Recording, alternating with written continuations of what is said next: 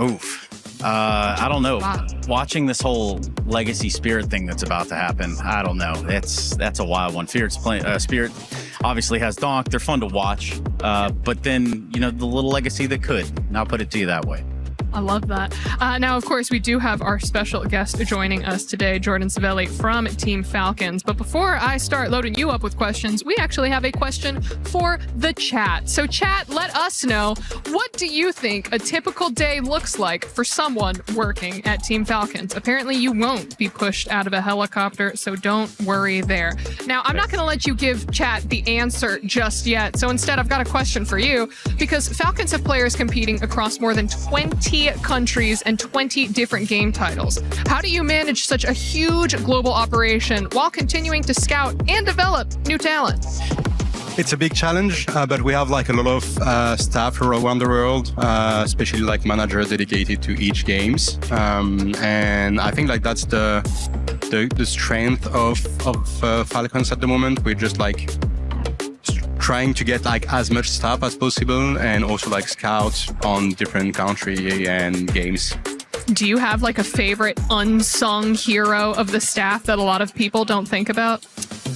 To be honest, like all the managers that I'm working with are really, really good. But especially like the one that I'm working really close with, which is like my general manager managing Europe and the general manager for the MENA region. Like we're working really closely together, and it's just, they're just like putting a lot of work and to make these things happen.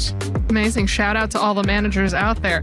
But our next question for you, with the club championship potentially going down to the final days, how do you manage the pressure across so many different teams and make sure everyone is pulling in the same direction? That's a really good question.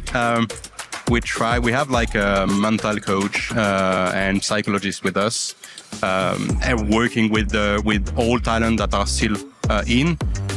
Again, the managers know their players, so they know also how to talk to them, how to maybe like pressure a bit, like get pressure out of their shoulder if they need to for interviews or stuff like this. But to be honest, like we have players that are ready to compete here. We don't put extra pressure. They have enough already. And we also like try to manage pressure for us. Have you ever pulled any pieces of wisdom for one of like the mental coaches that you guys have? No. None whatsoever? No. Donna, have you ever spoken with like a mental coach? Probably not enough, in all things considered. Yeah. You just start raging in the middle of the game. You need someone to speak with, right? 100%. Otherwise, I'm yelling at the wall. Absolutely. Might as well be yelling at my teammates, but wall teammates, same thing. But we can't be banned. We have to be positive. Now, of course, you have just eliminated the defending EWC champions in CS2 and moved further ahead in the club championship. Does a result like this change how the organization approaches the rest of the tournament? Or does the message remain simply one match at a time? One match at a time. There you go. Just one match at a time. One match. Yeah, one match at a Across time. 4 stages. Right now, unfortunately, on CS, like it's just, we're out, unfortunately. But we still have Trackmania and Fortnite, so hopefully we'll go through that. Yeah, and we do have the chat answer guessing what happens in Falcons, and they just said we play CSGO. Or you guys play CSGO, is that it? Yeah, I'm just like doing this like 24/7, and I'm still shit. Yeah, it's funny because I think they were trying to play CSGO today, but we were playing CS2 competition around here, unfortunately. Yeah, I know. A little bit dated. It's unlucky. It's unlucky. A little bit dated here. All right, we actually have one more question for the chat here. Which Falcons player has surprised you the most at EWC this year? Let us know in the chat. And then finally, we have one more question for you here. Falcons have become one of the most ambitious organizations in esports globally. When you look at the next few years, is the goal to dominate individual titles, win the club championship, or ultimately build an organization capable of doing both consistently? We have like a high ambition for sure. It's a bit complicated to say that we will be able to just like win on individual games and also EWC. I think that right now we have like a right balance and we have the opportunity to win, for example, like TI on Dota and the major on CS, which is like important for us. Now, like we'll try to repeat this on other games. But as you say, like we have like a lot of games, so we have to also like prioritize some games. And well, right now I'm still focused on EWC 2026, and we'll see like what will be the plan for the next year. But the goal of Falcons is to create a legacy for many years. Nice. And we can't wait to see that legacy play out. Of course, let us know your answers in the chat so we could potentially mock them up here on the couches. But we still have 3 more games that we need to talk about, Sandstorm. Let's start over in the Qiddiya City grid with Fortnite. What did we see? Okay, so today we wrapped up the survival stage, so we know who are the 20 duos that are going to be competing. Falcons have Peterbot and Poyo, 2 of the best duos to ever touch the game, specifically Peterbot as well. They rarely ever, I want to say, like end up below top 8, so Falcons can kind of guarantee at least 200 points from them. And when you're looking at the other teams, ag.al, they have Sky and Scroll, who barely made it to the survival stage in the last game as well. Very final moments, they had to clutch it, and they did. So that, I want to say, is the only competition that I can see for Falcons at the moment. I would talk a little bit more about Vitality, but with them being out of CS, that's a bit of a yikes. That's a oof. Yeah. I did really enjoy seeing Zeta Division, though, pick up those 2 back-to-back wins, because they just look so excited to see the guy. But like, they didn't make it by 1 point. 1 point! 1 point. Literally like just a 1 point! back-to-back win, and then 1 point difference, absolutely crushing. Broke my heart into a million different pieces. But let's go ahead and move over to the Allianz Vault, where we saw some crossfire. That we did. Now, when it comes to Crossfire, yesterday we saw the result. The reigning champions in ag.al, they got knocked out by Baisha, and Baisha also won the semifinals today against, I believe, King Zero. It was a 3-1 comeback after they lost the first game. Now they're in the finals, and I don't think they're going to lose it. And on the other side, you had Team Stallions in the, I want to say one of the Saudi representatives, but they are a Filipino team from Cebu. I was hoping that they would make it into the finals, personally, because I've seen them last year, and they're an incredibly lovely roster. But Team Liquid, first time Brazilians are going to be in the grand final of an international competition for Crossfire against one of the best in Baisha. So it's going to be a very spicy finals. Yeah, especially because they need some of those CC points. And finally, over on the Lenovo Legion Gauntlet stage, we had a little bit of Trackmania. Who was the fastest? Okay, I mean, obviously, you're talking about 7-time world champion Carl Jr. with Team Falcons. And the thing is, he's in the same group as one of the Vitality racers as well. So that's going to be a very interesting one. But you also have 2 of the ag.al players as well on the same side in the same bracket. I want to say different groups, but same side of the bracket. So maybe they can guarantee having at least 1 player in the grand finals. So they have to hope, pray, and do everything that they can to make sure that ag.al have someone in the finals. And they also need someone in Fortnite, in Sky and Scroll to compete. Because outside of that, ag.al need 1 win at least to compete with Falcons. It's going to be tough. It's going to be very, very tough. Are you nervous about holding that position, especially with the games that we've seen so far? Really nervous, to be honest. It's just like it's only 300 points behind us, and it's like, yeah, I feel them like, you know, just like in my neck here, trying to smell me. So yeah, it's a little bit like tricky at the moment. It's like personal space. Just a little bit. But okay, let's go ahead and talk about what the club championship points look like right now. We could go ahead, pull up the rankings just to see how close that race truly is for the top there, Sandstorm. Yeah, now when we're looking at it, 4,600 for Team Falcons, ag.al 4,300. Falcons, once again, they still have, of course, the representative in Fortnite and in Trackmania, so they can still stand to make, I want to say, at least 400 points. Carl Jr. needs to win the first race. That makes it into quarters, or semis rather, so that would be top 8 for him. And then when it comes to Falcons in Fortnite, Peterbot and Poyo, I don't think they would drop below 8, because they've been consistently doing very good job so far. They qualified instantly from the first day of the groups. They didn't have to go through survival, so they had a little bit more time to study their opponents, scrim, and practice and get themselves into the best shape possible. And even Peterbot himself said, I am winning this competition. I am winning Fortnite because I want the club championship to come home to Team Falcons. So if he says it, I don't think he's going to drop the ball on this one.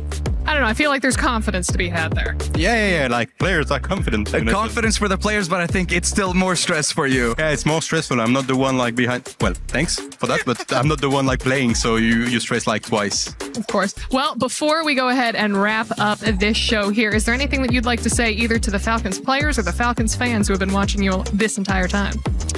I would say like just enjoy the last 2 days of the competition. may the best win, and I hope that it's us.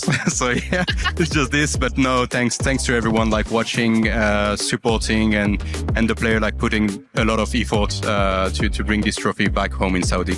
Of course. And Stunna, where can we catch your next death-defying move?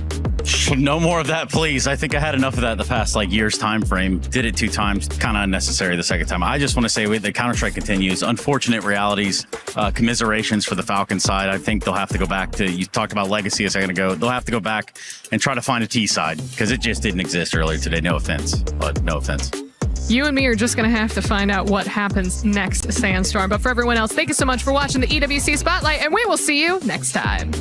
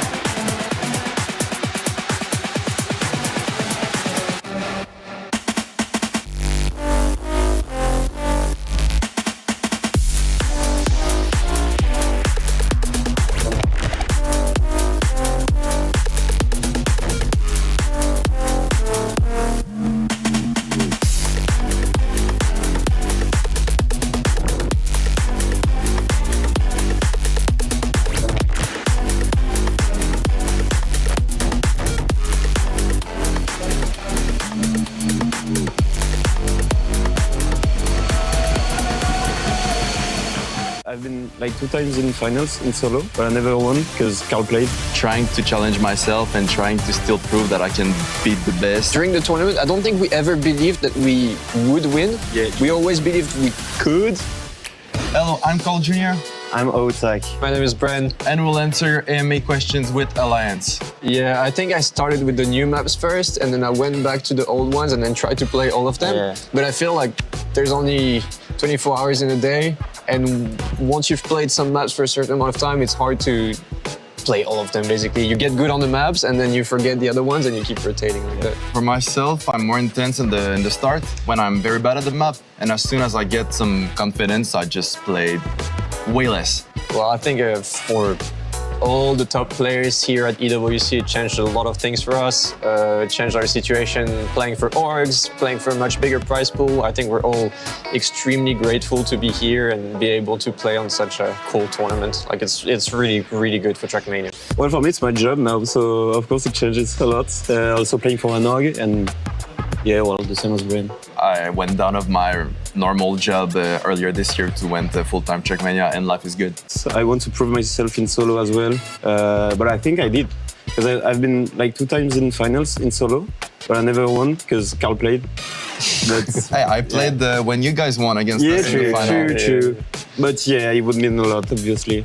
We gotta do it, you know, in solo Yeah. at some point. So. Yeah. During the Elite Cups, I was not like secretly grinding and not playing the Elite Cups. I just waited until all the Elite Cups were done, and then I learned the maps. I guess it saved me a bit of time because so many people played the maps before. So I just copied them and then changed a couple things that felt good for myself. When I traveled for the tournament, I decided to come 1 day early to just settle a bit and just feel better at the time of my matches. And so far, it's pretty good. I don't feel jet-lagged.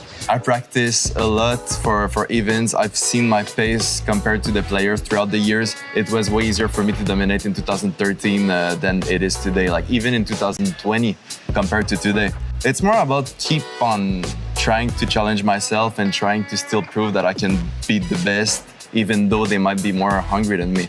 That's tough for me. I'm struggling with that. During the tournament, I don't think we ever believed that we would win. Yeah, true. We always believed we could. I think we started to believe in the middle of the match when we're actually playing really good. Yeah. They were not playing at their best. And No, but we were in the flow state. Yeah, you had the momentum. Yeah, we played really good. All the We had clutch everything. rounds, you Yeah. guys clutched. And I Yeah, think yeah. what made us good is we clutched, and also Outak was way more consistent than me. Yeah. And I was able to push some surprisingly good times on some maps and save some GeForce, rounds. I'll always remember. And tubes.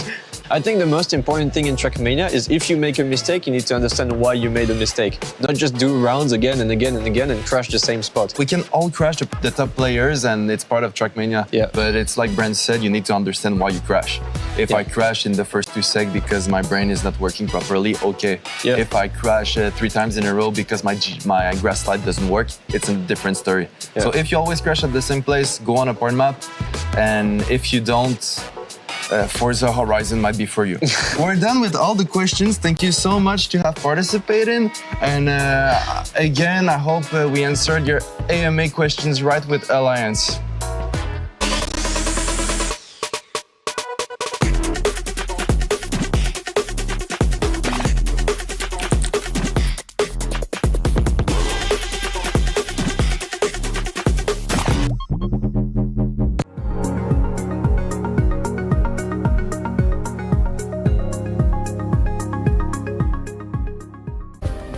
Play is in our DNA.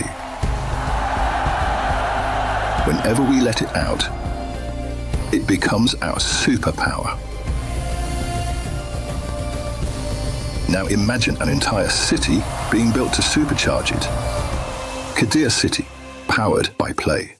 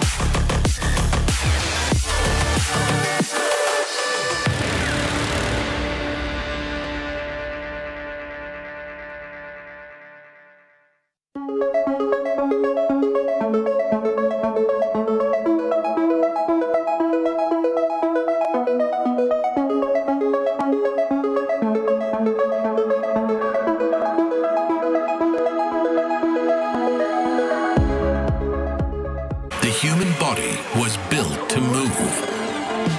Not trapped at a desk in one singular posture for 12 hours a day. It's time your chair evolved. This is Secret Lab Titan Evo. Ergonomically engineered for you, gamers, hybrid workers, artists, backing your every move.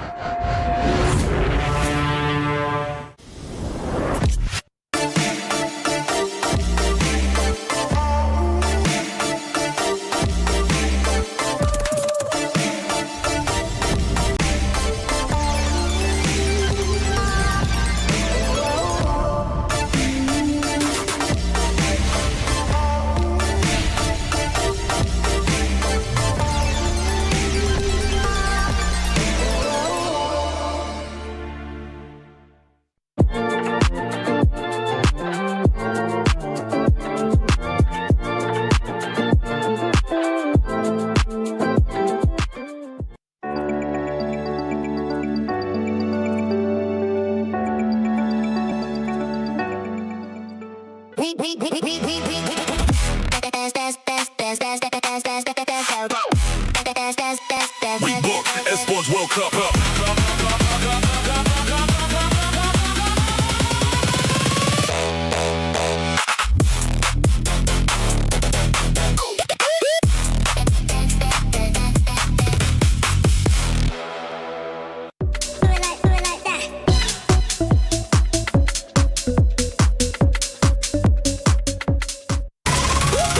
Je suis prêt, c'est parti, voir où m'emmène la vie. Chrome sur mon green, tu m'entends quand je respire. Top le veston, jamais film, gros pas, big plan, j'ai fait changer toute la piste. Regarde ma pêche, je pense pas, j'attire. Je coupe la line, laisse la qui laisse frémir. Nouvelle état, new name, toujours fluide dans le move. Main en l'air quand je rentre dans le groove. Garde ce regard, je suis déjà posé. Deux pas, je tourne, glace dans mes yeux figés. Beat encore, puis je prends tout ce qui est à moi.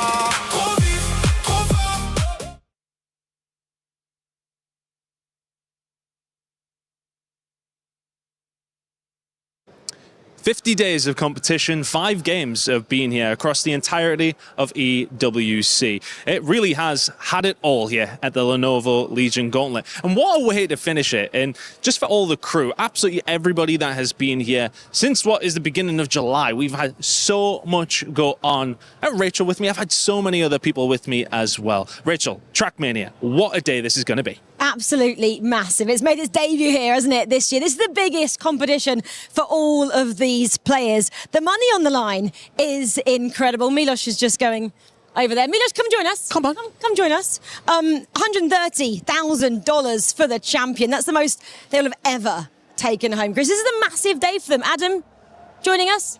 Yeah, he's on his phone as per usual. But yes, it's been absolutely incredible all the way through. I mean, we started here with Dota 2. We then had MLBB. We had Honor of Kings, Rainbow Six Siege, and finishing up with Trackmania has been so much fun. And what's even more so today, the Club Championship is all going to be decided here as well, Rachel. It's going to be an insane day here on the Lenovo Legion Gauntlet. I mean, that's adding the pressure, isn't it? For a lot of these players in Trackmania who have never even competed at LAN before, the pressure on not just themselves, but for the clubs they're representing for this club championship. Like you just said, I'm getting nervous. These guys have got to introduce them. They'll be getting a little bit nervous. No, they won't, because they're absolute professionals. And these three up here, look at the team. Look at the boys.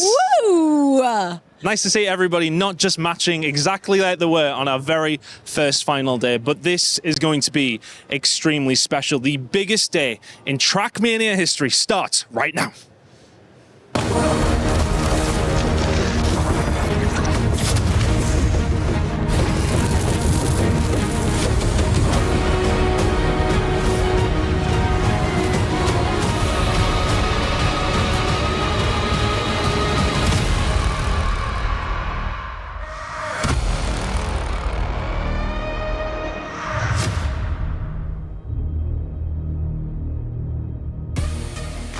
50 days, 5 games. It's hard not to see a touch of emotion spill over into each and every conversation that decorates this stage. The Lenovo Legion Gauntlet has held so many moments It is a time in esports that I will not easily forget, and many of you who have been watching at home as well will remember this moment for many, many reasons. But especially if you're a Trackmania fan, an esport that has been introduced to the world in a new way. For the first time in 20 years, we have a prize pool that looks to set somebody up for a life-changing amount of money in $130,000. But overall, people just making it into today are earning sometimes more than what they've been able to make by winning a grand final.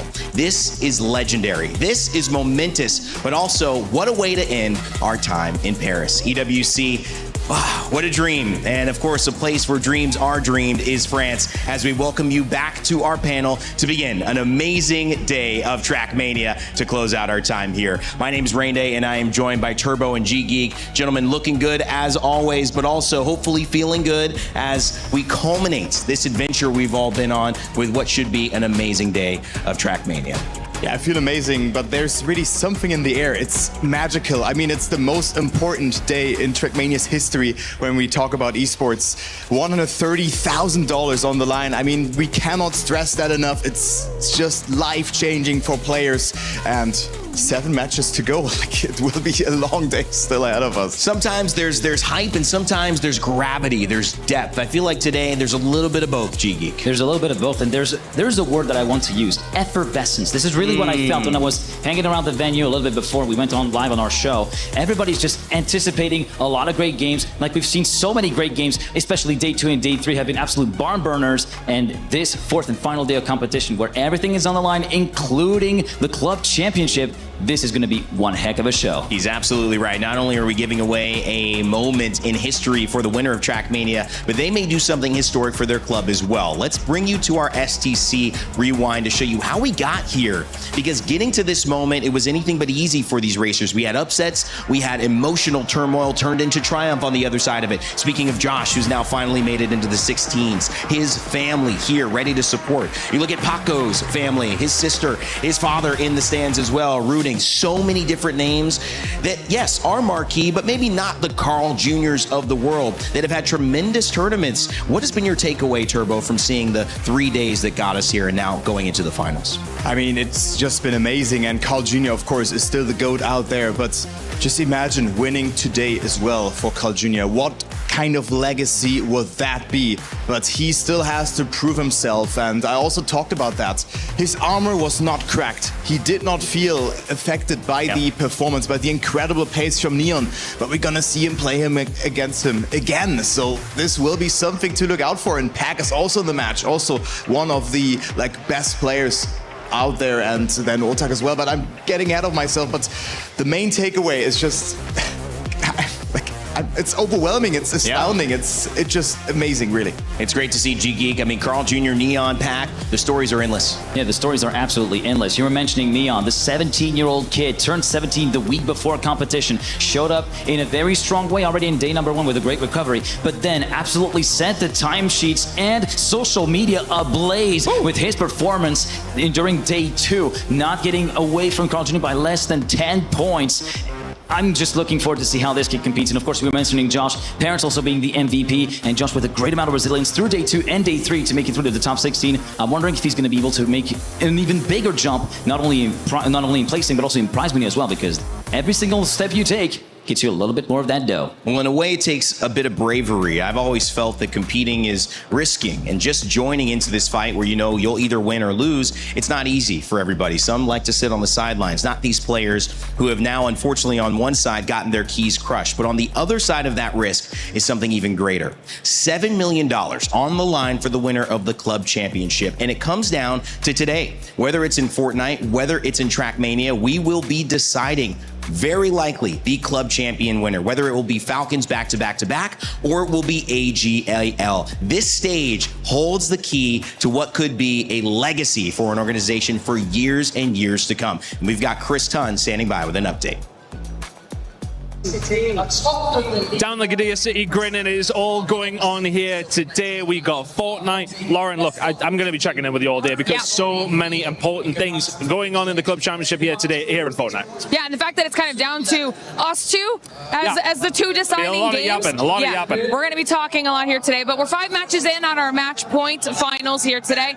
The way that works is the threshold is set 350 points. The team has to hit that, then they have to get a victory royale. That's how they win. If no one does that, there's a max set of 15 matches on the day, so it could go long or it could go short. But right now, we've got Aurora Gaming at the top of our leaderboard, and I know they haven't been in our discussion for the tippy top of the CC leaderboard side of things. However, they were 10th heading into Fortnite, and just for context, if they win, they get those 1,000 points. That puts them ties for 4th. 10th place right now is $650,000. 4th place is $3 million. So this could be massive for Aurora Gaming. Falcons obviously in here as well. Vitality in here as well. ag.al in here as well. All a little bit slower starts today, although Falcons were able to get 1 win so far on the board. Okay, well, we'll be keeping it up.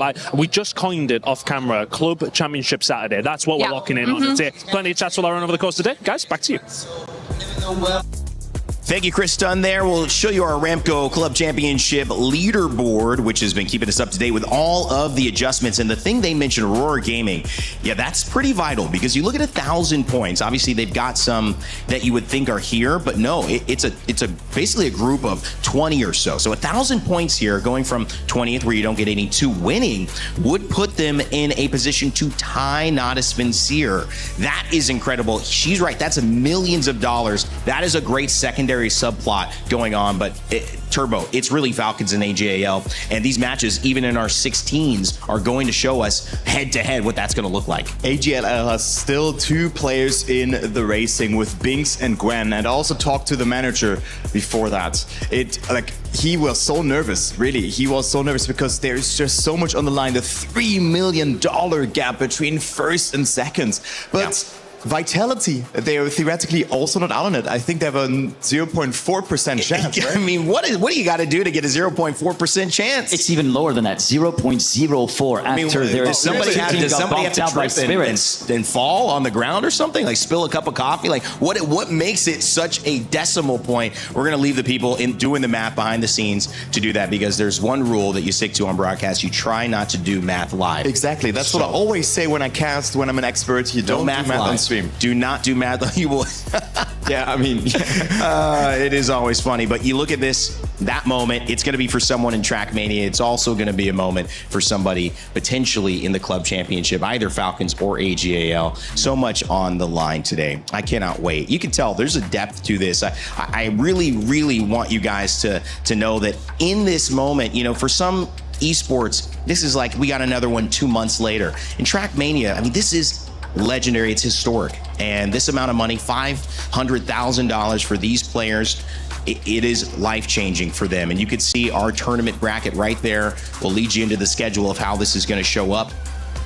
And look at those players, look at these competitions that are going to be going on. To start us off, our quarterfinal match number 1 will be Stuffs, Binks, Renati, and Richie. Then we will go to Gwen, who Turbo is calling potentially the favorite here. Epos, Bryn, and Masa, who has driven a lot better than his previous days and starting to get that confidence back. Elcon, Mime, Josh, who we mentioned, had that emotional turnaround with his family support. Paco as well has got family here in Paris. And then, of course, our last quarterfinal, which, guys, could actually be a final, is Carl Jr., Pac, world champion winners as teammates, and then Neon, the young gun, and Otak. Otak also being a world champion of 2023 alongside Bran. So we have 3 world champions in this match. And Neon.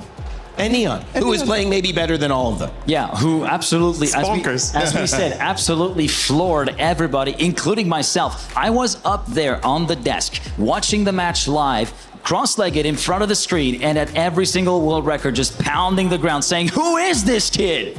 I remember I was watching it backstage in the green room. We were like, another world record, another world record. We couldn't believe our eyes. That was just amazing. But also, Josh, it's, I think, my most favorite storyline of the whole tournament so far, because he was facing elimination. He played that route against Lingo. It was a double final situation, and he was getting through, backs against the wall, and then played the match of his life yesterday. He won against Otak. He was fantastic. All right, if you think you know who's going to win, and that is very hard to pick right now, it's anybody's race today. Make sure to get your pick'ems in. You can earn your share of $300,000 of prizing, move on up the leaderboard, and of course brag to your friends, let us know that you were right, or maybe that you predicted something that nobody else saw.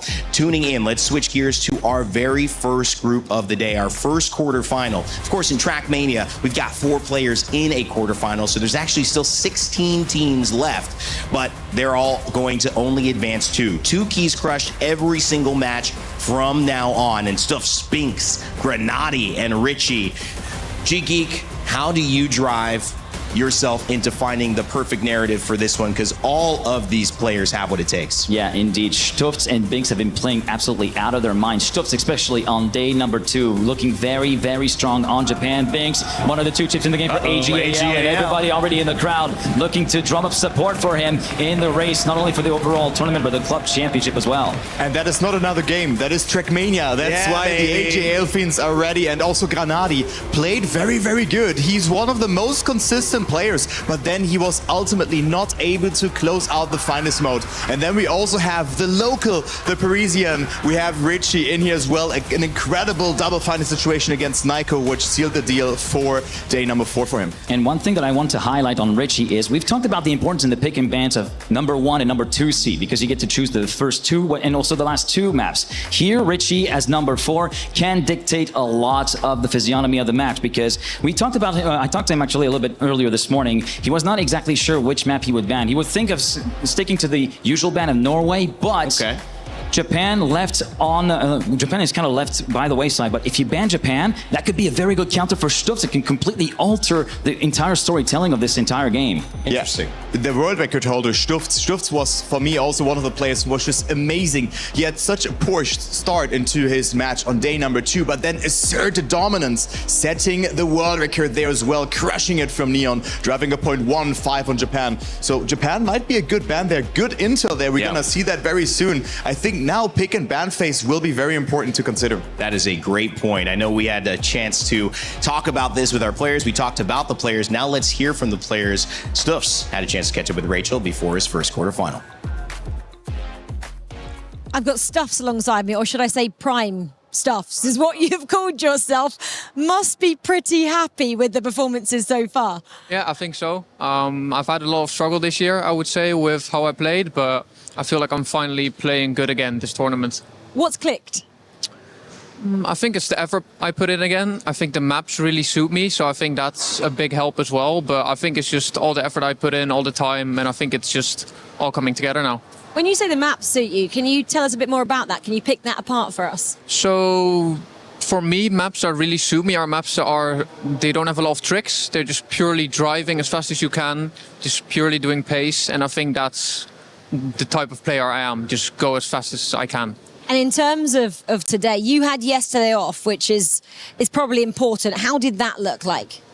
I think for me it was a nice little rest day. I had some practice, watched all the matches again, looked at my opponents that I have for today as well. So I think for me it's been really nice to kind of prepare myself for today. In terms of the opponents, they're all going to be tricky now as quarterfinals. How would you assess each of the 3?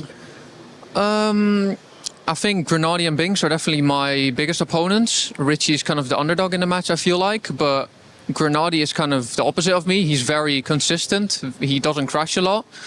And Binks is very, very fast also. So I think I'll definitely struggle today, but I think I have it in me to win. Are you saying you're an underdog, or you... No, I think I'm right up there with Grenady and Binks for the win. Have you been kind of, I guess, prioritizing EWC? It seems like maybe, you know, when things haven't been going well, the maps are now going in your favor. This has been the priority? Yeah, it definitely has. I skipped Red Bull Faster, which was another Trackmania event for this, which people kind of doubted at first, I'll be honest. But I think the sacrifice, putting everything into this, is definitely worth it for me. Quarterfinalist, let's go. Prime Stuffs is back and he's ready.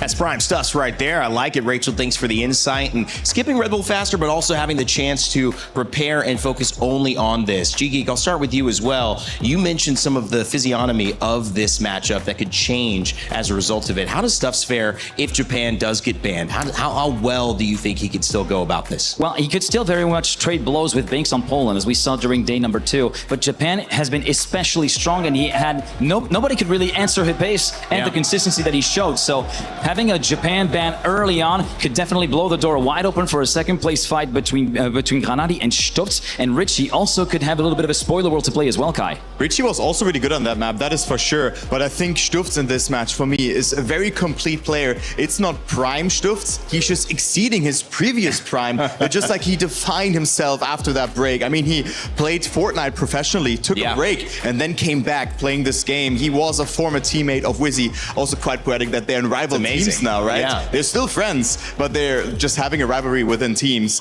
But I think he has what it takes. He has the confidence, and for me, he takes the top seat. And second, I don't want to decide that. You don't even want to decide. Well, good thing we won't. We'll just be watching and having fun. But Stuffs, he could have been deciding the club championship either route he took. I mean, he would have been on the stage 2 over there in Fortnite, and he would have been here. So Stuffs clearly has a legacy to be made in Paris, France. We are so close to kicking this off, guys. G-Geek, some final words to hype up the energy, the momentum that we've built over these 3 days going into our final day, not only of Trackmania, but of EWC here. If you thought the first 3 days were crazy, well, oh boy, hang on tight, buckle up your seatbelts and get ready to be absolutely blown away. Not only with the game upcoming, but with all 6 other games that we're gonna have today. And in the end, history being made, and we're all for it. Look in the background. Look how many people are here. It's absolutely amazing. Oh, so many people already in the crowd. We're back. Make some noise. What's up? You adore to see that. What's up, Trackmania? Wow. We love that you're here. We love that you're ready. This is a moment that you want to say, I was there for, because you could see in Paris, there's something a little bit special. The magic has landed in this beautiful land of architecture, of art, of dreams, and it has now graced our stage of the Lenovo Legion Gauntlet one last time. Whether it is Stuffs, or whether it's Binks, Granadi, or Richie, or whether we go down the line into Carl Jr., Neon, Pack, and Otak, there is a player in every single race that could determine the fate, not just of this $500,000 prize pool, but of the $7 million prize pool for the club champion and the one who raises the trophy here at EWC. You gotta put it all on the line, and we're about to get ready to let the field loose and go racing all the way to the line here, Kai. And as you look to get those engines started, we here at the Gauntlet, well, we don't get to decide. We are simply a witness to this incredible opportunity. How lucky we are to be here in France. For one last time, let's begin your show here at the Lenovo Legion Gauntlet.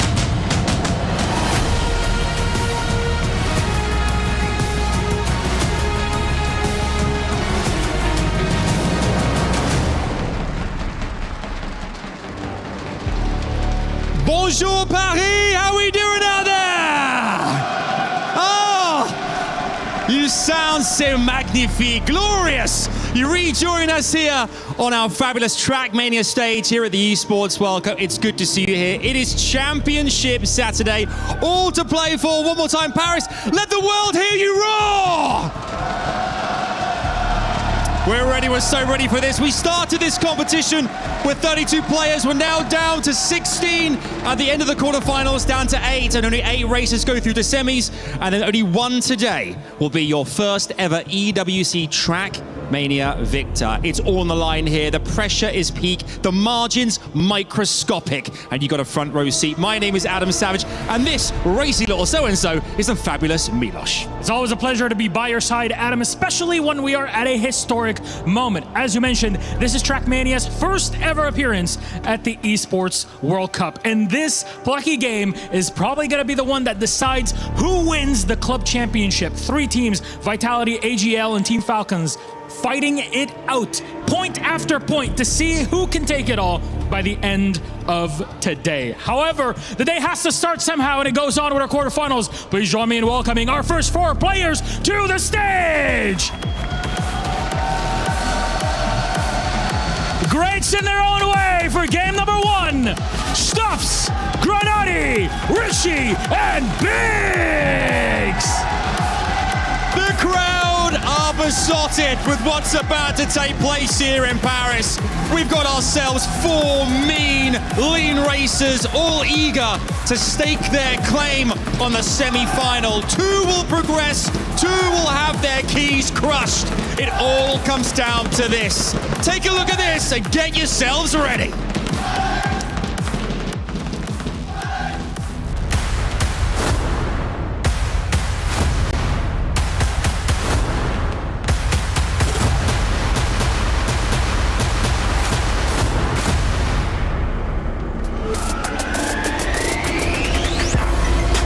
Again gonna come down to the turnaround. Big track into training center. Back up. He has the speed.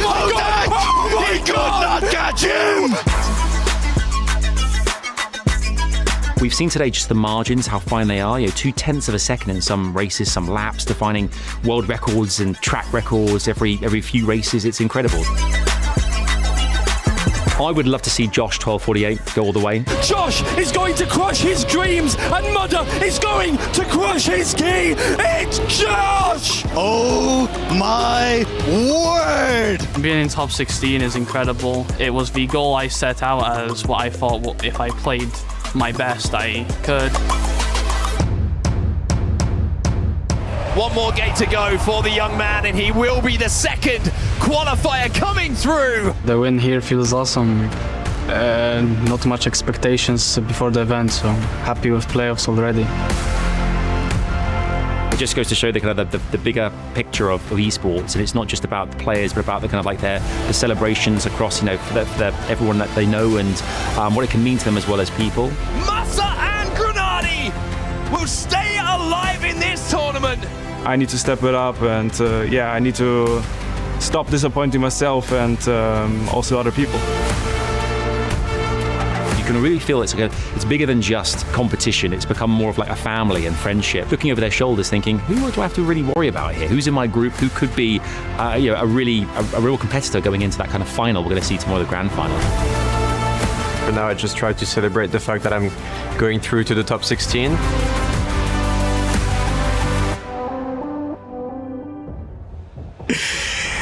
What a day here in Paris as we begin the final moment in Trackmania. The crowd, you're alive. You're keeping us alive. You know these racers feel it as well.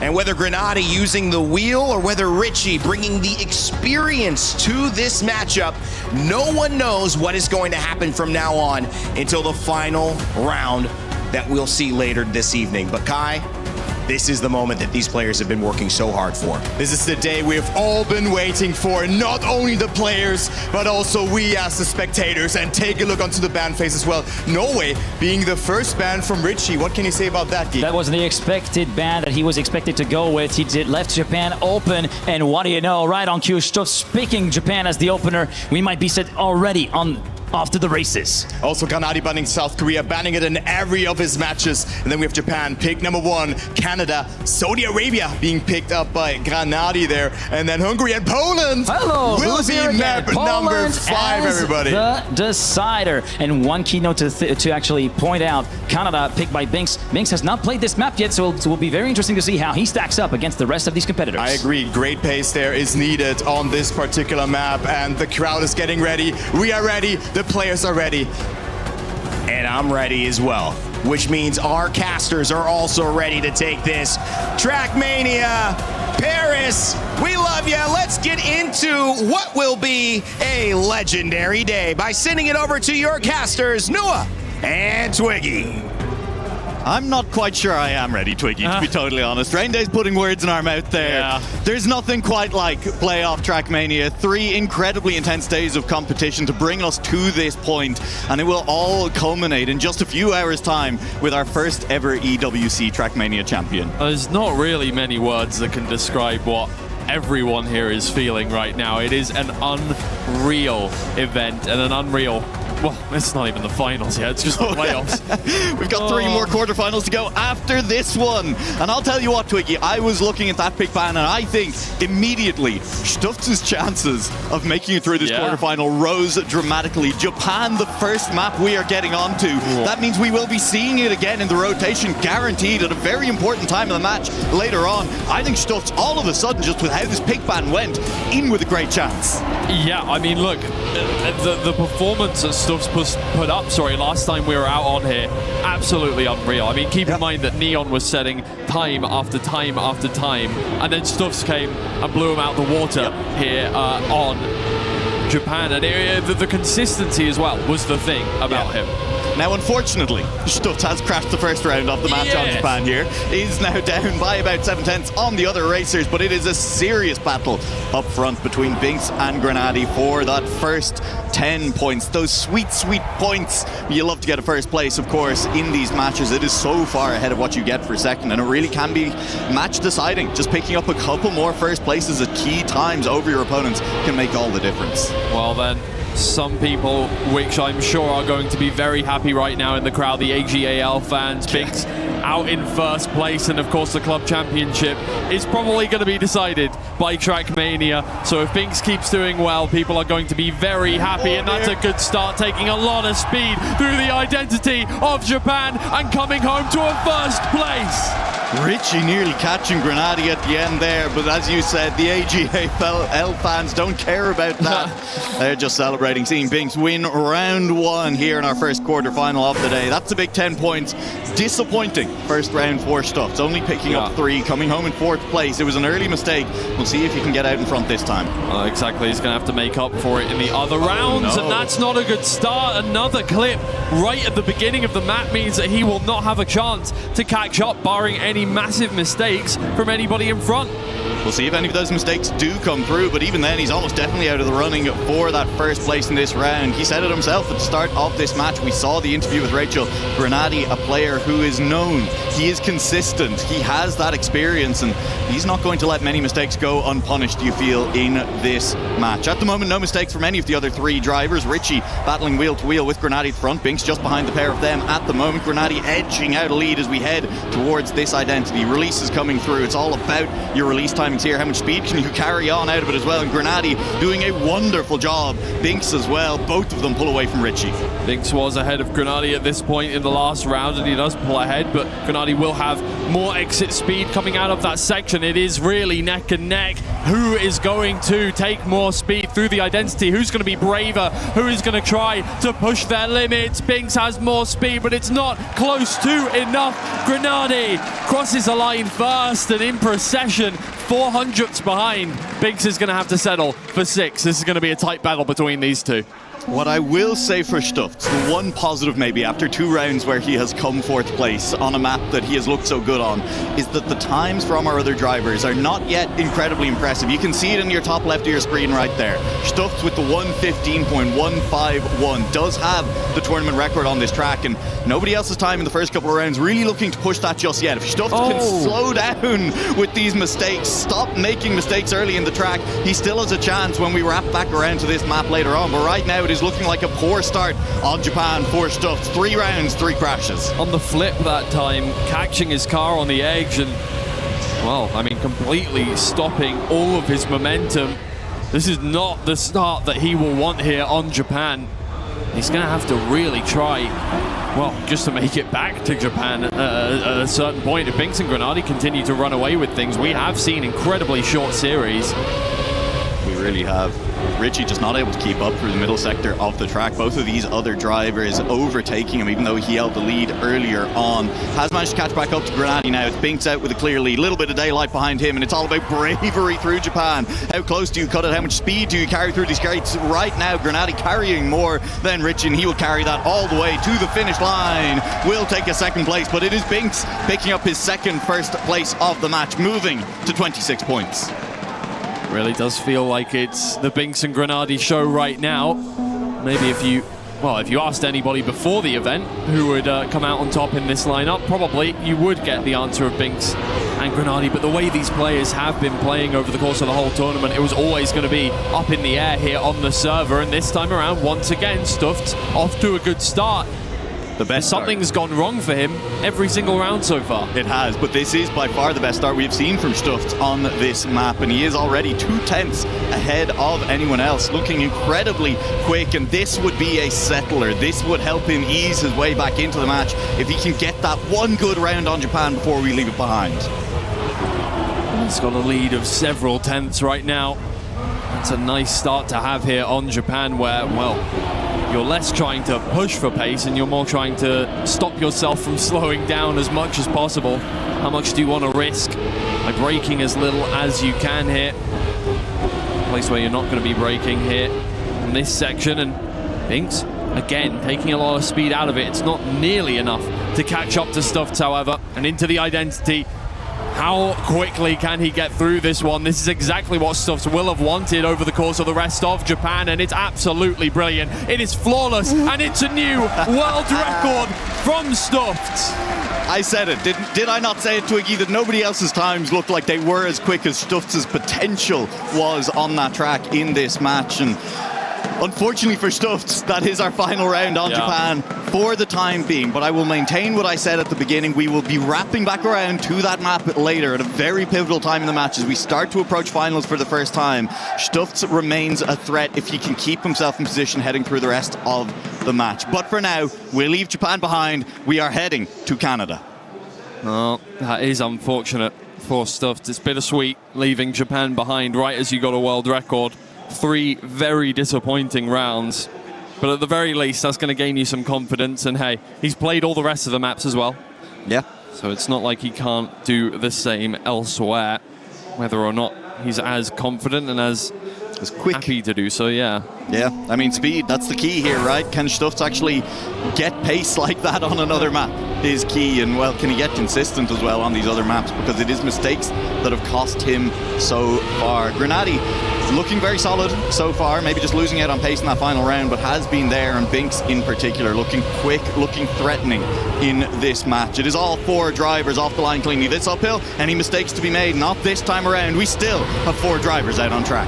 Yeah, now we're in the playoffs. It does really feel like another echelon has been reached here by the players, and nobody is slowing down for anything, nobody taking safe lines, and yet still relatively flawless. I mean, the mistakes that we've seen from Stuffed, one of them I wouldn't even call a massive mistake. It was more just unlucky.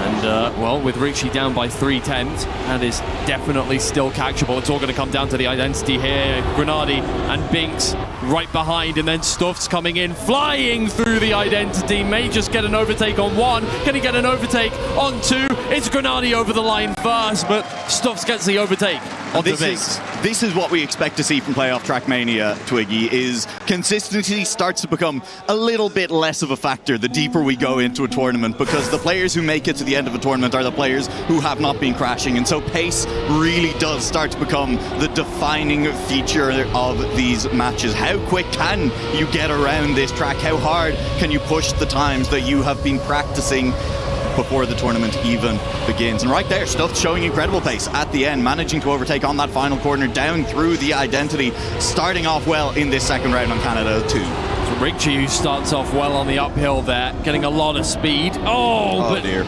Was a little too overzealous on the turn, falls back into 4th place once again. I believe we just saw Grenadi touch the inside there of the turn. He'll fall back. Stuffed and Binks now, the 2 players looking for first place, and Stuffed has definitely gained some confidence from that round on Japan. He's looking very good here on Germany as well. Out in first for the identity, and oh dear, that's Stuffed. He's gone. He's crashed on the inside. Binks will return the favor of that overtake from the first round. This time, though, it's for a first place. Grenadi ultimately takes second as Stuffed falls all the way down to 4th place, and that is his most costly mistake in the match yet. Dropping from 1st to 4th is a huge swing in the points.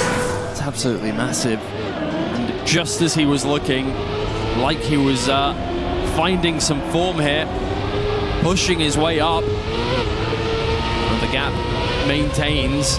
at about 20 points between all of these players here. And unfortunately, he's going to have to regain that confidence once again. Richie hasn't found any over the course of the series so far and drops back into 4th for a 3rd time here on Canada. Yeah, tough go that for Richie at the moment. Hasn't fallen all that far away from Stufts on the leaderboard, but both of them starting to trail Grenady and Binks by margins that are starting to feel a little bit untenable. Need to start closing that gap soon if you can. Stuff's got a nice overtake on Binks through the identity in the first round here on Canada. In position to maybe go for it again, but Grenady starting to extend that lead to the point where it does not feel like he can be caught as long as he doesn't send it into a bowl. He sends it into a bowl. That will be Grenady caught. It's Binks looking for a win, but Stuffs will snipe. This time it's for first, and that is a full 10 points for the Dutchman. This time it's him capitalizing off of the mistakes of others. And some good speed at the end gets him another overtake onto Binks. It's unfortunate there for Grenady. Not the place you want that to happen whatsoever. After, he'd been staking his claim on this game. He has given up that lead now to Binks.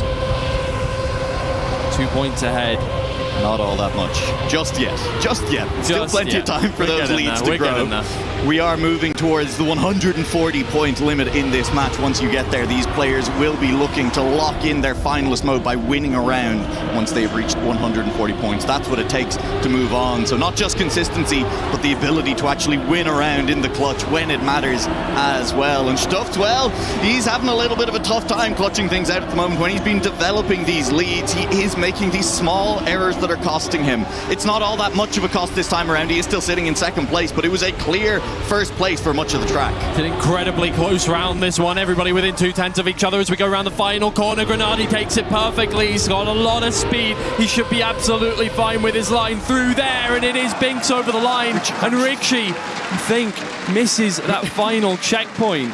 Yeah, he did ultimately get across the line. I could see it there on Grenady's screen. That 3 points pop up. It will not be a DNF for Richie in that one, but a little bit unfortunate in a round where he was finally at least putting together a run. He still wasn't really challenging for first place, but was within a couple of tenths. Richie crashing at the finish line. You don't love to see it.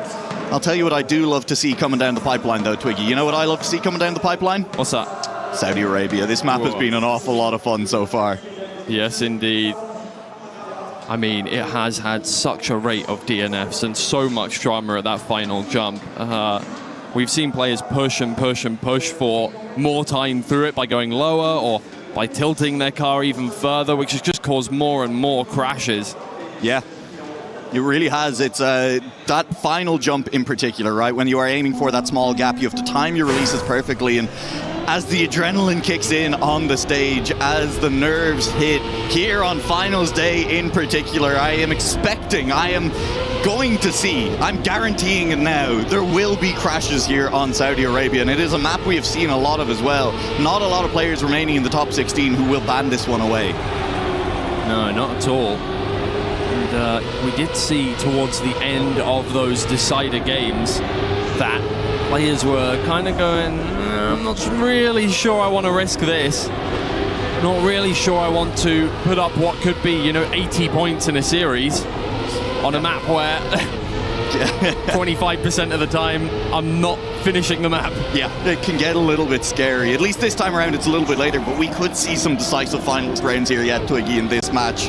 We'll have to wait and see. That's a long way in the future. I'm not going to guarantee that one. I'm just guaranteeing the crashes. That's all I can give you for sure. But right now, you know who hasn't crashed? Richie, looking for a good finish for the first time in a little while in this match. Stuffs, though, is perfect. Look at the speed he gains, hits the boost button towards the finish line. That is a great round from Stuffs, who picks up 10. Richie with a PB on Saudi Arabia as well is going to finally get a 2nd place. It's big for them. It's exactly what they need. As the gap to Grenady and Binks slows and narrows down just a little bit. Richie. Just only a little bit, let's be clear. It's going to take a couple more rounds like that, except for Stuffs, who really has been staying close to them at the very least. Exactly. Richie still trailing by just under 30 points, but Stuff's getting a lot closer. Yeah. A few more rounds like that. Yeah. Be absolutely perfect, but Grenady and Binks.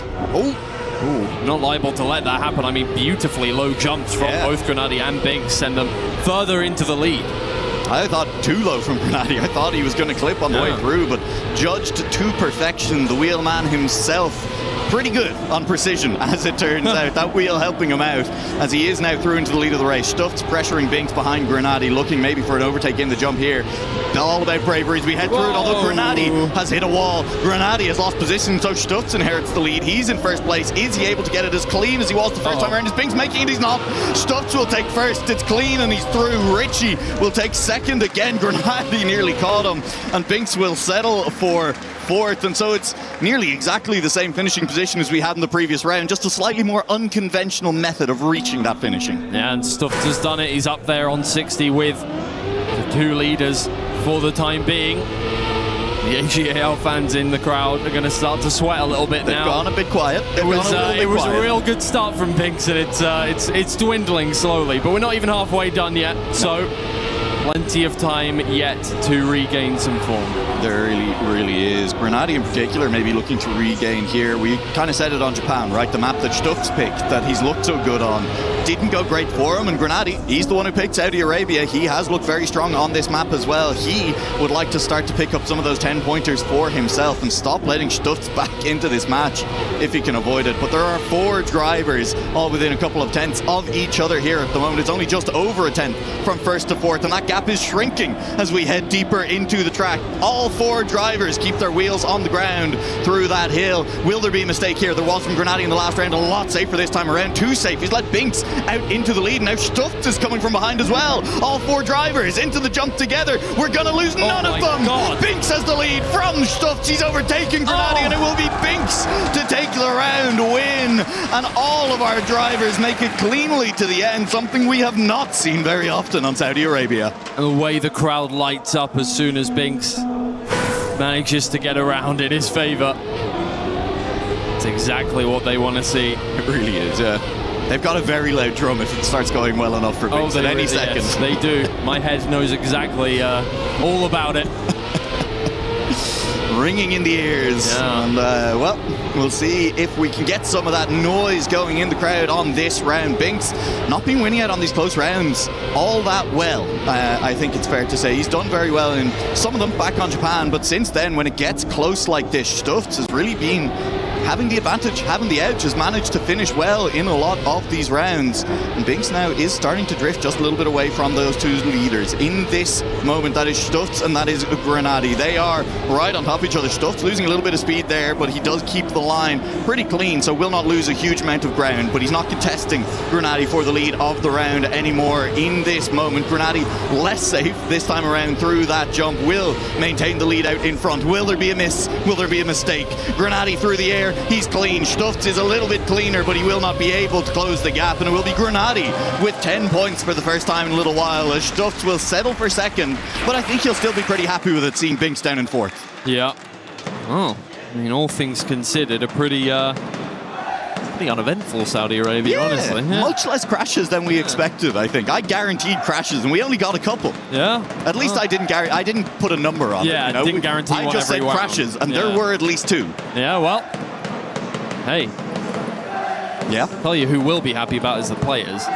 Yes, that's who I feel like, as we've moved through Saudi Arabia's over the course of the tournament, have come to kind of despise that end a little bit. Yeah. But oh well, they don't have to deal with it anymore at all. It's Hungary, which another Speaking map of difficult maps at the maybe end not here. quite as many DNFs, but definitely as many crashes. Absolutely. Hungary, a map that is going to cause the soul to leave the bodies of some of these players, I think, at different points. Definitely that final jump has caused some real upsets in rounds already in this competition. Might just do so again here in our first quarterfinal of the day. We now have 3 players within 5 points of each other. Richie, the only one who has not joined the party on above 70 points. Not quite halfway to that 140, but everyone else starting to edge towards it and starting to think about whether or not they can reach finalist with time to spare before their opponents. Well, Stuft's up at the top for the time being. Hungary can be very processional until the very end. Yes.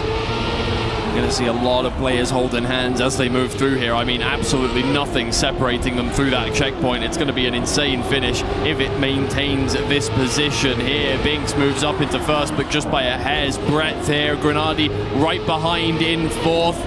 Can they hold this position, and who is going to be the first to make a mistake? Everybody but Grenady catches a wheel there on that first jump, and it's Richie in behind for a second place. Stuffed and Binks, third and fourth. That's a big 10 points for Grenady. Was already leading from Stuffed and Binks, but extends that lead in pretty big jump there. One swell swoop. Grenady will jump 10 points clear of anyone else in the match. Delighted to have Richie just slotting in behind him in second place. Just there. Sorry, what did you call me? Excuse me? I called you a swell foop. I appreciate that. Yeah, you're all right. Well, we'll see if Grenady can do it again. He was a little bit reliant on the mistake from Stuffed and Binks in that last round, as it did take both of them clipping wheels. They were looking quick up until that point. Indeed. Well, Stuffed, speaking of quick, he's out in first place this time once again. As long as he doesn't crash his car, should be fine. Should be fine. That is kind of how hard can it be to not crash your car? Yeah, exactly. Extremely, as it turns out. We've been watching 32 of the best players in the world. The for the tracks are kind of formulated exactly for that. Kind of trying to make you crash your car at different points. Speaking of which, here comes Stuffs now. And he's crashed his done car. it again. Yeah. He's done it again, and Grenady is safe on through. Once again, the exact same story. Perfect from Grenady. Binks comes home in second. Richie takes third. Stuffs now needs to make the safe finish happen, which just about all good. Yeah, you do hit those slow-mo blocks on the way through to the safe finish, so it is slower than it looks if you have not seen Trackmania before and you're not keeping an eye out for those slow-mo blocks as well. So Stuffs will take fourth place again. Same mistake, same place, twice in a row on the track. Feeling a little bit, honestly, Twiggy, like Japan was for Stuffs as well, where he's out in front. He's clearly got the pace to win these rounds, and he's just making, I'm going to call them silly mistakes, right? That was one that maybe you could have adjusted for a little bit after the last round, and he had the gap, you know, he didn't need to full risk it on a low jump onto that block. Yeah, it does feel like Stuffed is one of those players where it's all or nothing on every single kind of area where you could gain or lose a massive amount of time. It is, I'm either going to do it perfectly or I'm not going to even bother at all. Yeah. He is back down in fourth place now. Based on the way these finishes have been going, it really doesn't matter unless you're down by more than a second. It can't happen again. Surely Grenady can't inherit the lead again from somebody making a mistake on that block. He has, though. He's through into the lead, and it will be a third round win for Grenady. He's taken them every time, and at no point has Grenady been leading this map with 2 corners left to go. He's still won. He still made it. At no point has Grenady been leading with 2 corners to go, Twiggy. He's still won 3 rounds. Yeah, that is... Oh, man. That's tough. Wheel buff, Wheel buffs. I mean, it's what Stuffed called out earlier in the match, right? Maybe Stuffed has the pace, maybe Binks has the pace as well, but Grenady definitely coming in with the consistency here on Hungary. Yeah. Oh, boy. I mean... I can't believe this is going to be an elimination match. Yeah. Oh, God, every match today, Twiggy, we will have to send 2 players home, and I don't like that. I don't like that at all. Can we start I don't know, brand new losers bracket? Yeah, let's make it double elim right now. Absolutely. Come on, we need more Trackmania. We definitely have the authority to say goodbye to anyone else. Richie. How do you feel about saying goodbye to Richie in this round? Hey, well, Grenady's in first place. He's never been in first place on Hungary here. That's true. Maybe it's not Grenady inheriting the win. It's just whoever is in second. Let's wait and see. Grenady onto this platform will not make a mistake. See, that's how you do it, boys. You just have to make sure you get clear. Grenady, though, a little bit slower than Binks. I don't think there's enough track left. There won't be a perfect map for the player from Big. Grenady will pick up 40 points at genuinely a great time. I mean, what a time to have a perfect map, Twiggy, right? Now on 119 points, jumping from 89 all the way up there, and now he's only 2-3 rounds, well, not 2, but 3 or 4 rounds, shall we say, away from finalists, potentially. Well, indeed. We're going to move to Poland now. I don't recall how well Grenady did on Poland last time we saw him on this map, actually. Have we seen Grenady? We almost definitely have. Don't ask me. I mean, that's unfair, don't surely. Ask me. Oh my God. Don't make me do my job. Last time we were here, Grenady looked like the fastest player in his match. He was up against Massa Wizzy and Flimsy, and I believe he looked brutally quick. In fact, he might be a serious threat here. I said maybe 3 rounds until Granati hits finalist. He might even close out the match on this one, if I'm being honest with you, Twiggy. Well, that was why I asked. Very much possible now that Granati can take it away here, and it would be that scrap for second place that we've seen so many times over the course. Oh man, well, it won't happen this round. It won't happen this round. I was just pointing out to Twiggy here that Granati, one of the few players in the competition who does have a PB on this map that is below 109. He is in the 108.9 range along with Gwen. Not quite alongside Massa, who on the offline version of this map does it the 108.8. But here we go again. Stuffed is quick. He's out to a couple of tenths lead. It's shrunken already. It's now half a tenth of a lead. Can he hold on to it though? As long as he doesn't make any mistakes, he might be in with a chance to win it. And with Granati having jumped up so close to the 140 already, for Stuffs and Binks, it's starting already, I would say, to kind of be do or die time. There are only 2 slots available in the semi-finals. That's a great jump from Binks, and he'll move up into first place, and it's safe through the water, but not for Stuffs. Clips a wheel, falls all the way back. Maybe Granati can scrounge together a few points out of this one, but it's Binks and Richie who are in first and second unscathed, and Binks can play it as safe as he wants through to the finish line. Richie right behind, but Binks is the second player past 100. Oh, it was close at the back. It was. Stuff still holds off Granati, but Granati, look, he's on 122. Ultimately, even if he'd won 2 rounds, look, if he'd won 2 rounds in a row, he still would have been on 139 points. So now Granati can win 2 rounds in a row. He just needed to get a finish in at some point, and he was feeling okay about how things are. The map positioning still, or the match positioning, I should say, that was points overall, still looking very, very good for Granati. Maybe looking a little less good for Stuffs after that round, as Binks has also hit triple-digit points. Yeah, exactly. It's very much a nice thing to see as a player, as you are within 40 of getting finalist, though of course we've had many victims of finalist mode. Yes, we have already. There's no guarantees. 95% of your performance might just not matter whatsoever. You've got to get that first place in the end. And right now, Stuff's doing a good job of trying to claw back some of these points here. Binks right behind. Let's see through the water. Stuff's playing it a little more safe, and that has lost him out on a little bit of speed. Binks comes flying through. Can he make anything happen here in the identity? It looks like it. Way lower, way more risky, and way more speed. Stuff's fighting back, but it's too little too late. No, it isn't. He's got him. He's got him at the finish line. Wow, Binks got a little bit wobbly at the end there. He did all the work he needed to, and it was frankly a couple of the easier jumps left in this identity. He really had made the push that he needed to, but he just couldn't hold the speed he came in with. And so Stuff's allowed back through into first place, and that is a lifeline, frankly, thrown from Binks to Stuffs in this match. Oh, that changes things. It does. It does. It changes. Everything changes. Yeah, every player's score has changed after that last round, as all of them managed to move at least a little bit closer to that 140-point mark. Granati not moving there very quickly, though. Now only 15 points ahead of Binks, and he may not have a huge amount of time on finalist by himself, especially if Poland continues to not go all this well. We know he's got the pace. We know he can be quick.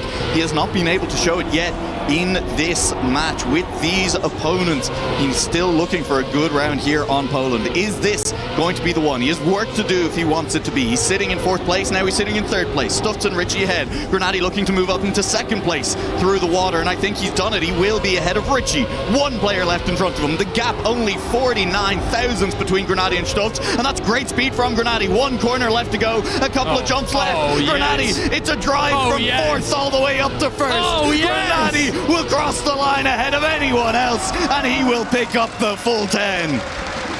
Well, you can't ask for a much better round coming back from 3rd position than that. 4th position. He did start that drive in 4th. Went all the way to 1st, and now he sits 1 second place or better away from finalist, Twiggy. Well, I'll be very, very happy with that. Stuffed has done a good job here on this map. He's caught up to Binks, but he needs to push it a little further as well. Right now it's Binks out in 1st. Everybody getting so close to that dirt wall. No touches, however. Everybody will stay up where they are. Richie falls back just a little bit. But other than that, nothing to separate these 4 amazing drivers here. What a match it has been so far. What a day of Trackmania it has been. We're not even done. Match 1. We have a lot left to go. Binks, though, does not have a huge amount left to go in this round. I don't even think he was going to recover that. That is almost definitely, I think, well, he might still be out on track. We'll wait and see. Right now, the battle up front, the important one, is Grenady and Stufts looking to get 10 points. Grenady now feeling good, though. A first or a second will get him onto finalist. He does not need to overpush this. Allowing Stufts through into first place is okay. Doesn't feel great. You'd still prefer to get the 10 points, but this will be Grenady hitting finalist first. He's not going to let Stufts have those 10 points uncontested, but Stufts will take them away anyway. Grenady, though, that is the story of that round. Will get his second place, will hit finalist, needs just one more first place, one round win to advance to a semi-finals. Yeah. Wheel players, maps, camera spinning around the map as they let it sit in between rounds, and it falls all the way to the left or all the way to the right. Grenady making sure he's hydrated, heading back to a map where now, Twiggy, now things, I think, get very interesting. We're heading back to Japan, and Stufts, well, yes, he did not have a good Japan. Our last time of asking, did set a world record. Yesterday, yep, that's true. And has warmed up into the match since we visited Japan the first time, I think, right? Or sorry, no, he set the world record today. Yes. In the final round. Yes. You forgot because he came fourth in every other round. In every other round. I was like, in my mind, I'm like, yes, Stufts very good on Japan. Has not had a good match on so far. I gave Noah. Yeah, truly disgusted with my inability to remember basic facts about the match. We are still watching as Grenady is now in finalist mode, but Stufts is quick, Stufts is fast, Stufts is a threat on this map to, I think, anyone in this competition. And right now, Stufts is in first place, but he has crashed. Again. And so all of a sudden, maybe the door opened for Grenady to close out finalist mode on this first time of asking. Richie, the closest player to him, Binks about a 10th back, but Binks is being brave. He is sending it. They do not want to allow Grenady out of this match freely. They do not want to let him go without a fight. Richie pushing, but they're going to need to push so much harder here. Grenady seems to be feeling it, knows that victory is right there, survival almost is right there. A path to the semi-finals, etched out in front of him. Well, I mean, he releases an awful lot earlier than Binks there. That allows Grenady to a speed heading down this hill into the identity, and that's a crash. Oh, that's it. From Binks. That should be it. Grenady now well in the clear. Rich is still a couple of 10 behind. Grenady on the wheel. He doesn't crash these. He's used the precision. He does crash these. I made a fool. I made a liar in front of you all as Grenady will spiral down to 4th place. Richie gets his 10. It doesn't matter if he finishes, but still. Doesn't matter if he DNFs or not. It's first or nothing right now for the German, and that was nothing. That was a final corner crash from him in a round where I'm not sure he's going to get one as free as that again on Japan here. He's just going to have to lock back in and try again, and that's exactly what he's doing. I mean, it's hard to tell what's going on that man's face, but he does not look happy. Understandably so. Yeah, absolutely. Again, up against some players who are capable of setting incredible times. On Japan, Stufts in particular, I think even if there's a gap of a 10th, a couple of 10ths heading into the identity, oh my lord, Stufts!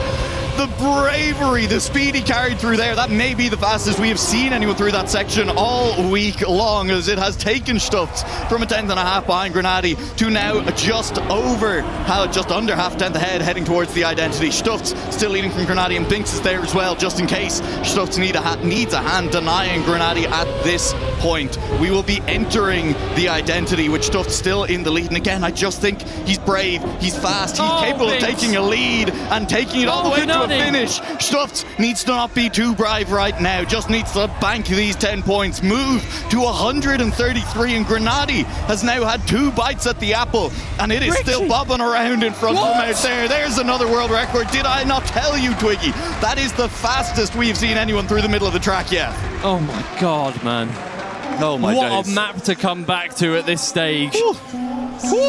And Stufts is now within reach of finalist as two well. rounds here. Stufts could just win the next 2 rounds here. It's well within the realm of possibility. Stufts equally could crash the next 2 rounds here and end up allowing Grenady through.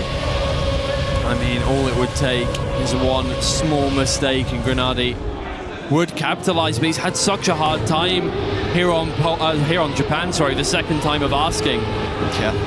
But who else has is Binks. Binks has not been gaining points here. That's the same place, the same speed. He's carrying so much, he keeps it out of the wall, and once again, he comes from a 10th behind and he overtakes Grenady through the middle of the track. Oh my god, these two are vying for position. Grenady wants this so much, does not want to be denied again here. Does not want to be in a situation where he lets Binks onto finalists as well. The ag.al fans can't even watch. Understandable. I wouldn't be watching either if it wasn't quite literally my job in this moment to do so. The tension is unbearable. Grenady holds the lead from Stufts as we head into the identity, but we have seen the crashes. We've also seen Stufts able to risk it through here. Look at him, he's closing the gap. He's got the speed. He's catching Grenady. Stufts crashes. Grenady is through. Oh, what is going on today? Woo! Oh, I can't believe it. Grenady through. It's off the back of a mistake, but I don't think he cares. I do not think he cares. He does not. I'll tell you what, Grenady is through, but Stufts also through that last round. But I think a function of how hard he was risking that identity, Stufts' pace absolutely unreal. It comes at the cost of a little bit of that consistency here on Japan. He was on for another great snipe and a great round just there, but ultimately not able to hold on to it. And now Binks is within reach of hitting finalist himself. Stufts would need someone else to win the round in order to deny it, and Stufts, well, he just needs to finish and he'll be finalist. Well, he's well on his way to that. I don't think Stufts knows the meaning of just finish. We have a few players like that at the tournament that just don't care. They don't care. If playing it safe is an option, they're just going to go for it anyway. And Stufts is on a tear once again. Maybe a little less fervent than he usually looks here, but other than that, you say that. But here we go, into the identity. Still Binks is the player who clips.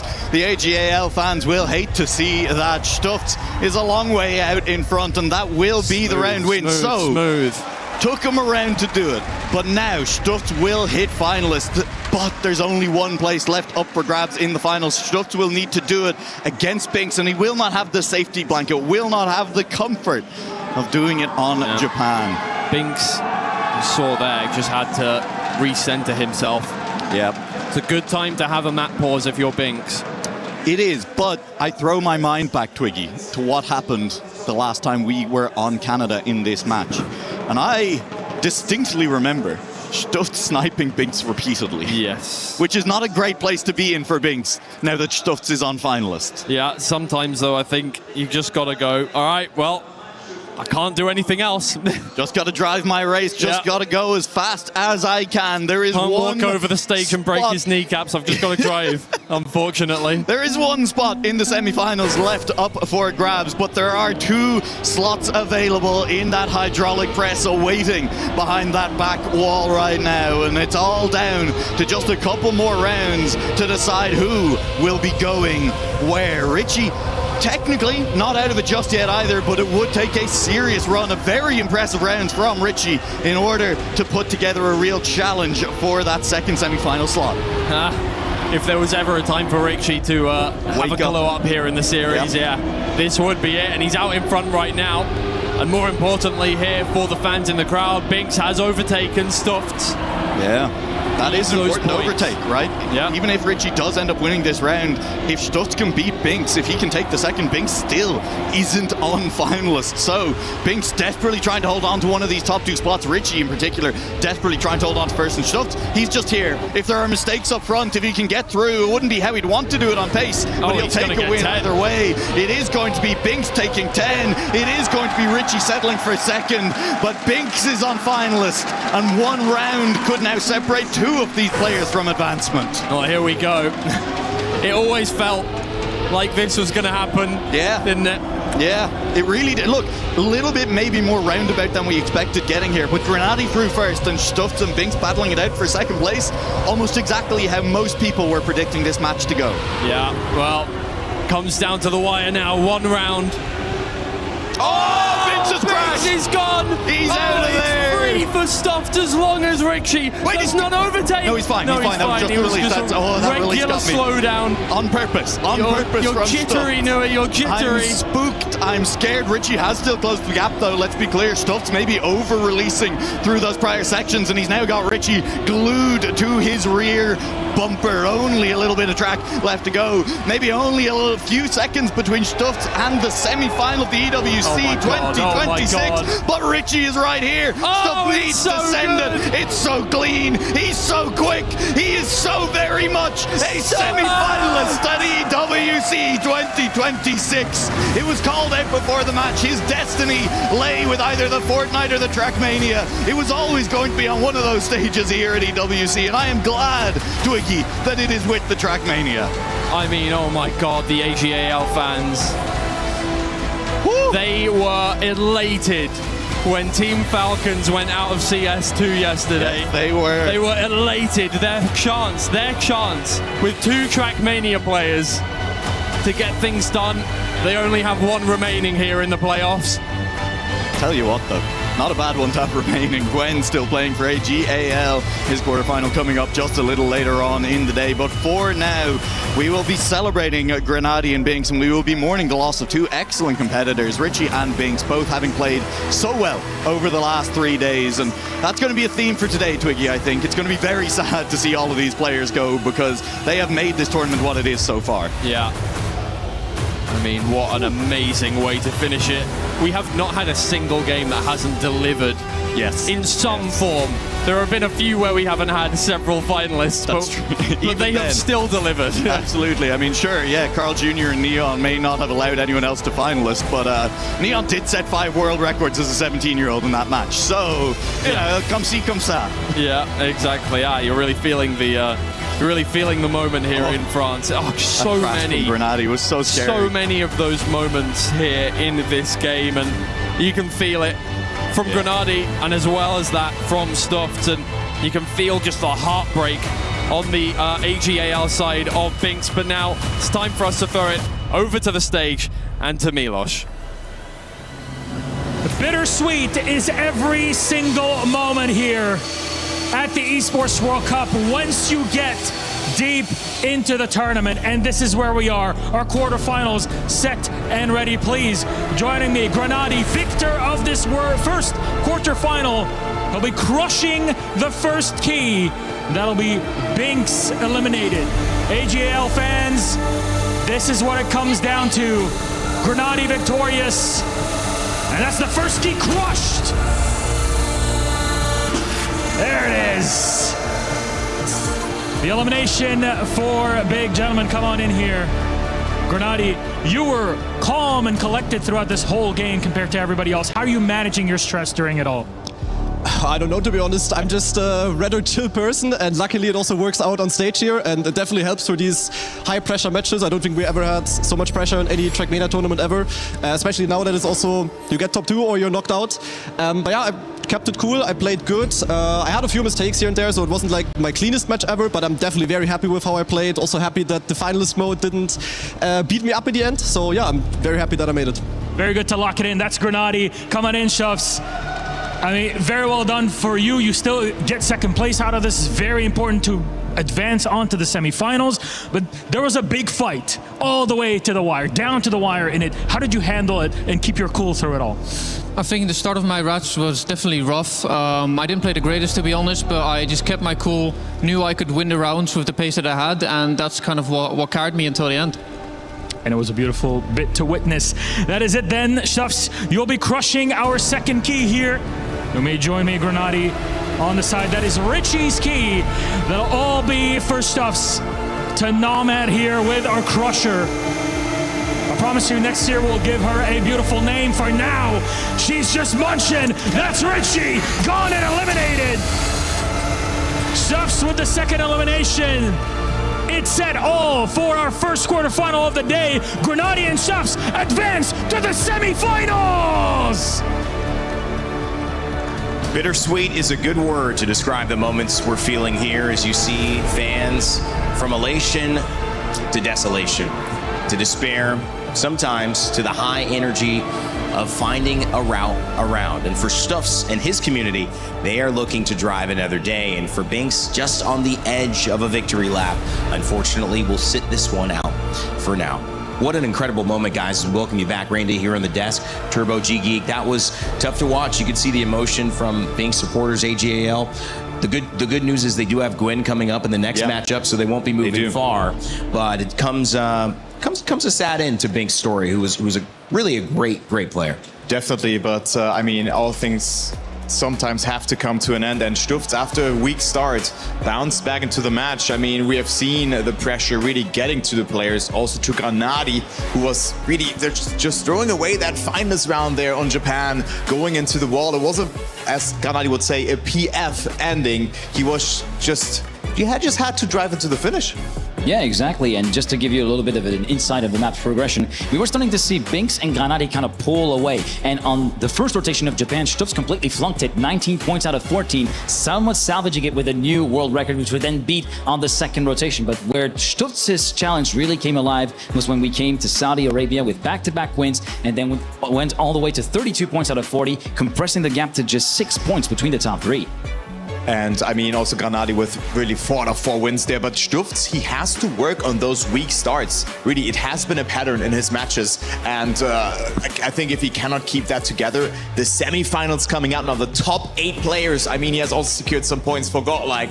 But if he wants to make it into the final, he has to get rid of those weak starts, because I think those maps really suited him well.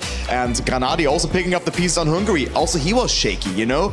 Poland was then really good for him again, but it was all really just all over the place at some point. Not really someone going straight through it and not struggling. Yeah, little things going to get worked on. The benefit of today, unlike all the other Trackmania days, which is different than normal Trackmania esports events, is that they get to drive again and again and again. They get to build that momentum. So shaky starts, but hopefully something Stuffs can work on as he will face off in our semifinal, which will still be full of 8 players. Yeah, it will still be a chock full of 8 players, and their opponents, if you take a look at the other half of the bracket, where there might be some of the opponents they will be facing against, this is going to be one heck of a stand to make. And as Kai said, the weak point, those very, very poor starts on his map picks, he definitely needs to iron those kinks out if he really wants to make a statement and stake his claim as the champion of Trackmania here at EWC 26. Well, the benefit is that he did start on Japan. He picked Japan, and he was able to basically get into finalist mode and avoid Binks getting a lot of first places towards the end of Japan. And that set him up for a really great race, and was tight at the end. Binks obviously feeling a little emotion. Let's see what he has to say. Binks, that was tough to watch. DNF there at the end in Canada. What happened? I just crashed. I knew I couldn't win anymore this round, so I DNF and watched the end of the round. Were you just hoping Richie had something? Yeah. That's risky tactics. Yeah, but it was I crashed, so I can't win the round anymore. So. How difficult is it then when it's out of your hands like that and you're hoping someone else does something for you, to sit and watch? I don't know. I'm just praying, and that's it. I know you came here hoping for so much more. Of course, you're leading the Elite Cup series. You know, we all kind of had you as going through. What do you think you lacked, or was it just that one moment there? I don't know. Maybe the stress is too much for me. I don't know. I'm not playing like I play in training. So I don't know. You're not playing with that freedom that you've had. In terms of when you have a chance to reflect on the quarter-finalist, will you be happy with that? What will the feeling be? No, I'm not. I'm not. Okay. Commiserations today. Sorry, Binks. Thank you. Yeah, that's unfortunate there. Bink's doing his best to kind of hold it together, praying at the end of that round that Stuff's made a mistake. He did not, and that's sometimes just the way the cookie crumbles. Coming up, we do have our schedule for our next matches. That will be featuring an ag.al driver also. So Gwen, Epos, Bren, and Massa will be going head-to-head. G-Geek, this is one that many people think the winner could come from, especially Gwen. Yeah, and this one is going to be one heck of a matchup if you look at the players, but also with one ag.al player already out, this outcome could decide the club championship early in today's day 4 proceedings. You're right. If Gwen doesn't get through, I mean, I don't know if it's 100%, but it would almost be a mathematical certainty, Turbo, and you know about not doing math live, that ag.al would not move through. There's so many what ifs still into play, but Gwen looking very strong in this particular tournament. He really was setting the pace, but he has to play against players who really have to prove themselves. Massa and Bren. Massa, of course, miraculously still in the tournament because he won that round after the crash from Wizzy there, who could have been in this match, actually. Right, you're right. And then Bren also, he has to step it up. So I think both in the similar spot. And then, of course, Gwen and Epos will be the clear favorites to take that one home. Yeah, we talk about ag.al, we talk about Gwen, we talk about Bren, and obviously Massa, but there's another player there, Epos, who seems to keep getting better and better every Trackmania event that we see, the later it goes on. The Saudi super fans are behind him, and when we return, we'll get to our group, stage number 2.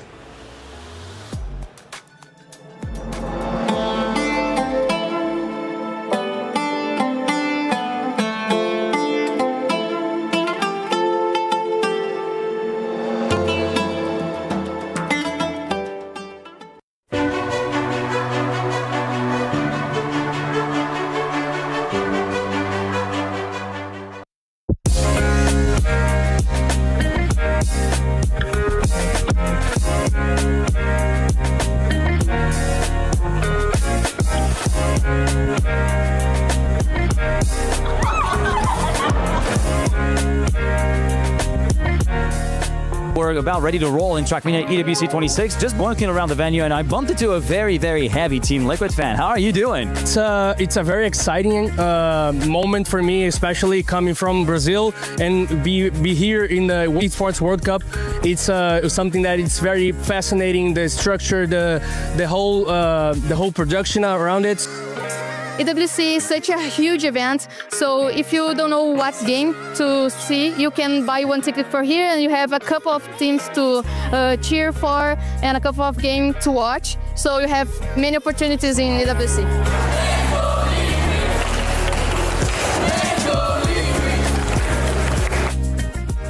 The fans of Team Liquid are actually insane. I think you guys don't notice how much it means to us players that you guys support us. So yeah, thank you to everyone.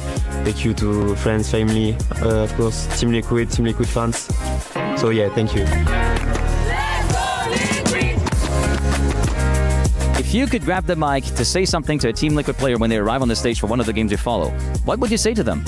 For the Otak from Trackmania, just do your best and you will win. Bring the trophy to Team Liquid. We're cheering for all of you, for all my passion. So bring this trophy. I want to. All right, there's some requests coming in right there, and I hope those requests will be answered to them, of course, not only over the course of EWC 26, but of course in Trackmania at EWC 26, which continues this weekend.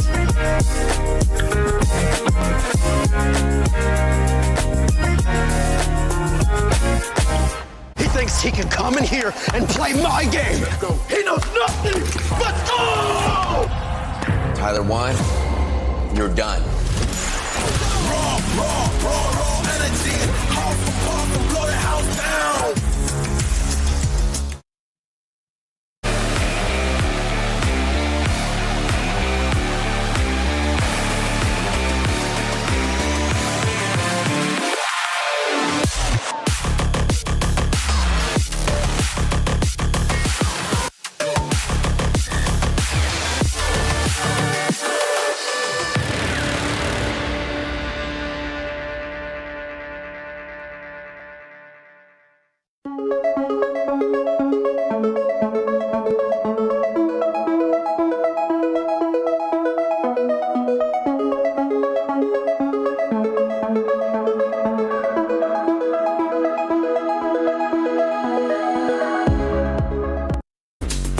Massa, what does it take mastering driving on ice?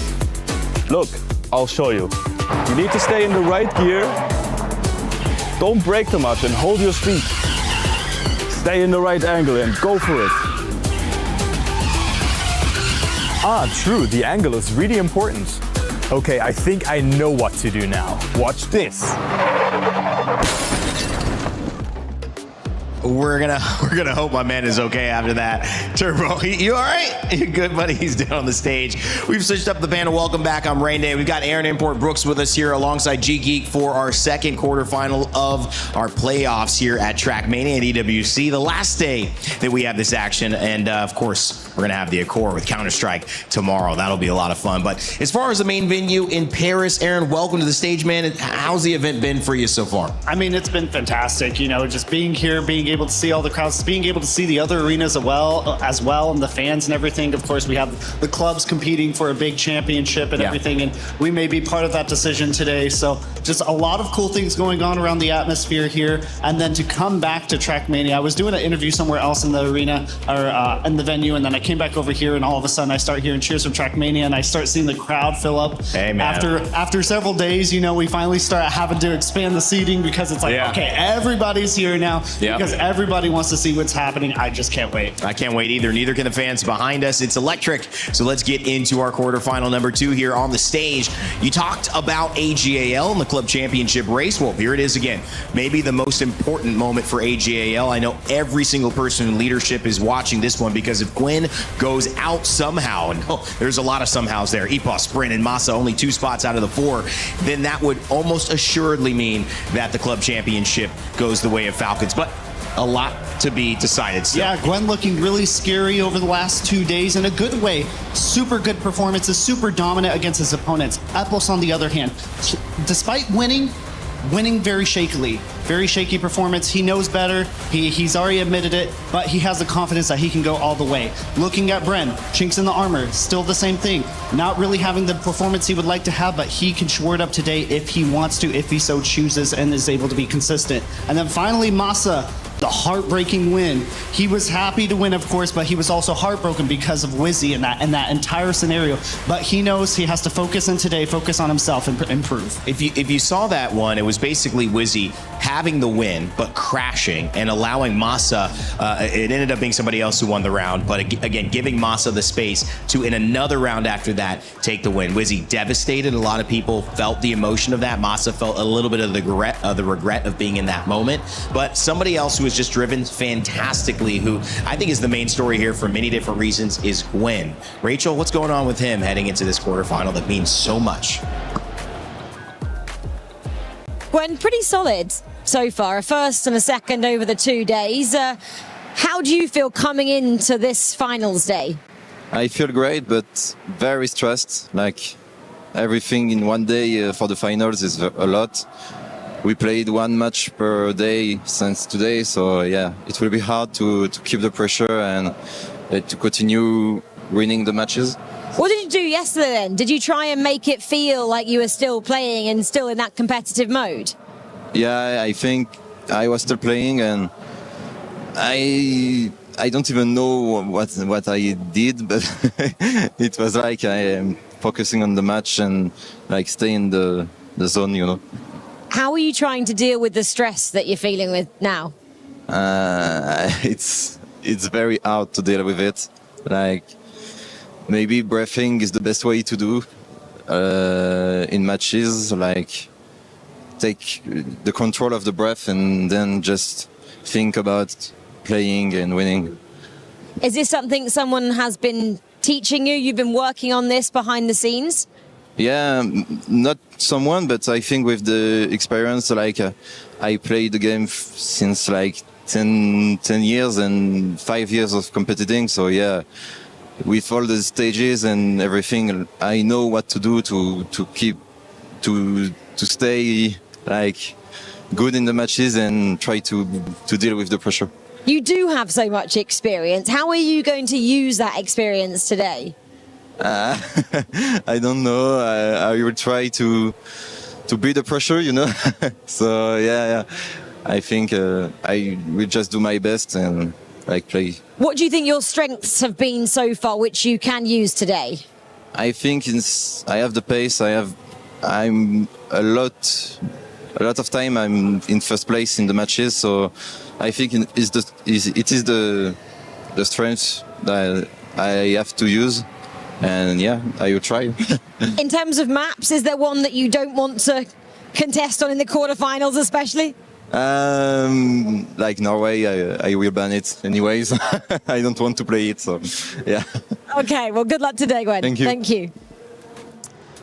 Well, Gwen feeling a bit confident, and I don't know who's behind me. We got some fans going on as well. If you are a fan of one of the players you just saw, make sure to get your pick'ems in for EWC. Scan that QR code on your phone, your tablet, and get involved. Earn your share of up to $300,000 in prizing, and obviously claim the victory and bragging rights to go along with it. Okay, let's get off this one. You see these guys here in the Y. G-Geek, what's your thoughts after hearing Gwen and setting this match up? Well, I'm really looking forward to see how he performs. And one thing to note that we couldn't get to during the presentations is that he had a little bit of a two-day tournament that was a very different vibe. Day one, he played really well, but he was upstaged by an absolutely stellar Porte, the man from Virtus.pro, really kind of throwing a spanner in the works in a sense by demoting Gwen to C2. But then day two, he was back to his usual winning ways. The alien, as we like to call it, it was back in town. And honestly, if he's able to keep that dominant form and able to completely maintain P1 on the chokehold and the 10-pointers, this is going to be one scary man to watch go through the ranks. G-Geek, there was a little bit of like a hat on a sign behind you. You mentioned the idea of a scarecrow. Is there a scarecrow in this match, or is everybody grabbing points? I'm thinking Gwen could definitely endorse the role of the scarecrow. Okay. But Epos could also try to make it a bit more of a two-horse race. See, the first match complexion has been so complex to decipher that really, Aaron, it's kind of anybody's game. Honestly, it is anybody's game. You know, Bren and Massa, they have been struggling, they have been inconsistent, but that doesn't mean necessarily that's what's going to be the case today. Each day is a full reset for each of these players. Epos, he's been having struggle. He has really good practice, but then he can't translate it onto stage. Is he going to be able to actually now translate it on the stage when it matters most? Because now it's only one life. That's it. There's no second chances anymore. One player playing clearly the best here. That's Gwen coming in. Three players have a lot to prove, but only two spots here as we send it over to your stage to begin our second quarterfinal here in Trackmania. Our second quarterfinal is almost underway, but our first one was explosive in its own right. That's two players, Grenadier and Stuffs, advancing. Our first two semifinalists locked into their spots, but Adam, oh my goodness, that club championship, it's wide open right now, wide open. Obviously in our last matchup, our last quarterfinal, one of the top clubs, ag.al right now in the club championship, lost one of their players. However, there are still one more left and a Falcons player left in this contest too, so everything is still to play for right now. Paris, let me ask you, are you ready to meet the next racers? They're absolutely buzzing, and we are too. Let's meet them. Let's meet our next quarterfinalists. Would you please welcome onto the stage, give it up for your racers, Gwen, Bren, Massa, and Epos! A second matchup and a massive game in its own right. ag.al and Team Falcons fighting for every single point, and it's all pressure on Gwen. We've seen what happens when pressure gets to these players in moments like this. It's part of the competition, the bittersweetness of it all, but with a crowd roaring behind you, only one thing is on your mind: victory. So Paris, one more time, are you ready?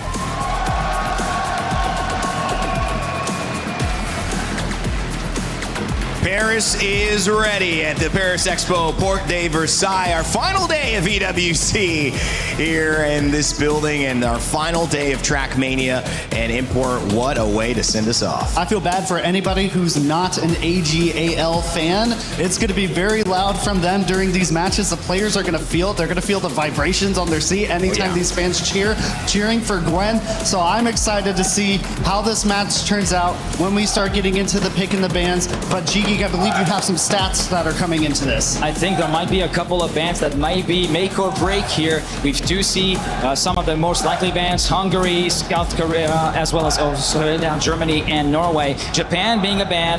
That's the first time that we've seen it banned in a while, actually. Australia, default ban. Germany being banned by EPOS. Norway, we're kind of sticking with default bans, it seems like, with Norway and Australia coming up again. And South Korea being the first pick for Gwen, which will be a very, very solid one. 3 out of 5 round wins over the course of the weekend. Yeah, Poland also being somewhat of an unsurprising pick from EPOS here, as he's been feeling pretty consistent on it, feels pretty good, and also it's not necessarily the trickiest map per se, it's more solid on that regard, but we see Saudi Arabia, Argentina, and Canada as the decider for our map pack for this awesome match. Pretty much conform to the predictions that we had in terms of the likely picks. Now, Saudi Arabia, I am expecting to see fireworks on the pick from Brand, because Gwen and EPOS so far this week have been very evenly matched up over the course of the games that they've played here on this weekend of competition. Well, fireworks, we've seen it in Paris since we've been here at EWC a month ago or so. They lit up the sky. We'll see if they light up the stage here as we send it over to your casters for our second quarterfinal. It's none other than Onset and Bravo.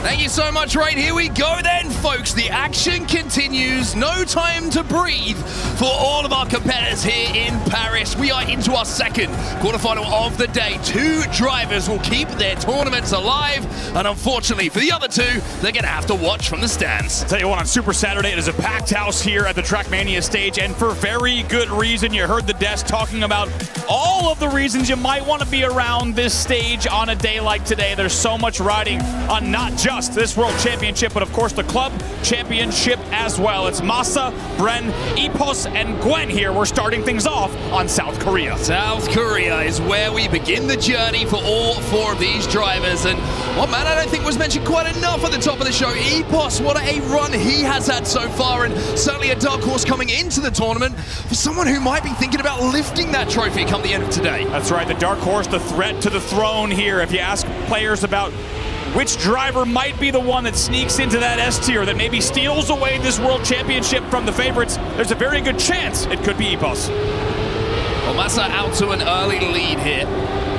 as we jump onto the grass bank before the first transition, and a little bit of a jump as everyone holds onto the gear. Through the chicane we go. Now let's talk about Gwen and Brent. Not only a commentator's nightmare, but along the shoulders, of course, of the AGG man as well. Here we've seen the fans in the crowd. They are behind the AGG players. And for Gwen, added pressure, or maybe the boost of the crowd. It's a good line, tiny bit wide there. We'll see how fast he can get wheels down. EPOS manages to maintain for just a second here until our last turnaround here. EPOS in the lead on the last turnaround, but I tell you what, Gwen's got some pretty good speed as well, but it will be EPOS who starts his day off with 10 points secured.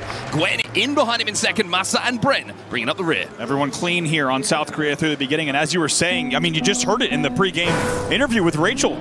Gwen saying how much stress he's under, just being very open about it, how he needs to control his breath, saying, I've played this game for 10 years, I know what to do. And you know, it's wild to think about how young Gwen is. He's probably one of the youngest players that you would consider still a veteran because of how long he's been doing this. You heard already 5 years of competition as well. The man knows what he needs to do here today. There's one man who knows what the level is going to be is Masa. He was involved in that incredible Carl Jr. Neon story. Yes, he was. That took place a day or so ago, where those 2 just seemed to be untouchable. And unfortunately for him, it meant that he fell down to that elimination bracket, but has fought his way back to be in this position today. And having learned from those experiences in round number 2, here he's leading the way. Speaking of maybe falling back, take a look at these checkpoint times all the way back on a .376. EPOS in the back of the pack. He will need to try to make up that time here.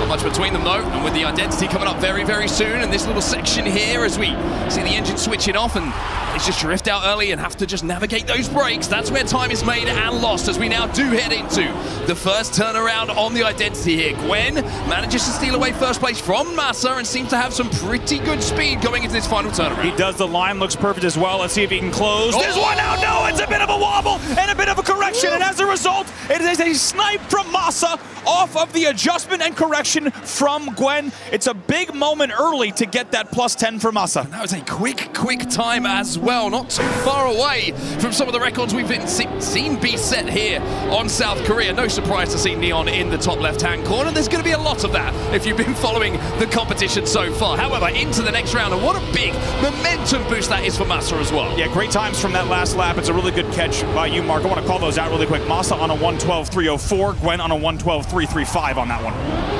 It's going to be Gwen who takes the lead momentarily here, but one thing I am noticing, barely a mistake from any drivers at the moment. Everybody very, very clean as we go through the checkpoint. Look at the separation. Only 0.3 of a second separating Masa in front and Brent at the back of the pack. Yeah, big moments here for Masa indeed. Now to be tied on first with Epos, of course, is where he wants to be. We should talk about Masa, the German underdog in this race. Maybe the least talked about coming in just because of the talent that you have in this lobby, but he's out in front and he wants to remind everyone just what he is capable of. So his teammate Grenadi go through in the previous quarterfinal as well. So the big boys, they both want to qualify. They both want to be in a lobby, ideally in that grand final where they can fight it out, see who the better man will be. But Masa with a strong lead here on the turnaround. Runs in very, very close to that barrier, which has given Epos a little bit of an opportunity. But Masa just about holds on here with another very, very quick time here.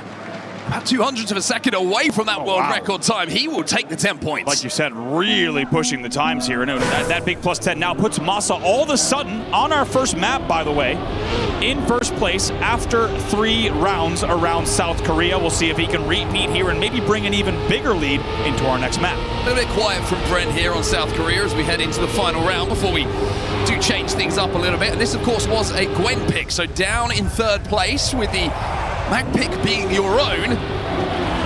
Will want to come away with 10 points in this final round here just to make him feel like that decision was the right one. You talk about Gwen, you and I got a chance to ask Pac, what makes this kid so special? And I think Pac said he is elite at everything. Expect him to be so good through the entire map set. Maybe the exception you heard him talk about, except for maybe Norway, as that was, he guaranteed he would ban it. He did ban it. He was a man of his word here. But right now he's in the back. It's Masa, Epos, and Bren in your first 3. It was a little bit of a nervy moment for him, though, as Norway wasn't banned until it came to him as that last ban. He was probably thinking, really? I'm going to have to play Norway? However, Masa out in front here with Epos. He's trying to cut that inside line here as we go into the identity. We've seen a couple of wobbly moments from all of the drivers. Epos really trying to push for these 10 points here, but Masa is holding off the challenge. Yeah, really nice lines there from both of them. But as you said, Masa looks up to the task, and he will finish it out as well. What a set of rounds here on South Korea from Masa. And even though on that first lap around the map, he may have not been the quickest. Let's not forget he placed 3rd in the first one. It is back-to-back-to-back wins with fantastic times in the low 112s from Masa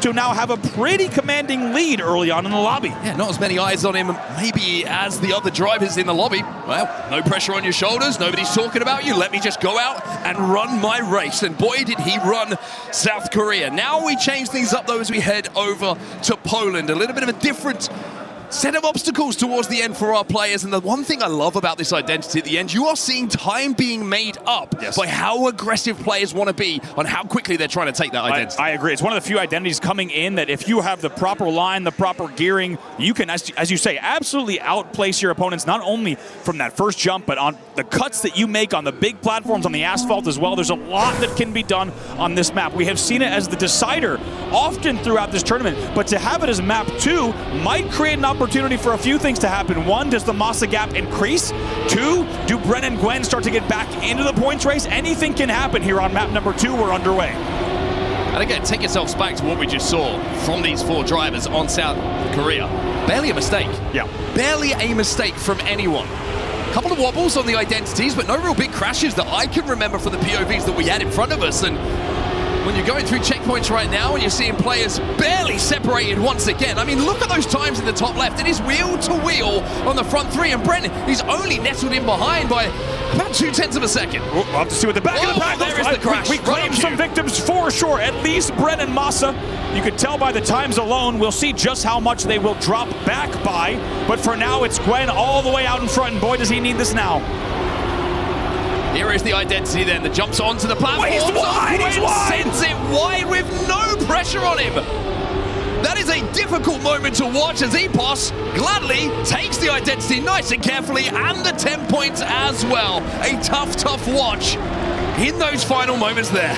All drivers will get across. There will be finally Gwen coming across with a plus 6.64. But okay, this is what I mean about Poland being second. This really is noteworthy here because we're so used to seeing it as the decider where you have very different stakes coming into Poland. But now it's just who wants it more, who's going to be consistent. And you talk about Gwen just going wide left on an area where you really wouldn't expect it from him. He will need to clean that up here. Yeah, had the gap. Didn't really need to be as aggressive as he was looking to be in that final moment, and maybe that is the hangover of it being in those deciders. Everybody thinks that they're going to have to hit that intensity with incredible speed, pace and precision to hold off any challenges that will come their way. It's Brent in the back of the pack here. As you can see, Gwen out in the lead once more. Now, if he can hold it this time around, let's see how he approaches the identity. First jump coming up. This first jump, let's not forget, Epos and Massa struggling on it last time. This time, everyone's a lot cleaner through. Gwen has wheels down very early. Everyone back onto fourth here through the lily pads. And right now, everyone looking much better than our first round. Everybody within about 1.5 tenths of a second. So close between the players at the moment. Gwen going to be the first into the first jump. Epos with some good speed on the exit though, but Gwen going to slide a little bit wider here, which will give him a bit more speed. And Epos has to hold on here, and the challenge is coming, but everybody coming through in the top three clean. Bren made a little bit of a mistake in those final moments, and it will mean that 10 points will be on the board here for Gwen. You see a very important nod of the head from Gwen. As soon as that ended, just nods his head once, just kind of reaffirming to himself, yes, I have done the work. I know exactly what I need to do on this track. And honestly, Mark, it was deja vu. It was Gwen out in front, Epos behind, and Gwen even, keep in mind, he's sending the car on that last plank into the identity. He is getting as much as he can out of that left side as the tires are grabbing, and he pushes it again. This time he doesn't catch. So I like that he just didn't kind of bring everything down speed-wise. He just perfected the line. He cleans it up. It's an important win for him. Yeah, I think he has to. I think that's going to be something that you have to do on this track. I mean, if he would have gone for a safer line there, with how close the pack was, probably loses a few points and loses that P1 and the 10 points that come alongside it. This time it's going to be Epos who goes into the dirt slalom here before this first jump, who will have a very slender lead. Everybody coming through clean by the looks of things as we jump into the lily pads. But look how close everybody is up until this point. Incredible drone work and incredible driving up front, without a doubt. Massa wants to close in on this. He doesn't just want to give it to Epos here. Same exact line, same exact approach on the identity. Really good speed on the exit there from Massa that gives him the advantage over Epos. Now it's about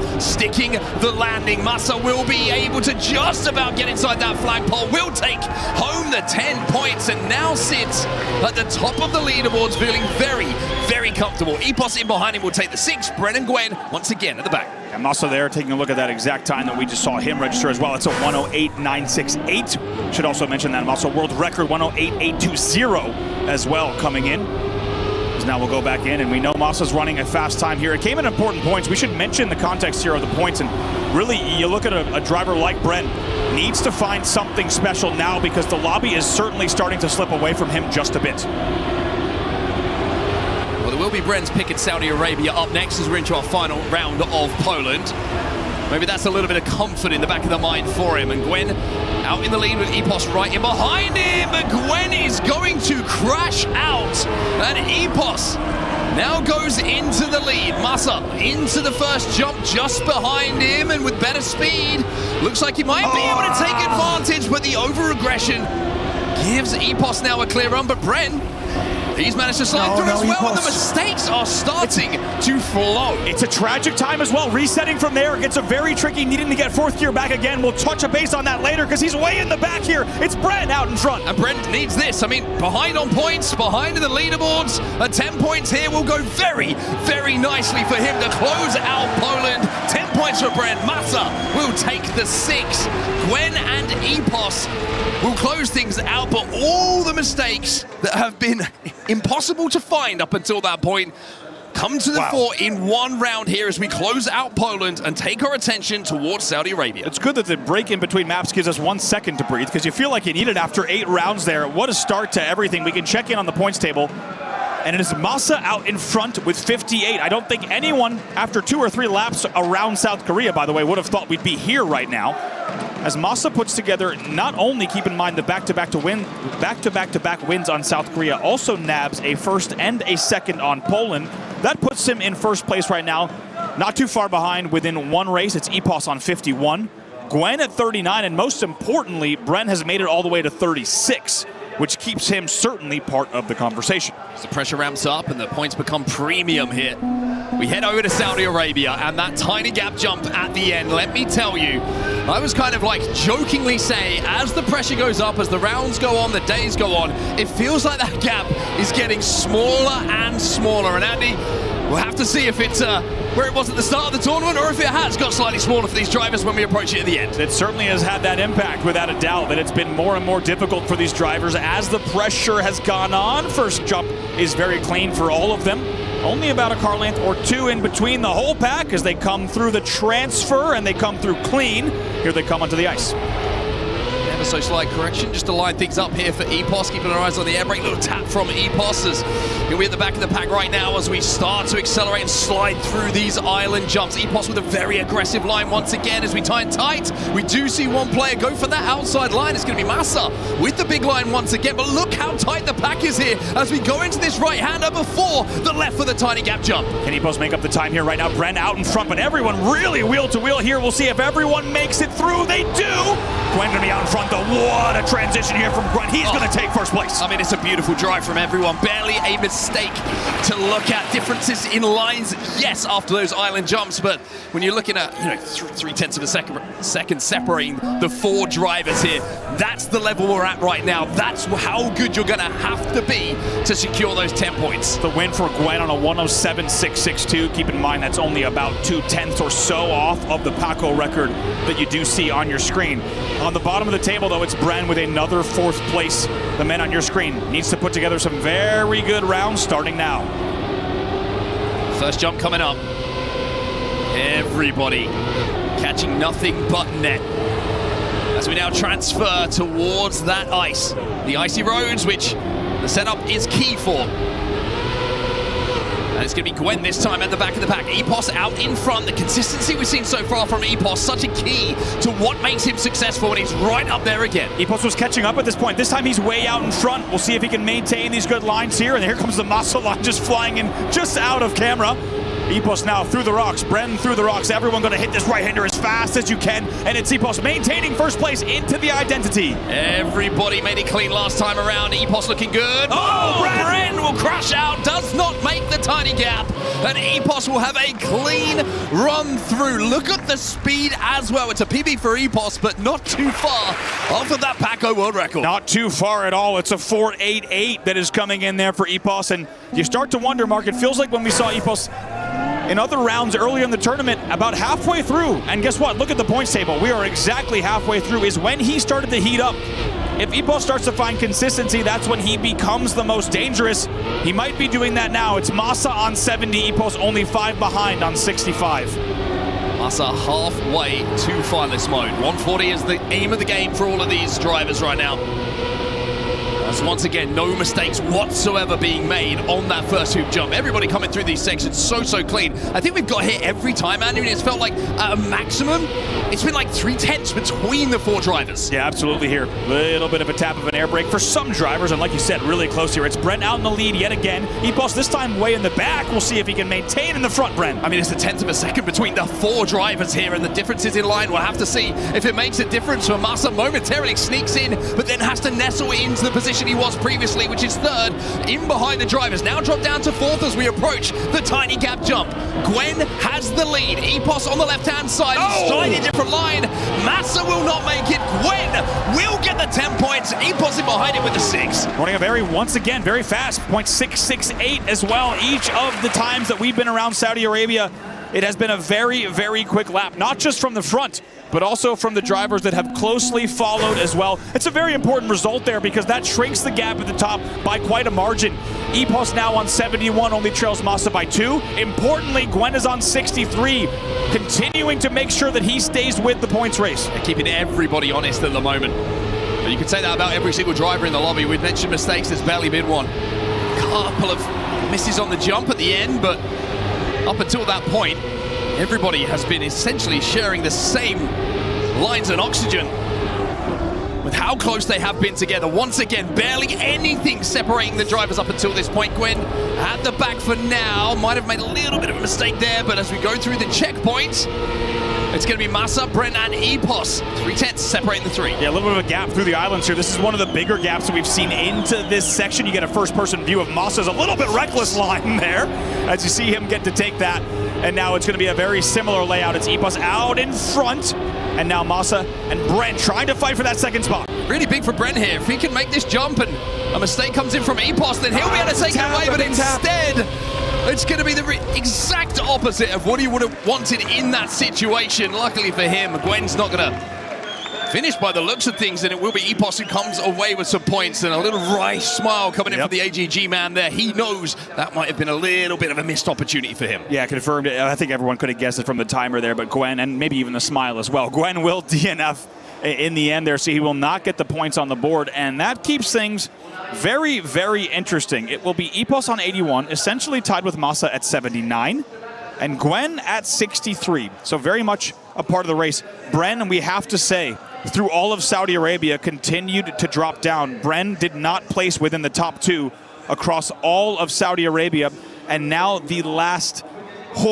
7 rounds, we have not seen Bren in the top 2, and has it ever cost him? He's all the way down on 50 points while Epos is already on 81. Yeah, he's going to have to start thinking about first places if he wants to close that gap on the pack that is just slowly and painfully, from his point of view, just extending away from where he finds himself right now. But maybe Argentina will present some opportunities for him to claw some of those points back, and starting at the front of the pack is going to be a good way for him to start doing that.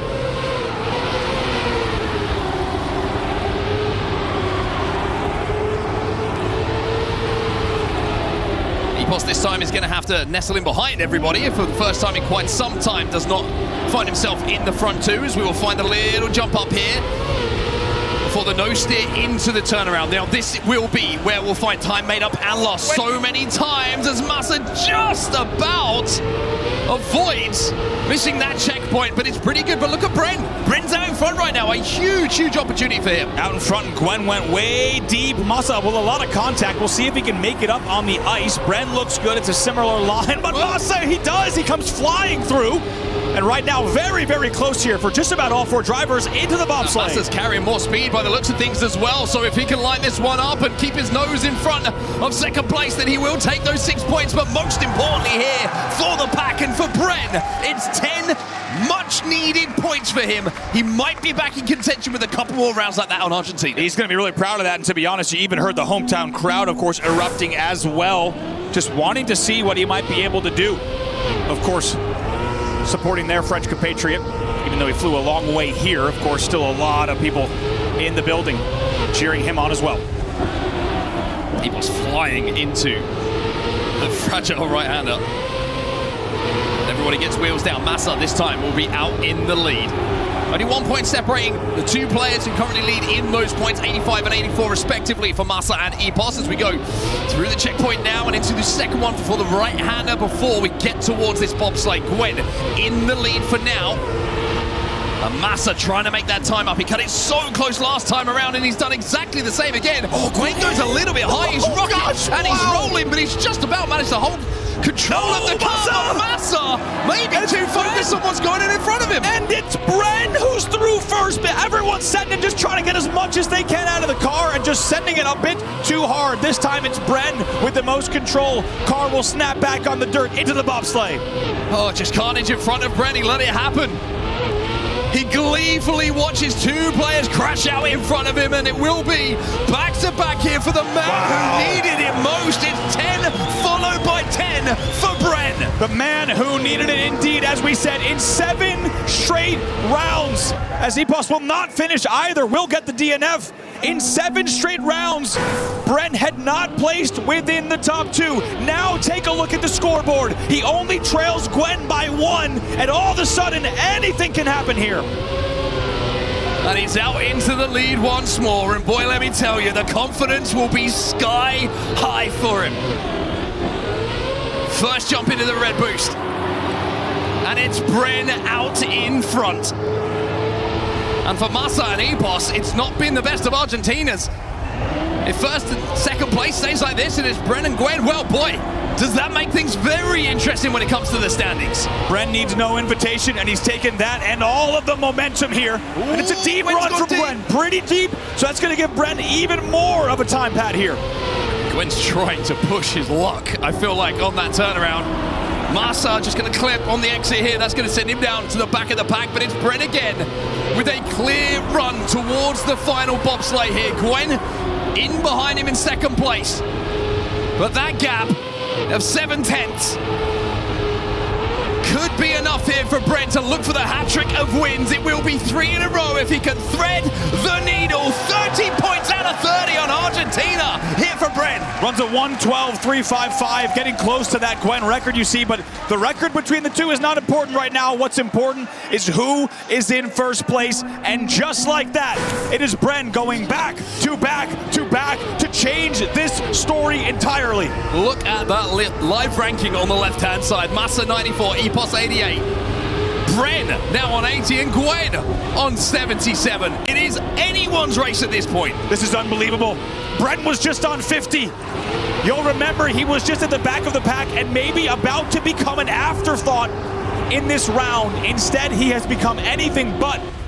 He will move out of fourth place and not just into third, but now threatening second as well. Muscle's fallen right to the back of the pack by 0.6 of a second, over half a second away from the front three for now, and it's Gwen and Bren, and we've seen that Gwen has struggled on this turnaround, and once again he's wrestling with the bobsleigh, and Bren has the speed on the exit, trying to chase them down here. Epos and Gwen under pressure. Everyone make sure to be very clean there. Into the dirt. Going to be, looks like probably pretty similar low lines. Yes, but Epos's lines is going to be a little bit faster, maybe, yes. Look at Bren. Challenges Epos and has speed going into the bobsleigh. He's trying to send it, trying to get that momentum off of the sidewalls here, but it's Gwen who's in the lead. Epos battling with Bren for second place. Epos will take the second. Wow. Bren won't be able to go clean. Win on Argentina. But if you'd asked him after the first round, will you take those points on Argentina? He would have bitten your hand off for them. He absolutely would have. And by the way, just to paint how close that was in the end, it was a 1:12.600 from Gwen, a 1:12.657 from Epos, and just behind, as you saw, a 1:12.692 from Bren. So Bren essentially running almost just as fast as he was. However, Gwen and Epos found the speed that they needed in the end as well. And what a treat Argentina just gave us, because if you simply wanted this to be a close race and you didn't want it to be over yet, I tell you what, that you're speaking our language as well. That is exactly what we just got out of that map.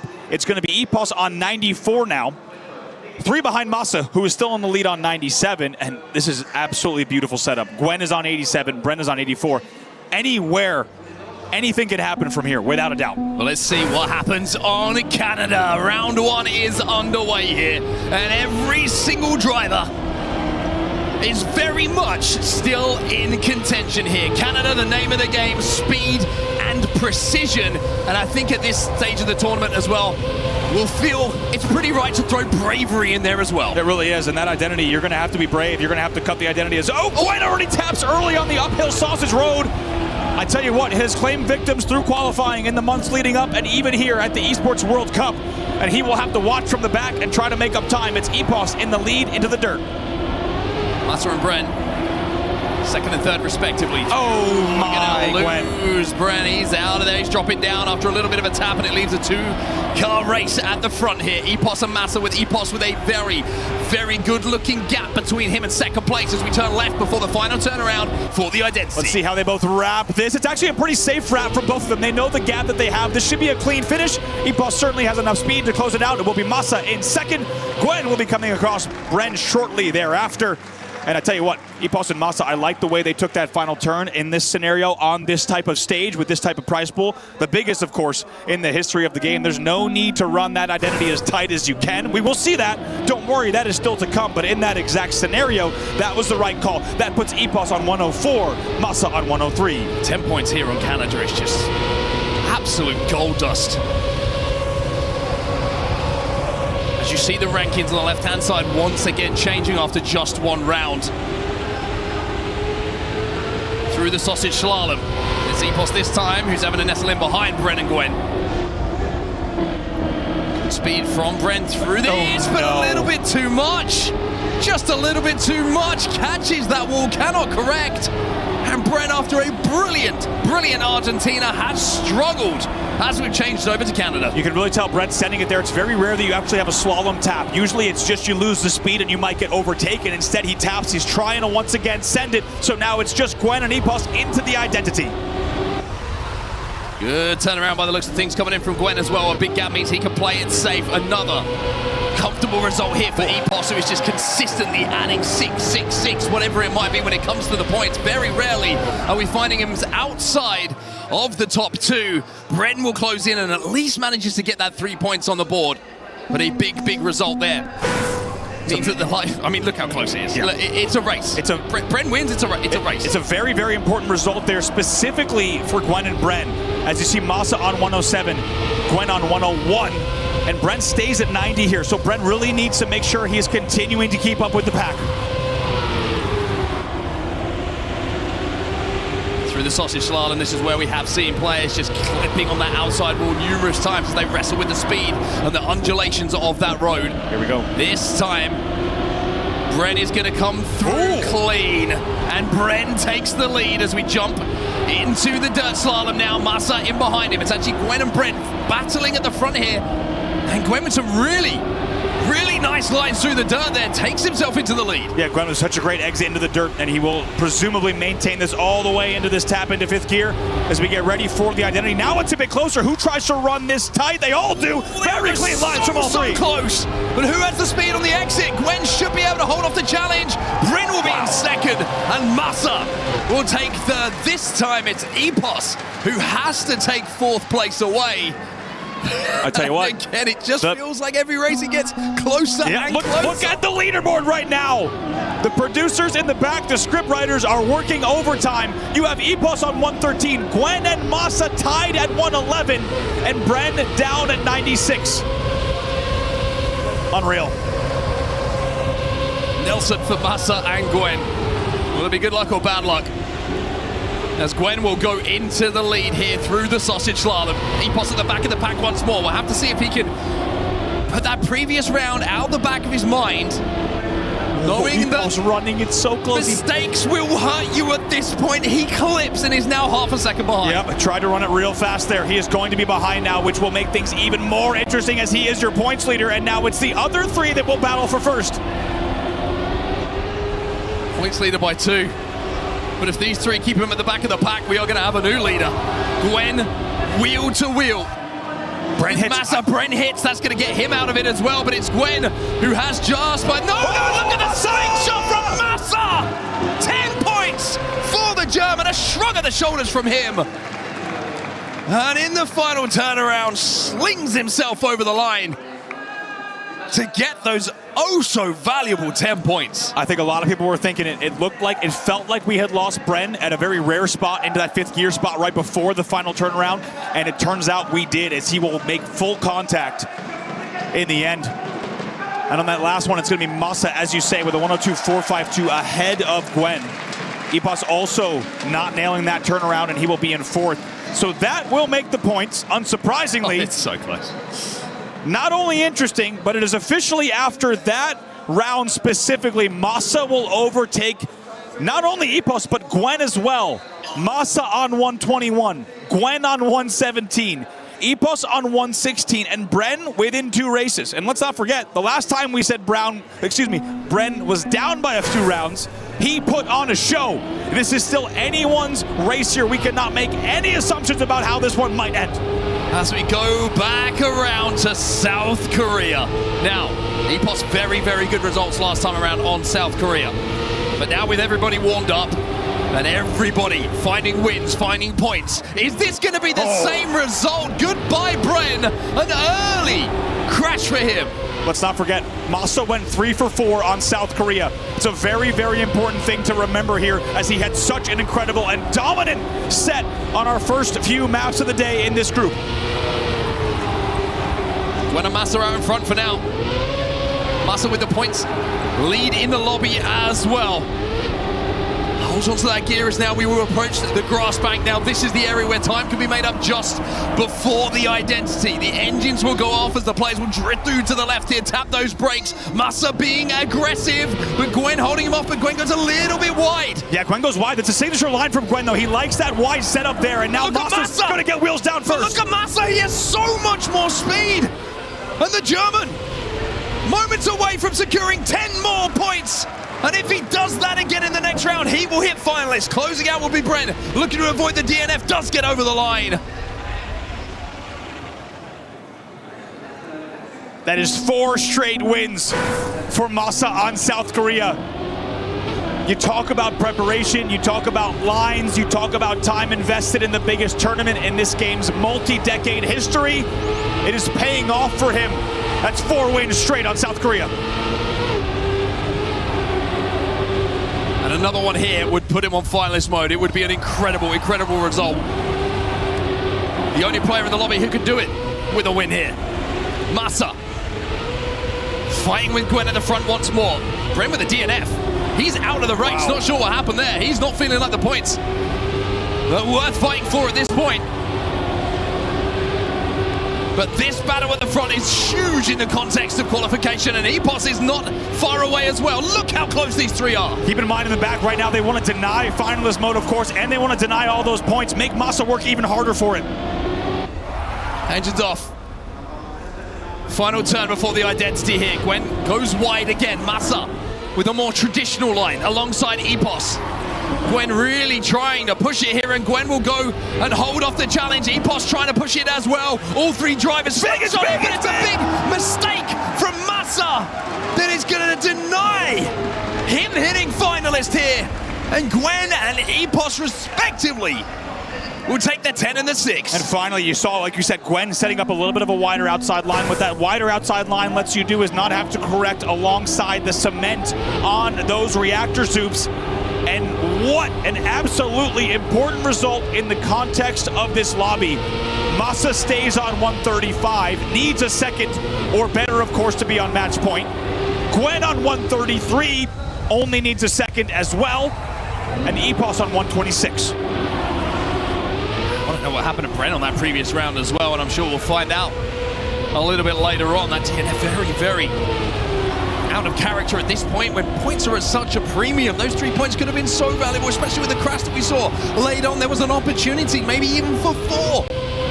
However, that's in the past, and we must focus on what's in front of us, and that is Massa and Epos fighting out of the front of the pack. My Epos now could deny match point for both drivers if he's able to win this one.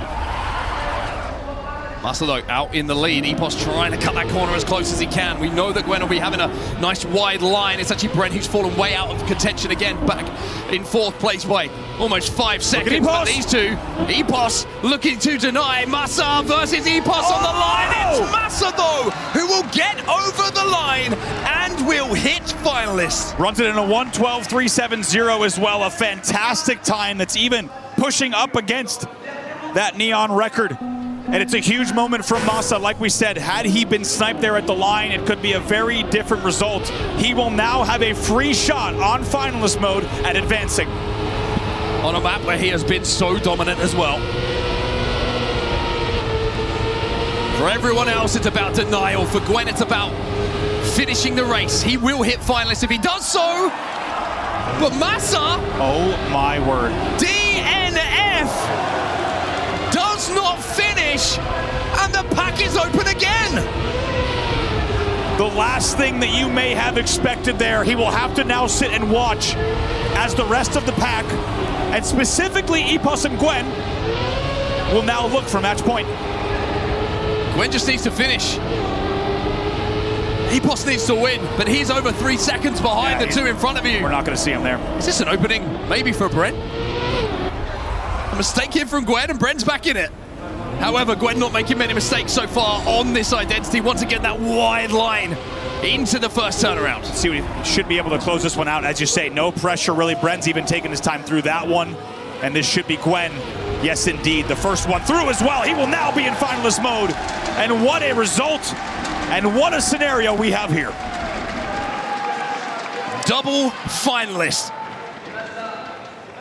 Important to note, that was, of course, a free shot from Masa on South Korea, which he had nearly a 75% win rate on in this set of matches alone. An unbelievable result, which means we have to look at what happened on Poland in our last outing. Masa and Gwen each having just one win on the map sets us up perfectly, and you saw how devastating Poland was at times with this specific group. Both of them now the exclusive double finalists in this round. And the fact that Epos was in the hunt every single time, a first, a second, and a second for Epos. He needs the points, and Poland is his pick. Do not count Epos out of this at this point, even though we have two players, double finalists who could qualify. Epos still has an opportunity here to throw a spanner in the works. Gwen and Masa, though, all eyes are on you. And here we are, back to Poland, and how fitting. The map that you could certainly say gave our drivers the most trouble in terms of any identity in this set so far has been Poland, especially when it came to the first lap. Let's see who can make it happen this time. And of course, Epos wants to not only deny, but also get himself on finalist mode as well and set up a potential triple finalist. And he's out into the lead. I said, do not forget about the Brit. He's going to have something to say about who qualifies from this group here on Poland. Gwen, though, a lot of speed on the exit into the dirt slalom. This first jump, I tell you what, that little plank they've got to aim for looks narrower than ever as Gwen just about holds on. Unbelievable, and it ends up, he's sending it so hard, it ends up being a perfect line. He will maintain the lead through. And Epos has fallen to the back of the pack, and remember, he needs 4 points. A fourth wouldn't be good enough for him to hit finalists. And Gwen in the lead here on finalists, just needs to hold off the challenge from Bren to qualify through here. Gwen, one more jump to go. Gwen has done it. Gwen is qualified. And this French crowd in Paris, you can see what it means to them. And also what it means, of course, to the ag.al crew. Not just in the context of Trackmania, but in the club championship as well. Gwen is through, but we don't have too much time to celebrate because we have double finalist mode between Masa and Epos. And the big news is Epos does get those points he needed. So like you say, it's double finalists for all of the eyeballs that are on Gwen, quite rightly, for qualification. All of a sudden, we have a shootout between Epos and Masa. Only one spot available for qualification here. This is what you get on Super Saturday. There's not even a moment to focus on that last race. Instead, it's all about the battle now between Epos and Masa. Keep in mind, Masa, the world record on this map. Can he send himself through, or will it be Epos maintaining the lead? Well, Epos made a mistake on the jump last time around, I'm pretty sure. Masa and Epos this time. Oh, no, it's an absolute disaster again for Epos. Does not make the jump, and Bren might be about to deny here, but he's got Masa breathing down his neck. Take a look at Brent here. He knows he has to deny for more reasons than one. A lot of pressure riding on him here. Comes through clean. Masa, I think the gap's just too big. He's relying on a mistake. Brent comes through clean. Brent comes through clean. And Brent will deny.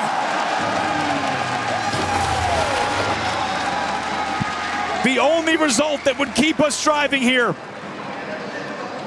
of course, was the Bren win, and he will do it. He will put himself on 128. And can he create another miracle, or will it be Masa or Epos through here? And Epos, look at the pressure.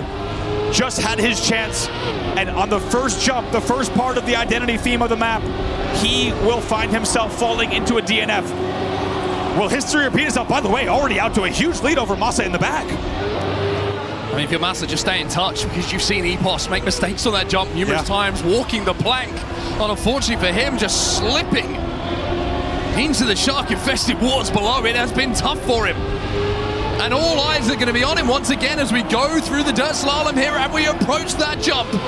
How's the grip looking this time for Epos? Comes through clean. Comes through clean, also gets wheels down. Tiny bit of counter steer in the air here. Onto the lily pads. He is clean. Bren right behind him. No, Bren wants to deny yet again. Bren with a little bit more speed on the exit as well. Epos is under pressure. Epos holding on though.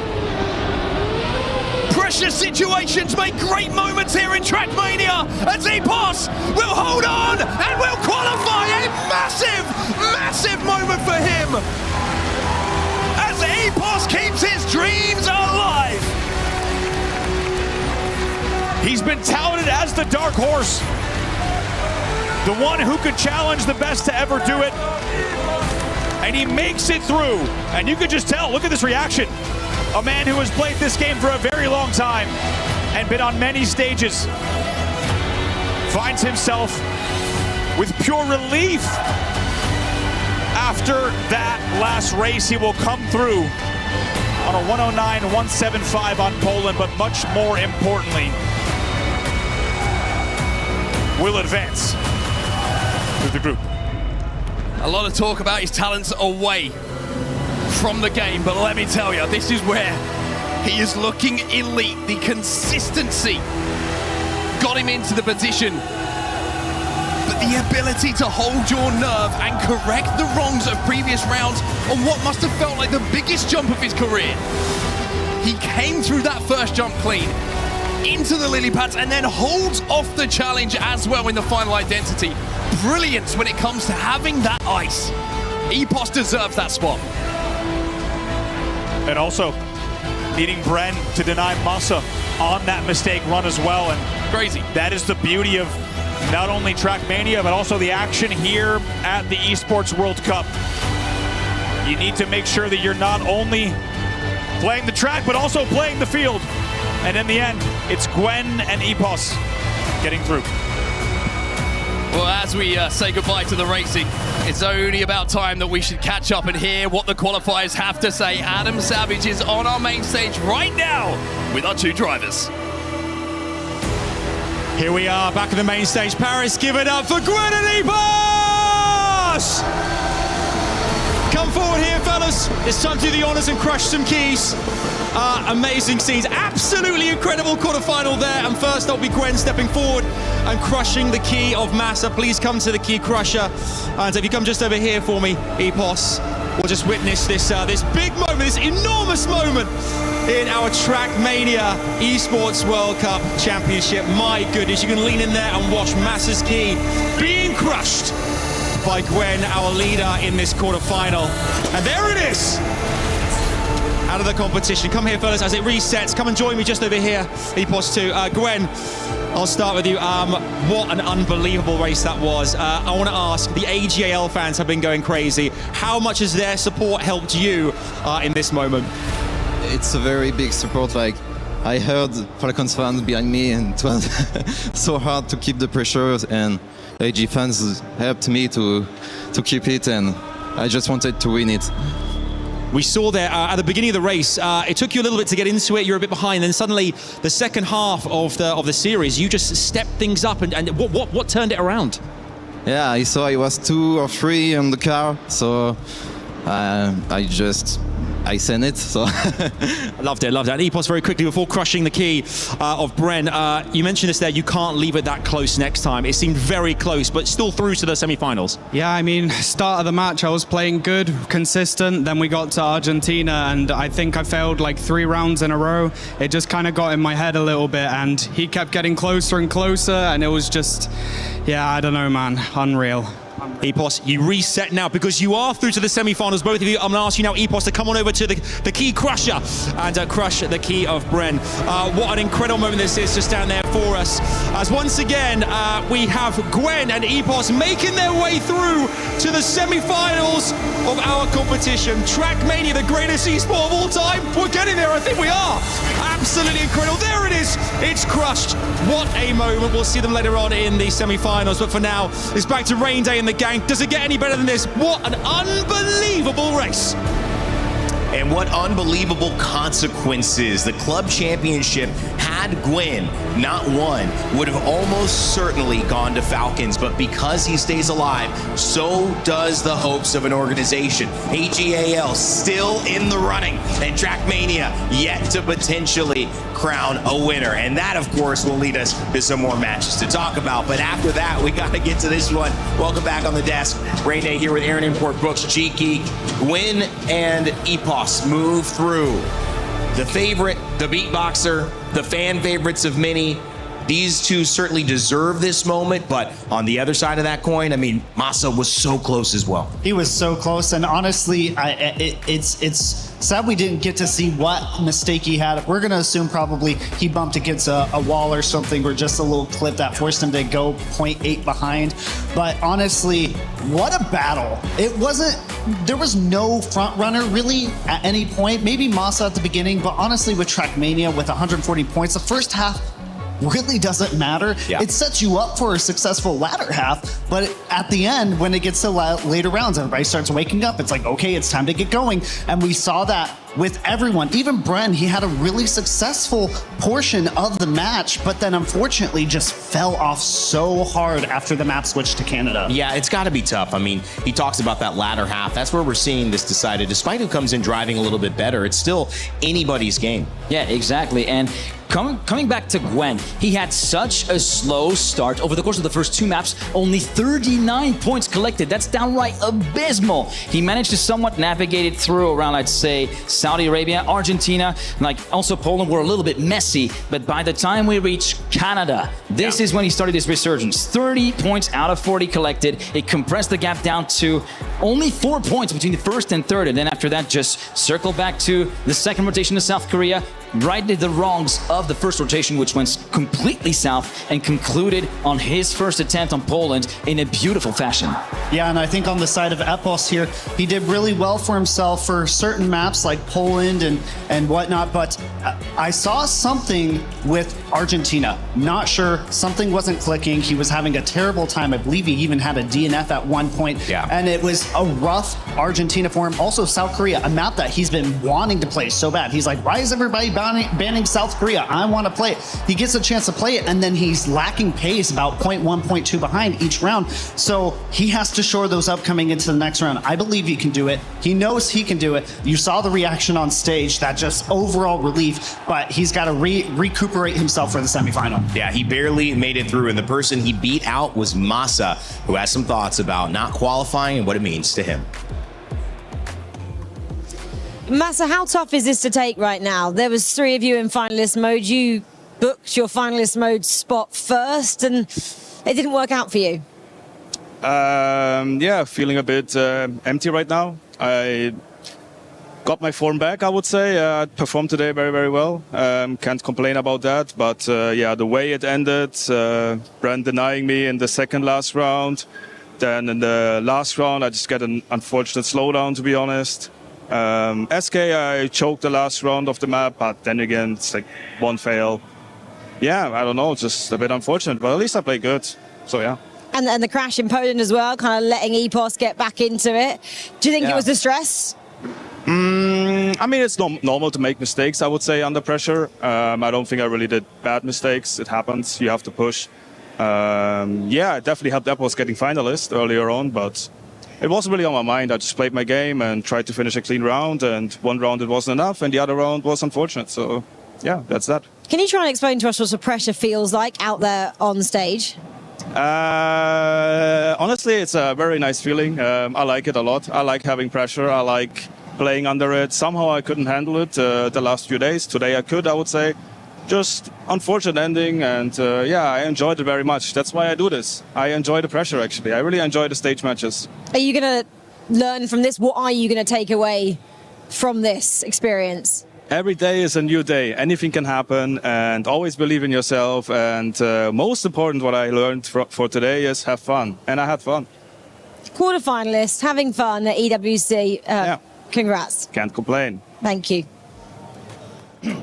Keeping the bigger picture in mind, one step at a time, making his way towards a new version of himself that can be a little bit better next time he shows up under the lights, but at least enjoyed the process of getting there. Yeah, I hope he sticks to those words that he has. He has a bit of a reputation after events like this, and, you know, going through it, he has a little bit of a crash out phase.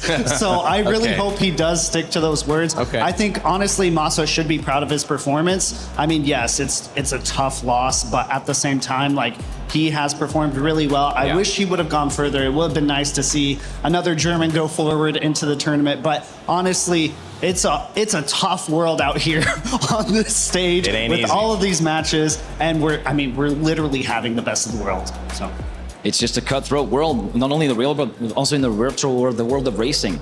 You got, as we say, the same motto as Esports World Cup. Nothing is ever granted. Everything is earned. That's so true. I appreciate it. I know that we've got our schedule coming up here in a moment for you. We've got more races happening here. Elcon, Mime, Josh, and Paco coming up next. G-Geek, excited for that one? Honestly, yeah, Alcon and Mime, former teammates, I would say frenemies in a sense, fighting against another former teammate of theirs, Paco and Josh.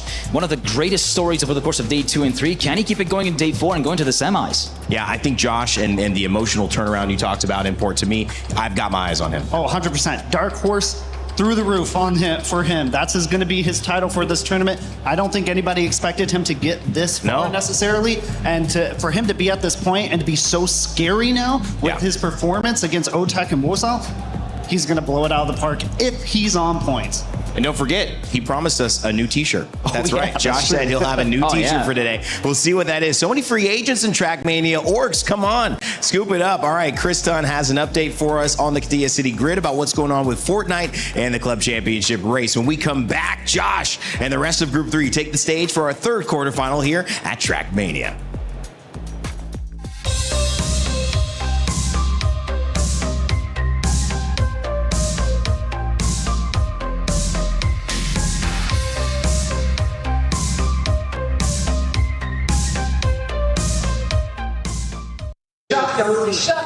Here at the Katia City Grid once again, and this is going to be a regular theme, Lauren, coming backwards and forwards. Of course, ag.al not doing too great on our stage. They still have some hope. Not looking too hot for them here in Fortnite, though. No, they're not, and I don't know what's going on today, but Falcons have found themselves at the top of the leaderboard. But the big story right now is that we are in match 9, and Aurora are the only team on match point. They hit it in the last game, so if they win here, we're done. That's the end of the tournament. If they don't, we go again until we do get a winner, until we hit match 15. This could be Aurora's chance. We talked about it a little bit earlier. It's just going to have to see if they can actually do it. And where are Falcons sitting right now? I presume when it ends in whatever game, wherever they're sitting in the leaderboard is where they finish, correct? Right. Yeah. So we'll have to see where they end up. They were in 5th, I believe, heading into this. So we'll have to see if they maintain that, get a little bit higher, because then whenever they get points-wise, it's all going to come back down to your stage. See if they can make up for it. I'm far too stressed about this, to be honest with you, Laura. We're going to be going backwards and forwards all day. Thank you very much for checking in with the update. In a couple of minutes' time, I'd imagine. Honestly, it feels that quick. Thanks, guys.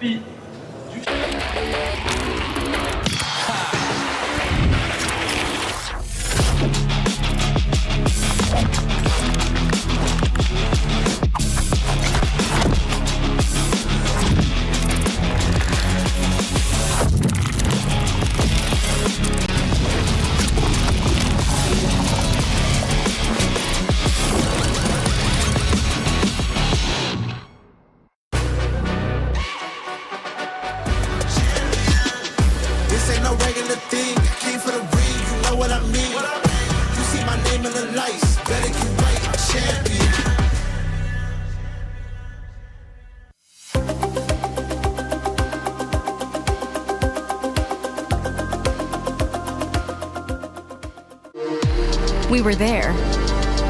For every click, every clutch, every respawn. We were there for the years of grind. And we're here. Now. The proud founding partner of EWC. Powering the biggest event in gaming. Shoulder to shoulder with the world's best. Making history. Greatness deserves a stage. Lenovo Legion. Reach your impossible.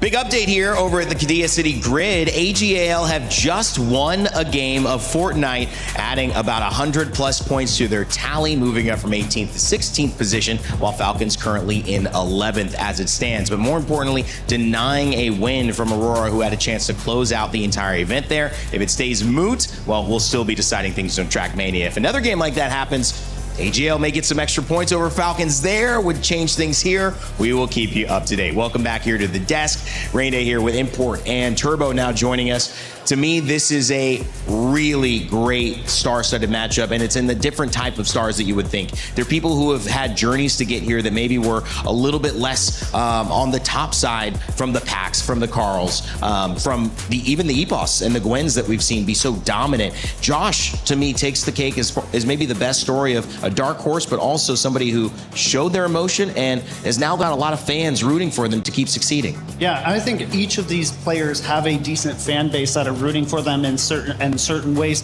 and honestly, they are all at this point. I would consider them maybe slightly underrated across compared to the rest of the board. Every single one of these players, probably, huh? Yeah, I would definitely agree that none of these players are necessarily expected to make it to the grand final, but they have the ability to. Yeah, I agree with that. That is for sure. I mean, Elcon, one of the fastest players out there. He is so good, but also a moody player. He only plays competition that he really enjoys. Mime, I think a player that a lot of people sleep on. He's very scary, a very consistent opponent, plays the format. We have seen that yesterday as well. And then, of course, we have the man, the myth, the legend. Salmon? You didn't wear salmon today. 1248. He wore it. Yeah, he had the feeling that he probably was going to wear it, and then I was like, you know what? You didn't want to match. Yeah, exactly. I like you. Look good anyways. And then Paco, of course, who is, he kind of started off sending Mudda down to the lower bracket. Now Mudda's not even here. I mean, twice. Yeah, he's definitely good, but can he remove the O from good and become a god? Wow, yeah. Question. Obviously, Paco has his family here in the stands as well. You saw the virtus.pro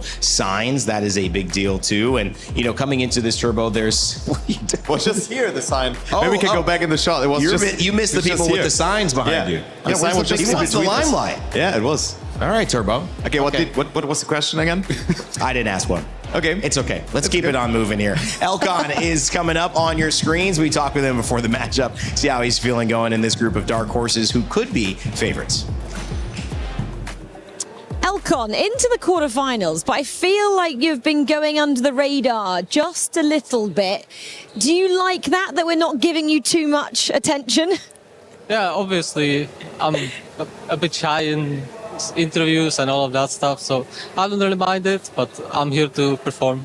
Do you think you're a little bit of a dark horse and maybe other people are underestimating you? Oh, definitely. I haven't been to a World Cup yet, so this is my first time. I don't know what people are expecting, but I don't think it's that much. I hope I'll prove them wrong. We've seen a little bit of what to expect. You have been fast. I think whenever anyone says Elcon, they go, he's got the pace, he's so fast. Is that your secret weapon, your speed? Yeah, definitely. But even the consistency is there today, so I think I'll perform good. You've already taken down quite a number of big scalps. How would you assess the last couple of days? They were good.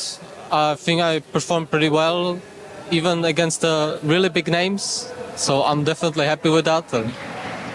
How do you feel yesterday was, having that day off? Has it stopped that momentum a little bit, or has it helped you, would you think? Well, it was refreshing to have a day off. I really analyzed all the matches, looked at what my strengths are, what my weaknesses are, and today I've improved on that.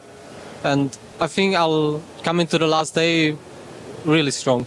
What was the weakness? What were you trying to improve? Well, definitely some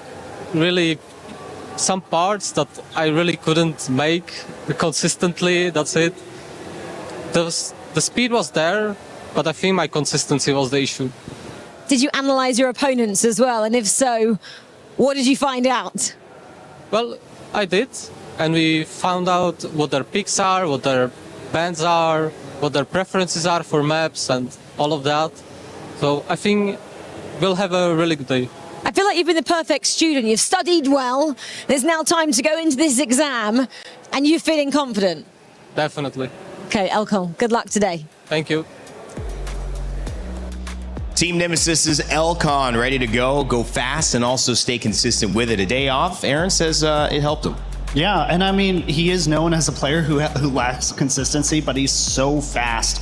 that he can beat anyone. And honestly, this tournament, he has been relatively consistent, I feel like. I agree. I mean, it's a different Elcon that we've seen. Usually he is a glass cannon. He goes fast, but then crashy as well at some point. But yeah, Elcon also a very good interview, you know, talking like very, very deeply about what he has actually been doing, analyzing matches and all of that stuff. It's really cool. Yeah, and honestly, I'd like to pull the focus over to Mime. We haven't talked too much about him. A really good player. He's considered always a scary element to any event that he arrives to because he is known for such a high level of play, but for whatever reason, this tournament, the hype hasn't necessarily been surrounding him, but he's had some really good wins in this tournament, and so he's a top contender coming into this matchup. I mean, I'll use it again, Scarecrow. So we had some Scarecrows for the hype. I mean, we have been talking about the big names. There's the Club Championship on the line, huge tournament as well. Maybe Mime not getting as much of the eyes from his players and maybe from the fans, but maybe the one to deserve it. This quarterfinal should certainly prove that. But I mean, that's always the case for Mime, and that's really the thing. He is someone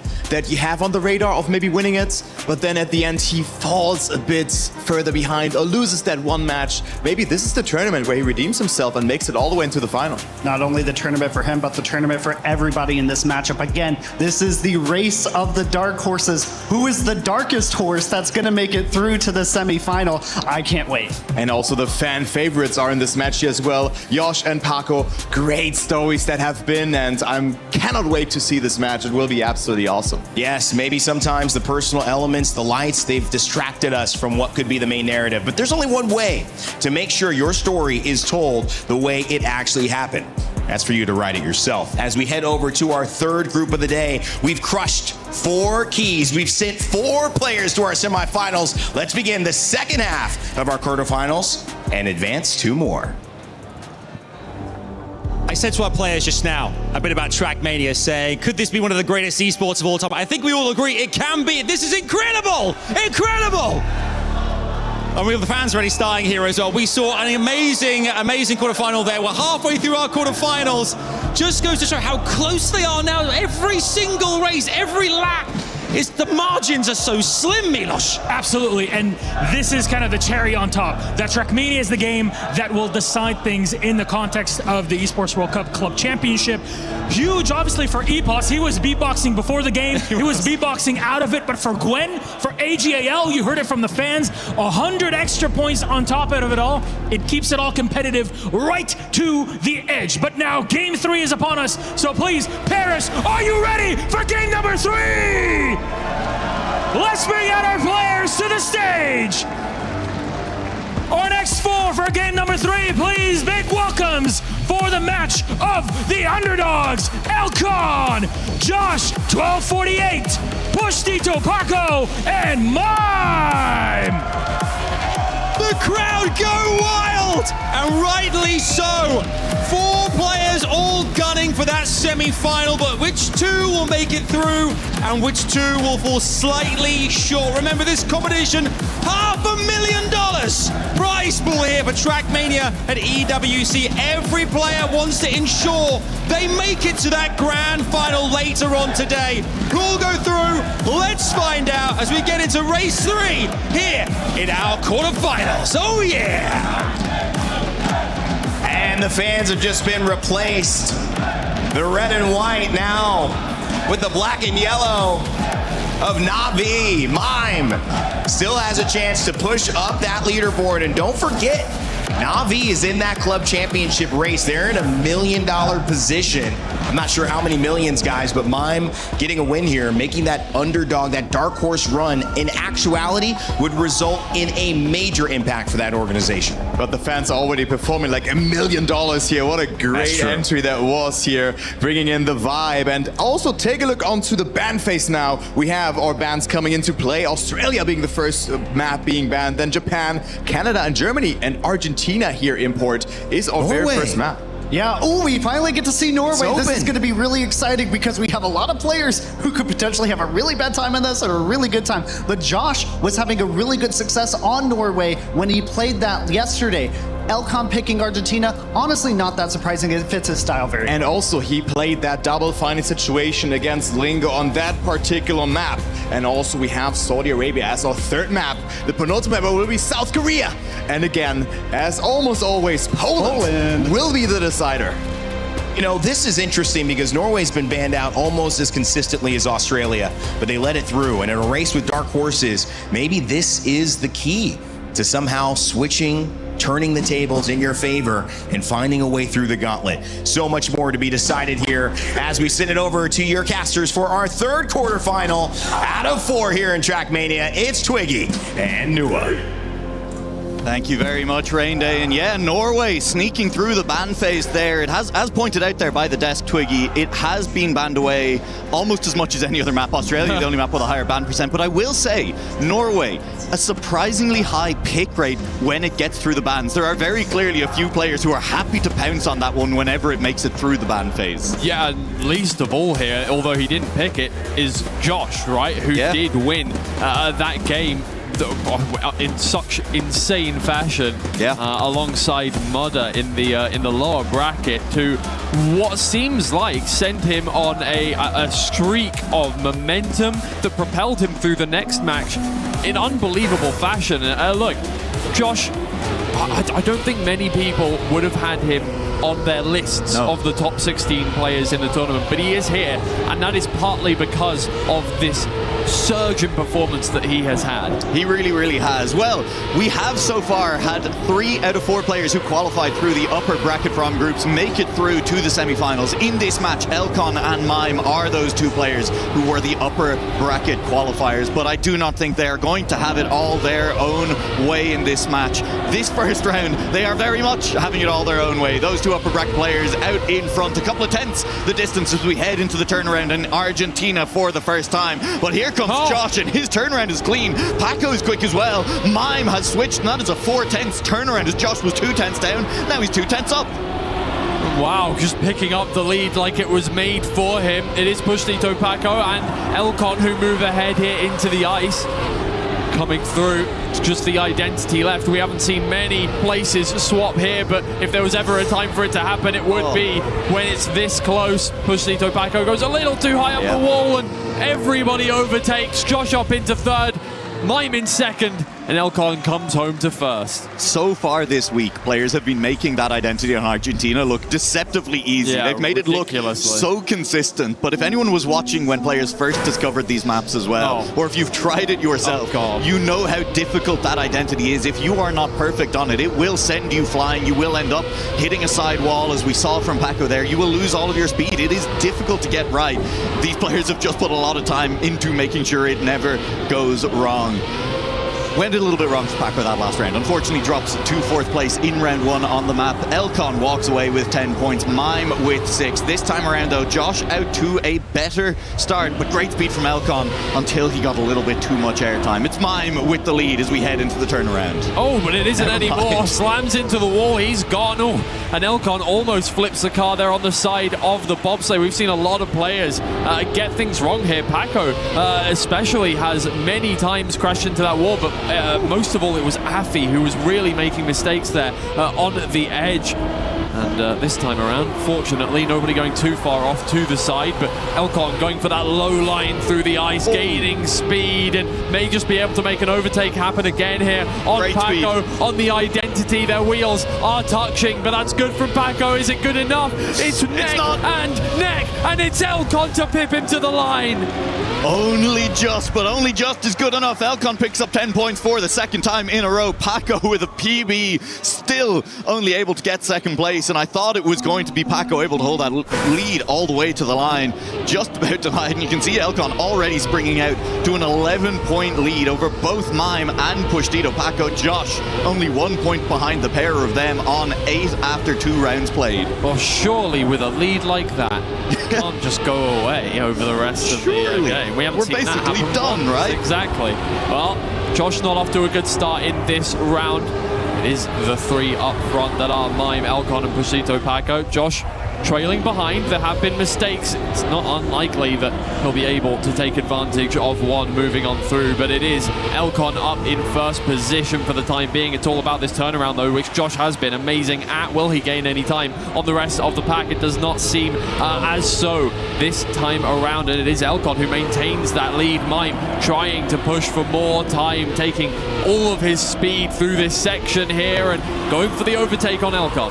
Yeah, I don't think he's going to get him, though. We haven't really talked about it yet, but Elcon and Mime, basically the only two players left in the competition who go for that super wide line in the middle of Argentina. Hasn't made a difference in this round, and now Elcon is starting to pull away up this final hill. It will be Elcon crossing the line in first once again. 3 rounds from 3. He's on 30 points. Mime trying to keep pace, and he was only 42 thousandths behind him on that round, but he drifts even further away down the leaderboard. Little shrug from Josh on that occasion as he sits at the bottom, still looking to find his rhythm here on Argentina. Yeah, what can you do? Early mistake, and there's really no way he was going to be able to make that one back up with everybody driving so cleanly that round. This is a new round, the final round here of Argentina. Josh looking to make something happen this time. We have yet to establish a player in a second place position right in the standings. Josh goes ultra low on the grass banking, excuse me. And it is Elcon once again. I mean, he's on fire right now.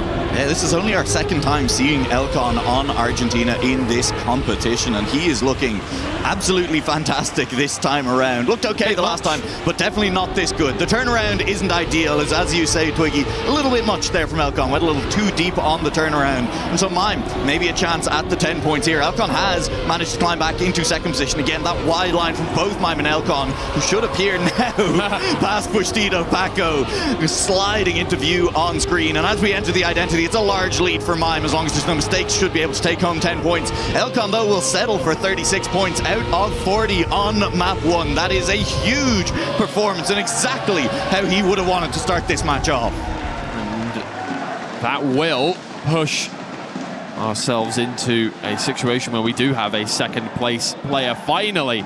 Only took 4 rounds to get there, but obviously there's still plenty of time left to go, and usually by the end everybody's on about 140 anyway. It doesn't seem to matter how many points you get right at the start of the series. No, it doesn't. As we have seen in our quarterfinals already, it is a long match. 140 points is still a long, long way away. We've joked about it as a broadcast team a couple of times over the course of the week, you know, that perfect 15-round game. When are we going to see it? A little bit too late in the competition at this point to expect that to happen at all. So, you know, you're looking at 20 plus rounds a match. Completely cleans his act up and starts driving world records every single round. That's true. Unless Neon decides that he's simply never going to crash again and nobody else can touch him. I mean, looking forward to that final quarterfinal, right? I mean, it's Neon versus 3 world champions. Players who have all won a world championship at some point, and you somehow still can't discount his still got to rate Neon in that one at the very least. It's I mean, every game from here on out, the semi-finals are going to be ridiculous, the finals are going to be ridiculous. You cannot pick a player out of this group of 16 that you're like, don't feel too strongly about them, honestly. Not my, you know, it's all right, I guess. Oh, Josh is going to fall out of contention there, going a little wide. It is seeming like it is going to be an Elcon and Mime show for the time being. Looking very good for Mime, who, again, we've seen him on this map once before, picks it this time around. And I will say Mime, out of all the players that we've seen on this map, one of very few to not have a DNF on it. And that might be what you need here at the start of this match. This might not be a DNF, but it will be a big crash from Mime. Having a little bit of an awkward time of it here in the first round on Norway. Elcon looking comfortable, looking confident. I don't know how Paco didn't clip on the inside of the hole, but he does clip on the outside. Mime back through into second place. Elcon with an easy first place as long as he lands this, and he will. Round the final corner, Elcon across the line first. Mime takes second place. And dominance from Elcon across 5 rounds. So far, absolutely, yeah. I mean, Bushido Paco's line outside of that final ice slide, sorry. It's scary, isn't it? So scary. He has hung a wheel into that gap a few times. And in order to avoid hanging the wheel this time around, he crashes into the outside wall. He had to overcorrect into the wall, yeah, exactly. Which is also not ideal. I'll level with you. He's the only player who seems to go quite that inside. Oh, and there's another situation where he's gone too inside on the ice and he has hung a wheel over into the barrier. And well, with him out of the picture. Josh might just be able to catch back up to the player in orange, especially if Mime falls back once again. That is a deceptively difficult section of the track, getting off of the dirt and then directing yourself around the banking. This line from Josh, we talked about it last time we saw him on Norway. He is crazy through that first jump, taking such an inside line on the jump, so close to the wall on it and landing so early. It's a good map for Josh as long as he can keep everything else clean. It almost makes it more insane that he's still losing to Elcon on this round. Finally wrestles the lead away from him. Now out to a decent lead. Elcon kind of clips, but it's just quick. He's that far inside. Josh still with the lead. One jump to go. Can he hold it from Elcon? It looks good. I think it is good. But the speed from Elcon is there, and Mime is through as well. I thought it looked good, and I was wrong. Yeah, all 4 of its wheels weren't on the ground at the same time, and he just bobbled and bobbled and bobbled and barely got gripped by the end of the platform. Just wasn't quick enough. That is rough. There's not a massive amount he could do about that. Realistically, it's just a rough landing. Twiggy. Yeah. We're 6 rounds in, and Elcon has 5 firsts and a second. Yeah. We have talked for years about how quick Elcon is, but the consistency. That's the thing. Any one of these players as well, if they turn it on a certain day, you know, You're right. Listen, Twiggy, you're right. But for Elcon in particular, is this the Elcon that was promised? I see exactly what you mean. Right. Is this Elcon insanely fast, crashes all the time. All the time Josh crashes there. That's a little bit unfortunate. That is the risk. Finally, Elcon has found out how to not crash. Yeah. Is this the Elcon the Twitch chat has lost their mind about? Like, you know, for every tournament for the last 3 years, where they've been like, Elcon's going to win this. He's so quick. He has every world record entering the event, and then he just crashes a little too much, and now he's not crashing. Yeah. What is happening? That is scary. It's a scary prospect as well. It's his first game of the day, and if he wants to win, he'll have 2 more to go as well. And look, if everybody's looking at this, Elcon might have the same problem here as Josh did. He does indeed. He's alive, but he gets overtaken once. And not quite twice, because Josh is 8 seconds behind. He might just be able to get it over the line. He won't. Dear. That is going to slow him down enough that he's not going to make it. He made it. Just about. With tenths to spare for Josh there. At least picking up the 3 points. But I think 3 points a cold comfort here on Norway. Those Na'Vi fans are going crazy, but it's not enough when Elcon is driving like this. It really is. I mean, nobody, I think, expecting how dominant Elcon was going to be in a quarter-final match against some really, really good players. That's the thing, right? If you wake up and you're feeling really good, so far we've only had 1 game a day, so it's just, you win your game, cool. Today, there's the chance. 3 games for Elcon if he wants to get through to the grand finals here, and if he's feeling this good over the course of the whole day, I don't see a reason why he would stop feeling good. No, you have the chance today to build momentum in a way that you really didn't across the first 3 days of competition. In fact, Elcon and Mime, they've had a day off at this point, and Elcon has clearly used that time off wisely, looking great coming into Saturday. He will be overtaken by Mime as we speak about him there. He nearly goes into an outside wall. He has survived, but it has handed Paco a very large lead at this point, in front of Mime, in front of Elcon. Although look at the speed, look at the line from Mime. 1 jump left to go, looking for all of these players to make it on through. Paco has the line up well, a little bit of a release from Mime in the air, and he has the speed around the final corner. Paco is inside, but he will not be able to keep pace with Mime, who was just faster around the outside. 10 points to Mime, smile on the face, nod of the head, and it wasn't perfect, it wasn't 40 points, but I think Mime can be happy with picking Norway. Look, it's always a little bit of a risk, you know, given how difficult this map has been, and I think it's worked out well for Mime there. Yeah, he's not going to be unhappy with that whatsoever. No. Heading to Saudi Arabia now, and this is another map where Mime feels relatively comfortable. This is where Mime beat out, who was it earlier? It could have been anyone. There's simply no way of knowing.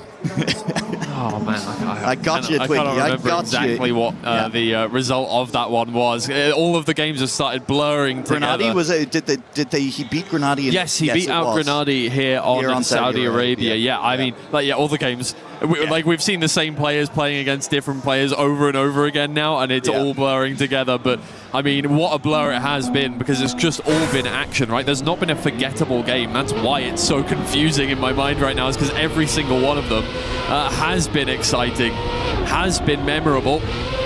Yeah, well, Let's see how this one goes then for especially, I think, our top two. Eyes on them. Can they continue to extend their lead on a map that has caused more DNFs than any other track in this tournament? This would be a great time to really start to pull away as you approach the halfway point of this map as well. They're right behind us. The drum is approaching us rapidly. I'm in danger. I thought Send they just... help to the Lenovo Legion Gauntlet stage as I am under threat. Twiggy, I don't care so much about. Twiggy, I'm sure we'll be fine. Yeah, I'll be okay. I can fight. Josh on out. Yeah, I thought they just got louder. I was like, what has happened that you're getting so excited about? We're between maps. Yeah. But look, Mime, they just be able to make something happen here. Very awkward. Split the difference between that kind of keeping the wheels grounded and jump line we have seen. So Mime dropping away. Paco in the lead, leading from Elcon. But Elcon, maybe a chance to snipe at the ender. We've seen it before. It is good from all of them. Mime came flying in just to crash. She will be out of this round. Should still maybe be able to finish, but I think it's going to be a relatively close run thing. Will he make it up the hill in time? 3, 2, 1, 0. He just about makes it across the line before that cut off. And so Mime will at least get his 3 points, but not the round he would have wanted. Elcon, though, is now at exactly half the points needed for finalist.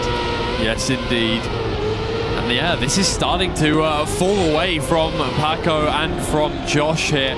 This is the thing. You get caught up in the whirlwind of a player doing incredibly well, feeling themselves on a day like Elcon, and to a certain extent now, as we've warmed up into the series, Mime, and can start to fall away from you very quickly. However, usually we'll see by the end, by the time somebody gets to about 100 points, these people at the back start to wake up a little bit, and hopefully for Josh and for Paco, that is the case, because things are looking rough for them so far. Yeah, I mean, we heard it said yesterday, but I believe it was Pac, that there are certain players in this competition who kind of wake up once someone else in the match hits finalist, and I think that's definitely a worry here with especially Postito Paco, who has taken scalps already this tournament, has beaten Mutta twice. Part of the reason that Mutta, pre-tournament, one of the pre-tournament favorites for a lot of people, not here in the playoffs. Hang on a second though, as Mime is overtaking Josh. That's a snipe.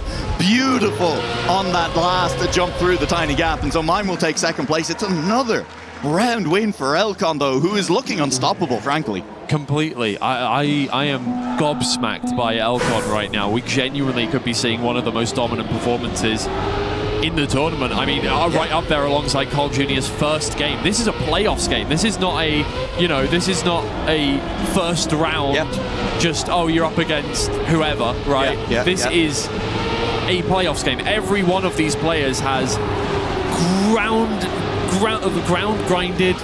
Sure. I mean, both past tense of the same word. Has grinded their way here so much and have proven themselves. Oh dear, Mime. And to still pull off a performance like this at this stage, that would be unbelievable. The job is not yet done. He has to get more rounds than this, and Josh is looking to stand in his way. Yeah, this will be big for Josh, who's only on 35 points after nearly 3 full maps, and he's not going to get a huge amount in this round. Elcon, I think, a little bit of a release just to keep it out of the far wall there. Is, though, in a clear first place, nearly about half a second down to Postito Paco in second, and the other two out of sight in the drone shot just there. Nowhere near. Hang on a second. Postito Paco through into first place. That's 10 points for him. Elcon, he's still going to get second. There's nobody near. He will make that jump cleanly, second time of asking. And Josh and Mime, DNF from Josh. He's not even going to attempt it. Mime is going to DNF. Just a timeout on track. So someone check Elcon's outgoing bank statements. I mean, look, Elcon, he still extends the lead. It's unbelievable. Unbelievable how he's still that far ahead. I mean, look, we've seen leads that look amazing. Turns out they're tenuous in the end. Obviously, 10 points around can really start to stack up very quickly if you drop the ball for just a second. Look, this one seems ridiculous right now. I don't know. Something about it. Paco is there within arm's reach. Mime is obviously right there, but of course we're checking for the cutoff point, the second player really, and you know, if you are in first, you have a cushion. You're not safe, but you feel a lot safer up there than you do when you have a player right behind you, as Mime does. Well, 3 players right behind him at the moment. And now in one the player, round, maybe even right in front of him in this round. Elcon through into first place, and Mime sitting just behind him. This time around, no mistakes from all 4 players as we head into this tiny gap. Will there be the mistake? Elcon leading the way, and that is perfect once again. There is the mistake. It's Where's Paco who's made it. It's another round win from Elcon, and it is going to be Paco and Josh trying to at least finish. The timeout will be there, but Paco, I think the only player to get caught by it is Josh will get through. No, he was way up ahead. Yeah, okay, there you go. And here's a stat for you, Twiggy. Go on. Across 14 rounds now played on that map, on Saudi Arabia, Elcon is the only player remaining in competition to have neither DNF'd nor ever even come last on a round in Saudi Arabia. That's pretty amazing. On a map, given how much we've talked about how difficult that map is, how many DNFs there have been and the rest of it, Elcon seems to be having no problems with it. That is interesting. Isn't it wild? Yeah. Isn't that just a little bit of fun? Yeah. I mean, look, sometimes, look, maybe, you know, obviously, if you're a football player, you'll do penalty drills. If you know you're a penalty taker, you'll do, you know, corner kicks over and over again. Sure. If you know that you're going to be taking corners. If he knows he's going to be playing Saudi Arabia, maybe he's just redoing the tiny gap jump over and over again. Practice that one bit, that little section at the end. We do know that part maps exist, but like these players make part maps before big events so that they can practice specific sections of the track. Problem points, there may just be one just for the jump. It seems like a lot of the players haven't found it though. Yeah, exactly. Yeah, Elcon's been keeping it safe and secret at the moment. The thing is, I believe Elcon and Mime training partners coming into this event as well. You know, we've talked about the fact they were ex-teammates. I do think that they were training together pre-event as well. So, you know, I mean, it's why we see them taking similar lines through, for example, Argentina. The drop down on Saudi Arabia. And hey, hand in hand in this match too, right? I mean, not quite as close as maybe Mime would like it to be. He is now 24 points behind Elcon, but maybe a chance to close the gap here as Elcon has fallen off the lead just a little bit here in our first round on South Korea. And of all maps in this map pack, South Korea may be one where there isn't as much room to gain that time back here at the end. Josh looking for something here. He's had a very, very quiet series as well. Let's see if he can make something happen on the identity. Does seem like British players very good at this identity somehow. Epos always makes up a hell of a lot of time, and Josh has done the exact same thing. Finally, welcome to the stage, Josh. How'd it feel under those lights? Mine was only 2,000s behind you, apparently, but... Yeah, you can see it. Sigh of relief from Josh. I think, as you said, welcome to the stage, welcome to the match. Maybe now you can start to settle in. You've proved to yourself that you are capable of winning rounds here in what is a difficult quarterfinal match where there is a lot of pressure on the shoulders of all of these players. I think maybe especially for Pushito, Paco, and for Mime, they may know each other well, but both of them representing teams who are still vying potentially for top 3 here at EWC. Navi and VP, both with a chance still. Indeed. I mean, yeah, exactly. Look, obviously, we are keeping our attention at the top with Team Falcons and ag.al.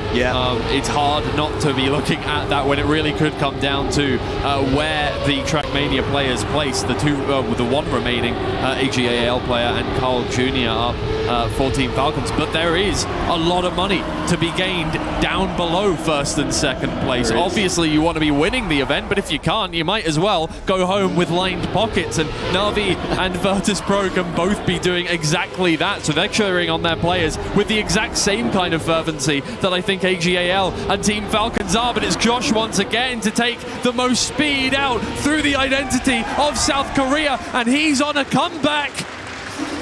Well, don't call it a comeback, Twiggy. Never call it a comeback. Don't call it a comeback. He was always here. He wasn't really, is the thing. This has been now 2 round wins in a row.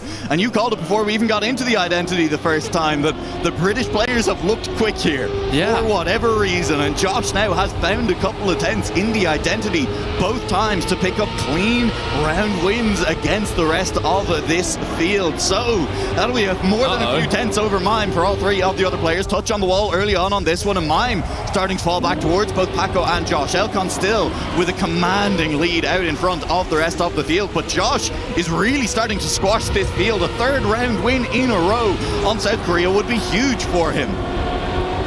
Well, indeed. I mean, Yeah, what is it about that identity that Josh and Epos know that nobody else seems to? I mean, look, same thing with Elcon in Saudi Arabia, right? Some players are just absolutely brilliant at certain identities and certain specific parts of the game. Josh comes from full speed. I don't know if reactors are really his thing, but here we are. And he's doing very well. Can he do it again? Paco and Elcon out ahead for the time being. Is he going to gain any speed on them? He's gaining speed on Elcon. He's gaining speed on Paco. Can he do it again? Can he get the overtake? No, the final turn isn't quite there. It's Paco to get 10. Elcon 6 thousandths behind once again. He's going to move up to 109 points. And Josh finally is stopped from his, well, I mean, the monumental amount of points that he has gained in the last couple of rounds. Yeah, but right back up there. Look, Elcon has been a little bit quieter in these last couple of rounds than he was to start this match off, but it built up such a genuinely monumental lead already that now these second places just taking it over. Elcon is slowly getting a little bit closer towards that 140-point mark, only 31 points away from it now, and any second now, a win for Elcon would put him dangerously close. Do it. Won't be this round. Tell you what, as that is a touch on the outside wall from Elcon, still had the reactor going, so doesn't lose too much speed, will still be able to pick up a couple of places if there's a major mistake from anyone else, but that mistake may be unlikely to come through with only a few corners left here on South Korea. Mime overtaking Paco as we head towards the final grass turn. Chicane to come, and then we're into the identity. Mime now has built a 10.5 of a gap back to Paco. Josh is still here. Mime has made that mistake, and we'll see if Elcon can overtake him. But up front, this battle is Paco versus Josh. Paco way out in front for a given value of way out in front. It will be enough, though. It should be enough, though, to carry him to the finish line ahead of Josh. That will be 10 points for Pushito Paco. Josh 1-1-1 behind, and that will be another second place for Josh. What is it about getting to 100 points that suddenly just everybody else is right on your tail? They look at the scoreboard, they're like, oh, wait. Hold on a second. Hang on. There's a game going on. They might win. There's only 2 spots available. I forgot. That's true. These guys just play this game all day, every day. They're so used to that there being no stakes, none at all. Yeah. They realize under the bright lights. To be fair, I do think I said this a while ago in a completely different context, but you know, obviously, massive event. Yeah. It's insane the stage that they are on and all. Yeah. But once you're locked in, you forget. Yeah. You forget all about it. Maybe Binks and Gwen can't with the fans that they've got. And honestly, the Na'Vi fans might actually be louder. Well, yeah. I think there's less of them, but they are louder somehow. Yeah, there's kind of a little bit of rivalry going on between all of the club teams present as well, as who can make the most noise here at the Trackmania stands. Yeah, right in front of us too. Right in front, right behind us, right in front of the stage. And as you said, for the players, definitely a little bit of a new experience for some of these Trackmania players as well. So that much noise at the end of rounds. Those noise-cancelling headphones better be good. They better be putting in real good. They're trying. They're doing their best, and so is Josh. Has mounted a little bit of a comeback, but the last couple of rounds there on South maybe not really going his way. This first round on Poland not going his way either, as he will drop into a distant 4th place. And Elcon, who now hasn't won a round in just a little while, doing his best to maybe get there and get to 140 with momentum. We saw in the last match, Twiggy, Massa made it to finalist first. Jump. And from there, just not able to close it out, right? You want the momentum hitting 140 as well. It's not just about making it to finalist. Precisely. It's about closing it out there as well. That's a full crash. You were talking about a few corners on South Korea. We're going to need a few coroners on Poland after that one. Truly that one in the tank for 10 minutes. Big fan of that. Is look, Elcon with a little mistake earlier on, still in contention for this round, but will not manage to beat out Mime to the finish line. There, that'll give the Na'Vi fans something to cheer about as Mime picks up 10 points, only 2 points away from breaking that 3-digit barrier. And not a huge amount for Elcon there again. He is starting to fade a little bit as we get deeper into this match. Yeah, that's the thing. You were talking about wanting to get to 140 points with momentum. Just at any point, you don't want to lose your momentum. You need to rest it back early before you start losing and losing and losing. Epos just last game was talking about how it felt like it was slipping away from him after a couple of tough rounds. He felt like it was becoming harder to get back that control and finish out the game there on Finalist. And the same thing can happen at any point. You do need to make sure that at the very least you're coming home with some points in every single round, otherwise it will get into your head. I mean, it was the same thing I think probably earlier on in this game for Josh, and suddenly he is back in things, and you can see how much the confidence is doing for him now. Really is, as he is pushing Mime in this round. Around the water That's we wide. go, and how hard can you push it? Elcon pushing harder than Josh on that one, as Josh forced to release to make it around the corner, is now down in third place. Where are you going? So is Elcon. Is Josh still alive? He's not there. Where is he gone? Elcon still holding this lead. He's not moving fast, but he is still Where is going everybody? to pick up first place in this round. Respawns further down the track.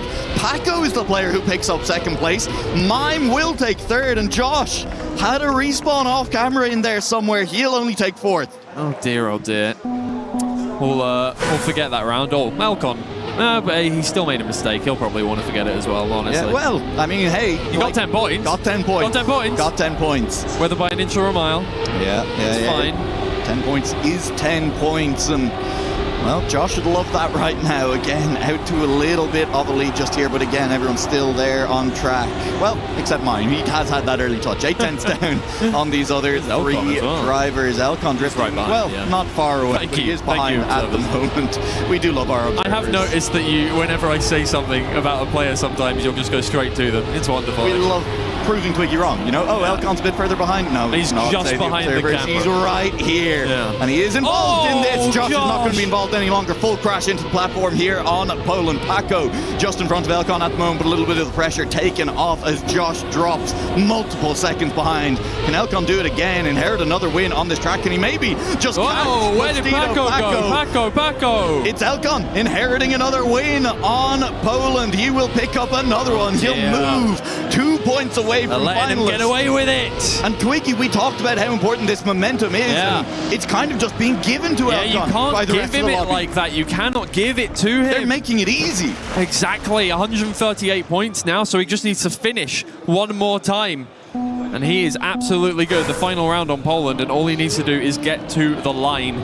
He will be on finalist mode as we head into Argentina. And for everybody else, it's coming a little bit too early for them. They wanted to gain a few more points before they let Elcon up into finalist mode here. I mean, Josh was loving life, getting a few more on the board. He was on 30, I believe, 38 or so before we got to the map before this. South Korea, indeed. And now up in 80. It's not within striking distance, but he can do something from there.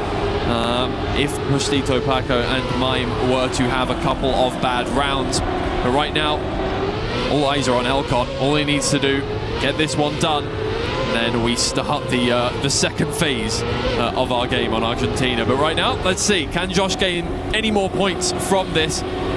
Elcon knows he doesn't need to push. He's probably not going to want to go too hard, not risk a DNF. Josh is low, very low, but he gets it done. Mime on the inside, he has a lot of speed. Can he get an overtake by the finish line? It's Josh with a better landing. He should be all good, and he will get some very valuable points in the dying embers of the game. I was going to say of the round.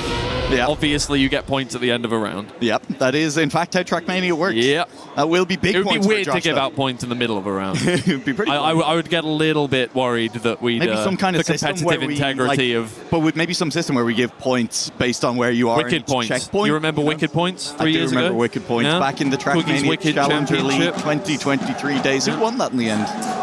God, who won? It was Twiggy's Wicked Championship. Who won the Wicked Championship? Yeah. I believe it was Twiggy awarding points based on might have been Scrappy. Massive crashes and cool tricks. It might have been Scrappy, actually. I remember some very cool backflips from Scrappy. No, that season. I think it was Link.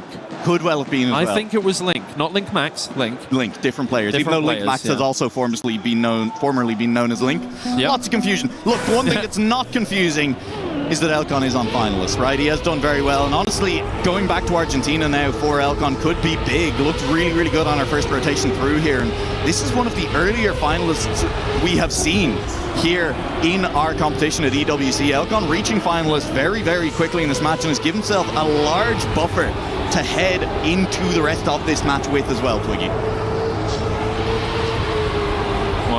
Elcon now can close it out. He is out in first place here. Paco right behind, trying to deny him, trying to get himself back up to a place where he can do something and get back onto those points. And a stop, but oh, it's Mime who overtakes first place. Unbelievable stuff. It's going to come down to the wire if it stays like this. Mime looking for first place. Elcon holding him back. Line. Bringing out the shoulders, trying to stop him from getting it done. He wants this right now. He does not want to risk having another streak of rounds where he loses out on those points. Those all-important points. The speed is good. Is it good enough? Mime goes further ahead. It's only by half of a tenth, but it's good enough to deny Elcon. That is so close. Elcon was there. He had the chance. He nearly made it. And of course, training partners, they have the same lines through this track. It will not be decided by someone having found something in practice that gets them an edge. It will be decided by execution in every round between those two players. Elcon denied for one more round by Mime. This time around, it is looking like a clean start for Elcon, although he catches a little bit of air. He may even have touched a wall. Elcon will drop behind by a few tenths, and this may not be the round he closes it out either. And as we've seen time and time again in this week, time and time again throughout Trackmania history, if you hit finalist, the longer it takes to close out, the harder it becomes.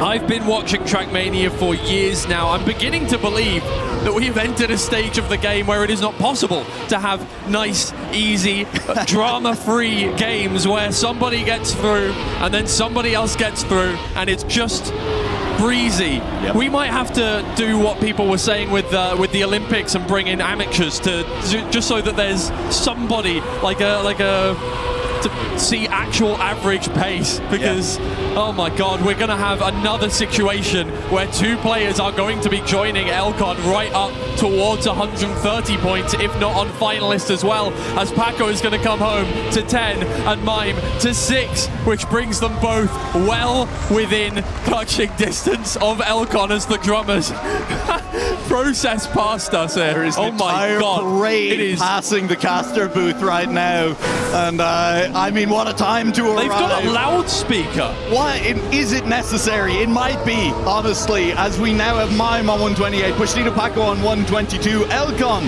could still close this match out at any time, as he just needs the one round win, and he looked so good on Argentina the last time around. 3 round wins on the first visit, 1 second place. Elcon looked untouchable. He is looking, well, very touchable right now, Twiggy. I don't know if you can say that.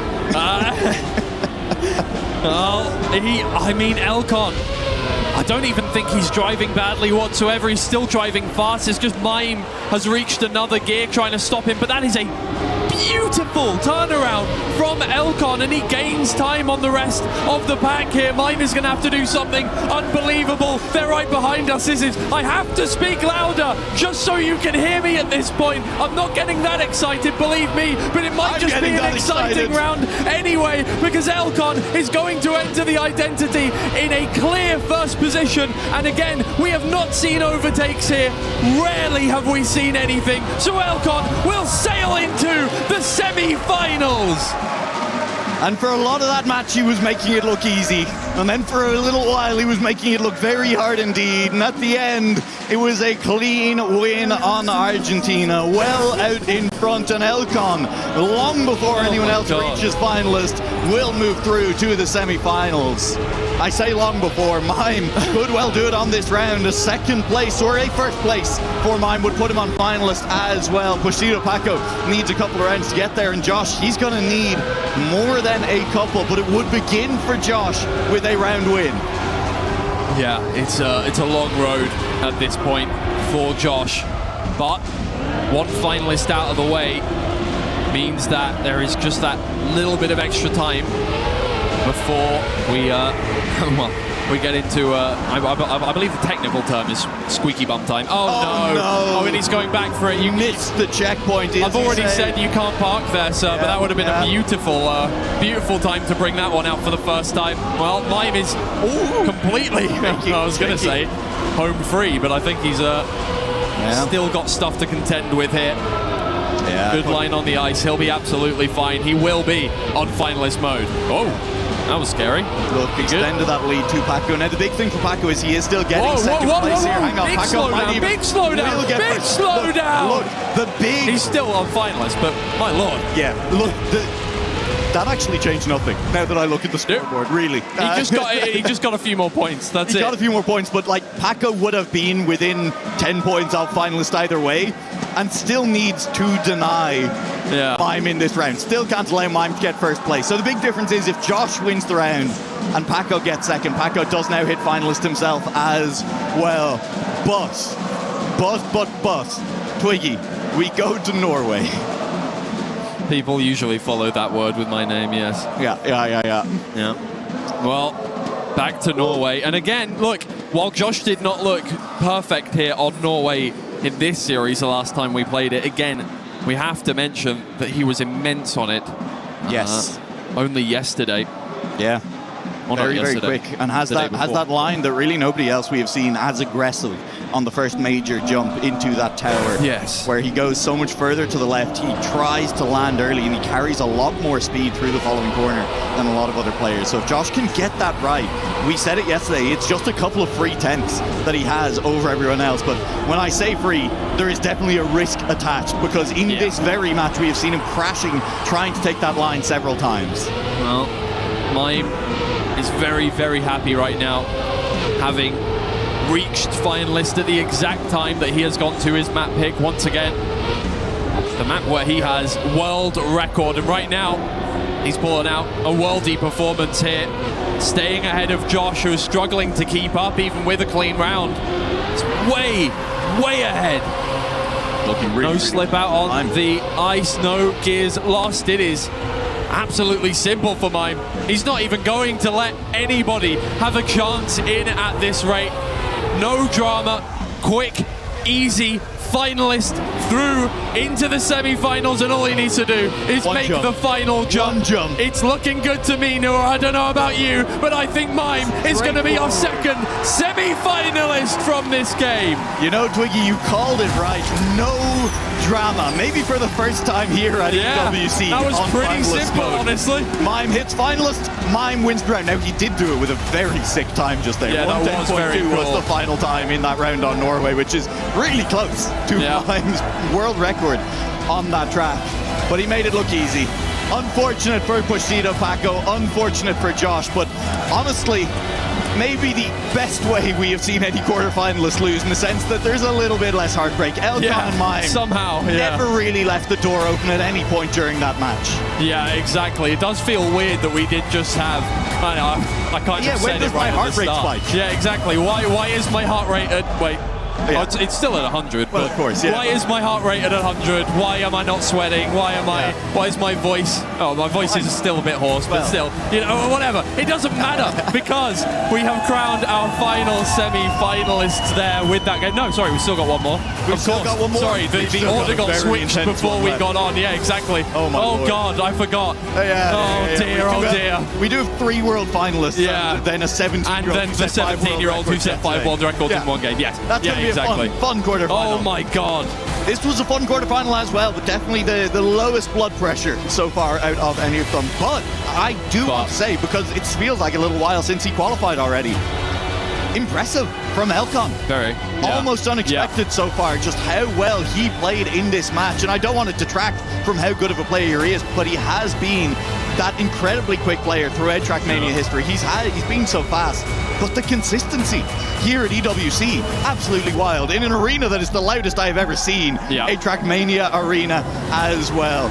So impressive from Elcon. Himself and Mime will move forward in this playoffs bracket. Can they keep it going? They'll get to crush a couple of keys first. Yet another quarterfinal done and dusted. Our victors are set in, and it's time for yet another key crush. She's hungry, and she's been at it the whole time. Elcon, our victor in the matchup, go up to our key master for a very first one. That is Bushido Paco eliminated, the first key of the series, knocked out and destroyed. Elcon, Couple questions here. I mean, congratulations, you win.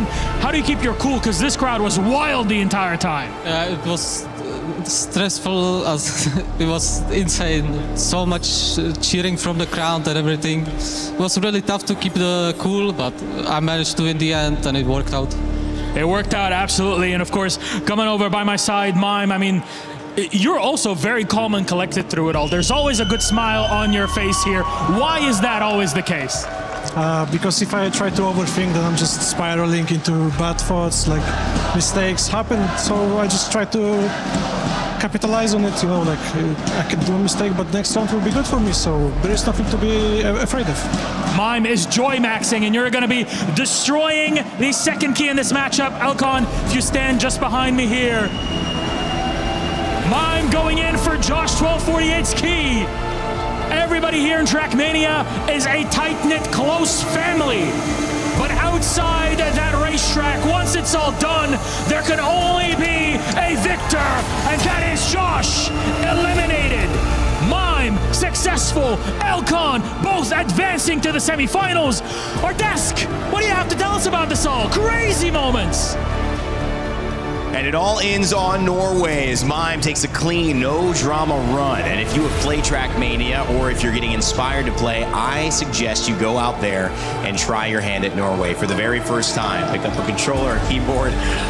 It might take a while before you're back with us. Let me just say that. Those jumps are not easy, but he made it look easy. Mime swoops in with the win. I think that's kind of mean of you to suggest people to start with Norway. That's a little advanced. It's rude. It is rude. Maybe start out with the campaign maps. With Argentina. Argentina, maybe. Argentina. Yeah, that's even meaner, I feel like. Yeah, man, those jumps are tough. I learned the hard way. But also, Elcon, you talked about the speed that he brought to this competition, and he's continued it, taking the win in a very convincing fashion. Mime following up as well, and I gotta say, Norway to me a big deal because it was his map pick. He did feel so comfortable, and also it's just something we haven't seen in the tournament. So as these two continue now into the semifinal, whoever they'll face, I feel like that's something to watch out for. Yeah, and of course he also was really comfortable on Argentina as well. I mean, just looking at them both, they did really well. If you would have came in before this tournament and just looked at this matchup on paper, I definitely think people would have said Elcon or Mime.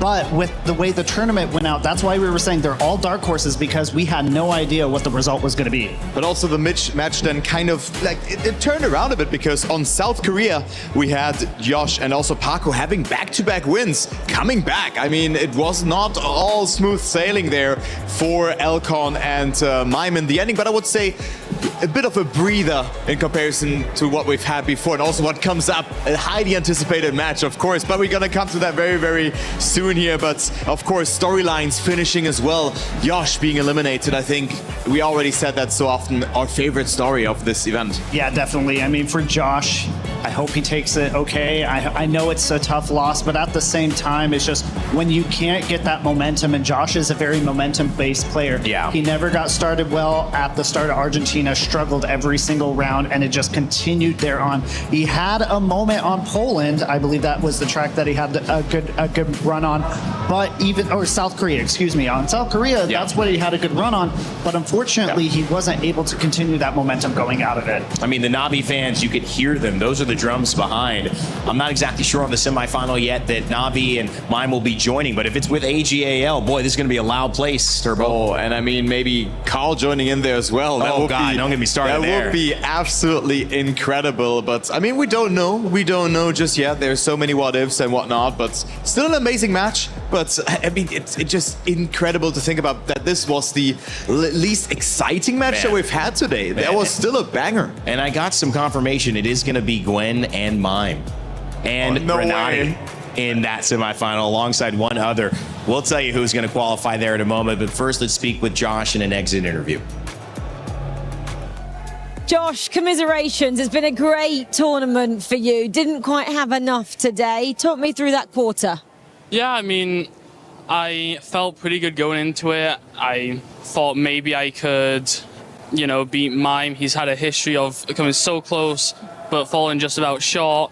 Elcon, I mean, I was his teammate previously, felt confident as well.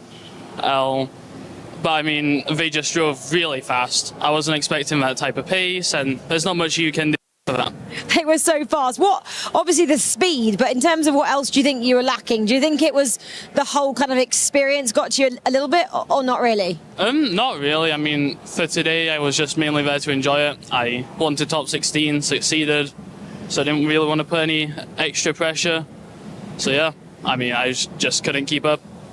Tell me a little bit about your family. We know they've been here watching in the crowd. How proud are they to watch you up here on the biggest stage? Well, especially after the things that happened on, I think it was Thursday, me even playing, they were very proud. And I mean, from there on, yeah, they're just very proud of me. Yeah, what has this experience taught you about yourself and your ability? That I'm better than I think I am, but I'll probably forget that within the next week. Oh, absolutely not. Going home tomorrow, when you look back on this experience, what will be your biggest takeaway? It's kind of hard to say. I mean, yeah, just that I'm one of the best players, it seems. I don't know. Yeah, one of the best players in the world, getting to quarterfinals at Trackmania at the Esports World Cup. That's a good story to take away, maybe to the pub or to work and tell your mates next week. Yeah. Josh, congratulations. Sorry it wasn't meant to be today. Thanks. Thank you so much, Josh, for those words. And I love the lessons being spread here. You know, you do get to tell your own story, and not just to other people, to yourself. Josh taking away the fact that he is one of the best players in the world. And without a doubt, the facts support that. Top 16, quarterfinals, biggest tournament in Trackmania history. Congratulations, Josh. I know your family's proud. I know many online are also proud as well. Let's turn our attention to the bracket, because you're probably interested who matches up with who. Let me tell you, this is going to be fun. So Gwen is going to be matched up with Grenady and Mime now.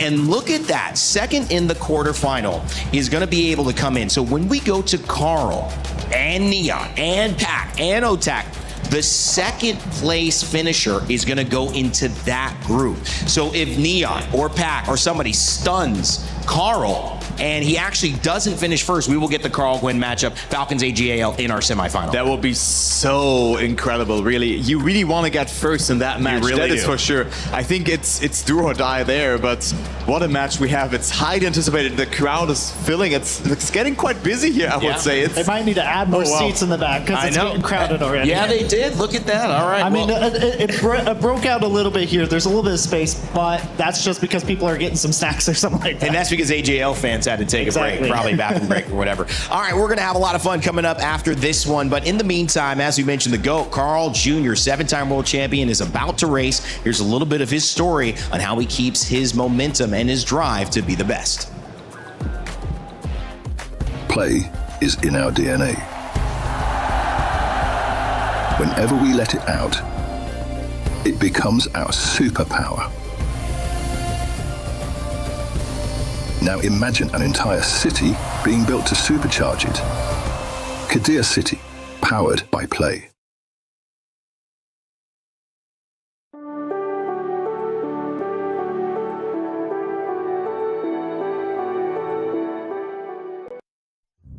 He's just not stopping. He's always winning. The benchmark, the guy to beat.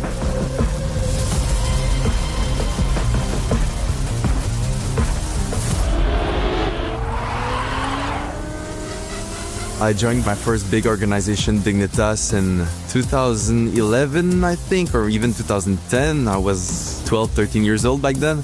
I didn't know there was a World Cup. I just wanted to be in this group because they dominate the online competitions. In 2012, I discovered LANs. I told my father that I want to go in Paris. Fun fact, it was exactly here. And my dad, he didn't know much about esports, but he likes video games. And then we go to my first LAN ever. And from that moment, I had the trust of my parents. And, well, because of them, I'm here today, you know. Carl Jr. has been around for so many years in Trackmania, but he's also such a nice human being. He's so friendly, so open to talk with, and over the years, he's just not stopping. He's always winning, and even in 2025, he redeemed everyone wrong and won a very important title alongside Pac again. It's quite difficult to find new objective. It's not very easy to reach the top, but it's way easier to reach the top than staying at the top. Because you put the objective that I want to be the best player. You achieve it, now what? That's a beautiful struggle to deal with, and it's just about setting a new objective, trying to find new ways to set new goals. Everybody's expecting a lot of you every tournament that you play in. Sometimes it's hard to deal with, but I'm trying to make sure I deliver to my expectations every single tournament that I play. Carl Jr. into first place. He's mine has been caught. Carl Jr. Getting Trackmania into EWC is really life-changing for us, and I'll be forever grateful for that opportunity. Now, since there's so much to win, I can finally be a full-time player, you know? He's one of those players that just stands the test of time, irrespective of discipline. No matter if it's like the early World Cups or like the transitional part at the beginning of the decade or the present day where there's so many young guns coming to the scene, he's always the benchmark, the guy to beat. And most often, you can't beat him. It's really the way that I see it. Probably an immovable target most of the time. And the ones who are able to actually pip him off the throne are very few and far between and can be counted on maybe a few fingers of one hand.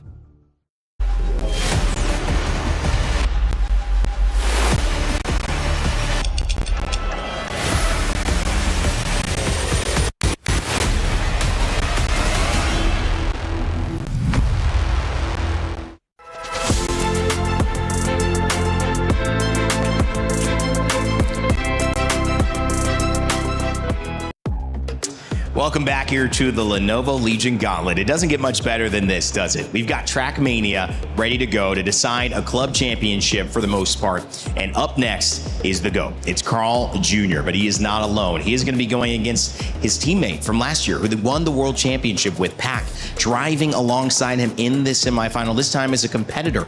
But don't forget, we still have Otak in the mix as well, who's trying to steal a spot from him. And when you come down to it, Neon, the young gun, one of the stories that we talk about the most here, the kid versus the GOAT. It is anybody's race. Anybody's race. 10 World Championship titles in one single match. Wow. How crazy does that sound, Kai? It's absolutely incredible. And then Neon, the 17-year-old in there. Like, it's just a fairy tale. It's such a good match to conclude those quarterfinals here. And I mean, don't count out Otak, who probably is the dark horse for a lot of people in that match. But once this guy picks up momentum, it can be over. I completely agree. And this is time for us to introduce our PS5 story of the day, which is Falcons Dreams, Carl Jr.'s hands, which means that the club championship for Falcons has a chance here to go back to back to back. For those just jumping in, what is the club championship? It's a battle that ties all of EWC together over these 7 weeks. Teams earn points to get their share and finally find themselves on a leaderboard that will potentially mean $7 million to the winner. That's right, $7 million and lifting that elusive trophy. G-Geek, what does Carl have to do to relax, to not know that, to feel like there's no pressure on him, even though there is? There's tremendous pressure on this moment. There's tremendous pressure on this moment. I feel like he's just got to stick with his guns, like play his own race. He knows that he's got the pace to beat pretty much everybody in the field. And really, the pressure is on ag.al, with Gwen, which we saw manage to qualify for the semifinals. Really, it's the pressure on the youngin from France. The man from Quebec is very much looking calm and collected, but so is this man, Neon, who had an absolutely scintillating day too. I mean, about Carl, it's really like his armor was almost getting cracked, I would say, in that match against Neon, and he should try to avoid that, but now he has Pac, Thomas Cole in that match as well. Vitality joins in now as well. You can hear the crowd going crazy as well, and look at that. Oh, he got security. Otak got security. Wow. We got competition. Oh, no. That is Men in Black right here? Bonkers. Oh, my goodness. This is a Frenchman in black right here. That doesn't look like Will Smith, but I do think that he's got some style. I will say that is an incredible walkout. The cavalry, indeed, for Team Liquid. So this gave you goosebumps, Turbo. I can understand why now. Yeah, like every time when I think about this game, I'm just getting goosebumps. It's like you can hear the crowd as well. They're going absolutely bonkers here, but I cannot really predict what will be happening because the match before and as well, I thought it would be not that close, but it was close in the end because everybody came back, everybody has weaknesses, and it's just crazy. Well, there's two guys I really want to hear from, G-Geek in a second, but right now, there's only one, Carl Jr. Carl, a lot of people have sat here on quarterfinals day getting very nervous. As a 7 times world champion, how do you view a quarterfinal? It will be tough. It will be tough because I have a pretty hard bracket, I'd say, with Pac in mind. Neon has shown amazing stuff against me. And then Attack, a former world champion. So I think I have a very rough quarterfinal, but I'll give my best. Yeah, 3 world champions in this quarterfinal. You've just mentioned them all. Who's the most trickiest opponent? Pac, on one side, you know him so well, you're great friends. Neon is this new underdog coming through, and he's had this world champion pace. Who worries you the most? Well, I'd say potential-wise, Neon has so much. He has shown that he has the pace on all maps, so if he can get consistent, he will be very scary. Pac, obviously, it's around the same style as Neon with a little bit more experience, so it's very dangerous. And then you have Otak, who's a little bit slower, but always there, always consistent, always solid. So to be honest, I just need to play my game because they're very good. With your pedigree, though, are you able to just play your game? I hope so. I hope so. I'll try my best to do that. With someone like Pac, who obviously you've played alongside so many times as well, do tactics ever come in it? Have you guys spoken about how you might approach this together? Not really, because everybody can be good on any maps. We know what maps I'm good on. We know what maps Tom is good on. So not really. Like we know what to do, I think. All 4 of you are good on all these maps, pretty much. It's now quarterfinals. What will give you the edge out there today? I hope my composure. Yeah, my composure will hopefully give me the edge. Do you think the others then, especially likes of Neon, who is new to this, may lack composure on this biggest stage, and will you look to capitalize on that? I really hope so. I mean, Neon, it's his first LAN, and he already has shown that he's very good at his second ever match on stage. So we'll have to see. Have you tried to get in any of the players' head yet? Have you tried to do any trash talking of the likes? No, not really. I'm quite boring nowadays. Does anyone do that, actually? Any of the players? Who's most likely to? Maybe Attack, he likes to joke around. But the thing is, in the Trackmania scene, we know the guys too much. So they cannot get into our head. You're the last quarterfinal today. The other 3 have been stressful. You are, though, a 7-time world champion. Good luck out there. Thank you. Carl Jr. saying he's counting on his composure, and I feel like it's a great word to set the scene. If it's not being set enough behind me there with our fans from Vitality, I'll let you know. This has the most stakes out of any quarterfinal. Carl Jr., if he were to go out here and not qualify top 2, G-Geek, that would actually open the door for ag.al to steal the club championship, so he must win. He must win indeed, and this is going to be one tight matchup to try and win it. If he does go out, Gwen would have to win his semifinal, go to the grand final to tie. He would still need to come in 3rd if he wants to bring the title for ag.al. Also second place, he would then play against ag.al, against Gwen in that match. It would be absolutely bonkers, really. That would be so incredible to see. And then both have it in their hands, of course. But before that, they have to get into the top 2. But only 2 of them can make it. 2 will be eliminated and their keys will be crushed. This is going to be probably match of the year, if not match of the decade, Kai and Rain. And I'm so excited to see it get going. It really could be. At the end of the day, the stakes are as high as ever at EWC. Who would have thought it would come down to our final day? A club championship trophy fought for weeks on end, months in Paris, grueling effort, planning, and preparation. They get in here for Falcons. It could continue for them as well. We're witnessing history, and it's being made by Trackmania on the Lenovo Legion Gauntlet. So let's begin our final quarterfinal. Yes, you heard it, and you can barely hear me, I'm sure, because the entire crowd is on its feet here in the arena. We're loving every bit of it, and Trackmania gets to decide it all. Fans from multiple clubs have joined us for the final quarterfinal. 2 players have already advanced from quarterfinal 3, and we're set. 2 more have to move on to semis, and guess what, Adam? We got 3 world champions and a huge rookie in the next one. 3 world champions in the same. This could be a grand finals anywhere else. 10 titles between them. I know one thing's for sure, that they want to make it all the way through to the next round as they are aiming for the biggest title in Trackmania history here at the Esports World Cup. The question I have here, Paris, is, are you ready to meet your drivers? Oh, we can't wait. Then let's bring them out. Here they are. Please put your hands together for the one and only Carl Jr., Pack, Otak, and Neon!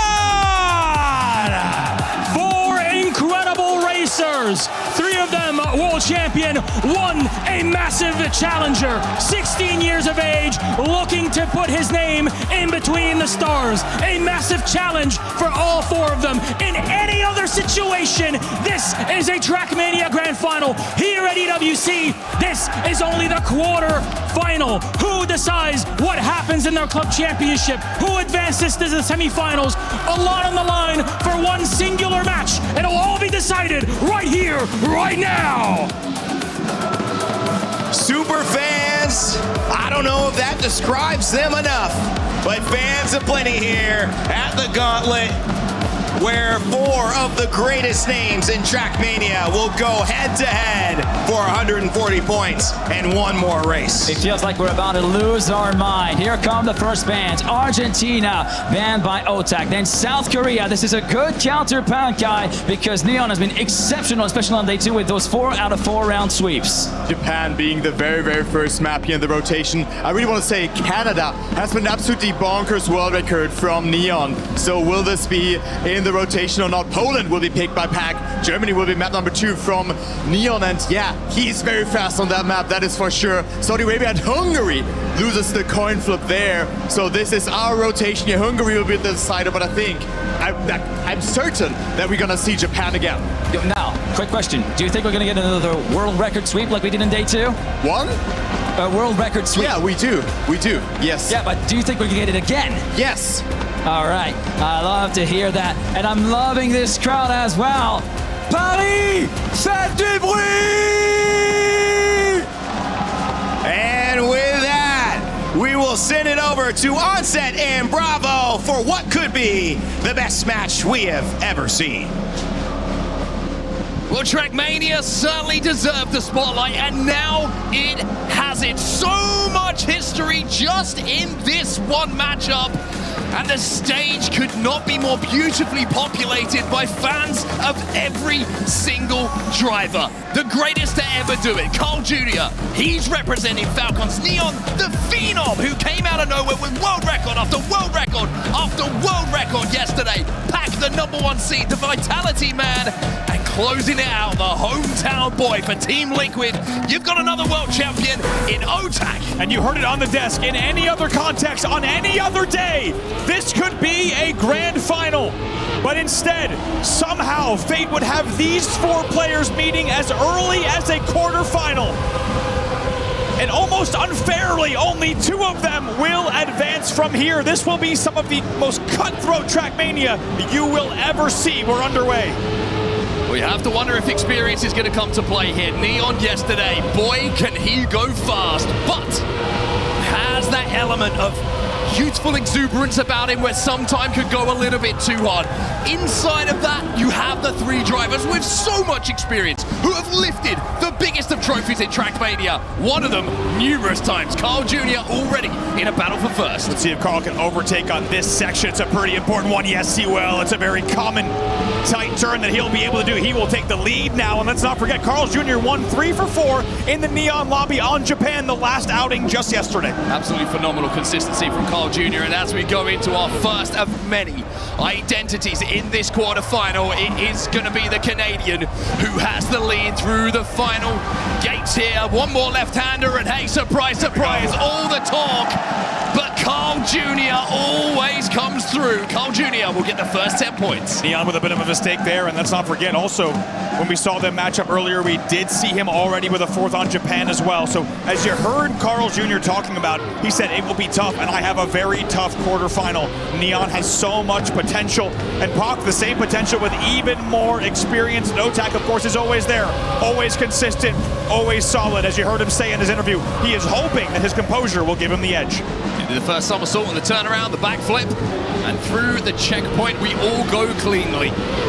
Neon and Carl Jr. This battle yesterday, Andy, was absolutely unbelievable. It was back and forth, back and forth. The only way that Neon could beat Carl Jr. was with world record times, and he's out in front again and flying ahead of the pack. Wow, and really nicely done there on the turnaround as well, but it's Pac out in front. He's got something to say about all of this as well. So much support here for Pac as well. The Vitality Faithful are out in the stands here in the arena, and a win here for Pac would send them absolutely wild. Leading the way here as we go into the no-break section, and then we get a little bit fragile. Yeah, into the fragile, and now you can see just a little bit of different speed coming out of it. It's still Pac out in front. Pac leading the pack for the first time here is Neon. You know he's going to push him, and you know that Neon loves to go quick, and he goes into the lead here. Pac's trying to cut the corner, and it's a head-to-head to see who takes it. It's the Vitality man by 0.02 of a second. Wow, you talk about the composure to hold on there, and you can see deep breaths from Pac. We've seen him deep breaths, big exhales, talking to himself all weekend long. He knows how big of a deal this is. Let's not forget, Pac with the #1 seed here as well. They'll be tied up now, Pac and Carl on 14 points apiece. Remember, DreamHack Birmingham was then this year where so many drivers who have ended up here at the Esports World Cup competing for the biggest prize pool in Trackmania history threw down everybody at that LAN. Then it was the top 8 who went through, and who was the #1? Who walked away with that trophy? It was Pac. It's important to note through this map set as well, you heard the devs talking about when will Neon throw down those world records. You might have caught it on social media, across Reddit, Twitter, the video edits as well. Neon throwing down 5 for 5 the last time he met up against Carl Jr. in world records. An unbelievable feat. He's out in front yet again. A little mistake from Carl. Put that one in the scrapbook. That is extremely rare. A little touch on the barrier will send him behind Otag and down into 4th place. Neon in the lead. This time with a little bit of a gap opening up over Pac with a win in the last round. Neon pushed him all the way, but Neon with that advantage here going into the identity. See if he can hold on here, and Pac to the tap as well. That means Otag will now be pushing here against Neon. Neon could just take his foot off the accelerator if he wants to, but that's not really the way that the young man does it, and he falls at the last turn. Otag gladly will accept the mistake and take home the 10 points. It's a PB. That's well for Otag. By the way, Carl almost gets in ahead of Neon in the end as well. That was almost even more points being stolen off. Instead, Turbo couldn't believe it. Yeah, instead it's a very important result coming in for Otag, and he'll now be on second with 19. Wow. Well, into round 4 of Japan, and it has flown by. And barely a point to separate everybody. Pac with 20, Otag with 19 after that 10 in the last round. Carl Jr. 17, Neon just in behind, and maybe should have had a few more with 13, but barely a point separating them as we will conclude Japan and look forward to our next lap that's coming up. It's Neon in the lead once more, but can he eliminate some of those mistakes? Let's not forget, on this last outing when we were on Japan, Carl went 3 for 4. It's a very different landscape. That tells you just how tight, just how competitive this lobby in this quarterfinal is. Well, once again, falling behind the pack a little bit here. Has made a little bit of time up during that last section as we go into the no-break now, and Pac will go into the lead. Otag is in second place. Neon's just fallen behind as well. A little tap coming in from him as we now have the Englishman and the Frenchman battling out for first place. Yeah, Pac's looked very good through here. He's had very clean lines. We'll see if he can close it out. Otag trying to press though. Yeah. Trying to close that gap, but Pac is holding on. And Pac comes through clean. It will be the Vitality man closing out with 10 points and another PB for him. Wow, and Carl there will be in third yet again. We have to mention it. These are different races. This is a different lobby. Let's not forget, last time it was Carl and Neon up against Masa and Solja. And while incredible drivers, there's a different quality in this lobby here. Coming out of Japan, it will be Pac on 30 points, Otag on 25, Carl Jr. in third with 21, and Neon only 5 behind him in 16, but it's Pac and Otag out in front. Phenomenal drive from Pac. 30 points out of a potential 40 in this lobby. Absolutely fantastic stuff from him. For Carl Jr., that was his pick, remember? Yeah.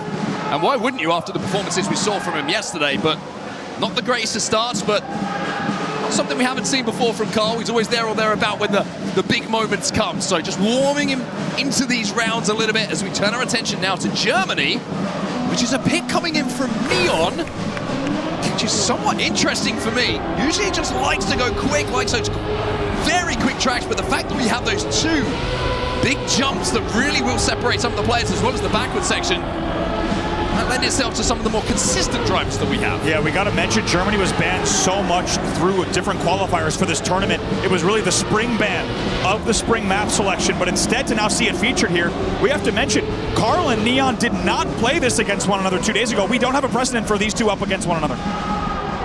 3 cars side by side as we head into the first of the ice turnarounds here. Carl Jr. having to play spectator at the back of the pack for now. Otak in a very, very slender lead, but as I say that, it's taken away from him. We go through the checkpoint and 1/100ths of a second is separating the top 3 essentially here. Pack trying to close that gap onto Neon and Otak. Slightly variable lines from all of them as we go into this final transition here. See how low they can each land. Looks like really good lines coming in from each of them. Otak, though, just ahead by a hair. Neon, though, taking an aggressive line, cutting both of those corners, and by doing so, takes the lead into the turnaround now. Everyone turning a little bit of a different direction. Neon trying to hold on the line. Great speed from Otak, but not enough track left for him to steal away that 10 points. And uncharacteristically, it's another 4th place for Carl Jr. Like we said, we didn't see a lot of him on Germany, not just this weekend, but even leading up as well. So that now puts Pack on 34, Otak on 31, Neon on 26, and Carl Jr. just behind at 24.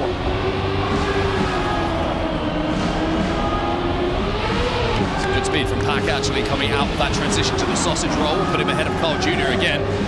He finds himself at the back of the pack. Now, Carl Jr.'s consistency is what separates him from a lot of the great drivers in Trackmania, and you wonder when we get towards the latter end of this matchup where the pressure starts to rise up, if that is where that experience and brilliance in consistency will come to the fore. Neon gets wide, but not dangerously wide. He will maintain the lead by just a bit. He ran that very close to the flagpoles, but it's Pack as well as Carl Jr. right behind him. Wet wheels for everybody as we transition onto the dirt. Here he comes. Different line, tries to get aggressive on the inside against his former teammate, a very good friend Pack here, and takes the lead away as we transition into the backward section. Everybody in reverse, and it's Pack who has a momentary slender lead over Carl Jr. How about it? Pack and Carl Jr. all the way through the finish. Neon's trying to maybe catch across either of them. It will be Pack in first. It will be Carl in second. Neon rounding it out in third, and Otak. It's a very clean race from all 4 drivers. But most importantly, Pack is able to hold on to first, and Carl Jr. going to throw some extra points on the board relative to his last few rounds. 44 points on the board now for Pack, opening up a 1 race difference over Otak with a 10-point differential between the two. Neon and Carl Jr. tied up on 30, so everybody's still within striking distance, essentially a round or 2 from each other. With the back and forth we've seen so far, and the fact that this is the 3rd of 4 rounds here on Germany with only a couple more to go, expect that to keep flip-flopping between the players when it comes to those standings and those placements. Pack with a very good angle here. He took numerous places away and now has the speed on the exit to try and challenge Neon and Carl as well. Unsurprisingly, the jumps and the obstacles here on Germany not challenging anyone yet. Not catching anyone out. No back wheel catches from this talent in this lobby here. We go through the grass back into the wet wheels into our final section here. Transferring over to the dirt, we can see a little bit of variance in line. Once again, Otak's going to go to dive down the inside and see if he can put some pressure onto Neon. Cars take to the skies here. It's a wide one from Carl as well. Pack and Carl both fail the jump, essentially leaving a clean run here for Neon and Otak. And barring a disaster, Neon will take home the win this time. 10 points for him. Otak slides in behind for 6. Wow, Carl then finally finishing out. And of course, Pack will have plenty of time, but most importantly, it's Carl and Pack coming there in 3rd and 4th. It's a PB in the 1st place spot, but 1 more lap around Germany, and not only are we close at the top, but slowly Pack pulling away from Carl. Pack on 47, Carl Jr. down at 34.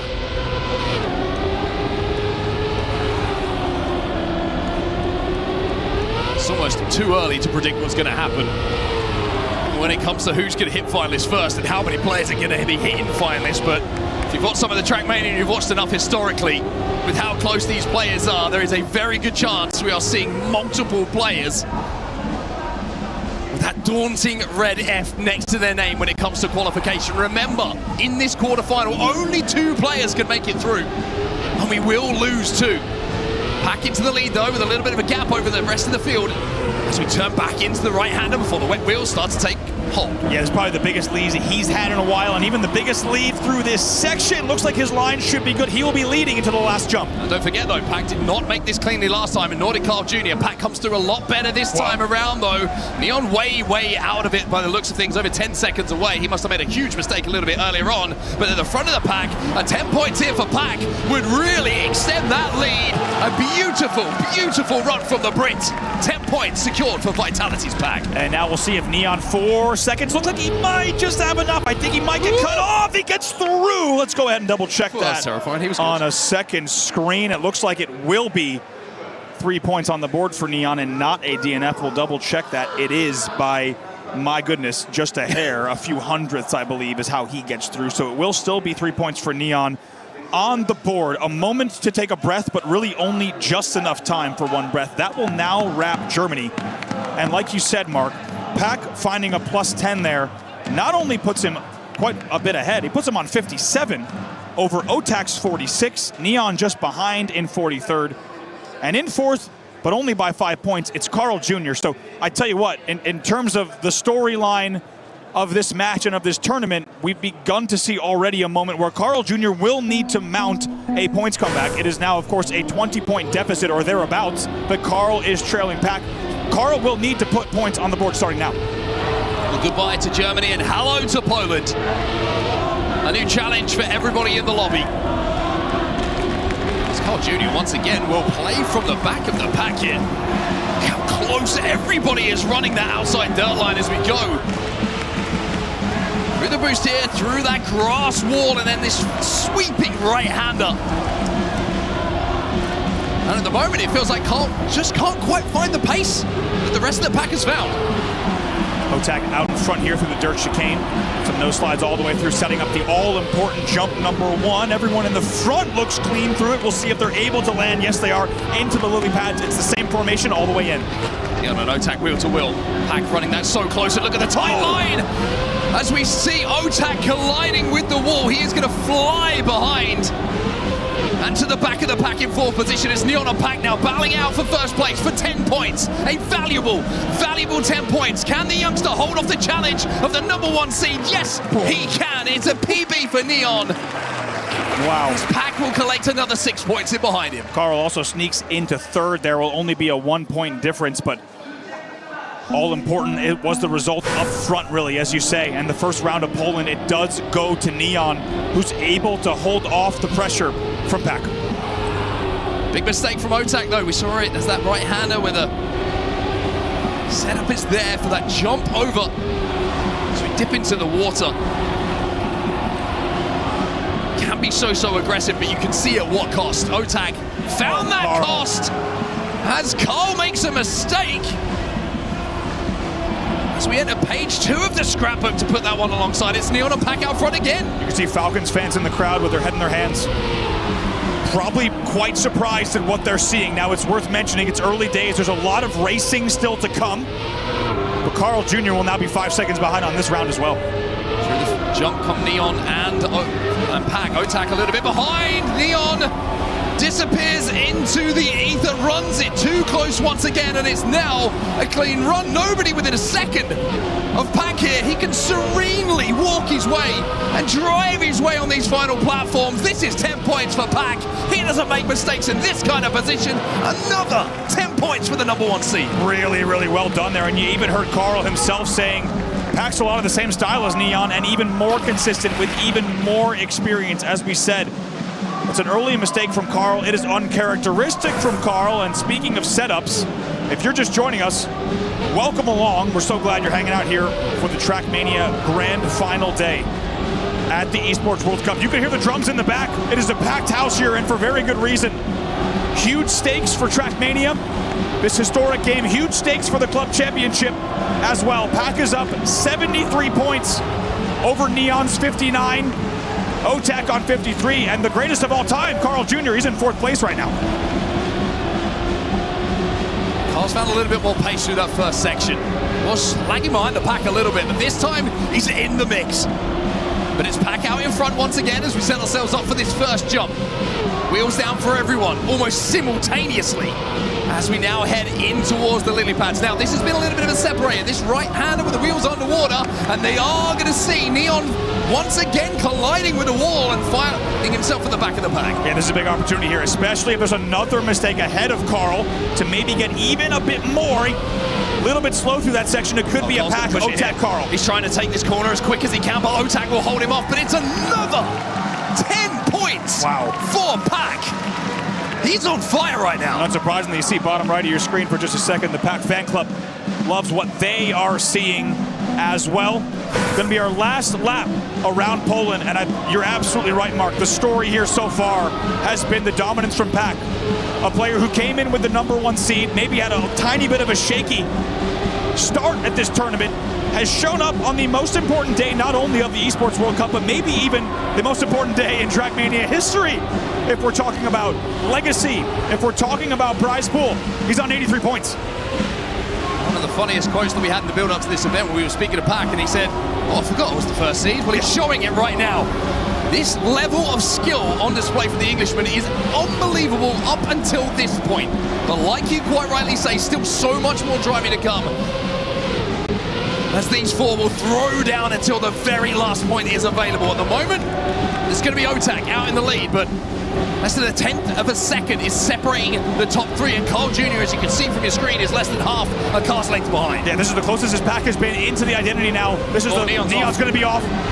The Pack and Otak here, but Carl's got good speed. Carl's got great speed. Otak, though, comes back at him. Carl tries to cut that line. Can he get the second place, though?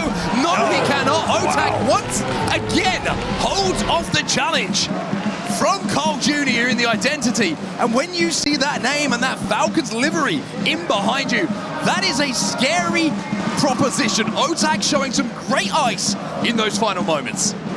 And a sip of water there for Pack, and it's well earned so far after our first 3 maps. Now, it's very important to note, the results that we're seeing are not only different, Carl and Neon group, also we're seeing completely different maps. We also did not see Poland in the previous Carl-Neon matchup, and all of a sudden the table is completely different as we head into Saudi Arabia.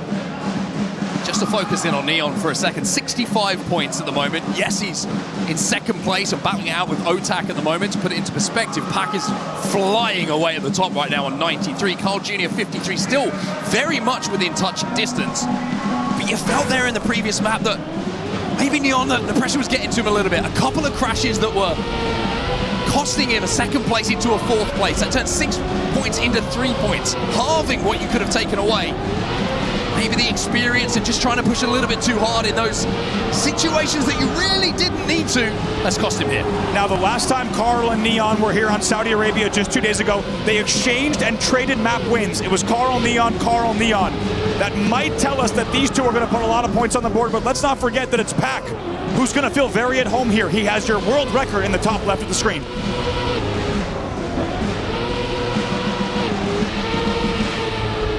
Neon in the lead for now, but can he hold on? Can he eliminate some of those mistakes that have reared their ugly head? The youngster does have the lead as we'll transfer through the penalty sand before the right-hander coming up. Pack in behind, Carl Jr. right on his tail though. A mistake from Pack, and Neon has a clear run at first. Carl Jr. He has a chance to take second, but here comes Otak! Out of nowhere, the Liquid Man will take 10! Wow, Carl going to be happy to still go in Otak. We were asking who might have a little bit of fun trash tag coming through, and it's Otak who comes through not only with a little bit of, I believe the technical term there is a nananana poo-poo, actually, but also takes the win as well. Carl going to be happy to still, of course, get second, but that's going to rob him of just 4 extra points. And Carl Jr. still here on 59. I don't know whatever button Otak pushed, it felt like nobody else had that available in that final run. Through the tiny gap jump, a beautiful, perfect landing from him. The speed at which he exited with sent him over the finish line in first place. Carl Jr., though, for the first time, it feels like in quite some time, at the front, but only by 100ths of a second. Look at the obstacles here. This is the technical prowess of this entire lobby. Everything, any piece of tech on these maps, no one's barely stumbled at all. Neck and neck here into the islands. Slightly different line here from Pack, trying to cut that angle so that he can set up here. The transfer onto the dirt. Cole Jr. fighting with Neon at the front of the pack, and it's the youngster who takes the lead as we go into this jump. Tiny gap. Big problem though for Pack as he does not make it, and Cole Jr. announces himself. 10 points and a tournament record when he needed it most. Cole Jr. comes to the fore. Pack might hit the slow. He's going to hit the slow. Will he get across? He does with 1 second left. But like you said, there was a roar of the crowd here. By the way, incredible atmosphere as we see a tournament record there being set at a 107.382 from Carl. And it's well timed. And first of all, incredible tournament atmosphere here at this stage in the Lenovo Legion Gauntlet for Trackmania. It is raucous, and for good reason. And you ask yourself, with Carl Jr. still in 4th place, is that maybe just the shift that Carl needed to change this story and get himself into the top 2 and advance here? Well, the thing with Carl Jr. is it's never if, it's when. He will have a run. He will start to find form. He will start to find his lines. And he will start to add a little bit of pressure to the rest of the lobby. Had to touch the air brake though, just slowed him down and gave Pack an opportunity to take the first place away. But here comes Carl and Neon. Once again, it's wheel to wheel between the 3 at the moment. Otak only 0.2 of a second behind, but he feels out of it right now. Let's see who can cut this off with the all wheels down onto the rocks, and it's Neon with just a slight lead, but Carl's right there with him. Into the skies here we go. Carl lands it. Neon and Carl, but look at the speed from Pack. Look at the speed from Pack.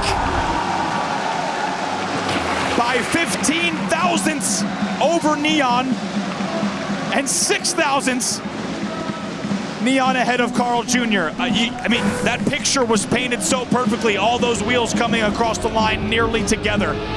That will put Pack on 110 points, Otak on 82, Neon here on 80, and you have to wonder, at what point does this pressure start to really add up on Carl Jr.? We keep talking about what he's capable of, but when does the math, when does the pressure become too much? Maybe the weight of the club championship in the back of his mind as well. Carl Jr. in second though. It's an early mistake from Pack, and pretty much the biggest gap we've seen at this point as we transfer into the skies before the downhill. Between the front 2 and the chase, you can see Otak and Pack, they are out of it, bar a huge mistake.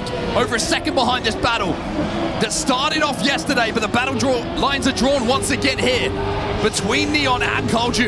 You heard Carl yesterday, the driver right in front of him saying, Neon! He's a little demon, but Carl was the more consistent one. Can he do it again? Here comes Carl.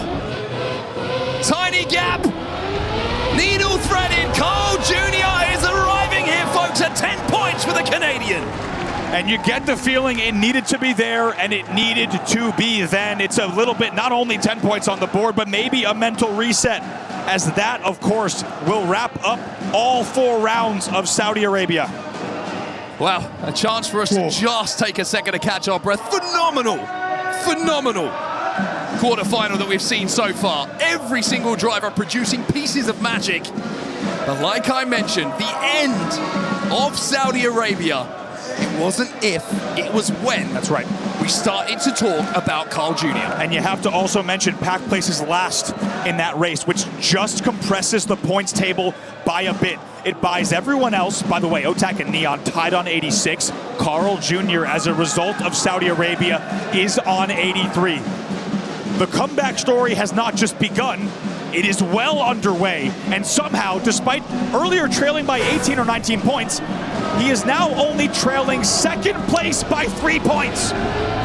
Well, we go over to Hungary. This is the decider track. And if you're watching for the first time, you've heard the hype, you've caught up in the electricity that Trackmania has provided over the last few days, and certainly the names in this lobby have provided.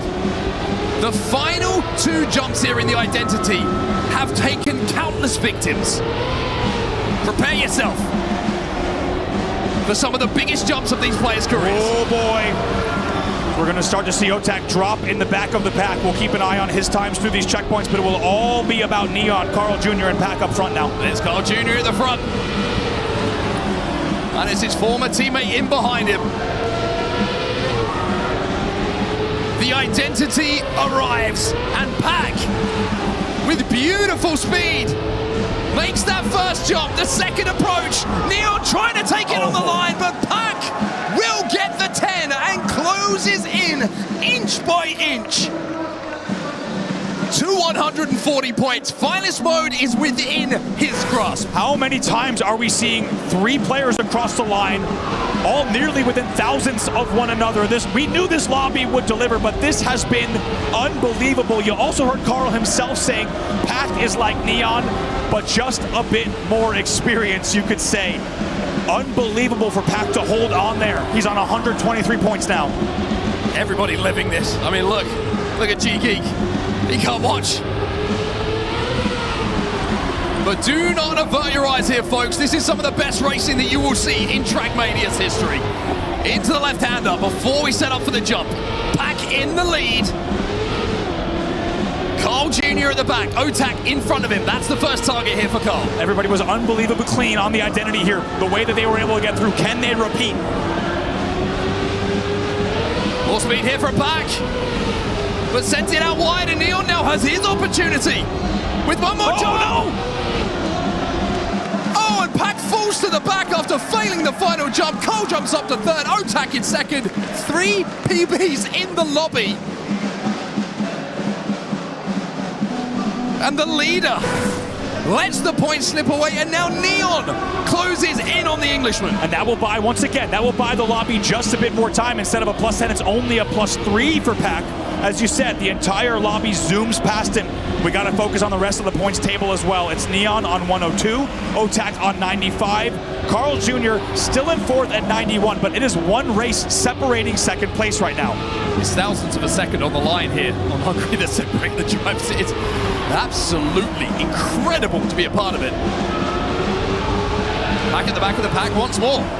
That sentence was unbelievably difficult to get out, but not as difficult as the pressure of making these final turns. It's Neon in the lead once more. Carl Jr. and Pac battling out for second. Very important triple right-hander here, and we've seen important setups, but you need to also execute here comes through Otak. the identity. But Pac again has more speed on the transition, sticks the first jump. Carl Jr. steals away first place, but it's Neon who's challenging him here. How brave do you want to be? It's a mistake from Carl! Neon takes the 10! And Carl Jr. will have to settle for third, but Pac again at the rear of the pack means it compresses the scores once more. 129, 112, 101, and 95. And with still 1 round left on Hungary, we don't even get a chance to think about that. Maybe it's good news for Carl, who doesn't get a chance to dwell on that. I think we just saw a big mistake right at the start from Neon. The youngster really, with a tough jump very early on, clips and sends himself over half a second behind. And will that last round 3 of 4 in Hungary, will that be a round that we look back on? Because look at the scoreboard. Carl Jr. would have been a +10. Instead, he simply settles for a +4, and he's down on 95. And with Neon on 112, the gap for second has certainly emerged. If Pac wins this, he's on 139. A number that is filled with dread. 1 point away from finalist mode. It's Carl Jr. and Otak. Neon seems to be out of this bomb with a big mistake. Pac's out again! It's Carl Jr. and Otak! For the 10 points, Otak clean, Carl Jr. clean enough for the 6, and Neon and Pac in 3rd and 4th. Otak loves it. But again, Pac failing on the identity just opens up the leaderboards once again. Pac able to get 1 win on Hungary, and then 3 4th places in a row for Pac. How different this entire landscape of this lobby could be if he has even slightly different results through the rest of the matches on Hungary. As you said, Carl Jr. able to squeak out a second in what was round number 20 in this lobby. Now we have to mention, we're way past the fastest, of course. We go all the way back around on these maps with no one on finalist mode just yet. And it was Carl Jr. who started things off on Japan with a win, but after that struggled. Can he make it different here? because he absolutely needs to. Carl Jr. is still in 4th place. It's Pack on 132, needs a win to be in finalist mode. Then Neon on 116, Otak 111, and Carl Jr., who needs to continue writing his comeback story against some of his toughest opponents of all time, if we're talking about a quarterfinal especially. Pack will be feeling pretty good going back to Japan. Last time we were here of the 4 races, he came away with 30 points total. Now, right now, he only needs the 8 to hit finalist mode before the simple task, I say in very inverted commas, of winning a race in this lobby. Early on, though, it's going to be Neon with a blistering start. Let's not forget, Carl only went 1 for 4 on Japan on our first outing on this map within this group. He has to perform better here in this second iteration. Well, Neon streaking ahead again. This is something we saw on Japan before, but the identity claimed his race times and placements. And there's a tap through the fragile. And Carl Jr. does not need a second invitation here. Streaking away from the rest of the pack here. Carl Jr. comes through the identity clean and will get the 10 points on the board with a PB. It is a huge, huge plus 10. That'll bring him so close to Otak, as you said, a PB as well. But it comes at such an important time. Neon with a catastrophic touch through the identity there. How many times have we seen it from Neon leading into the identity on Japan? And not just leading, but kind of tense it feels like ahead of the pack, and then just makes that mistake, trying to force the pace. We got to talk about Pack as well. Right now, he is only 3rd place or better away from finally being on finalist mode here. Bad turnaround, though. A bad backflip from Carl Jr. You saw he just clipped the edge on the way down, and that will send him to the back of the pack. But going back to the conversation about Pack, he's been cold. The last few rounds, he has been cold. Needs to find a way to warm up again here. Yeah, right now, just so close to Otak and Neon, but all he needs is a 3rd to be on finalist mode, so he knows he just needs to run a clean race here. Neon in the lead once again, but can he come through this round without making a mistake? As we go into the no-break section here, it's going to be interesting to see. Oh, mistake from Otak. That's opened the door here for Carl Jr. to get a few extra points, but Neon in the fragile was where I wanted to get my attention to, and everybody who's watching, because that's where the mistake was before. As we go through the identity, he looks like he's coming through this clean. One more gate to go. Neon will take the 10 points and pressure back onto Pack, but with the 6, Vitality's Pack will hit finalist. An absolutely huge moment. It took a little bit extra for the Vitality man, and maybe a little bit extra for the Vitality fans as well, who have been watching with bated breath, but it is Pack with the red F on finalist mode in a grueling lobby. Maybe one of the most grueling quarterfinals you will ever see. Certainly that we've seen in a long time. Can he close it out here? This will be his first go at finalist mode, and you know he wants to make this quick. Carl Jr. at the bottom of the leaderboards as his former teammate, as Neon disappears into the ether.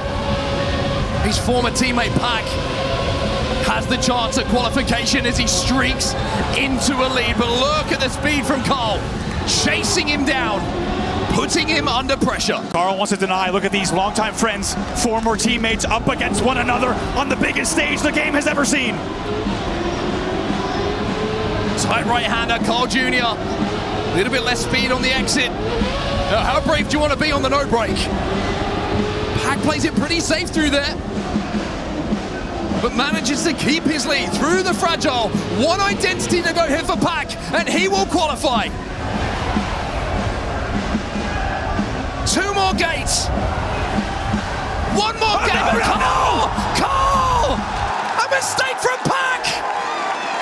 And Carl Jr. gets the 10 points! And how important is it? Think of the implications of what you just saw. Neon will cross as well.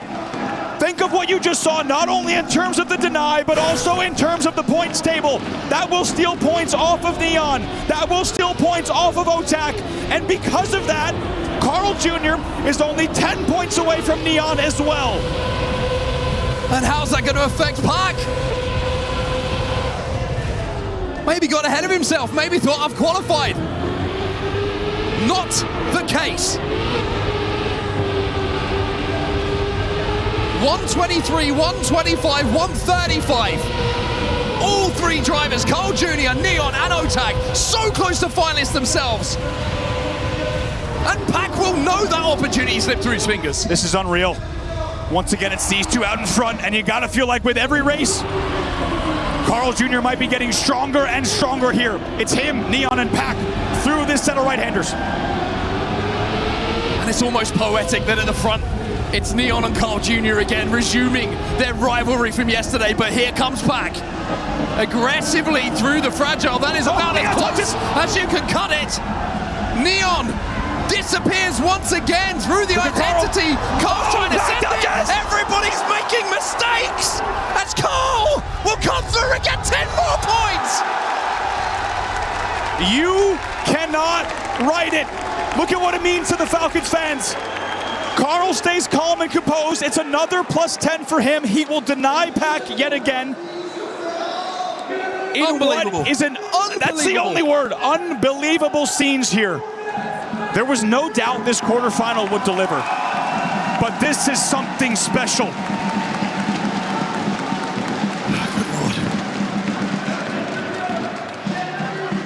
Time to change the track. Time to change the challenge for these players. We're heading back to Germany, folks. 129 for Otag. Don't count him out of it, by the way. Pack still on finalist mode. Neon and Carl Jr. 135 apiece. With that back-to-back win, look at the scoreboard. Carl Jr. is tied for second in 135. Pack still on finalist mode. We would not write this story any other way. And I just feel lucky to be a part of it here. Let's get into it. I'll sit back and enjoy, folks, because this kind of entertainment does not come around very often. As Pack on finalist mode needs to put those demons to bed. It's Carl Jr. in the lead. Why wouldn't it be Carl Jr. in the lead at this point? Carl will look to deny yet again. Keep an eye on this turnaround. Could see a difference made, and you will see a difference as all of the hands in the crowd go up in disbelief. And it's Otag, who has quietly been staying in touch with the Pack, who now has an opportunity himself to not only deny, but put himself so close to finalist mode. Remember, Carl Jr., he only needs a second place here. That's all he needs. He's on 135. And he will have the 6 points that is required to hit finalist himself. Otag in the lead. Carl Jr. doesn't have to worry about the win. He just has to worry about second place. He gets the 6. Double finalist. And with that as well, Otag will be on 139, 1 point away. But more importantly, as you say, somehow, some way, Pack on the left-hander out of the first jump at what can be a difference maker, but it's never a devastating moment. He clips at a very rare point in the track, and we have double finalists between Pack and Carl Jr. And who's leading the way? It's Otag and Neon to start off with. Why wouldn't it be? The two players who are yet to hit finalists, but are just one single solitary point away from doing so. Into the skies we go. And Pack on the ice turnaround here. Here it is. Takes the most slender and fragile lead as we transfer to the dirt. And oh boy, does Pack ever want to end this here, because he knows Otag's also on 139. He wants to make sure to advance right here, right now. But he's got a young prodigy on his shoulder. The phenomenon of Neon has now taken first place away.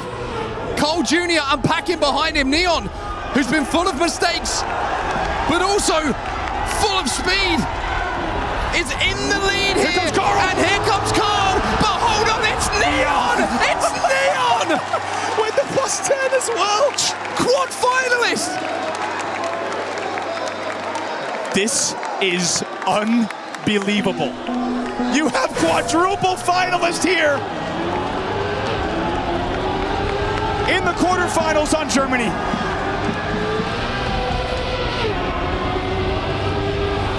Well, quite simply, whoever wins here will qualify.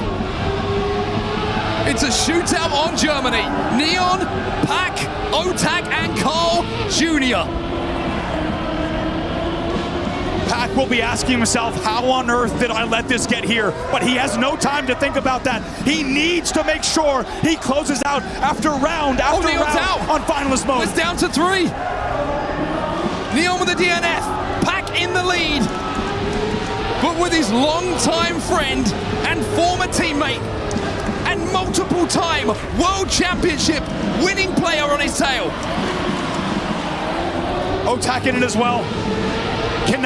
Any players here cannot afford a mistake. It's Pac still out in front. Pac lands it. Cole lands it as well. The gap might be too much. It would be a mistake from Pac that would cost him, but this time, Pac will do it! Pac will qualify! Can you imagine the relief? After round, and there it is. That picture just tells you everything on Pac's face. But we don't got time to focus on that. We are back in, and now, of course, still in triple finalist mode. Neon, Otak, Carl Jr., the winner of this race, will advance. The other two are going home in the quarterfinal. And remember, if Carl Jr. falls here and crashes out of the tournament, the implications of the club championship for Falcons as well. It gives ag.al an opening. And Carl will know that, but he's fallen behind it to the back of the pack by over half a second. Cole needs a miracle, and Neon taps as well. He's home free. Can he end it here? Otak just needs to hold on. Deep breath, Otak. Your fate is in your hands. The Team Liquid driver, in front of his home crowd here in France, just needs to complete the course here on Germany. You talk about how many times you've done this jump, but he lands it clean now into the reverse section. Otak onto the turnaround. Otak towards the finish line. Otak will join Pac in qualification and says, yeah, talk now. And look what it means to the Team Liquid fan base. The underdog of this group. An unthinkable result for Carl Jr. at the Esports World Cup.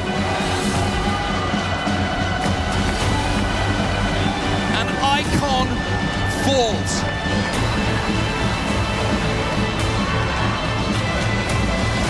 But Otak and Pac have a chance to do something iconic here in Paris. What a race. An absolutely unforgettable quadruple finalist with an unbelievable ending. And you see what it means to Otak. When you talk about the pedigree that was in this group, he was often the third to be discussed. But of these four, only two would ever advance. And it is a historic early exit for the 7-time world champion, Carl Jr. And it's Pac and Otak who will advance through. I mean, it's so tough. You know, it's such an unforgiving format here. And every single player in that lobby played their part. Incredible level of Trackmania we've just seen. So few mistakes. Races decided by hundreds, thousands of a second on the line. An incredible comeback from Carl Jr. in the middle of that race as well. He was out of it at one point. He was. And still managed to find quad finalist. And I think you and I are thinking the same thing, every Trackmania fan out there. Just a pleasure to witness that live. Unbelievable. And for us, an absolute pleasure to be involved with it. But we've got to crush some keys. We've got to send it over to our main stage now. Adam Savage is going to be here with your qualifiers. Paris, would you please put your hands together for Pac and Otak? Woo! Fellows, we make our way towards the key crusher. It felt like a grand final. It was just a quarter final, but there's so much more to play. I'm going to ask you firstly, Pac, to come forward as you'll be crushing Neon's key. When you're ready, please do the honors as we eliminate a competitor, an incredible racer from our competition here at the Esports World Cup. Pack says farewell to a player who's been so impressive. And there we go. Let me ask you to come forward as a keymaster realigns things. Otak, come forward too. Pack, I heard you mutter the words just then. That's the hardest race I've ever played. Tell us what it was like to be in there, because we witnessed it, we watched it, we enjoyed it, but you guys felt every second of it. How was it to be involved in that? Stressful, way too stressful. I knew I had to get a point buffer because the maps coming towards the end was going to be difficult for me. But my word, what a match, insane. I mean, Otak played incredible, Neon played incredible, and Carl played fantastic. It's just unlucky that both of them have to go out. They could easily have been in the grand final, to be honest. This could have been a grand final. Very easily could have been.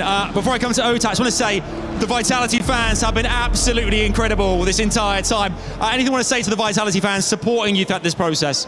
Thank you so much, guys. You've been insane. That was just so good during that match. Keep up for the semi-final, please. Let's go. Love these guys, love these guys. I'm going to come to Otak now as well. Otak, similarly, the Liquid fans over here as well. What do you want to say to the Liquid fans who have been so supportive? All right, I'll tell it in French, all right? Merci beaucoup, c'est pas fini. On continue de crier sur le prochain, s'il vous plaît. And yeah, I'm back, finally. Otak's back, baby. Before you go and cross the key, just here in a second, Carl Jr.'s key of all keys. What a group it was. We mentioned before, we got world champions in there, 10 titles. How was it for you being involved in that? That must have been a real experience. Yeah, well, I've already played those kind of matches against Pac and Carl especially. I have huge respect for them. Could have gone like either way, but I'm so proud of myself. Because I've been like losing my finalist mode every time on the same map, and now I'm winning finally one in the most important time. And so yeah, I'm so glad. We're so glad too. Otak, when you're ready, you can make your way towards the key crusher. You'll be crushing the 7-timer, Carl Jr.'s key. And when you're ready, you can make history here at the Esports World Cup as Otak crushes another key and solidifies our competitors going all the way through to the semi-finals. One more time, Paris, please give it up for Pac and Otak! Absolute scenes here. We've got our semi-finalists, but boys, got to break it down for us. That was momentous. What a moment. Well, many think that history is written only by your actions. That may be true, since nothing is granted and everything is earned. But the reality is history is written by those who write it. And those who write it are usually the ones left alive to tell the tale. In this case of Trackmania, the GOAT falls, and it is now a new chapter that certainly will be written in Paris at the biggest stage of all. And of course, speaking of stages, big moments, the Club Championship, everyone wondering, where do we stand? We've got Glitter Explosion over at the Qiddiya City Grid to let us know. We are live from the Qiddiya City Grid, where Big just took home the title in Fortnite for EWC 26. Now, this is completely unexpected for what we've been talking about all weekend long. So let's break down the CC implications that this win has. First of all, that means those first place 1,000 points don't go to any of our club championship squads. Huge miss from all of those teams. But what does that mean about all the people we were talking about? Aurora Gaming, they ended up in second place. This is massive for them. It means they were in 10th heading into it. They've now put themselves around 5th place. We'll obviously have to wait and see how the rest of the games go for the rest of the clubs and see what it means in the final. But it's a massive jump in prize pool earnings for Aurora Gaming. Then, the rest of the teams we've been talking about, what happened to Vitality? What happened to Falcons? What happened to ag.al? The short and sweet of it is that all three of these clubs got 0 points, could not break into the top 8, which means at the end of it all, it is going to boil down to Trackmania. Who can close this out? Who will take home the club championship title? Who will etch their name in the history books of EWC? You will just have to wait and find out. Can't wait to see how this is all going to go. We have another... You heard it right. It all boils down to Trackmania. With Falcons out, Carl Jr. and that legacy will no longer continue, meaning that it will be up to Gwyn and ag.al, the last representative, to make a move. Now, I don't want to slight, as we come back, G-Geek, Turbo, processing that one, Big's accomplishments, because Grenady on our stage still represents big. And so that could also mean currently in 16th or 17th place, 1,000 extra points could put them into the top 10. A major move which would have huge money implications. But of that sign right there, that's the biggest story because ag.al can actually lift the trophy. They're still down by Falcons. Guys, let's now go into what we just saw. I know there's the sweat at the brow, arms are heavy. You know, what are we doing here, man? This is one of the most incredible moments we've ever seen in Trackmania. If I may talk real for a second, I shouted, screamed, punched the table so much, living that match to the fullest. And oh yeah, yeah, you guys are doing everything. I feel like my head is about to explode with what we just witnessed. Pack on a very dominant form, very early on in the race. Neon a little bit on the back foot. Then everything started to close back up by the time we headed to Hungary with a very, very solid performance from Neon. But then, as soon as we reached Japan 2, Kai, it went off the rails. It was an absolutely incredible match. I mean, Pack somewhat gained control in this match. He was a bit further ahead, but then the finalist mode came and he wasn't able to close it out. And then we had Neon also DNFing there. He could have been earlier in finalists, and then it all came down to Germany. It was an absolute... yeah, cinema. It was cinema. Cinema. Really. It was so good. Pack drove so well to get to that position, but the Vitality fans, the Liquid fans, the ag.al fans, the Falcons fans, it's really hard to describe how incredible this atmosphere has been. I said maybe this could be the greatest match ever in Trackmania. Obviously not been a part of its history, but G-Geek, that's got to be up there. Match of the year for some. For me, I would willing to place it above on another pedestal. Match of the decade. Not only in terms of the stakes, of the progression, the elation of the winners, but also the atmosphere. In my memory of Trackmania commentator and analyst, I have never seen or felt anything like it, Kai. But also the storylines in here. Neon, who was the underdog going into that one, and Otak saying, I am back. Yeah. I am back. He was really struggling and then crushing the key from Carl Jr. Like, it is absolutely phenomenal to see that. Pack definitely showing great performance there. And yeah, I think if we have seen, or if we were to play this match again, we would maybe see Carl Jr. and Neon winning it. It was that close in the end. I mean, quadruple finalists. That's what you don't get that every day. You don't get that every day. It meant that the next two races would decide the two people going through to the semifinals. That was not a quarterfinal. That was a grand quarterfinal. Yeah, that's what we... Quarterfinalist is always a pipe dream. Every time we see a match in cup mode. Whenever we get double, it's exciting. Triple, ooh, this is getting real spicy.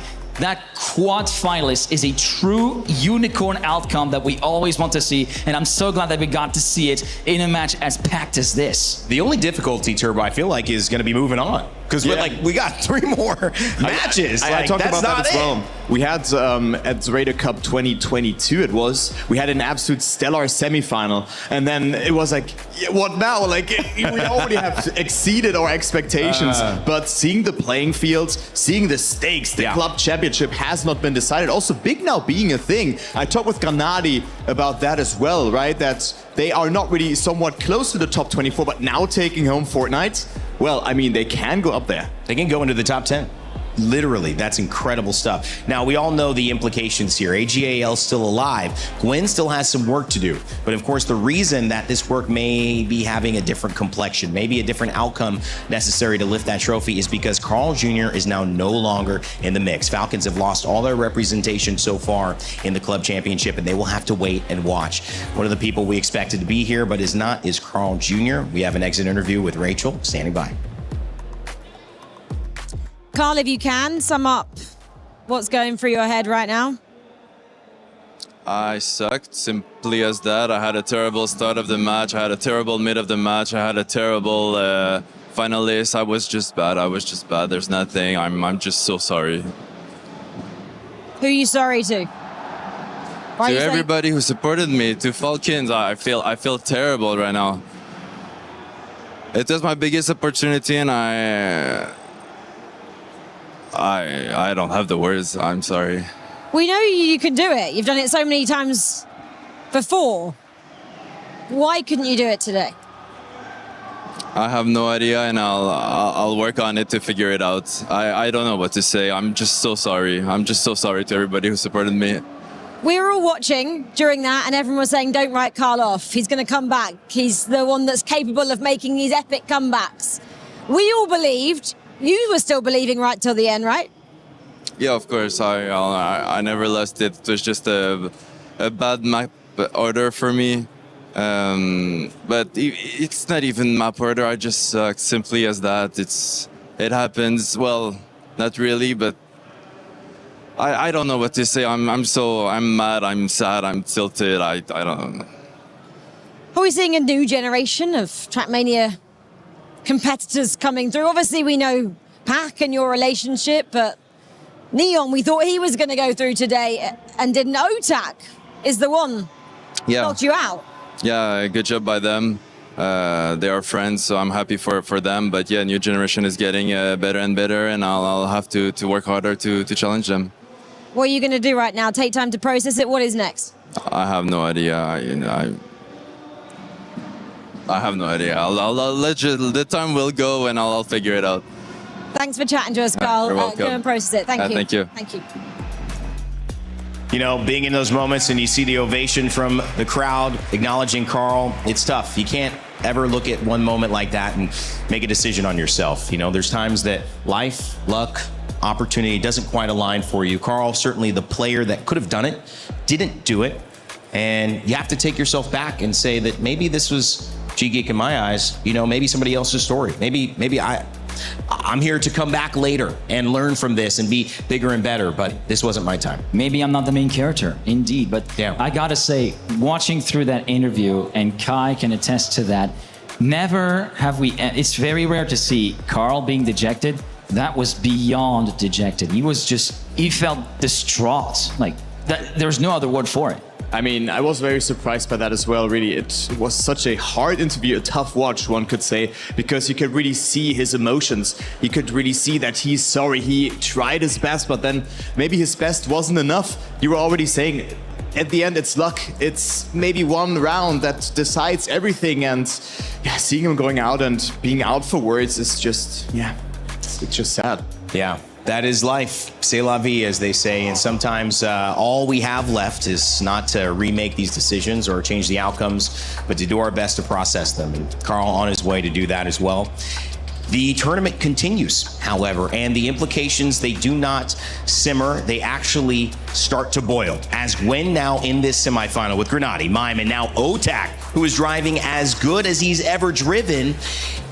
That needs to be a win for Gwen. Gwen needs to top two there if ag.al are going to win the club championship. And then it's not over, because he still needs to place at a certain point in the grand final. He cannot come in fourth in that grand final. Third would be the requirement. So still, if you want to see if ag.al win the club championship, or you want to see if Falcons retain onto it, if Gwen wins a semi, you must watch all the way to the very end of the grand final here at Trackmania. G-Geek, are you excited?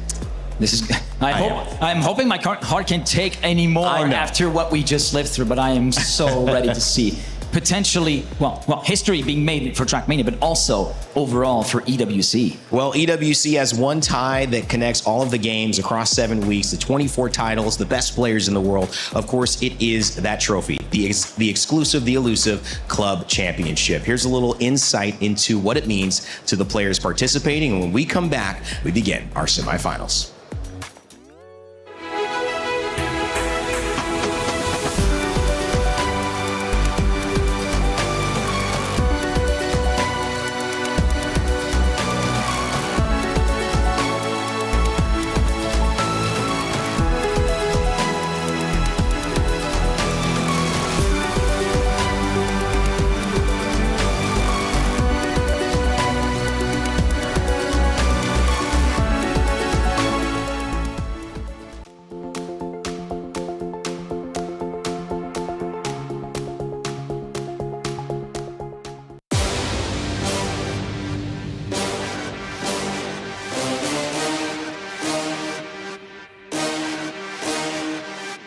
I love the idea of the club championship, to be honest, because playing for a team rather than just yourself, it feels like you are part of something more. When other people in your organization sort of care about what you're doing and it affects the whole team, then it does give that wider feel.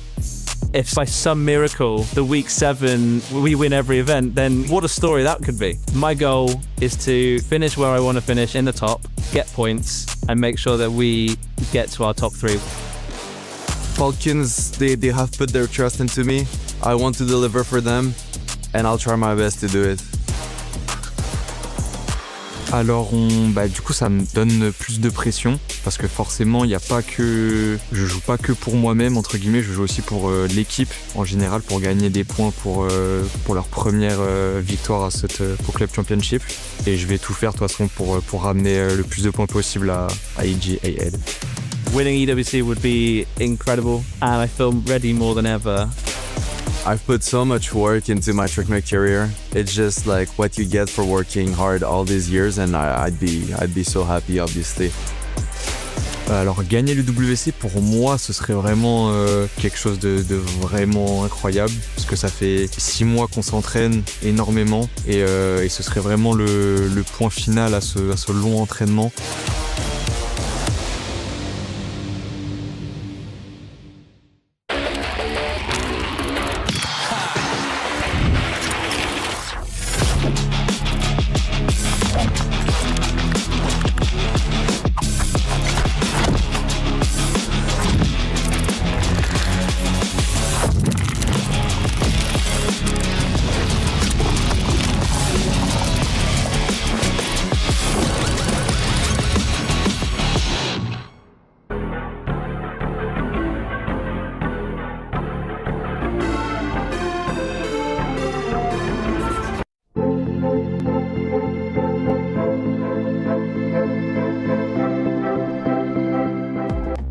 Welcome back to the Esports World Cup here at Trackmania. We have got, well, I could have reversed that, Trackmania at the Esports World Cup. Either way, we have got some major implications for this next semifinal. Gwyn from ag.al has to win, and if he wins, he gives himself and that org a chance to lift the club championship trophy in the grand final. But of course, he's going up against Grenady, Mime, and Otak, who just drove. He's going to be so ready for that, Kai, and I've got Aaron Import Brooks joining us as well. Going to stick with the desk for the rest of the day. Kai, though, I want to talk about Otak coming into this so fresh. That game was incredible, and now he gets to drive again. But I mean, fresh in terms of, yes, he was just coping the pressure, he was winning there, but now he has to reset, he has to restart this match and needs to redeem himself yet again. Of course, on paper, this might look like a bit of an easier match. I would doubt that though, because Grenadi's looking very good as well, and I think he can make it, but at this stage, like, everybody can make the grand final, right? Of course. Import? Yeah, really quickly. By the way, last match, crazy. Got to stand between Epos and Elcon, get their reactions. And yeah, you were in the crowd, man. Everybody was freaking out. Anyways, let's move back to this over here. Gwen, Otak, Grenady, Mime. Honestly, Mime, I'm going to be looking out for him because he's going to be the unknown factor in this match. Yes, we saw Otak. He's going to be warmed up. He's going to be able to fight pretty hard. Gwen, the crowd. That's going to be insane. They're going to be as loud as they can be. That's going to be really distracting for the players. And then we have Grenady. Yeah. I mean, he's been performing so well. Probably the only player, I think, outside of maybe Gwen, that has done super well throughout this tournament with no major issues. So coming into this match, again, anybody's game. Maybe we get another quad final. I want it. I want it too, man. Sometimes, though, it is going to be very hard to go up after such a high that was. Grenady had a chance to catch up with us coming into this matchup, a semifinal. Big implications for him. Grenady is a semi-finalist. You've achieved what you set out to do. Anything else now, a bonus? Honestly, kinda yes. I mean, top 16 was like my pessimistic goal, I would say. Top 8 was like my realistic goal. Top 4 would be a very optimistic goal, but can happen, of course. I'm just happy to be here. Everything else is a bonus, as you said. And I'm just going to keep performing. I'm pretty relaxed, to be honest. I just do my thing, and if it works, it works. If it doesn't, I'm fine with it as well. That's what you put on X. You said you were so relaxed and driving so relaxed out there. How were you able to do that in a quarterfinal? I honestly don't know. I don't know. I'm just super chill this tournament. I'm just enjoying the moment, kinda, and just enjoying the tournament. And I just know what I'm capable of. And if others are faster, then so be it. I cannot drive faster than I can. So I'm just trying to do my best. And if the others are better, the turnaround is now really quick, isn't it? The matches are kind of come thick and fast into the semi-final. What do you do in between? Now, what have you done since you qualified? I first of all cheered for Massa, of course. He had the quarterfinal right after me. It was a very close match, was very exciting, so it was kind of sad, but still he got, I think, 9th to 12th now, which is a really good result. And then afterwards we just did some analysis together, we chilled a little bit, and yeah, now I'm gonna go warm up after the interview, and then I'll get ready for the semi-final. What does the warm-up involve? I just play all maps because I haven't played now for 3 hours almost. So yeah, I'm just gonna play, and honestly, the warm-up is also just like more of a confidence kind of thing. In theory, you don't even need it, but yeah, you just do it because otherwise you feel bad, kind of, if that makes sense. You've played these maps for obviously a couple of months coming into this, but now obviously over the last 3 days, have you ironed out any weaknesses?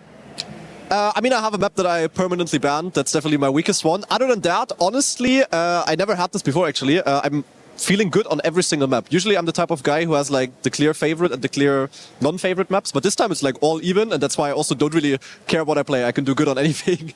What are we now expecting from you, and what are you expecting from the semi-final? We still obviously have one player left to join you. Yeah, so I play definitely Gwen and Mime. Mime is kind of nice because he was in my practice group. We played together. We kind of know each other. We're also friends, of course. And yeah, personally, I just expect to play consistent and good again. And yeah, I hope I can have a bit of an upper hand there against the opponents. I hope they will make some crashes here and there, and I can profit of that. And then in the end, of course, the infamous finalist mode. I hope it works out. But either way, I'm just going to try to do my best, and I hope it works. Trying to capitalize on others' mistakes. I like it. Into those semi-finals. Good luck. Thank you, thank you. All right, Grenati famously with the wheel. Not everybody plays with that. Keyboard typical, controller absolutely acceptable. Grenati with the wheel in full force. In Porte, as we get into it, feeling good about his comments and feel like he could be a favorite here? Oh yeah, I definitely think he's right on the money with that. I think everybody else agrees with that as well for the most part. I mean, Grenati coming in, playing really cleanly, able to move forward. I think he's going to do a great job here. Who's the other story, Turbo, who could take it away? Obviously Gwen, but is Otak coming in with such momentum that he needs to be aware? And I mean, Grenati talking about it, warming up, you know, hasn't played the maps that much. But I do think that we should take a look onto Otak as well. But I think it will be close for second, third, and fourth, but for first, it will be Gren. Otak is going to have to continue his momentum. It was shaky, though. That last match wasn't clean at all. He barely made it in quad final. Can he show more clean play going forward? And another dark horse conversation. One of the players we don't mention at the top of it, it's Mime. Can he keep surprising us? If he wins here and either takes out Otak or Gwen, we'll definitely be talking about him as well, because he'll have earned a spot in the finals, the grand finals. This is the semis, baby. I know it can't seem like it can get better than this, but it has to, because somebody's got to win. Two keys still have to get crushed here at the end. Hello, Paris. How are we feeling, guys? Yeah, feeling good. Welcome back to the Lenovo Legion Gauntlet, where things are really heating up now. We had ourselves an incredible quarterfinal. We've said it many times. It could have been a grand final. The caliber of talent there, unbelievable. But now we look ahead to the semis. We've only got ourselves 8 players left in this contest, all desperate now to get a place in our grand final, Milos. Yes, Team Falcons eliminated also, but that does not mean that the run is done when it comes to the club championship. It all depends on ag.al, on how well they do. All here on our plucky Trackmania stage. However, ladies and gentlemen, Paris, are you ready for our first semi-final? Let's bring on our player. First up, it's the one, the only, Grenati! Cool, calm, collected. It seems that no wind can shake the mountain. That is the OG Wheelman. Only fitting that such a giant represents big on the international stage. Next up, please put your hands together for Otak! Having escaped the group of destruction, the 2023 world titleist now faces an even greater challenge. Will the Frenchman cement his legacy and rise above his competitors? He looks good, looks real good. Look at those shades, ow! Next up on stage, it's Mime! Representing Natus Vincere, do not let his kind visage and wild smile fool you. This man might have qualified for EWC right on the buzzer, but he's the one having the crowd absolutely buzzing. Welcome to the stage. Next up and finally, it's Gwen! ag.al's last warrior standing. Can the prodigy reach the Final Four on home soil and stake his claim for glory? One more time, give it up for your racers, Paris! players, and we're going to ask them all to place their keys and take their seats. It's simple, only 2 can advance. We've seen how tight our games can be, and it's all pressure on for all 4 of them. So Paris, one more time, let's get this started!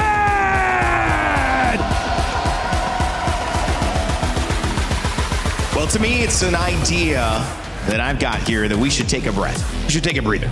You know, because after all that excitement, we need to slow down to be ready for a grand final. But the truth is, this is a semifinal that has the same level of implications, guys. If Gwen does not win, the club championship goes to Falcons. If Gwen does win, though, this story continues until the very end. I apologize to you, Rain, but this is Trackmania. You press gas and you go fast. What breather are you talking about here? We are in the semi-final. 3 matches left to go. The first of 3. There is no stopping here. There's so much on the line as we get into pick and bans. I tried. Pick and bans here. It is Argentina being a swift ban from Otak, then Canada, South Korea, and Norway being the bans. Granadi talking about South Korea being his permaban. First pick being Japan. Then we have Poland being picked up by Granadi as well. Map number 3 will be Australia. Yeah. For the first time today, isn't it? Wow. Yes, first time today with Australia. But Mime's been doing that with Norway as well. Now he's picking Australia. I think this is part of his strategy. I think he's definitely trying to throw people off with these picks. Australia, Hungary, Australia, Saudi Arabia, and Hungary coming in at the end. A solid map play here for Australia, though, by mine. I'm excited. That's gonna be a nail biter every single time. That could flip it all on its head. The only good news is it's a middle map, which means if we go all the way past our decider, we'll come back onto the first 2 maps first. Will Australia give us a grand finalist? Will ag.al continue their fight for the club championship? We're about to find out as we send it over to your casters, Twiggy and Nua. The stage is set, the maps are in, the stakes could not be clearer. For Gwen and ag.al, it is win here or hand the club championship to Falcons. Everything from here on out rests on the shoulders of Gwen. Yes. The entirety of the Esports World Cup for 2026 rests on Gwen's shoulders. Every time he sets, puts ag.al closer to the club championship. It could not be more of a poetic end to, well, it's not even the end, but to Trackmania's first appearance here. Gwen probably feeling like he's in that hydraulic press right now with the amount of pressure bearing down on his shoulders. But let's focus away from the club championship for just a little while and focus in on what promises to be a truly spectacular game of Trackmania as we have our first round underway on Japan, and Gwen has taken the lead early. Do you crumble under pressure? Or do you, thrive under it, right? Gwen, I feel like he's the kind of player who could, but that's not a good start. He has touched the edge of the checkpoint. Mime goes on through, and Gwen falls into 4th position, the exact place those fans in the crowd do not want to see him at any point in the day. And unfortunately, it's not going to be a fun start for them. It is not going to be plain sailing. It is going to be a nail-biter through and through. It absolutely will, and this first round going to set the tone for at least a little while in terms of how things are going to go. It's a touch from Mime as well. Here in the semi-finals, you can understand it.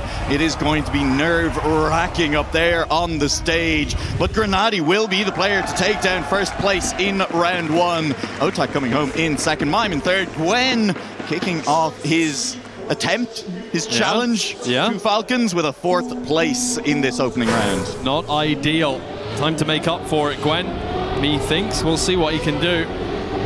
Got a brilliant start on Japan, usually ends up at the end of this checkpoint in first. Not this time around, however. It is Granadi out ahead. Mime and Otak following, and Otak only just having it made it here under unbelievable circumstances. What a quarter-final that was to send him into this game. He's got to be feeling pretty good about himself. I hope the adrenaline, he's managed to flush some of the adrenaline out, I hope. He's driving like it right now, cool under pressure. He is challenging Grenady for the lead of this round. It is very close between those two, less than a tenth separating them. It's down to 24 thousandths with only a few checkpoints and only a few corners left to go. We head towards the identity. Gwen lurking in the case of a mistake, as we will see them head into this NASCAR section. The release is coming through as Otak the first to ease off the gas on that one, but he might get back onto it a little bit early. Gwen goes late on that release, and so he will manage to catch up and overtake Otak through these corners. How hard will he send it? Into this identity. This is the Gwen that ag.al fans in the crowd will want to see. Reversing that run from the last round, 4th to 1st, and he will now sit on 13 points. You can hear what it means to them. Very clearly, you can hear what it means to them. I do hope that well, I've watched back a couple of seconds of footage of the event, and I know that the crowd can be heard. I hope they've turned up the volume dial just a little bit more for this game, because you are going to be hearing some stuff. I mean, look, next game as well, when the Vitality fans get back into the arena. Oh my God. I'll tell you, Twiggy, what I've been saying. It's been very funny listening to the crowd, all these fans of other games, as they've arrived in the arena here for Trackmania. They've been learning the game on the fly, and now they are locked in these tense rounds. All of a sudden, the crowd goes quiet until the round is decided, and it has been it's been so much fun, honestly. Unbelievable. I think methinks maybe Trackmania make a couple new fans today. Yeah, some new people who might pick up the game, who just might a couple. At least open it, at the very least tune into some competition in the future as well. Another incredibly close round here to kick off our semi-finals. Gwen from Grenady, Mime so close behind, all about being brave through these corners, and Grenady is having to weave a little bit just to keep the car on track. Gwen now in front of Mime, but Grenady coming straight back at him. Great speed out of that corner, and we go into this identity. Otak is still here as well, but Gwen with a clear lead. The speed from Mime, he's pushing for second place. Otak might jump for third as well. It's a crash from Gwen. Mime through into first. Otak couldn't quite catch Grenady. 3,000 between them, and the push from Mime pays off. Well, that brings the scores back to pretty much as even as you can get in the middle of a game. Nobody out ahead by any significant margin, and in fact second, third and fourth are all separated by 3 points right now. It's catch Grenady for Gwen. Look, there's a lot on the line. I'm not going to keep harping on about it. Twiggy, I honestly think we haven't talked about him much just yet, but Grenady, with Carl Jr. now eliminated, arguably the player who has played the best in this tournament so far. His consistency is through the roof. His times are good. Grenady's in with a shot to win it all. And Gwen crashing out of it. Grenady in with a shot to win this round as well. And he's way out ahead now. Several tenths separating him from Mime behind. Looks can be deceiving as we come around the corner. And Mime does catch up. Touch the tail lights there of Grenady through the NASCAR section. It is Otak trailing from the Na'Vi player. Gwen well out of the competition. It would take something monumentous, catastrophic at the finish for Gwen to get anything out of this round, but Grenady weaves through with precision. Mime does not. Otak overtakes into second place, and he'll come home to a 6-point round. Gwen will be very happy for that 1 point. Mime will have to settle for 20. Let's see, how far can Grenady extend this lead now early in the match? Because we have seen this kind of thing play out multiple times through the tournament, right? Someone jumps out to an early lead and then they slow down a little bit in the mid-game as well. So really the question becomes, how big can Grenady build this lead early? And can he keep the momentum through the mid-game in a way that, honestly, I struggle to think of a single player we have actually seen do that almost at any point. Maybe back on day one, you know, Carl Jr. on day one managing to do it. But here in the playoffs, it has very much been a different story. Nobody gets it all their own way. Yeah, back and forth and back again with all of these players in the middle of rounds, in the middle of series, in the middle of the tournament. Everything. Players have had such highs and lows everywhere, and it has been such an amazing thing to watch. 32 points for Grenady, 20 points for Mime, 20 points for Otak, and you're not going to believe this, 20 points for Gwen as well. This match very even after a single map, but Mime probably not going to be picking up many points in this round. Now down by quite a lot after a clip at the start line. So Otak and Gwen, the two Frenchmen, out at the front until Gwen touches on the outside dirt. And then Otak gets the lead all to himself, but he is being hunted down by the German. Grenady has been super consistent over the course of this tournament. And he tracks down Otak, who has been playing up to the crowd quite a bit. Yes, he has. Saw his reaction after the quarterfinals. He was celebrating with them. He basically jumped in. Yeah. Will we get a full crowd surf from Otak if he wins this match? Oh, imagine. I mean, look, it must feel pretty damn good to take a look at screaming fans from another org as a Trackmania player and go, yeah, how's that feel? Yeah. How does that feel? I would say Liquid, one of the teams with less attendees in the crowd, and maybe those attendees are going to have to wait for another round to get Otak through, but it's absolutely fine. He holds off Grenady for the time being. But again, Grenady just like clockwork in this tournament so far. He's there. Sure, someone might catch him on a round on pace here and there, but he's there to take second place. He keeps the points ticking over. No big mistakes from Grenady yet, really, in this match. Every mistake he makes is a big mistake. That's true. He does, in fact, play for Berlin International Gaming. You're absolutely right, Twiggy. Good wordplay. Well done. I'm so proud of you. We will still have Grenady in the lead then. That lead has shrunk just a little bit with Otak picking up that last round win.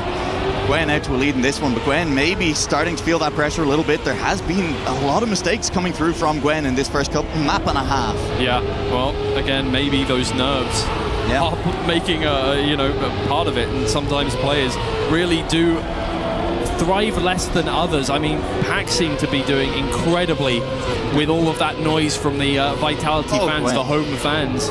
Yeah. We'll see if Gwen can pick something up here. In first place, it's a good turn. But Mime right behind, arcing for that first position, but he touches his wheel to the outside, and Gwen touches his wheel to the inside. A quick recovery will have to do, but the most points he's getting is 4 here as Otak and Grenady once again battle it out at the finish line. It's millimeters and milliseconds that separate them. 18 thousandths, and Grenady comes out on top of that battle this time around. Liquid fans, maybe not silenced, but a little bit less to cheer for at the end of that one as Grenady once again pushes that lead to 12 points. But now it is Otak here on Poland who is starting to pull away with Grenady. Those two starting to leave the competition just a little further behind, but we still have plenty of Trackmania left to play. Yeah, Gwen is going to be hunting for that all-important first good round, right? Yeah. As soon as you get a round on the board where you're feeling good about yourself, that's when the floodgates can open. Yeah.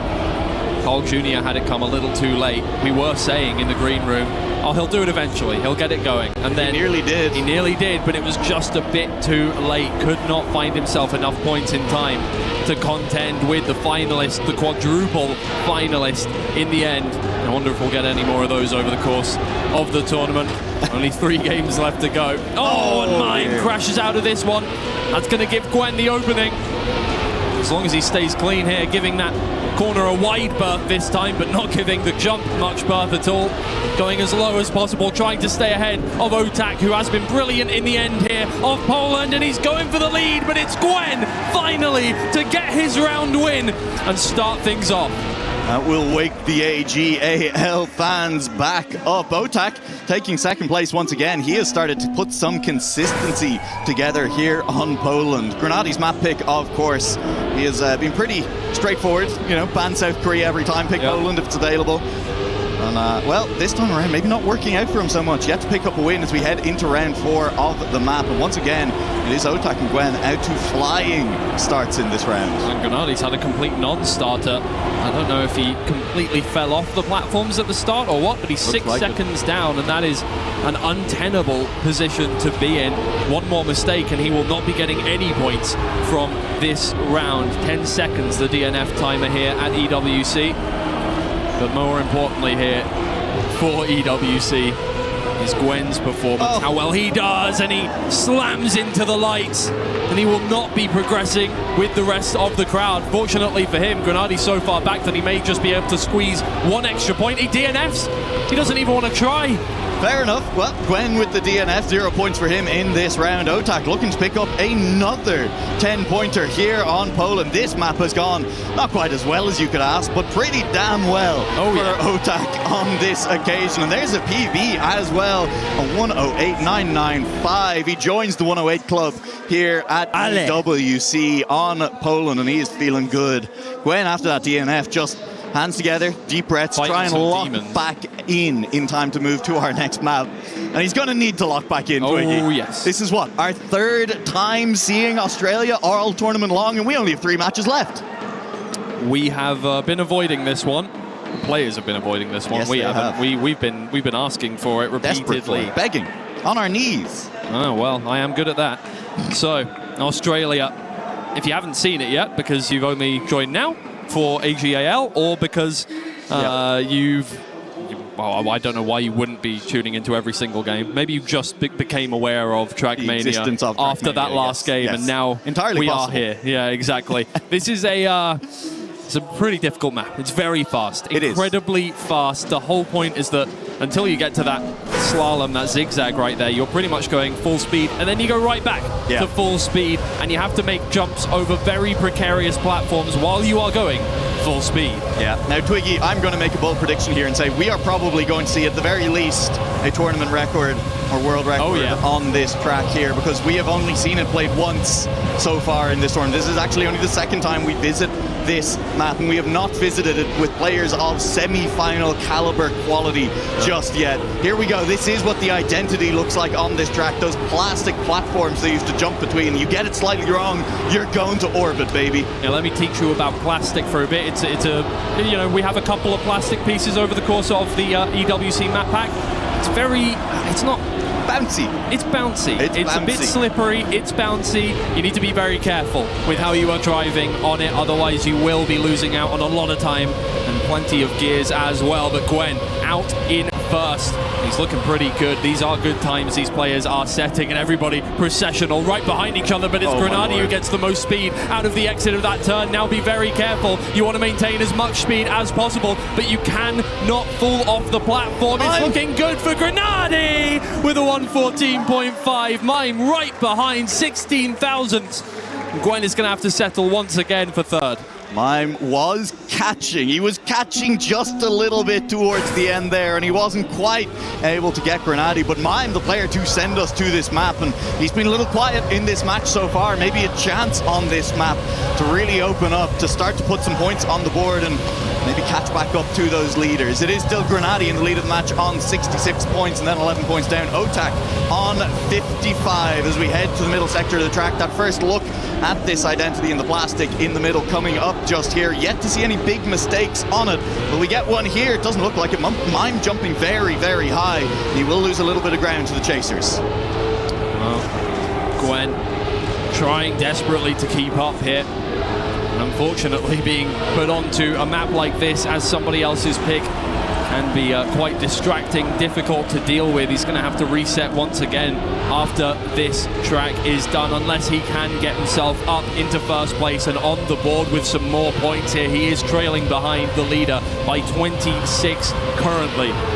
Very similar times to the last round. We're going to be seeing another 114 at the very least here from Mime. It's looking quick as well. He's entered the identity with a lot of speed. He's not slowing down whatsoever. Grenadi. Fully risky. Grenadi goes a little wide. He's absolutely fine. Oh my God, it is neck and neck between those two. It's only 3 thousandths that separate them in the end.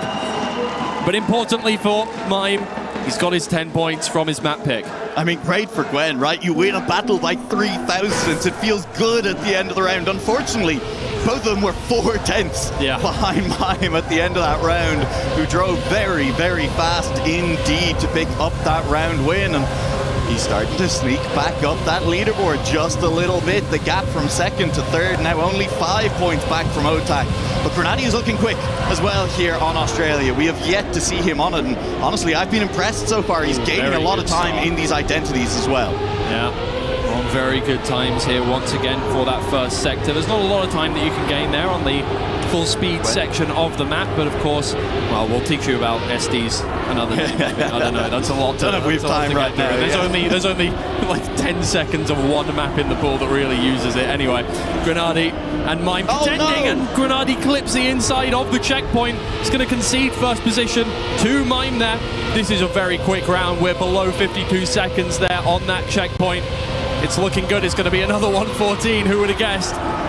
And they are neck and neck as they enter the identity here. Gwen trailing from Mime by about 1/10. Oh, there it is! He has not made it, and Mime is having a tough time as well, maintaining the speed. Grenadi's right behind. He can't quite get it done in the end. That was oh my Otak. Lord. It was Otak who was right there. Really? He missed. He God. fell off that final platform. He had to respawn. And ultimately, he's not quite made it through. So, it was close between multiple players, multiple attempts at the snipe. There is time to be gained here in Australia at the identity. You can attempt to pull those snipes, but it is risky, as we just saw from multiple players on that round. You can crash. You will be sent to space if you clip wrong on plastic. There is no hope of recovery as Grenadi now leading the way into the next round, but it is a close and hard fought lead as Gwen has overtaken him. Mime looking to overtake him as well. I like Grenadi's line through there. He is carrying a lot of speed, closing back up to the back wheels of Gwen, who is struggling a little bit on this dirt. That is one of those corners that Grenadi on wheel gets a little bit of advantage on, able to hold the line so steady up against the outside of that dirt corner. Yeah, Gwen again contending for this one as much as humanly possible here. Grenadi concedes a lead, and down goes Mime again. This is a world record attemptable time here as Gwen moves on through, looking for a good exit here out of the final turn into the identity, nice and wide to gain as much speed as possible. Grenadi trying to keep up now. He's going all over the place, and Gwen is going to push ahead. It looks like Gwen is going to be setting a world record. Not quite. A 10th off.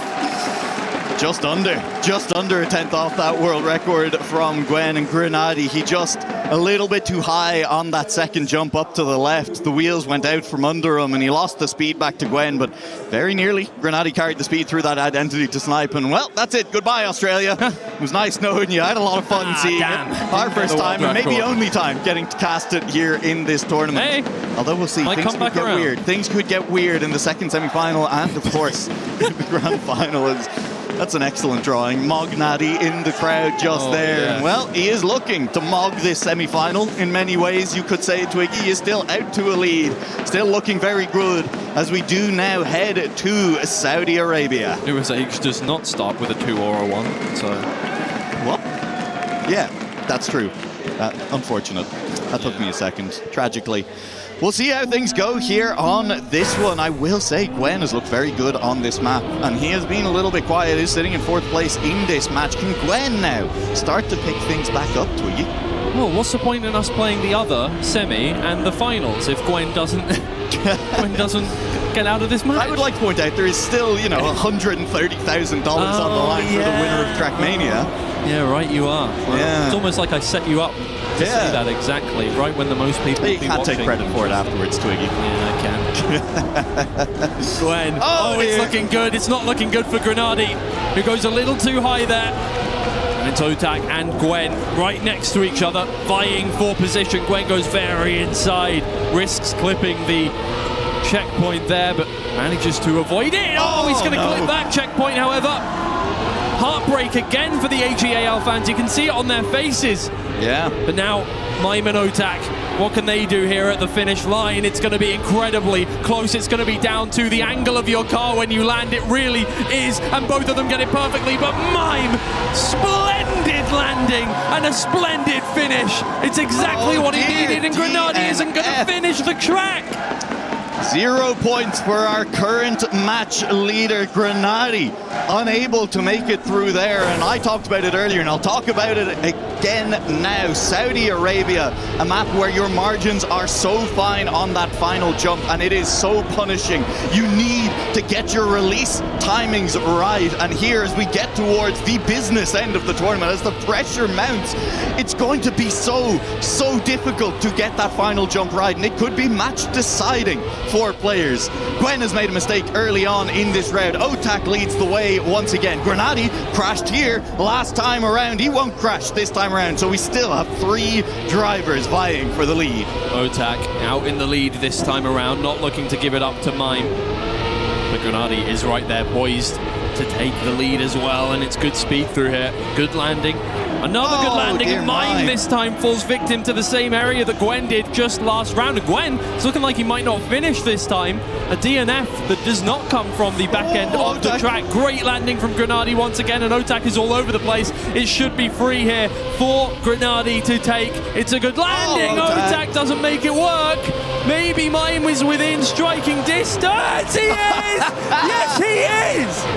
Flies in over the back shoulder. Mime picks up second place and extends the lead he has over Otak ever so slightly by a hair, and well, stays a little bit closer to Grenady as well, who really has, before that round, gone quite quiet in the match. It's exactly what we talked about at the top of this one, Twiggy. We have seen time and time again players get out to 20, 30-point leads at the start of a match, and then the mid-game, as we move through the map rotation, starts to go just a little bit wrong. We find maps that suit the other players, and all of a sudden that gap shrinks. It's down to 10 points, but Grenady is battling Gwen up front, looking for the chance to move further ahead once again. Gwen needs to make something happen here and now. Honestly, we're starting to get to the end of this game, and if he can't make a move here on the leaders, he's going to be trailing by a lot by the first finalist. That's not a position you want to be in with such heavy responsibility on your shoulders. Not just the fans of Trackmania,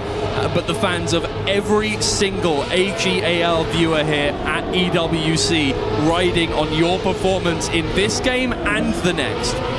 It's Gwen too low. He is too low. He responds immediately. Grenady was too low as well. Otak's through. That'll be lovely for the Liquid fans as Otak takes a round win. Mime only 11 thousandths away from him in that one. But both Gwen and Grenady will have to respawn. They do both make it through. No more DNFs on that one. But the field continues to get closer and closer and closer together here in our first semi-final for Trackmania at EWC. In this round, Otak out to a solid start, but Grenady is right there with them. In fact, everyone is right there with them. Everyone within a couple of tenths move through the checkpoints. As we move towards the middle of the track, Grenady has now managed to pull out about a tenth of a lead. Again, we saw him crash here just a couple of rounds ago. He did make the mistake. This time around, he's clean through. Everyone just about clean through, as Otak looked like he might clip a wheel. It's Grenady out ahead. We're starting to finally, in the final round of Saudi Arabia, have clean rounds at the start. I shouldn't say anything. This corner has been horrible for some people, but it's fine for everybody this time. Oh, mine slides all the way through. It's the only player we have left loves taking that line. Yeah. Exactly. And it's working for him. It is working for him. It's consistent at the very least. Does it gain massive amounts of time? Absolutely not. But if he's comfortable with it, I'm comfortable with it. It's Gwen out ahead this time around. This time around, he gets the jump. Otak has enough speed, but it's not quite enough. He's done it! Once again, he has stolen 4 points from the grip of Gwen, like candy from a baby. 5 thousandths between it. Oh, and it's heartbreak once again for Gwen. There was a little giggle from Otak there at the end of that round as well. He knows he stole that one. He knows he got it. It was absolutely beautiful speed down the hill, and that is it. Goodbye to Saudi Arabia. We move to Hungary for the next track, and things are starting to get a little bit intense. Eyes closed, meditative for Gwen, who is looking to do it. Mime still got a little smile on his lips. He's not out of this one by a long shot. But we are starting to move towards that point, Twiggy, where we start thinking about, right, who hits finalists first? How many rounds do they have guaranteed free to themselves before anyone else catches them? That's the thing. So many times we've been like, these two people are very close to finalists. Everybody else is quite far away, actually. It's relatively comfortable. This time around, not the case, and it never seems to work out that way anyway. We always get the triple finalists. We always now, I mean, we've got a quad finalist. An insane thing, by the way. If you haven't really watched Trackmania Esports before, or finalist mode in Trackmania Esports, that doesn't really happen. It does not happen very often. It was a lot of fun. It was a lot of fun. Yeah. Let's see if we can get it again. Trailing by quite a lot in this match, unfortunately, for, as you said, the ag.al fans, and also just for Gwen himself. Only a couple of good rounds to catch up. Only a couple of good rounds to catch up, and this could be the first of those. Is now sitting in first place. There's a tenth of a gap back to Mime. Is that still there? As well. I think it still will be. It's a couple of tenths now, but we still have the identity to go. Have to get cleanly onto this first platform. Nicely done by Gwen, carrying good speed. Grenady trying to catch Mime as well. Really need to lane onto this last platform. Perfect from Gwen. And a beautiful time within, well, I mean, world record, tournament record. We haven't broken the tournament record here on stage, so the world record is displayed as slower. However, that still was very, wonderful, very quick. It really, really was. And Mime able to fend off Grenady through that identity as well. So he picks up the 6 points, and for the first time in a while, Mime very, very close to the leader. Grenady only 3 points ahead of Otak. Again, I remind you, he started this match off with a 20-point lead. Yes, indeed he did, but now we are entering the triple-digit stage with everybody breathing down each other's necks in terms of points, breathing down each other's necks in terms of positions while they are driving here. I mean, it all evens out there on the dirt. And it's very difficult. This track is so difficult to really get an overtake done, right? There's not many places to gain time a lot of the time. It is just press forward. And then you've got a couple of turns like this where you can gain some exit speed, and then it's all down to the identity, and this is where things change up. Let's see where the positions will land in the end. It's Gwen out ahead by a long shot now, but it's Mime catching up. It's Mime who crashes, and Gwen gets another 10. That's going to be Mime coming home. He's going to miss again. No! DNF for Mime as Gwen picks up the 10. Gwen moves closer back to the front. What a time to find this clutch gene within yourself as Gwen wins back-to-back rounds. He's back within 12 of the lead of this race. One more here would have him within touching distance of all 4 other drivers. That's Grenady, who's made the first mistake here on Hungary. He's down by multiple tenths of a second. And Mime and Otak battle it out for second place behind a Gwen who's now just vanishing into the distance. They can only watch as his taillights vanish off. He's looking very, very good in this round indeed. Well, once again, it's going to have to be a good end here. Gwen is starting to get back on a streak. You need to stop him post-haste if you are Otak here or Mime here, because he will steal away that finalist spot from you if you are not careful. He will run with that momentum. This is a very talented player, making no mistakes, and here he comes through on the final turn. It's perfect. It's perfect from Gwen. He's got another 10. He came, he saw, he went around that final corner faster than absolutely anyone else. Gwen looking absolutely unstoppable on Hungary. 3-round wins from 3 rounds played, and that is 30 points on the bounce for Gwen. Even if a single player had come second in all of those other rounds, he'd still have gained 12 points on them, and another player has not come second in all of those rounds. They've been splitting the points between them, and so, Twiggy, all of a sudden, Gwen has gone from being 20 points behind to all of the field being within 5. 9. Mime has dropped behind. You're absolutely right. Gwen has overtaken Mime. Indeed. Anyway, I won't dwell on that one any longer. Gwen, again, looking for a flawless 40 out of 40 here on Hungary. The random map, the one you cannot count on. But he's thrived here. Maybe he'll make this his pick going forward. Mime is out ahead here, but he's got more speed, Gwen, and he's looking like he might just get the overtake done. He's going to go wider, but that gives him more exit speed. Is Mime going to make the jump? Mime is going to make the jump. Mime is going to deny him this time, and he's also going to even up the points even more. Yeah, I mean, hey, Mime had dropped behind just a little bit. Mime is now tied with Gwen, and the two of them are so close to the leaders. It will be, in fact, Twiggy, 115 points for Grenady, and then everybody else in this semi-final, 3 points behind him on 112. Didn't we say something very similar in the first map, basically? Yes, we did. Yeah. I think after 2 maps, we had Grenady on 20 points, never, or after 2 rounds, I don't know. No, it was actually after the first map. Barely anybody got, like, consistent first in the first map. It was absurd. It was absurd. Speaking of which, welcome back. to the first map. Welcome back to the first map, and we are back on Japan, a map that, you know, pre-tournament we were talking about. We were expected to see banned a lot, you know, based on what we've been hearing, talking to some of the players. A map that a lot of people were like, yeah, I'm not sure, I probably might ban Japan away, don't really like it. But it's just turned out to not quite be any player's least favorite map. Yeah. And it has therefore ended up with a very high presence in the tournament, and it has been very decisive at times. Almost it feels like more than any other map to it. You can push the end of this map. You can try and attack someone in the identity, and we have seen it pay off. Yeah, we've seen it pay dividends here, and it will pay dividends here as we enter the latter part of this matchup. All players over 110 points. Now 140 is the deadline for finalists. That's what you need, and then just one more win will secure you a place in the grand finals of Trackmania at EWC 26. And for Gwen, there's even more meaning behind that.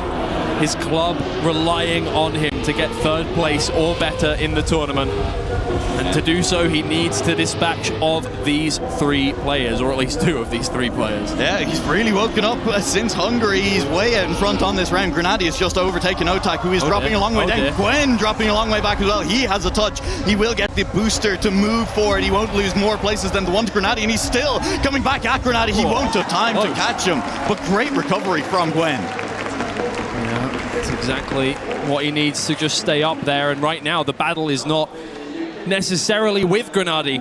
It's with Mime and Otak, who are now below him, and he needs to keep below him in terms of points. Yeah, look, at this point, Twiggy, there is no difference between first and second. Both of you go to the grand final. There's no seeding left. It doesn't matter. You just got to make sure you are in one of those top two spots. Got a more tough grand final than you. That sucks. Exactly. I guess, look, it does slightly change where you'll go in the pick ban, but I don't care about that. That'll happen, whatever. We still have to drive 5 Well, maps. it's not like we ban, pick.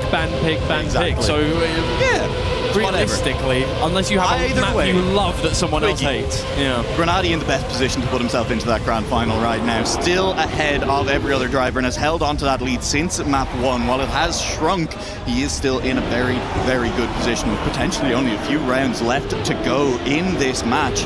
Gwen, once again, holding the lead on Japan as we head towards the identity. Mime sitting just behind Grenady, just behind the pair of them, and I have seen Grenady push this identity before, but I've also seen Mime push this identity. I've also seen Gwen push this identity. Who is brave as we head into it on this round? Who is going to send it? The answer seems to be all of them right now as Gwen holds that lead consistent and will PB. Mime PB's behind him, and Grenady has to settle for ultimately a relatively distant third place.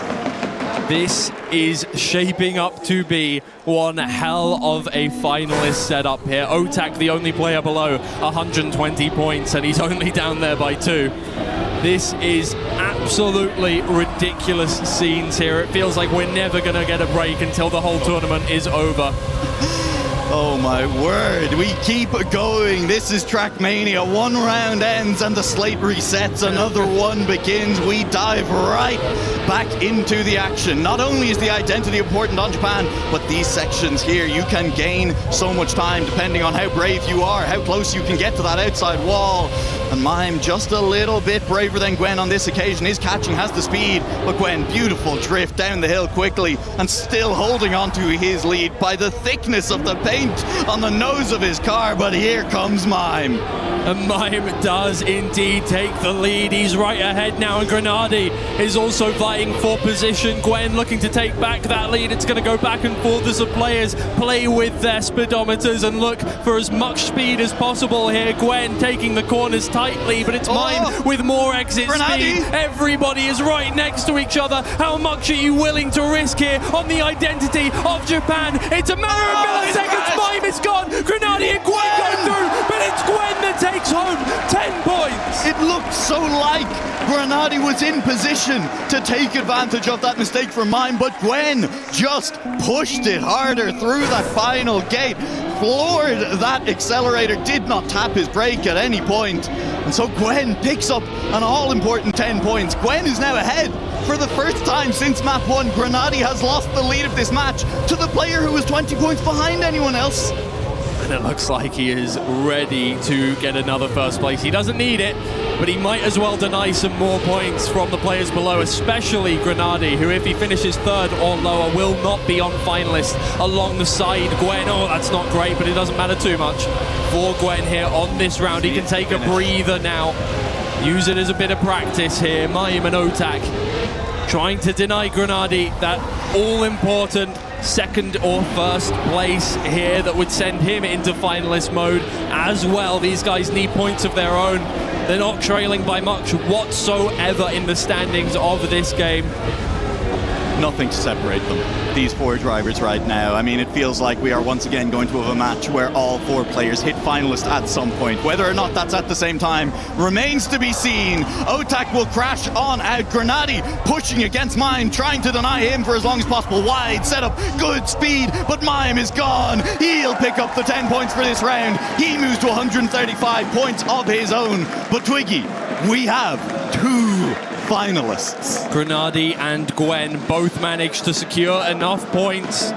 Gwen's comeback is crazy. Sorry, can we just talk about it for a second? He was down at one point by about 30 points, earlier on. But we're going to head to Poland.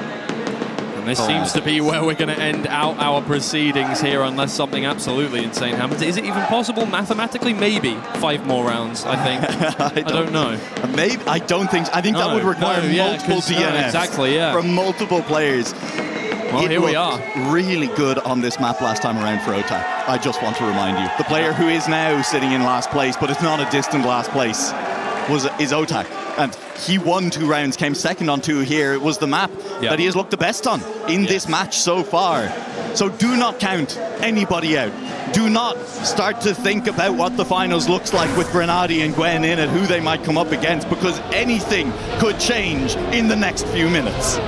Gwen was having a tough time here on Poland when we last played it, but it is Grenadi's pick. So if he just locks in, it's a very good possibility he'll be punching his ticket to the finals very quickly here.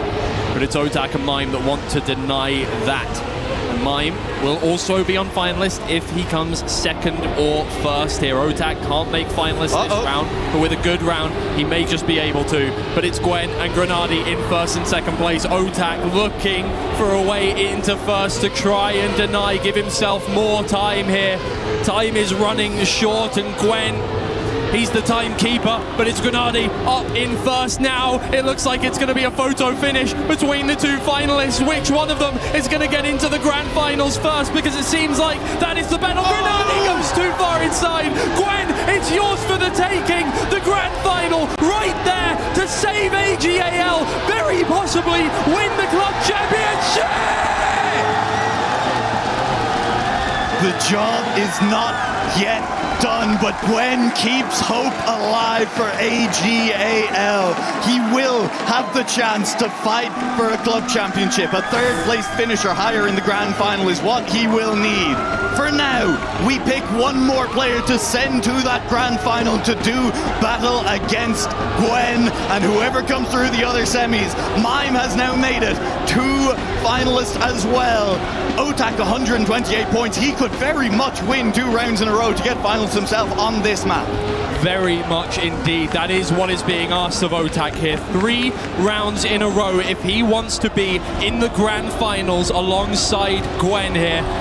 But you're up against Mime and Grenadi. It's Grenadi's map pick. Yes, you may be good at this one, but every player you are playing up against has been showing their skill all tournament long. Otak falls back into 3rd place. He's still with them. No, he is not. He's back, and now it's just a fight. Fisticuffs between Mime and Grenadi, and Grenadi looks like he's going to miss out on it for the 2nd time. He needs to push harder. He needs to go lower than Mime on the jump. Mime gets the first, the 2nd. Grenadi's right there. Can he get the overtake? He's wider, but it's all down to the final jump. Grenadi right there. It's Mime! Mime will not let it go. Grenadi pushed him the entire way around those final 3 corners, but Mime stays winning. He will move to a grand final. He will join Gwen there. And oh my lord, I'm already sweating. I'm already nervous for that other semi-final. Best to be prepared for these two. Absolute insanity. There has not been a game where I have had a break here, Noah, unless I've been in the green room. Yeah. And even then, we've been on our feet screaming the entire time. And it's Grenadi, and most importantly for ag.al, Gwen, that make it to the grand final. Now all Gwen needs to do to win EWC 2026, not just Trackmania, the whole event for his club, is come third. Twiggy, he put himself in a hole in this match. I don't want to gloss over that fact. Gwen was so far behind. All three of the other drivers were within a few points of each other, and Gwen was down by 20 or 30. Yeah. And he climbs out of that hole. He makes it back and on to finalist, and he wins his semi-final. That is a clutch gene, unlike almost anything we have ever seen before in Trackmania. Absolutely wild from Gwen. So many heartbreak moments for Gwen over the course of this game alone. But the mental fortitude from this man to make sure he was able to make it to that grand final is absolutely ridiculous. I would love to get his thoughts on it, and it's exactly what we're going to do. Ladies and gentlemen, the dream is still alive! A key crushing! Nobody expected this only a few days ago. And our first key crushed by Gwen, keeping ag.al's hope alive. That is Grenadi. Eliminated despite his best effort. The wheelman has been knocked out. Gentlemen, come on over. It's safe to say the eyes of the entire esports world is on you right now, Gwen. How you holding up, buddy? It's too much pressure for me, I think. You look like you're handling it very, very well. The whole crowd is cheering for you in this. Does it push you through it? Do you feel it in your veins during the game? Yeah, I think it's so grateful to have these fans this much, like, I don't know what to say, but it's incredible, yeah. It's incredible to see now to my side, Mime. I mean, for you, this is a big moment as well. You advance on to the grand final. What does this mean to you as a player and as an individual? It means a lot. Like I finally proved myself that I can compete at this stage again. Also, great points for the team in the club championship, which is very important as well. It's just surreal. Surreal. Now for you, it's Polska Górą time. Go ahead. The key crushing is all yours, as Mime will have the space to crush Otak's key and eliminate him from the running. Yes, there's a lot of showmanship, but at the end of the day, it's who shows up on the racetrack. And these two have made it to the grand finals. Mime, Gwen, ag.al, and Navi have made it to the grand final! 7 weeks, 24 titles. The best organizations and players in the world battling for their share of points to get to the top of this leaderboard. And it will all come down to the grand final in Trackmania. If Gwen places third place or higher, ag.al will be your club champions. If not, it will go back to back to back to Falcons. But before that, we must compress after this one and talk a little bit about that matchup and also what is to come, which is the other side, the other semifinal waiting in the wings. But man, Turbo, what a race. It's just not stopping. Like, give us a break, guys. That's what I said. Like, what is happening here? It was so close there. Grenadi had it, but then Mime was never really falling behind there in this match and was having a shot. Gwen, after a great comeback, but guys, I think it was 3 points after 20 rounds, 3 points, 115, and then 3 players with 112 points. Also Otak with an absolute incredible performance. It's not stopping. We still have 2 more matches, and the grand final will decide the club championship. Yeah, definitely. I mean, this is just proving the point that, yes, you can have a good lead going into the first half, but it's all about that momentum in the second half. If you lose it, if you get caught up by an Australia or something like, I mean, you're going to have to keep it up. And unfortunately for Grenade, he slowly lost the plot as it went on. And I mean, Mime coming out of here, definitely the dark horse.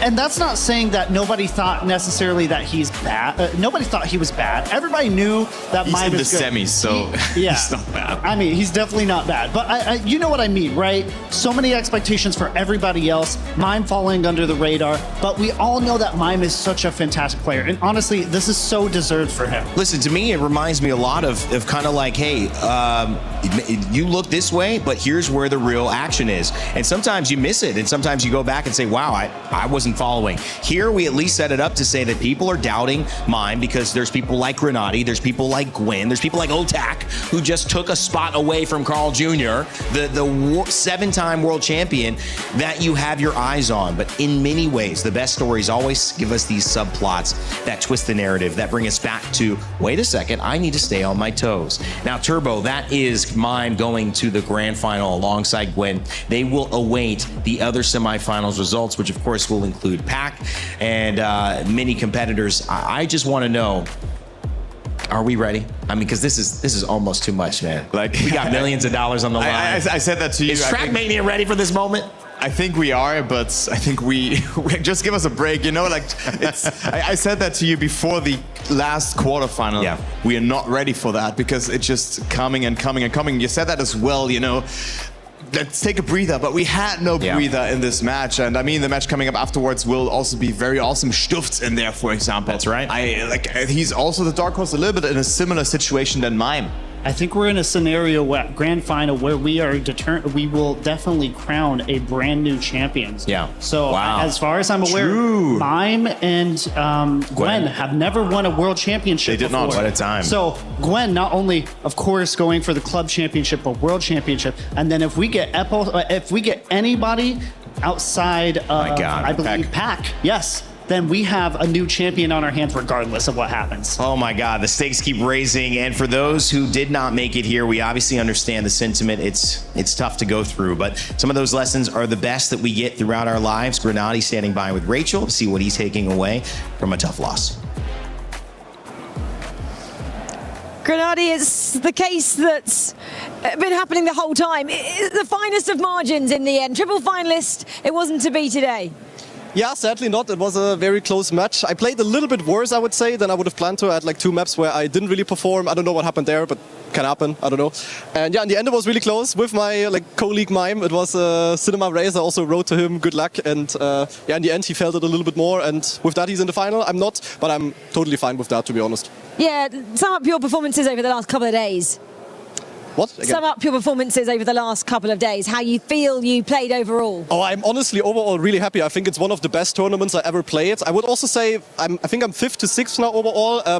It perfectly fits where I would like put myself into in the world list, if that makes any sense. So I performed exactly how I wanted to. And in general, I had mostly only good matches. I played really well. The finalist mode in the end, I'm not the greatest fan of it. We've spoken about it already multiple times. But yeah, it is what it is. I'm still happy of what I achieved. I don't really care too much about the result, even if it sounds crazy. I care more about how I played, and I played really good, so I'm happy. At the level which everyone else is playing at as well. Yep. Tell me a little bit about that, because it's insane, isn't it? Yeah, I mean, honestly, at the beginning of the match, I had everything under control. I did my usual stuff. People were not too fast, not too consistent. I just did my normal stuff. But then at some point, people were getting faster. Gwen started a crazy comeback. He just locked in and was really, really fast. Mime as well at the end, very, very good. So I would say the level at the match was definitely very good. I played sadly a little bit worse than in the previous match. But yeah, and in the end, it was just close. It was like a 50-50, whoever feels the finalist round the most. And it was close, so it was a good show. I mean, that's also what I know there's still yeah. Exactly. I know there's still one semi-final to come. Who have you got as your winner now? Ooh, who's in there? Pac? We've got Pac, obviously. We've got Elcon? Stuffs. Elcon Stuffs, yeah. Yeah. And who's the last? Who is the last? Good question. I don't know. I definitely got Pac. Pac is a good friend of mine. And yeah, I think Pack is a general, like people usually put him in the top 3 world ranking. So I think Pack got this. He will go to the grand final. And Dan, yeah, I wish I would know the 4th, but I'm just going to say Elcon. Elcon was in our practice group. I played together with him, and he's been playing great the entire tournament, way better than in practice. So yeah, he's really locking in, and if he makes it to the grand final, it would be 2 of our group making it. That would be amazing. So I'm just going to say Pack and Elcon. Okay, right. Well done today, and good luck for the future as well. Thank you very much. All right, that second semifinal coming up. It's Elcon Stuffs, Epos, and Pack. That was so easy, guys. No, I'm kidding. I get to read it. That's the thing. So many players. We have played 4 quarterfinals, now 1 semifinal. We got another one on the way, and then a grand final with Gwen and Mime guaranteed in there. Not as sincere as well in the battle for 3rd and 4th place because Mime has made it through. Pressure on to Pack to continue because it's Vitality actually fighting them. All of that and more, and we'll hear from Epos in the content break. When we come back, our second semifinal, grand final will be set. Club Championship still undecided. Stay with us.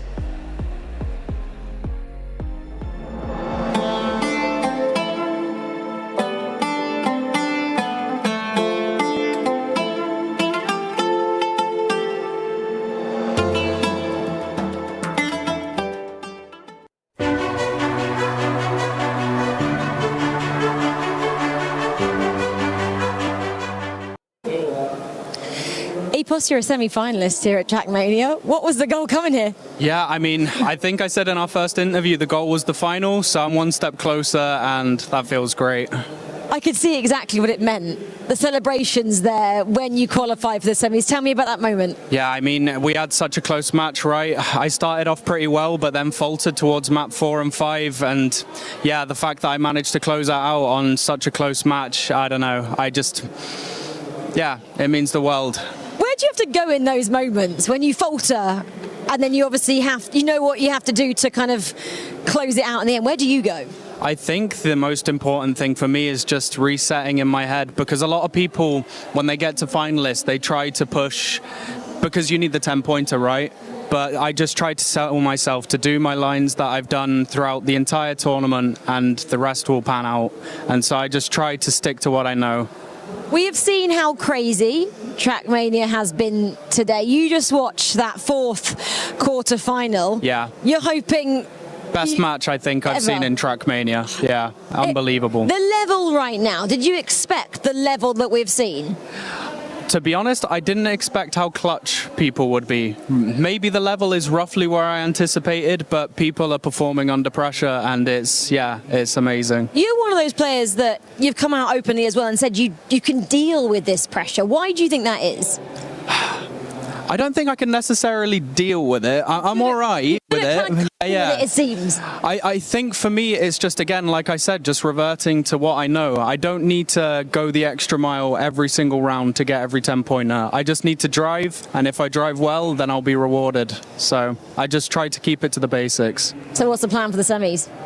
Stick to the basics. Stick to the basics. And I guess as well, the fact that you know how to perform under pressure in your other line of work, beatboxing, does that kind of help a little bit, performing? Maybe it plays some part of it, because I mean, I perform to crowds, but it's different, because when you're performing to a crowd in beatbox, you're getting all of the crowd involved, whereas when you're playing Trackmania, a video game, you're kind of just like staring at a screen. So the confidence is there, but I don't think it plays a massive part in it. You know what I think you should do? Get the crowd involved. Basics and get the crowd involved. Come on, Epos, semi-final time. Cool. He thinks he can come in here and play my game. He knows nothing. Let's go! Tyler Wine, you're done. Raw energy. Off, blow the house down.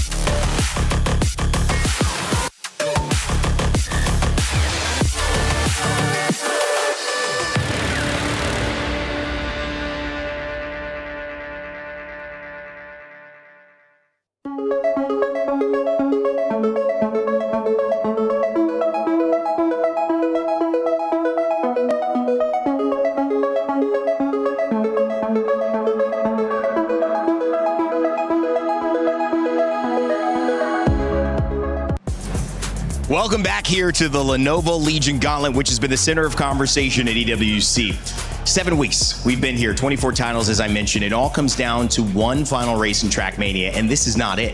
But it will set up the race that truly decides the club championship, ag.al or Falcons. The other side of this is third and fourth place, which has millions of dollars on the line, literally, is also going to be decided here. If Pack goes home, I think Nanas Vincere are going to take that spot ahead of them. If Pack can continue on, that changes things. Welcome back here to our panel. My name's Randy. I'm joined by Turbo and G-Geek yet again. G-Geek, welcome back. Crazy race there. Gwen finally pulls it out. Were you in the crowd watching? I was in the crowd watching. I was also hugging some of the ag.al fans by the desk right there because they were fighting so hard. Yeah, honestly, I couldn't be happier for the man. His first ever World Cup Grand Final appearance as well. Honestly, he deserves everything in the world. I agree. Gwen, he is a player that is, he deserves to be in a Grand Final. And now he has the shot. He can make it. But for that, he still has to clear it. I mean, it's like we've seen the matches, it will not be easy. Job's not done, as we like to say. Let's head over to our second semifinal on your screen so you can see who will be coming up. It's Pack, Elcon, Stuffs, and Epos. If you've seen this tournament over the last few days, G-Geek, these drivers, these players need no introduction, but for you, narrative-wise, obviously Pack coming in maybe as the favorite, but how can you really say that with how everybody has made it to the semifinal? They're all playing fantastically. Well, to be fair, Pack had a very early dominance game in his own quarterfinal, but then found himself in trouble trying to conclude that set quarterfinal. Right. So it will be all down to try and iron out the kinks and try to resist the pressure or the fear of winning, as I like to call it. But also, Elcon, I mean, he's had a dominant match, but the question is, can he keep this up? And also Stuft's similar play style than Elcon, really. I mean, both of them are just so incredibly fast. The world record on Japan from Stuft's is just absolutely amazing. So I think it will be just a pace game, and also the fact how far can Pack push it? How much control can he gain? Because Granadi lost that control last semifinal and he dropped out. All right, the crowd is ready. Vitality back in the mix. Let's hear from Pack heading into his semifinal, looking for a grand final. Okay, I got Pack semi-finalists alongside me. Wow. Yeah, Thoughts on that matchup? I thought it was going to be one of the best ones. I didn't expect it to be that good, did you? I kind of expected it to be that hard. I mean, you got Carl, 7-time world champion, Neon, upcoming talent, and he's really quick. And then Otak, the consistent guy that's always there. Insane. I was happy with my performance. I did well, got a lead. Knew it was going to be tough on the maps later on, but yeah, no, I'm just happy that I managed to pull it off. It looked like, you tell me though, that you came under a little bit of pressure when it became four-way finalist. Couple of mistakes there. Yes. What was going through your head when everybody had the F next to their name? When everyone had it, I thought, wow, now everyone's in the same situation as me, so we just got to send it and give it my all. Luckily, it was enough, and I'm just happy that I managed to pull it off, and I was the first one through. If I was not the first one through, it would have been even more stressful. So I'm just happy that I managed to close it out in the end after a really strong match. How difficult is that to do? Because the pressure on the stage, the fans, they're out in force today. Yeah. There's a lot on the line. Yeah, it's hard, but I've done it many times now. So it's just about getting into that feel, getting to the groove, and just find that momentum again. I like the track, so it was one of those ones where I know I'm good, just do it now, and I did. I have to ask you about Carl. Brilliant mate of yours, obviously you've achieved so much together. Must be tricky and difficult seeing him go out. Yeah, it was really sad, to be honest. I was a little bit upset when that did happen. I was cheering him on in the final round, and it was really hard to see him really sad. So yeah, it's not one that I'd like to see. Hopefully I can just go out there and win the whole thing now, and that means that we've done good as a pair still. The matches come thick and fast. What's it look like between your semi-final? Yeah, it's going to be another tough one. I just hope I can just perform like I did just now and get through to the grand final. That's the main thing, and then it's about having fun. What do you do in this break? I'm just going to chill out for a bit. I need to practice warm up different tracks now because there'll be different tracks played to the last match, so I'll just get used to those, get my grip, and just go for it. Confidence, where's it at? 10 being high? I feel good. I feel really 10? good. So hopefully we'll just hopefully just knock it out of the park and deliver another good result. Come on. Come on. Come on, go back.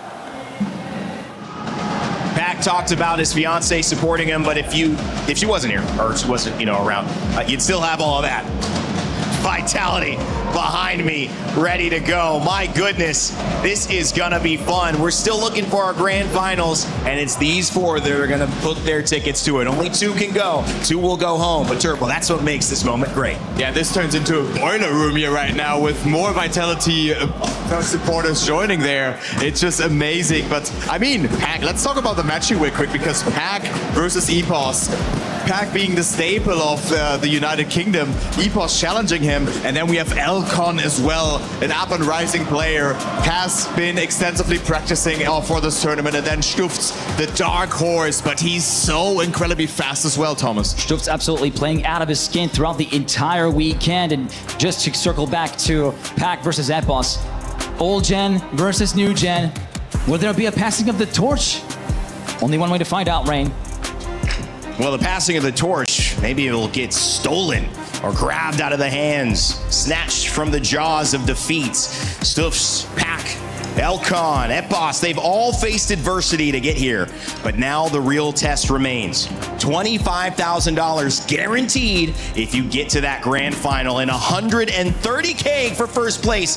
The biggest prize pool in Trackmania history. Only 2 will get there. Let's find out who. Paris! What noise! What love!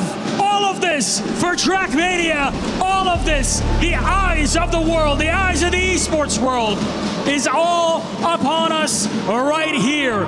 2 of our finalists have already graduated on, and what a semifinal we had, but there is a second one to determine the second half of that 4-way matchup.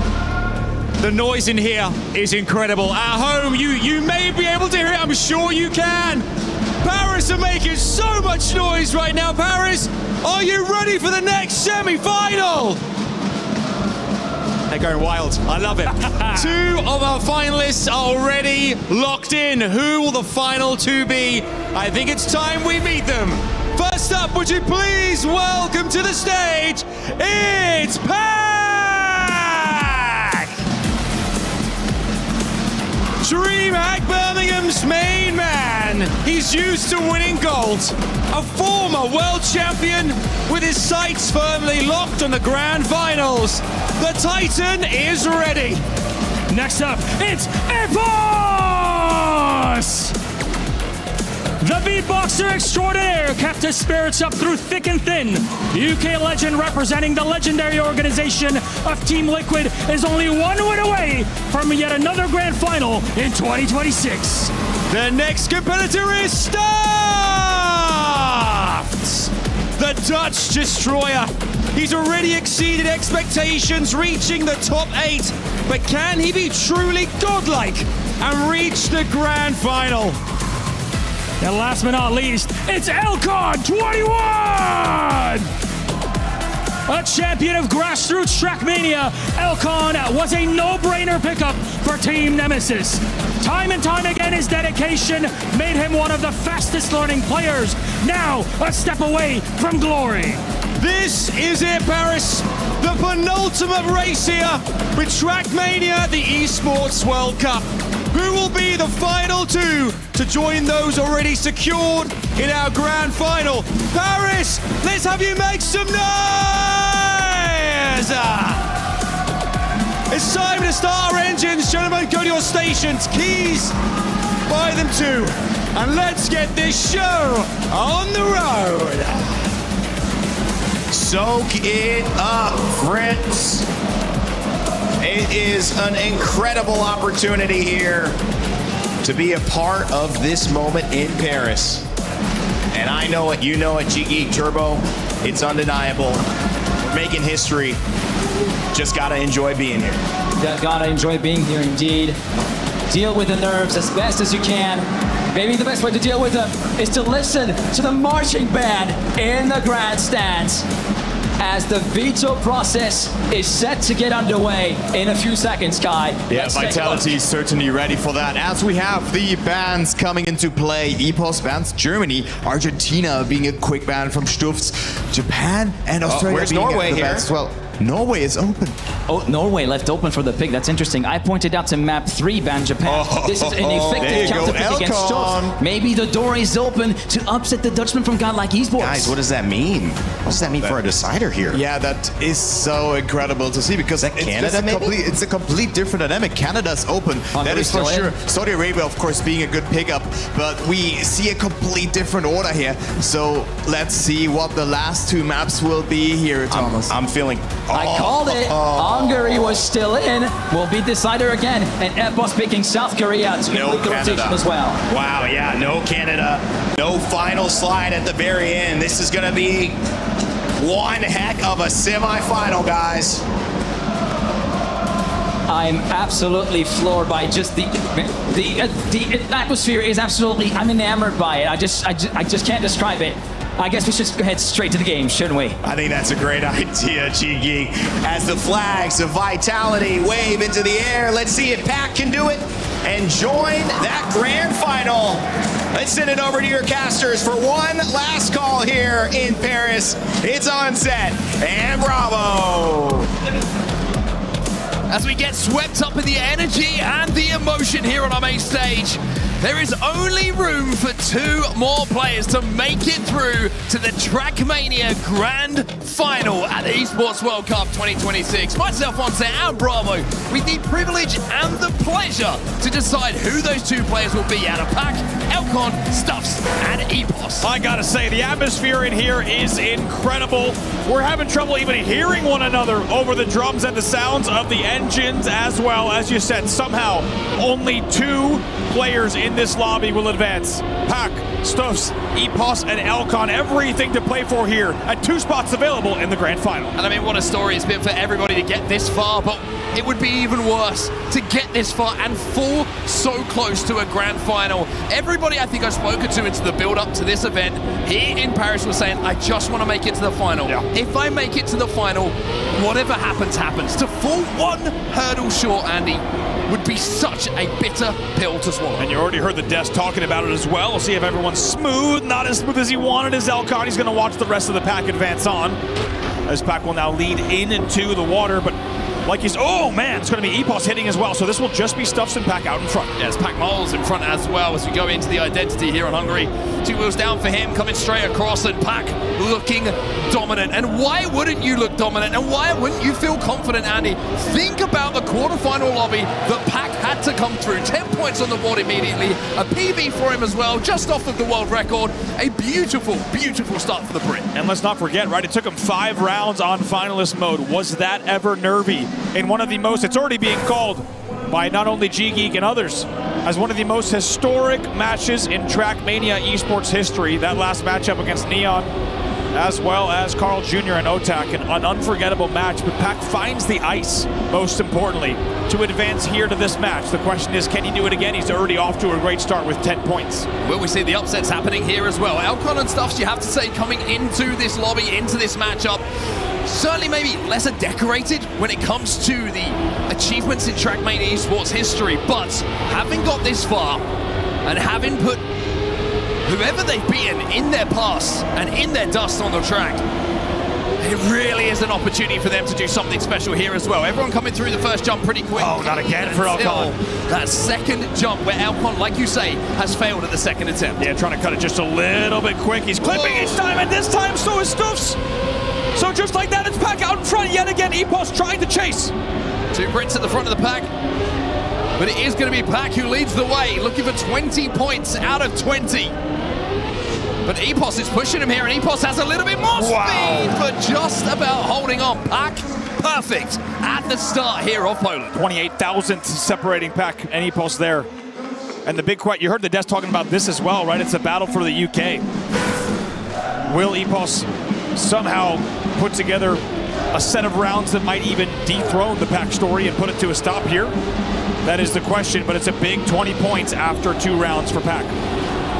Talk about peaking at the right time in tournaments. Sometimes you you talk about esports and tournament formats, it's not how you start, it's about surviving, it's how you finish. And we saw some shaky moments from Pac on the first couple of days, but he is here. And now you are starting to see the kind of level that he can produce time after time. 2 rounds already in the bag for him as we enter the third here on Poland. He's at the back of the pack for now, but look how close everyone is. Keep your eyes on Elcon here. That's twice he hasn't come through this first jump. And it looks like he's just fallen to the back again, alongside Stuffs, who's also made a mistake. Yeah, I think this time he gets through. However, as you said, he gets through slowly. So now Epos this time in the lead over Pac. We'll see if he can maintain. How aggressive does Pac want to be? He's got the right to be as aggressive as he wants. Obviously 20 points already in the bag, 2 wins out of 2. If he could make it 3 out of 3, it would be an incredible start for him. Epos, perfect through the identity and collects his own 10 points. Pac this time around will have to settle for second. Ooh, look at that timer. I think it's going to, certainly be a DNF there for Stuffs. As we take a look at that result coming in, and now round 4 of 4 on Poland. And just to check in on the leaderboard, it's Pac already out by quite a significant margin on 26. Very, very impressive start from him, and Stuffs maybe a little bit of pressure here, knowing that the grand finals is just one incredible performance away. Makes a mistake early on as we drift around that outside dirt line. Everybody running it so close to that barrier, but if it's going to be Pac, as we go through the booster, he's going to have the speed and the lead as we turn into this big sweeping right-hander. Carries that all the way through 5th gear until you got to drop down here. And now, as you say, these 3 really wheel-to-wheel here in the dirt. Well, just falls behind a little bit, and it leaves Pac and Epos on their own as we go through this section of jump. Wow, the lily pads. It's actually Epos with some great speed on the exit. Got to be able to manage that, though, as we swing now with the wet wheels through towards another transition before the identity. Elcon makes it through this time, and even though he's not in a position to challenge, he's going to be relying on a couple of mistakes ahead of him. Look at Epos. He's going to be looking pretty good. For now, though, it's Epos versus Pac at the front. It's Epos and Pac crossing the line almost simultaneously. Second, we'll get that time for you in just a second. The brutal cutaway. We'll have to wait and see who gets credited with that 10 points. It is Epos running a 108.985. Pac running a 108.995. 10 thousandths separating the two. That will be an Epos back-to-back win. So just to recap what we just saw across Poland, that is a back-to-back Pac win followed by a back-to-back Epos win, which will put Pac on 32 and Epos on 29 due to the slight variance in placings in each other's respective wins. So at the end of Poland, it is going to be Pac at the front, but Epos with an important 10 points keeps it very, very close at the top. And now we have the wild card, which I think surprised a lot of people when we didn't see it banned in the first half of the pick and ban process. We're heading over to Norway, where obviously Elcon, who is sat on 15 points at the moment, is feeling like this is going to be his. Yeah, the Elcon pick. And I tell you what, selfishly, you and I think the entire Trackmania community is like, hey, let's sign us up, because we've kind of been robbed of a little bit of Norway this weekend so far. Speaking of being robbed, I believe it's going to be Epos there at the back of the pack, who does not make it through cleanly as we get wet wheels onto plastic through the opening bug slide. The front of the pack, though, at Pac, Elcon, and Stuffs will be pretty close to one another as we get ready for jump number 1. Elcon, even though we're already, 25 seconds or so into this round, Elcon's pick at this point looking justified. First clock tower jump. Very, very flat entry and beautiful exit coming in from Pac. Yeah, Pac takes the kind of leftmost line, and like you say, just has a slightly better exit. Everyone lining up this big ice slide. Let's see how close each of them run it. It's actually a pretty safe line from each. Yeah, Elcon, though, is going to fall behind here. You can see he just had to correct for a second. A little touch, though, from Pac, and it Stuffs now. He turns the car sideways, counter steers his way through the ice slide before the booster, through the checkpoint, and now he has a chance of getting his first 10 points on the board. Yeah, this could be very big for him, especially look down on 13 points. He needs this one. Oh, he was wide though. You can see he had to reset at the checkpoint. Did not line it up. It's a huge opportunity that will slip through his fingers. And Elcon, with the brave Norway pick, will be rewarded here. The DNF is close for Stuffs. Does get the 3 points though. Most importantly, though, yeah, Elcon needed those points in a pretty big fashion. Take a look at the leaderboard right now. After a plus 10, he's trailing by 13. So that's a big swing. Instead of those being Stuffs points, those are Elcon points. And he will take all of those he can get. Like you said, it's his pick. We'll see if he can do it again now. A mistake from Epos this time around as we go into round number 2. Fell out of contention almost immediately. in the previous round and left it to the other three to just battle it out for those points. Now, first jump. Pack was as precise and almost as perfect as you could ask for this time around. Let's see if he can repeat it. It is absolutely... No, the clip! Tough to watch. In the air, it looked good. And then he clips on the way through. And he's going to be so slow through this ice slide now, too. Yeah, he's going to be so slow through that ice slide now, too. Really, he will be in the back. Elcon, Stuffs, and Epos up in front. Elcon looking like this is an inspired pick. Do remember, there's another jump to come. We've already seen some failures. Stuffs and Elcon. Elcon will lead the way into this final jump. Gets nice inside on. Does he get the grip? Yes, he does! Stuffs doesn't though, and Epos disappears past him. Into second place, and most importantly for Pack, does finish and get those 3 points on the board. At this level, it is so important to make sure your map pick counts. And look what Elcon is doing. He had 15 points, by the way, before this started. Before we hit Norway, and all of a sudden, he's on 35, and he's 1 second place away from first place. He is making the most of his time here in Norway. Epos out in front this time around as we get the wheels a little bit damp and we swing ourselves through the checkpoints. With the bug slide turnaround back onto the dirt now. Wow. Stuffs has made a mistake. Over 2 seconds behind, unfortunately, on that turnaround on the bug slide. Looks like that didn't go right for him, but as we approach the jump, this is where Pack looked brilliant first time around, but just overcooked it a little bit second time around. Elcon and Epos, they're perfect. Yeah, really perfect through as well. Should be able to set up the ice slide yet again. Pack's a little bit slow on it, so it will be Elcon and Epos out front. A little bit wide, but drags it back in and actually managed to maintain a little bit of a speed. Pack's about a second away from the speed set by Elcon as we go through the checkpoint, though. We'll have to see if he gets any closer. Actually, that lead will extend, and Elcon looking very, very comfortable here on Norway as we approach that jump. Just noting, yeah, he can be really simple here. Just land this, bring it around, it should be another win. And he does about as cleanly as you could possibly ask for. Elcon with another 10 points and a world record in a semi-final. Elcon on Norway looking brilliant. What a time to do it, and what a statement from him as well. To now go 3 for 3 on his map pick. And with that, we have a 3-way tie for first place. It's Pack, Elcon, and Epos all on 45. As you say, Elcon, it's a world record, 1:10.098 on Norway. Gonna pull out the big times in the big matches, as Stuffs will fall to the back of the Pack. Big mistake coming in from him. Elcon out in front again. And what an inspired choice on Norway this is looking like. I tell you what, you feel like Elcon's been robbed of this map all tournament long. It's been banned every single time, and he's like, hey, I'm going to take my chance. I've done the prep. I've done the work. Here he comes now, still in the lead into the ice. Well, clean through the first jump as we now go into the bobsleigh. Lining up that big ice slide. Everybody wheel to wheel, but look at the exit speed coming in from Pack.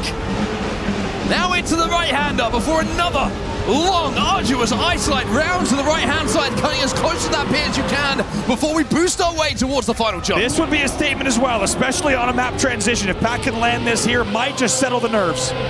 Flattens the car out with the air brake.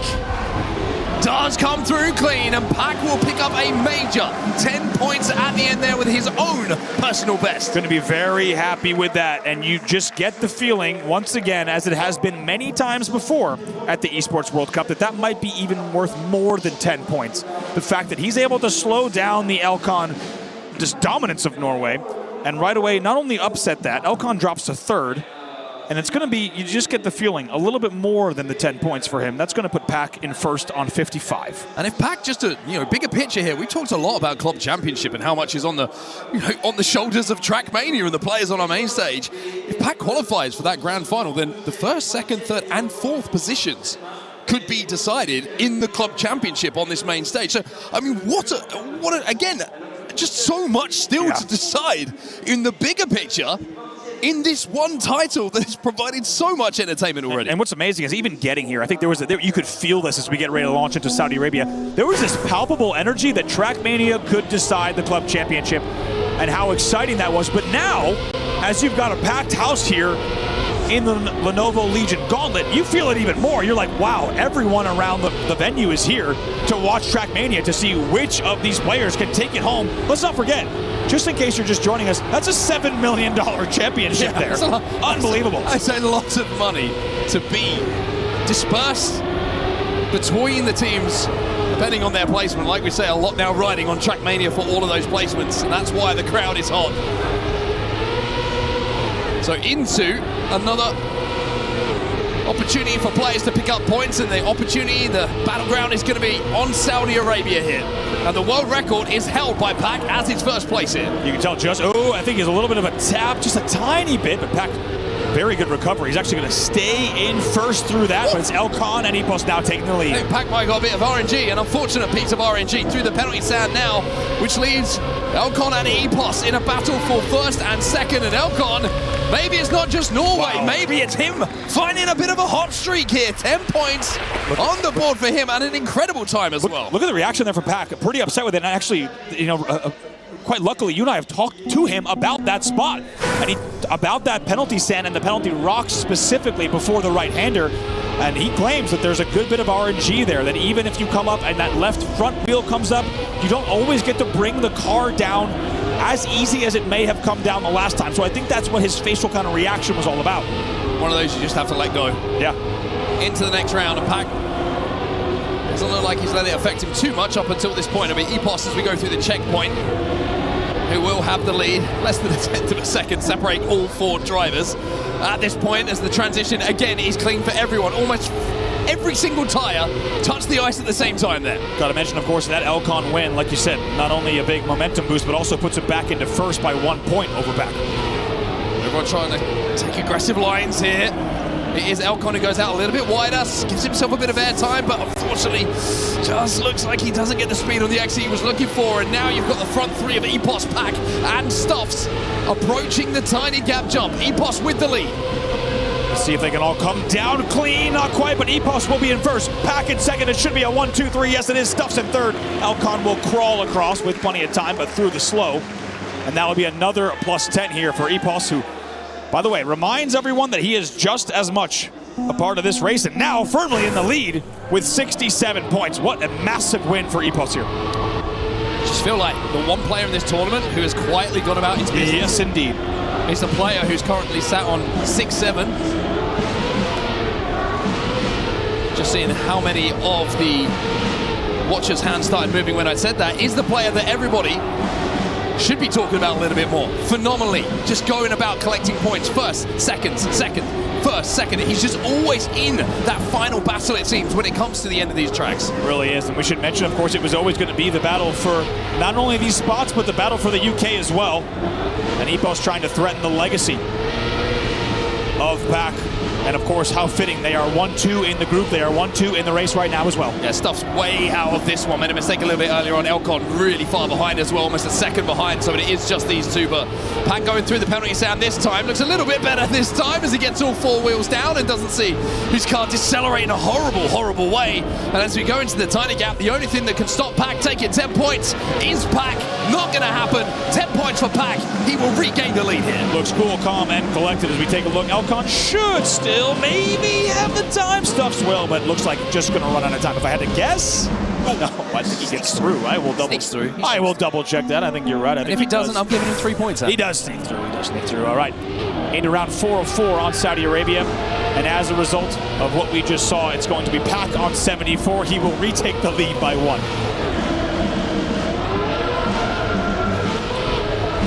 Team Vitality, man. Gets himself a slender advantage as Elcon now will lead the way. Stuffs has really struggled here on Saudi Arabia. Very rarely see him involved in those final battles as we jump into the tiny gap jump to decide really where the first big points are going to be going. This time he's a little bit closer to the Pac though. No touch on the air brake there from Pac. He's going to give him a little bit less exit speed. Stuffs is trying to pressurize the Brit and be aggressive on his line as well, but not going to be able to displace him from third. Now Epos and Elcon, that's the fight up top for 10 points. Elcon goes for that big line that we've talked about, and he does land it this time, and he will maintain first. Look at the points. It's a really big time for Elcon. He needs this win. Well, I think it's your Pack just taking it pretty comfortably through that last jump. Knowing that it would take a mistake for him to get extra points. Epos makes that mistake. But it looks like Pack made an even bigger one. Wow. And will DNF as well. That is interesting in terms of implications. We have to mention, did not expect to see a Pack DNF there. That's actually going to change the top of the table quite a bit. It's an Elcon win, and we said he needed it in that round to keep things close. Stufs also will take a few points off of Epos, or specifically just 1 point. So let's go ahead and take a look at the table. It is close up top. Epos on 77. Alcon now on 75, and Pack in 74 out of Saudi Arabia. Yeah, and now it's the Epos pick. We are going over to South Korea. And I will say, the identity here has been something where I really feel like Epos has been very, very consistent. Yes. Very, very good at just catching the right moment of those reactor boosts to send him a little bit quicker into, especially that final turnaround where you get that little bit of extra speed to challenge someone right on the line. Let's see if Epos can keep that consistency up here on South Korea, or if we're going to see Stufs have a little bit more of a say here in this semi-final. Yeah, you're right. Epos's line and the identity, he runs it so close to the concrete. It is way too close for comfort when we talk about that diagonal line. We'll check it out at the end, but right now it's Epos into the dirt, high speed. Right now out in front. Speed from Pack. Mistake in front of him from Elcon. That's going to send him way, way behind the front three. And look at Pack just seems to be finding a little bit of extra speed at certain times. But Stufs actually, who does seem to be coming alive here, and he really, really needs to. So far behind the rest. When it comes to the point leaderboard, 44 points is all he has to his name right now. And it's Epos on the downhill who makes up time. Everyone holding fourth gear through this section. And keep in mind, this is a long fourth gear maintain all the way into the setup for the identity. Engines off. Pack trying to be aggressive, trying to cut the corner and find a little bit of time here, but Stufs and Epos still battling out for first. And we mentioned Epos, how good he is on these turnarounds. Look how close he is to that concrete wall, and keeps holding off the challenge coming in from Stufs. But who's going to get the speed? Who's going to have the pace on the line? It's Stufs! By 0.002 of a second. It's an unbelievable finish there from Stufs, and in a time where he desperately needs a +10. Unbelievable. Incredible end to South Korea, and that's just round number one. And we were wondering when he was going to wake up. He said himself, he called it to himself, I am prime Stufs right now. And maybe it just took a few rounds to get comfortable again on that main stage. Keep in mind, with that, he's, as you say, he's just about 2 races now from maybe getting back into the conversation. He runs a very good time as well that was even pretty close to Epos's current world record that you see on screen. Stufs in the lead once again momentarily. However, as we go through the checkpoint, it's the 2 Brits who lead the charge.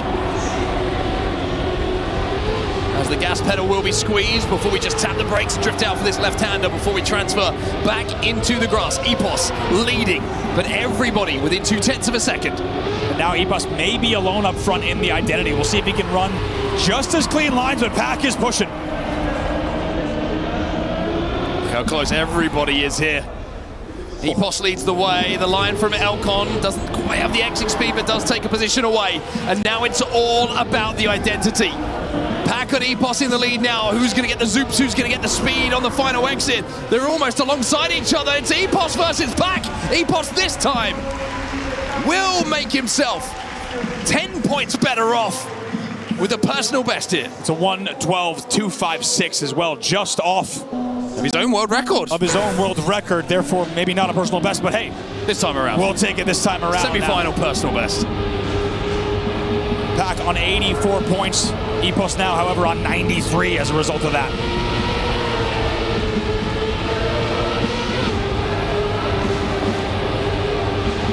Epos making the most of his pick here, the Team Liquid man.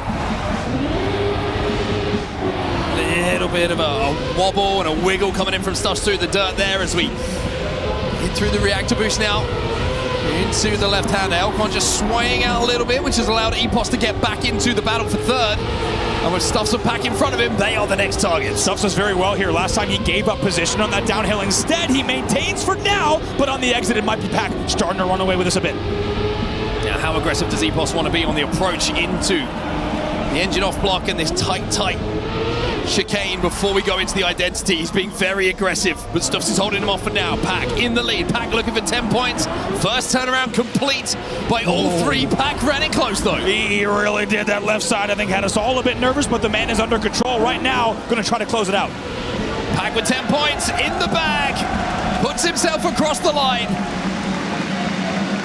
Stuffs will take the 6. Epos will have to settle for 4 this time around. Elcon at the back of the pack with 3. And as a result, it's going to be Epos on 97 and Pack knocking at the door with 94 here.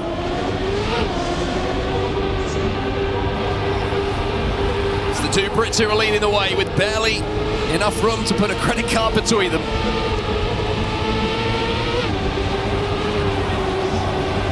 Elcon on the back of the pack here just seems to not quite have the speed through that first section comparatively to the front of the pack. As now we're going to see Elcon, and I think Epos might have just slowed down a little bit through that ice slide.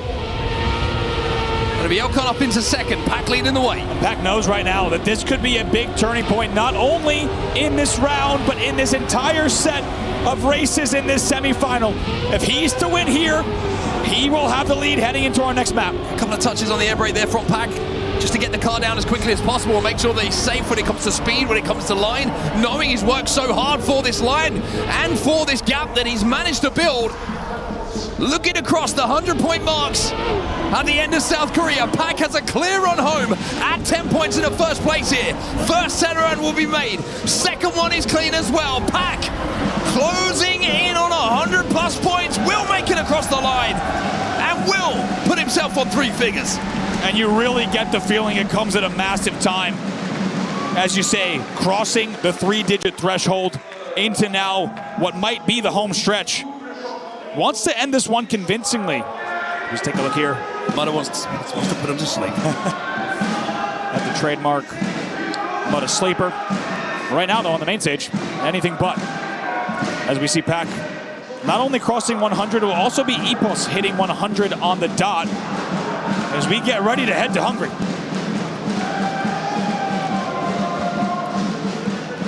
Here we go then, folks. The decider. Will we see somebody hitting the finalist mode here? Pack's looking like he's in the best position right now, but Epos is right behind him, and Elcon's still very much in the conversation. Pack, 104. Epos, 100 exactly. Elcon with 90. Stuff's down on 68. It's looking at the moment like the 3 drivers are going to have to decide whether 2 spots will be delivered. And what a spot for Hungary to be in this map rotation. Because we will not see it end here, of course.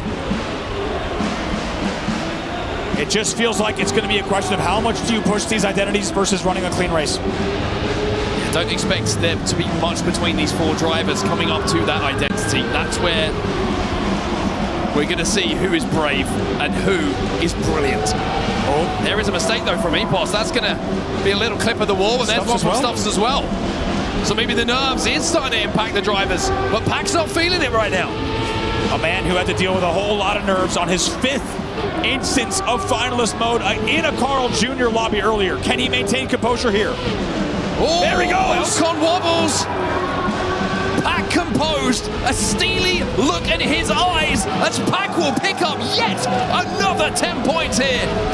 Team Vitality's Pack is looking like a man on a mission. And it's a 59.656, a fantastic time from him as well. He'll grab not just the 10 points, but also all the momentum, the confidence that comes with that as well. He's leading now, 114 to 104.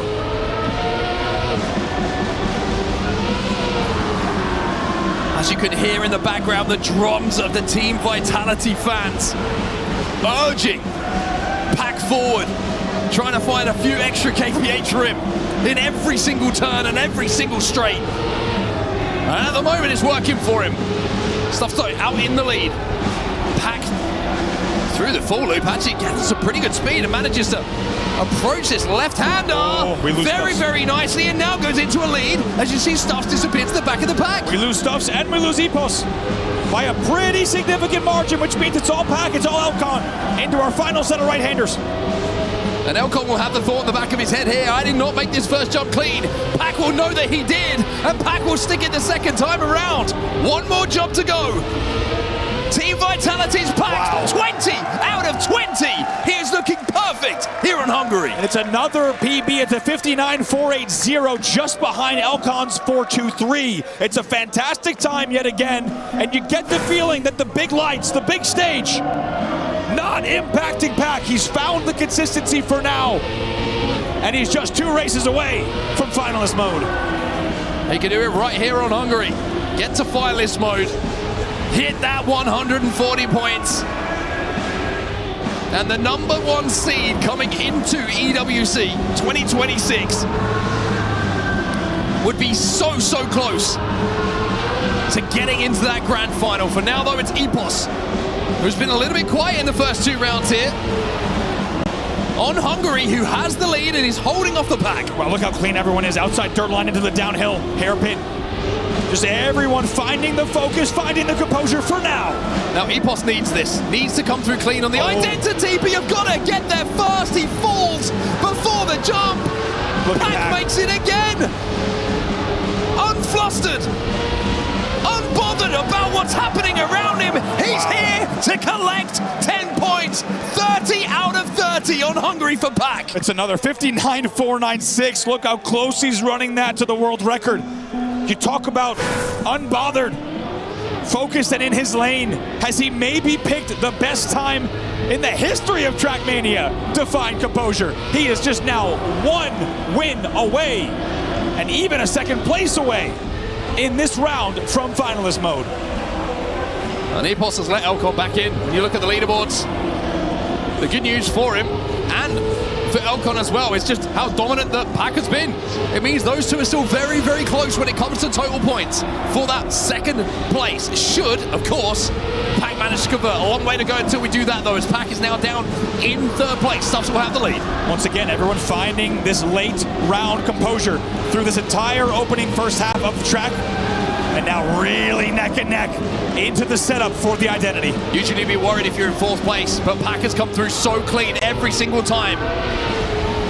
And as he has good speed, wow, he needs the 6 points to get to finalists. Not going to happen this time around. He'll have to wait. And it's Epos with a very important 10 points here, just creating ever so slight separation from the man who came in behind him. Elcon collects that 6 points. That's right. It was back-to-back 4th places for Epos ahead of that, and it was even a 3rd before that. His average across the last 5 or so has been right around 3.5. It has not been great. So it's a big result for Epos. It's a big result for the whole lobby, Mark, to even deny Pac the way that they just did. And I think that was a special sight to watch that as we go back around, of course, in the rotation. To watch that from Pac's POV, the lobby was realizing we need to ice up or this round will be over very soon. So Pac will go 3 for 4 on Hungary. However, he will not hit match point. 137 on the board, which means simply finishing here will put him on match point with quite a lead in our next round. As I take a quick look at my notes on the picks and bans, it quite simply said Pac picks Poland. So no better place to be going here for the Englishman when you only need to complete a lap. Pac only needs the 3 points. He will get that by completing. 4th place is good enough for him, and you can see he's not pushing whatsoever right now. And let's not forget, on Poland, when we first saw it, the first time out for this group, back-to-back Pac wins, followed by back-to-back Pac seconds. He's already shown that, especially compared and competitive to this lobby, he knows what he's doing on Poland. Let's see if he can repeat. Stuffs out into the lead. Seen him there a few times, the godlike player, but just made a mistake with the pressure and the gaps just started to close around him. Epos in 2nd. Look at the speed though from Pac. It looks like he's got a better line on the exit as well. Epos into the lily pads. In 2nd place, in behind Stuffs for now. Running it so close to that concrete wall every single time. But a 10-point here for Stuffs. And Epos will have to be very careful. Look over his shoulder, but instead you can just take the 10 points away from him. Epos from Team Liquid versus Stuffs. It's down to the line. Stuffs will take it from him. Unbelievable.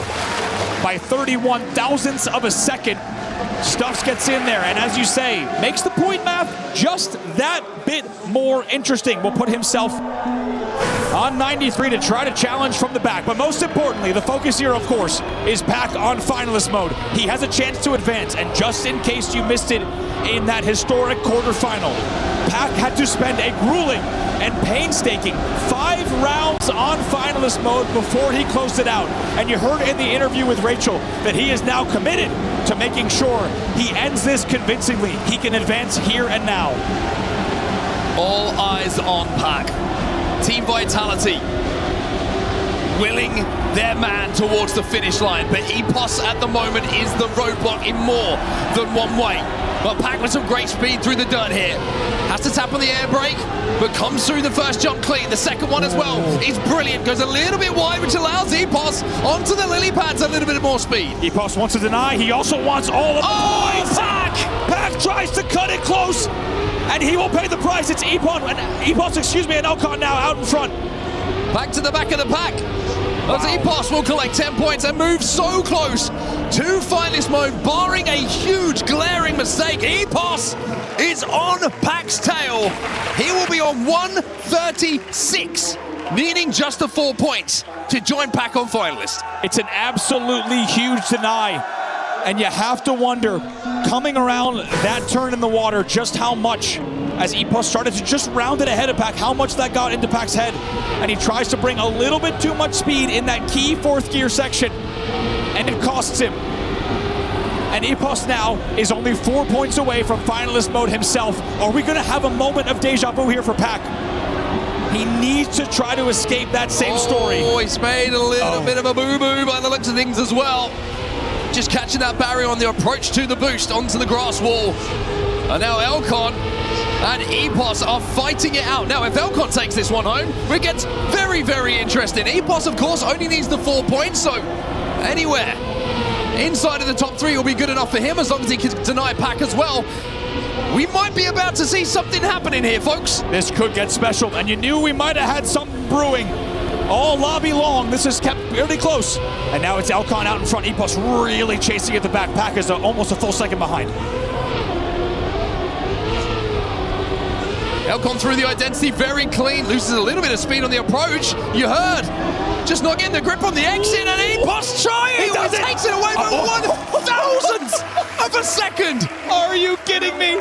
Double finalist. Double finalist by 1,000th of a second for the win.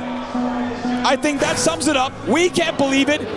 You have another double finalist situation. The 2 players from the UK, the battle for the UK is alive and well between Pack and Epos. And Pack has given the gap. He has allowed Epos and maybe more to come onto finalist mode. Here we are, double finalist. And it's Epos and Pack at the front of this round. Slightly different lines, but essentially wheel to wheel as we enter the dirt. Now, Pack was very quick through here. Epos has had some problems historically on this jump. Pack comes through clean, has to touch the air brake though, has to go wide, and lets Elcon and Epos through. Here comes Epos. Can he hold this through? And how fitting now? Pack has made up time. Pack's messed it up. He's messed it up. He's thrown it away. It's Epos all alone. Epos now with a clear run home. Pack can't believe it. The Vitality fans can't believe it. But Epos will benefit. He is into your grand final. Unbelievable. Epos will officially join Gwen and Mime in your grand final. And as we talk about the battle for the UK, for now it will be Epos through, as Pack will clip again. And after several rounds again on finalist mode, and we mean painstaking rounds on Trackmania's biggest stage of all time. As we take a look at the points, Pack, of course, remaining on finalist mode, and Elcon at 133. So this is not over yet. Done. This is not done by any stretch of the imagination. If Elcon can deny, it will be double finalist again. And guess where we are headed? Well, wow. Wrap up warm, folks.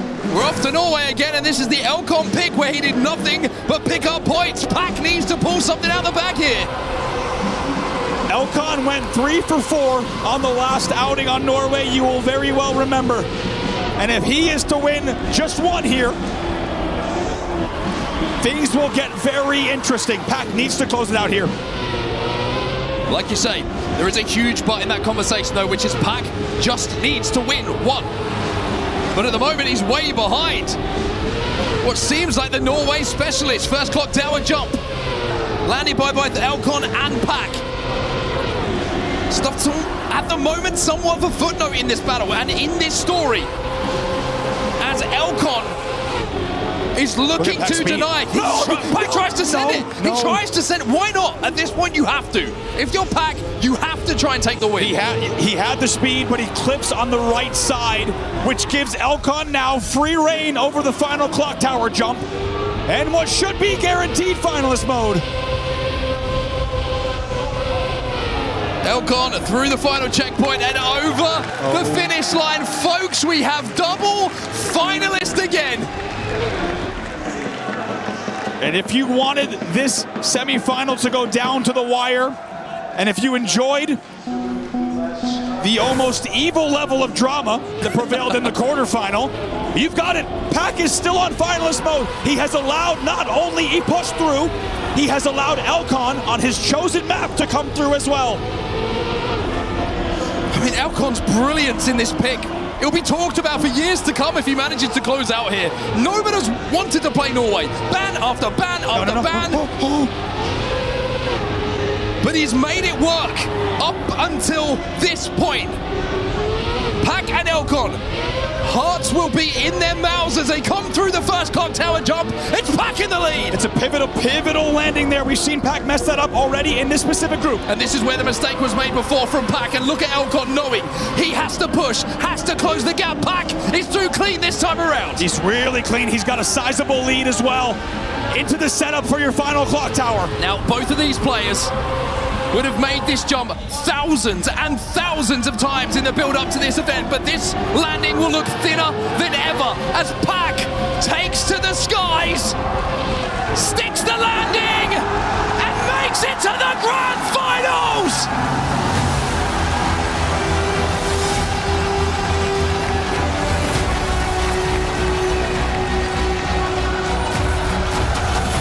Just look at that reaction. Regardless of how many stages Pack has been on, regardless of how many times he's been around these maps, look what it means. And he has had to go through the finalist mode gauntlet time and time again. But he's done it. And Pack is through to your grand final. The team vitality, fans in the arena here, went wild. Elcon pushed him right to the line. But the number 1 seed coming into EWC is alive in the grand finals and now turns his attention towards a trophy. And want to pop off as well. How hard he had to work for that as they'll exchange handshakes, of course. Epos and Pack with Elcon and Stuffs. So much to be proud of here, but we always knew it was only going to be 2 that would make it through. And this time, it's the Vitality Man and the Liquid Man. Pack and Epos will be your 2. I mean, what a set of races. What drama. Boy, did this ever deliver. I mean, you just see Pack there, he's arguing with himself, why did I do that? And let me tell you, if he had to go through another couple of rounds of finalists, he's got a full head of hair right now, but he might have ended up looking a little bit more like me, because the amount of times we have seen him on finalist early and not being able to convert are it's hard to watch someone go through that kind of emotion. I mean, unbelievable. Mark, I just want to say, of course, from you and I to the entire Trackmania community, what a pleasure it's been to be here at the EWC and just cover some of this action. It has been a true honor. It really has been an incredible honor, and for everyone who's helped us out, who's enjoyed the show, well, you've got one big final coming up very soon. Let's go and see what Adam's got to say to our final qualifiers for the grand finals. Securing their place in the EWC Trackmania Grand Final, Epos and Pack! come on through, fellas. A big moment, a huge moment as we walk our way towards the key crusher. Epos, you'll be up first, and you'll be crushing Elcon's key. If you go forward here for us, and when you're ready, do the proceedings, please. As two semi-finalists are knocked out of the competition, and we now have our fabulous four locked in for the grand final. There we go. It's all done. Epos, come forward for me for a second here, and come and join us as well, Pac. Fellas, incredible. 3 Brits up here. Can we believe it? We spoke earlier on today, Epos, and you were saying it wasn't good enough. I can't leave it that tight. Again, you didn't. You made sure to secure it early on, going through first there. What was it like to be in that race? It looked so spicy, so fiery. Yeah, I mean, the level was good. Pac was doing good early on. Elcon made some points back on Norway. And yeah, it was a close 3-way race. I sadly think Stuffs didn't really find his way into the match, even though he was driving pretty well. But nah, man, finals was my goal, and I'm relieved that I'm here. We love that, and the team Liquid Alienware fans there as well. What was it like having them cheer you on there too? It looked, I mean, how you felt the kind of warmth, the energy coming from them too. Yeah, I mean, we need something to combat the Vitality fans. You guys are loud.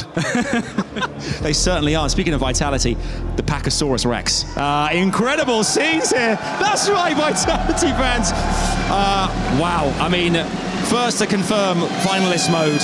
And then it got really close there at the end with Elcon when you saw Epos go through. What did you have to do there to ensure that you joined him in that grand final? Well, the whole strategy was to have a lead because I didn't want to have finalist runs on Norway because I knew how strong Elcon was. And then Hungary came, and I just played out of my mind. I don't know how that happened. Had the runs on Poland, and it just didn't come together. I honestly, very shaky on Norway then. I don't know how that run came together. I'm pretty sure I should have geared in the ice. That was incredible. I don't know, just yeah, so happy to be in the final. So happy to be in the final. And I'm going to ask as well, similarly, the fans have been, I mean, the drums, the noise. I mean, this has been amazing, hasn't it, an experience for you? Yeah, the Vitality fans are really keeping me going. Honestly, I need it all, and I thank you so much. Keep the drums going. Let's have a good one in the final. Love that! Give it up for Epos and Pac, everyone! Pac, when you're ready, you can come forward, you can crush Stuffed's key there as well. Officially cementing the final 4 in this competition. We started with 32. We're down to the final fabulous 4. Here we go. The key is crushed. Kaboom! Pac does the business and secures his place in that final. Here we go. We've got our top 4 fellas back to Rain Day and the gang. This is it. Grand final time, baby. It's coming. Well, he hugs his fiancée there on stage and knows that that moment on Norway could have gone so much differently. But that is the beauty of life. Sometimes it doesn't. Sometimes a little bit of magic seeps in, and something that shouldn't have happened does. And that certainly is what brought Pac to this grand final. He's the lower bracket king, and yet again, he is back where he believes he belongs. The Vitality fans happy with that one, Turbo and G-Geek, and also all of us at home happy to see what will be an epic grand final. I think all the Brits are happy because Epos and Pac going through there. That's what right. An amazing match that was. But yeah, I mean, more to come. Still one more match, Thomas, here. And also this one, it feels like a fever dream. It's not stopping. You know, Turbo, I'm actually going to throw to G-Geek next time first because you don't have the words and you shouldn't. I agree. I'm throwing it down to you too fast, man. He can summarize it a bit better because he has prepared something as well. I know he has, but I love that you actually have the best statement of all because there are no words to describe what we're experiencing here. The environment is amazing, and here's why. Check out the Club Championship Aramco leaderboard. It's going to give us a clue as to why we're flabbergasted, why we have no words for this occasion. Trackmania is a game that many people did not think would be even on this stage maybe a couple years ago. Now it's not only on this stage, it is deciding the Club Championship. Team Falcons in the lead. Okay, actually currently tied. ag.al to move ahead and replace them in the first spot.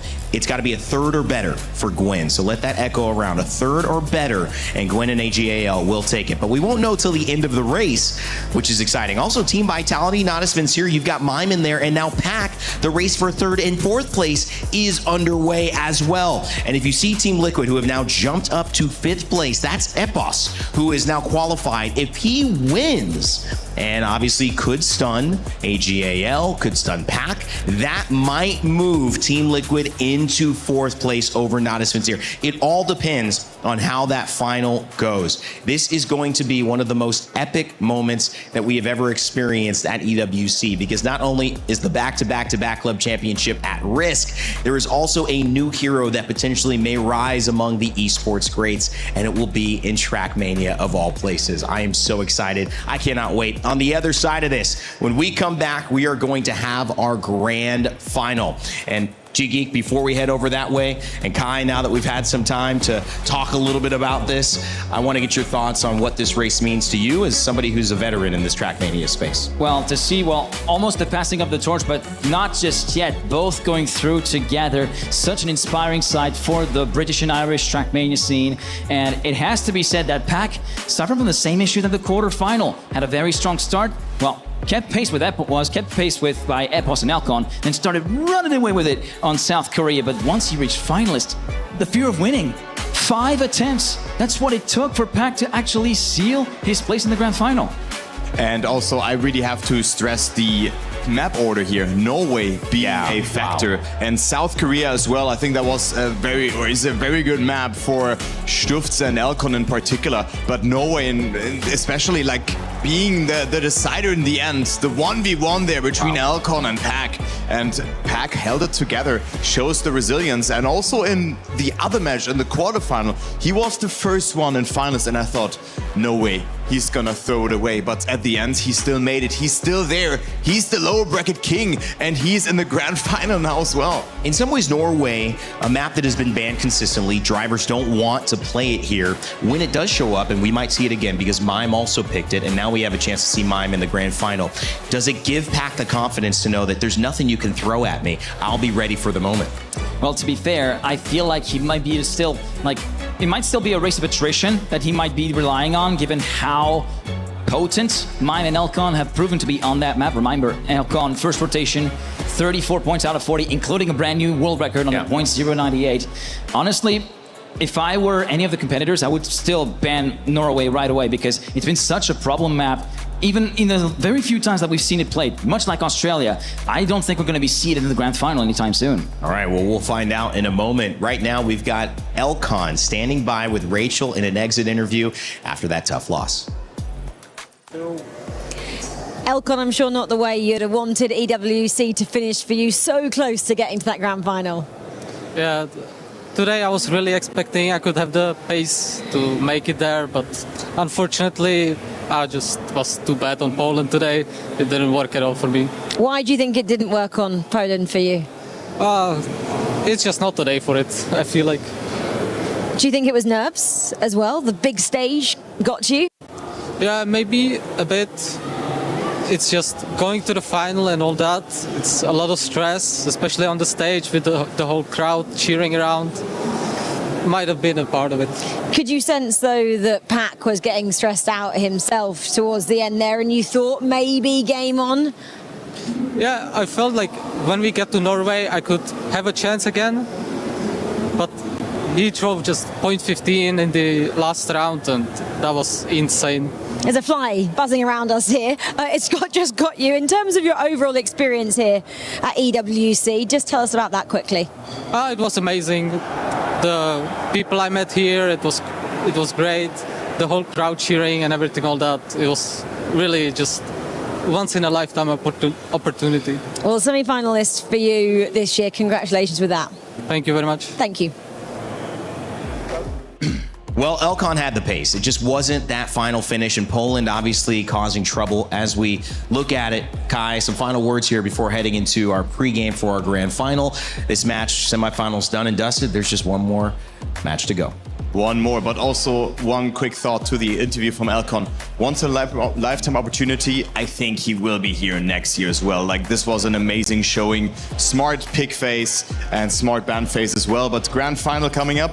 The club championship will be decided there. I cannot wait to watch it and just enjoy it. And I hope everyone here will do the same. And out of respect for you, because I know you won't be joining us on the grand final, your final thoughts on what this experience has been in Trackmania, my friend.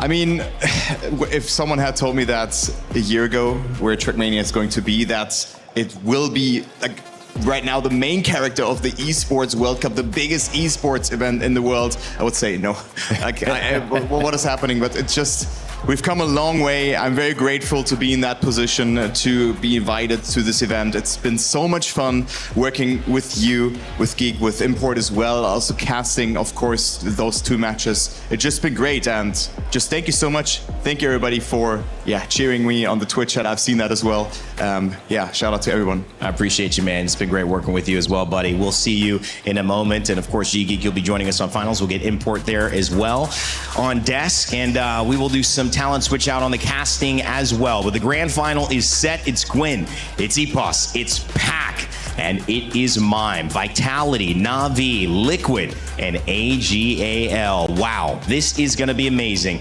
Like Turbo had just said, who would have thought that Trackmania would be the center of the esports world? Coming back, we are going to see one final race determine who is the club champion at the Esports World Cup. $7 million will go to them, and they will claim the elusive trophy. After 7 weeks and 24 different games, you don't want to go anywhere. We'll see you after this.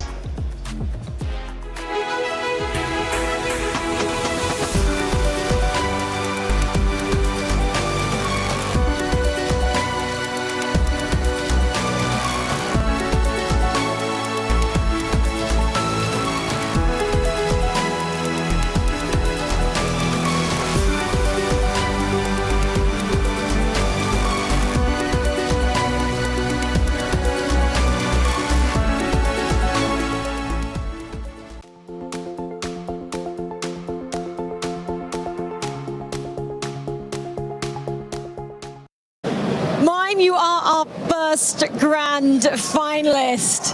That sounds pretty good, doesn't it? It does. It's surreal still to think that I closed on my first attempt as well. It's just crazy. The match was really close. Everyone was pushing each other to the limits. I'm just so happy.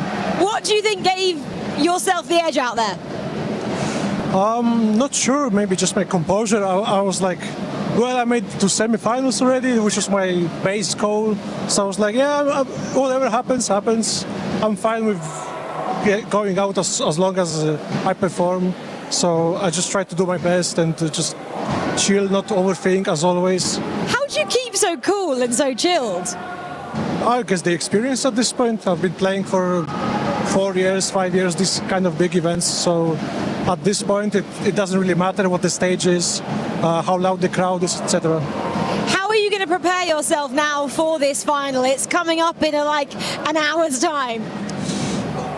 I guess just to recharge, just to chill, cool down, not force myself to practice the last hour, because frankly it won't change much.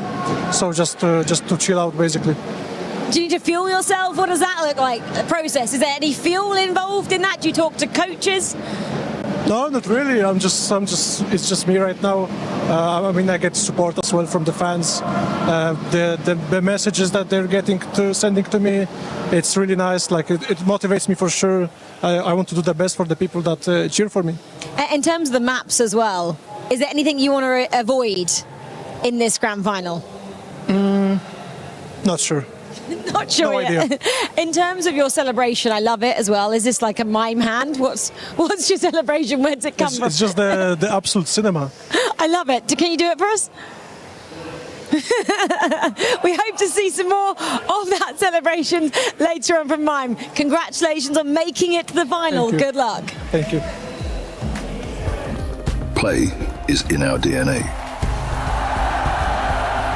Whenever we let it out, it becomes our superpower.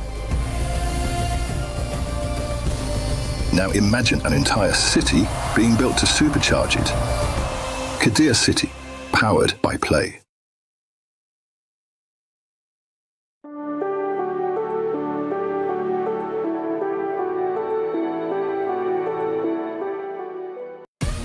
For one last time, welcome back to the Lenovo Legion Gauntlet. Man, I've been saying that for 7 weeks.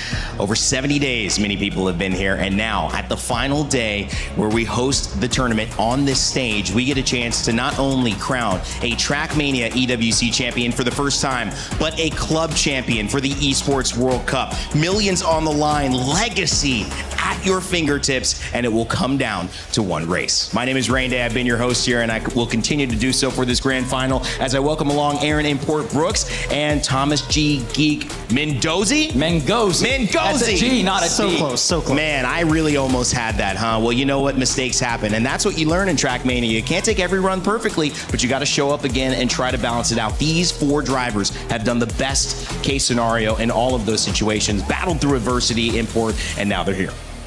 To get to this point has been a long journey for many players, starting at the beginning of the year back in February to train to this point.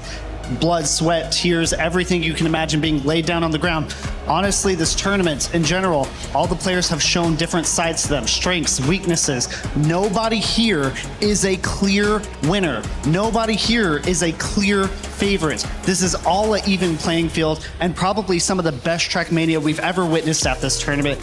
Yeah, it's crazy. Let's take a look at the players here because it's Gwen representing ag.al. He is the one who needs to come in 3rd or higher for a new club champion to arise at the Esports World Cup. On the other side, a battle for 3rd, 4th, and 5th in Team Liquid's Ig Boss, Team Vitality's Pack, and Nada Vincier's Mine. Yeah, indeed. And this is going to be a very, very tight race between these two, which I think this is the very first time that they're meeting up in a grand final as well at the World Cup. And Epos for Team Liquid with a shot to move his team up to 4th, but he would have to pull off a big, big upset. He's no stranger to pulling upsets. I mean, he's already done that over the course of the weekend. He's one who plays very much in the long haul, like you've seen in the semifinal. Pac may have been first, but Epos was right there, continuing to do his own race, keep up climbing that hill, and he was the first to conclude finalist. Import, talk to me about these stories because you said there's no clear winner, but these guys have all had different journeys. I mean, Epos, for those who haven't seen, he's a beatboxer on the side. He threw down some serious beats with Rachel earlier on in some of the interviews. You look at Pac, he's an accountant. He has a full day job. You saw his fiance in here, and yet he's also on the biggest stage in Trackmania history. What's the narrative of this esport that now, 20 years ago, has found its way here to this big, bright stage and finally has a chance to tell these amazing stories? The narrative of Trackmania is I love Trackmania esports first and foremost, that the game's still alive 20 years later and even reinvigorated. You would think that after so many iterations of Trackmania, so many different versions of the game, you would think it would be over, but it hasn't. And it's revived and revived. Every time it's been kicked down, it's came back up. And now, on such a grand stage, it is now at the forefront not only of this club championship, but the esports world as a whole. And honestly, it's deserved. Must be pretty special for you, a guy who's organized tournaments out of his own time, volunteered that effort to help keep the scene alive. It's amazing to see both of you really who have done so much work to make this esport what it is, have this moment. Yeah, I mean, as a community organizer, organizing the event Expo Eva, which you've heard multiple times throughout this tournament, also coming in a couple weeks here. But yeah, I mean, it's been a fantastic journey watching this esport grow. It's had ups and downs. It's not been perfect, but this year has been something new and entirely, and obviously thank you to EFG for bringing this to the forefront and just making it so special. Gonna decide a club champion, Jiggy. Honestly, I think I might just be at a loss for words. Like, he took them out of my mouth because you have, of course, as tournament organizer, a lot more, you're a lot deeper into the weeds than I possibly am. But in my career, I've witnessed so many different eras, so many different highs and lows of this scene. And we're about to live probably the ultimate high, and hopefully the ultimate high, not just for this year, but in the next coming years as well. Well, for now, you never know what's on the other side of it. I do know what's on the other side of this conversation, though, an interview with Gwen. Gwen. There is probably the most pressure on you, sorry to say, right now, not just in terms of Trackmania, but the club championship. Do you know what's at stake?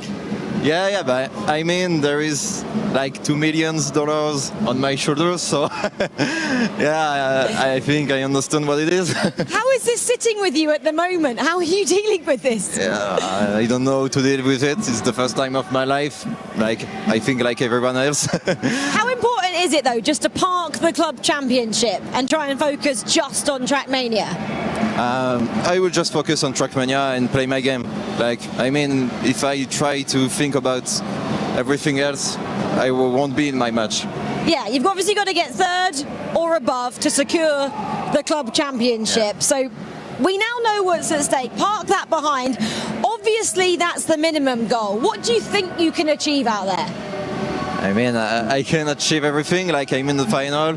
It will be one match and one winner. So. Is this unexpected for you, or did you believe you could get to the final? I believe that I had the level for this. I knew before that I have all the times wanted for the final, but when I started my two matches, quarter and semis, I was no.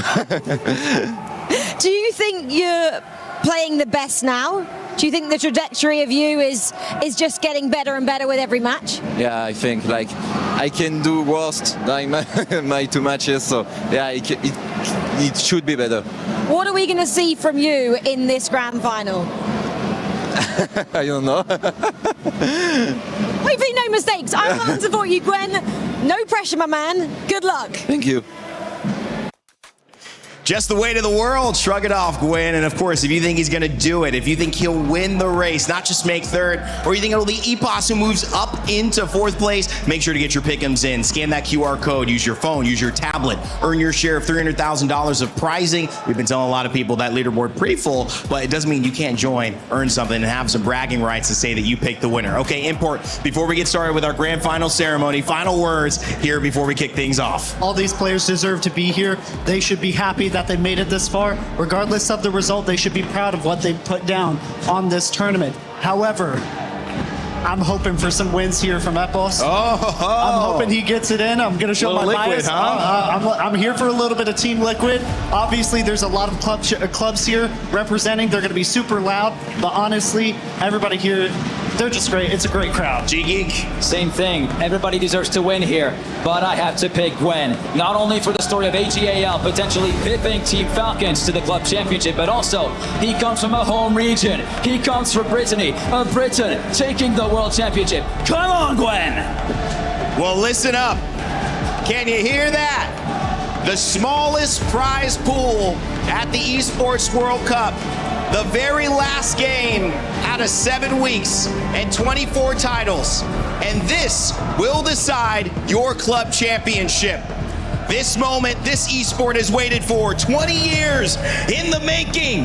And now one race, one track, one corner will decide who holds the trophy and stands atop the entire world of esports. Gentlemen, start your engines!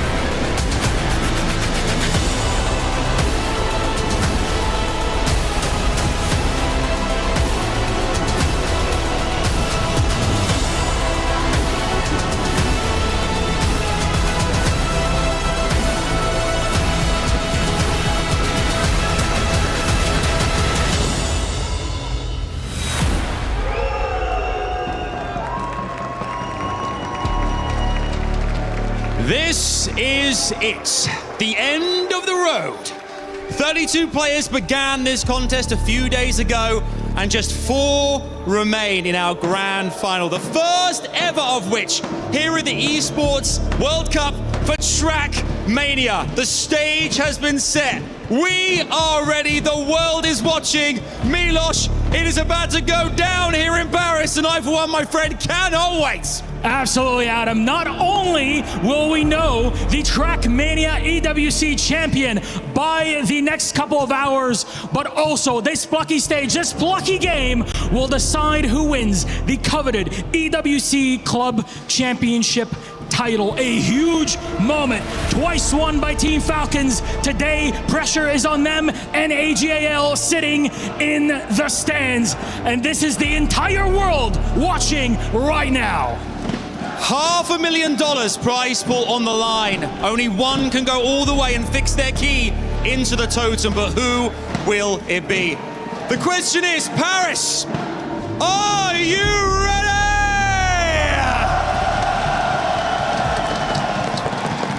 Milos, we're in France. We should do this in French as well. Bah ok. Paris, faites du bruit! It is time to meet your grand finalists. Here they come. Would you please welcome the beatboxing hurricane, Esports!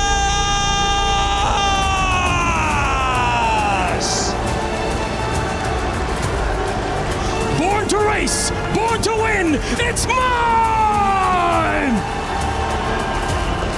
King of the tracks and king of the hype, it's Pack! And last but not least, the man, the myth, the prodigy, Gwen!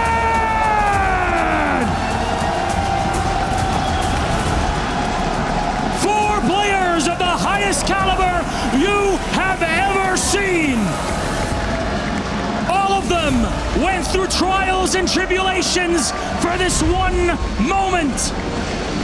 One race, 4 players, and 1 singular champions. No pressure, but the eyes of the world are on all of you. So gentlemen, please, you may get ready, you may place your keys, and you may get set.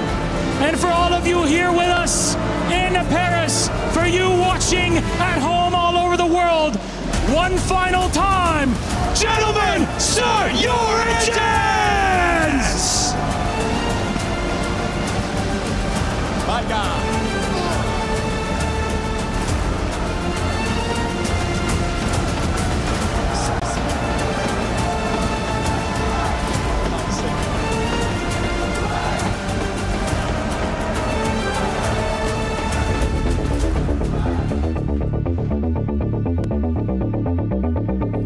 Players to the stage! Gwen! Mime! Ebos! Pack TM!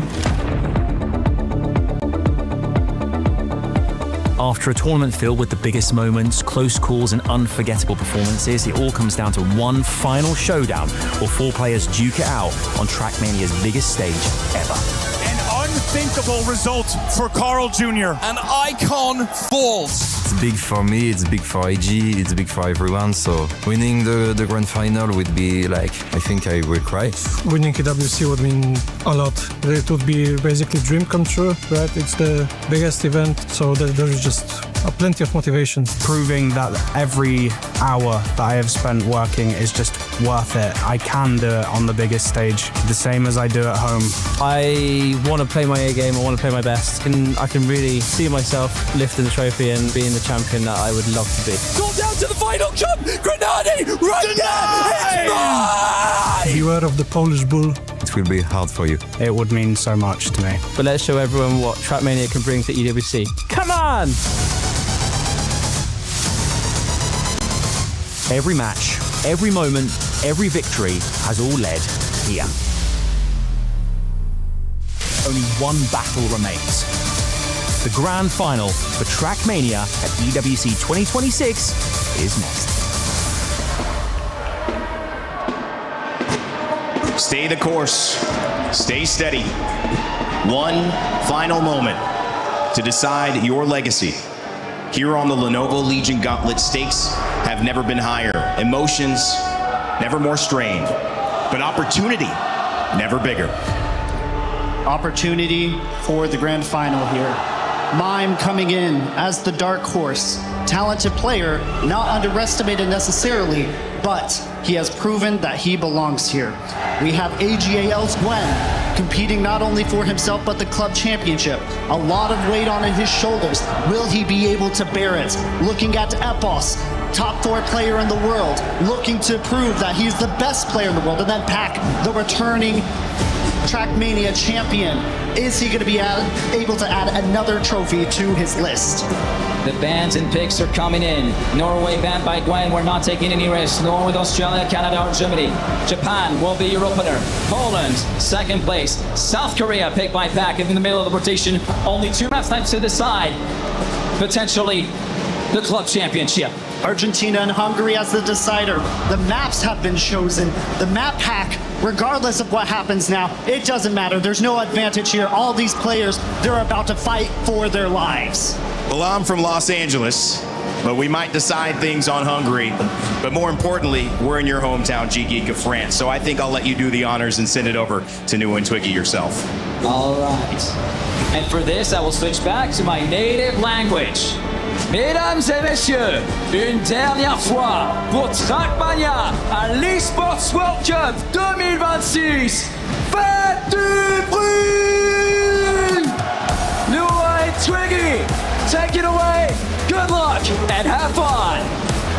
We do this one more time. For 4 players, only 140 points stands between them and immortality. The electricity here in the Lenovo Legion Gauntlet, it is the most energy I have felt in a room in a very, very long time. It is so loud we've had to double the volume on our talkbacks. It is ridiculous in here, and we're getting started on Japan. These are 4 of the best Trackmania players in the world. They have proven it over the last 4 days. And it's going to be amazing. It is going to be absolutely incredible. A gauntlet in name, a gauntlet in nature. It is going to be so tough to put any separation between yourself and the rest of the players in this lobby. But somebody has got to do it. And right now, in round 1, Gwen for ag.al is getting this crowd loud as he starts to pull away. Not 2 hours ago, this man was dead last in his semi-finals game. He needs 3rd place here or better to win EWC. Not EWC Trackmania, EWC 2026 for ag.al, tied with Team Falcons in the club championship, and he's off to a blistering start here on Japan. All he needs to do is cross a couple more gates and cross the finish line. That's what Gwen is off to an amazing time. 1:15.088 as well. That is quick from Gwen. It's not just a round win, it is a statement win to kick off a grand finals. Gwen looking quick. And Twiggy, while we have a quick second, I think we should talk about it. We are only playing for 1st place for the first time in this tournament. Once we are finished there, we will just lock in the positions of the other players where they are in the lobby. Indeed. So, I mean, it may come down to the wire. It may come down to us having to throw it back over to the desk to announce the overall winner of EWC. But we're just going to focus on the Trackmania in front of us, which seems to be going the same way as EWC, because Gwen is fired up. That pressure on his shoulders, it means nothing to him. He is absolutely driving his heart out here on Japan. Gwen might just look to prove he can win in every possible way. He can do it in a close match. He can do it as a comeback. Can he do it by just building a lead and never looking back? He is currently up again by 3.5 tenths here on Japan. Round 2. And if he can get through this identity, it will be the dream start in this grand final. Unbelievable stuff. Infallible so far from Gwen. Can he get through the identity unscathed once again? Because if he can, he will be etching his name so quickly into history here. It's another great time. It's not quite as fast as his first, but it'll get him to 20 points. But we've had the exact same finish order back-to-back rounds now. Gwen from EPOS, Mime in third, Pack trailing down in fourth place. Are we going to shake things up here in round 3? We can't do it again. Oh my god, well, I mean, it can. We'll see. But for the Brits here, I mean, there's so much on the line for everyone involved. I'm sure they're all very happy that they've got to the grand finals itself, but winning the damn thing, that would be unreal.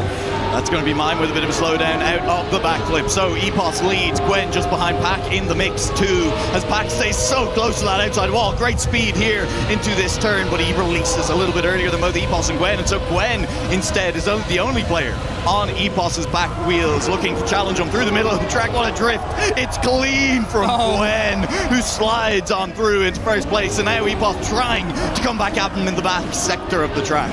The Vitality fans in the crowd with their drums trying to spur on their man in Pack, but so far it's the drums of ag.al that are the rhythm that Gwen is using to drive to the finish line in first place over and over again. EPOS trailing now. Can he risk it a little more and move up into first for once, or will Gwen zip away again? It looks like that's the case. He is perfect. And the times, consistent. He's done a 1:15.0880. Now he's done a 1:15.096. The noise in here is indescribable. And Gwen is playing like he lives here. He's playing like he's used to it. He's playing like he's been here before. Gwen so consistent across our first 3 rounds, and now 12 points clear of the rest of the lobby. And that's, EPOS has come second 3 times in a row, Twiggy. It's not even like he's doing poorly. Gwen is literally as far ahead as you could be after 3 rounds. Oh, EPOS has clipped his wheel right at the start of the track on that first checkpoint there, so he's less likely to be coming second again. Can we crown a different victor at all? It's Gwen leading once again. Look, it's his map pick, but everybody has been playing these maps non-stop for 2 months.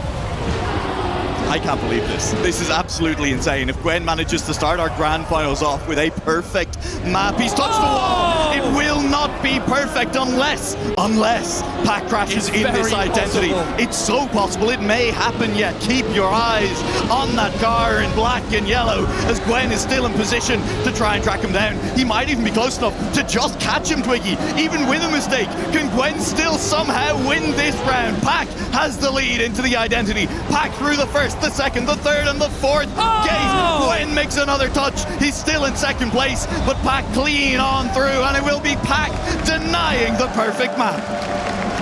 Pack finally generates some noise from the Vitality fans in the crowd. They're loving it out here.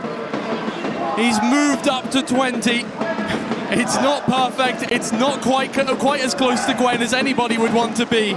But moving away from Japan, at the very least, they have not let him get a perfect start. They've come damn close, though. 36 points out of a possible 40. And I said it. I started setting it up that, we may get a little complicated at the end of the match here, working out if ag.al have taken down the club championship.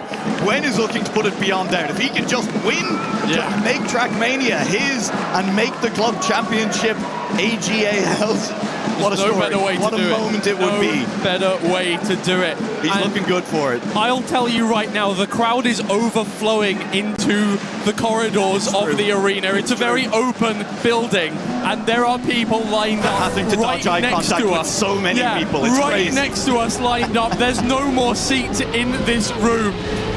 And here we are on Poland now. EPOS gets things started, but it's Gwen once again that is leading the group.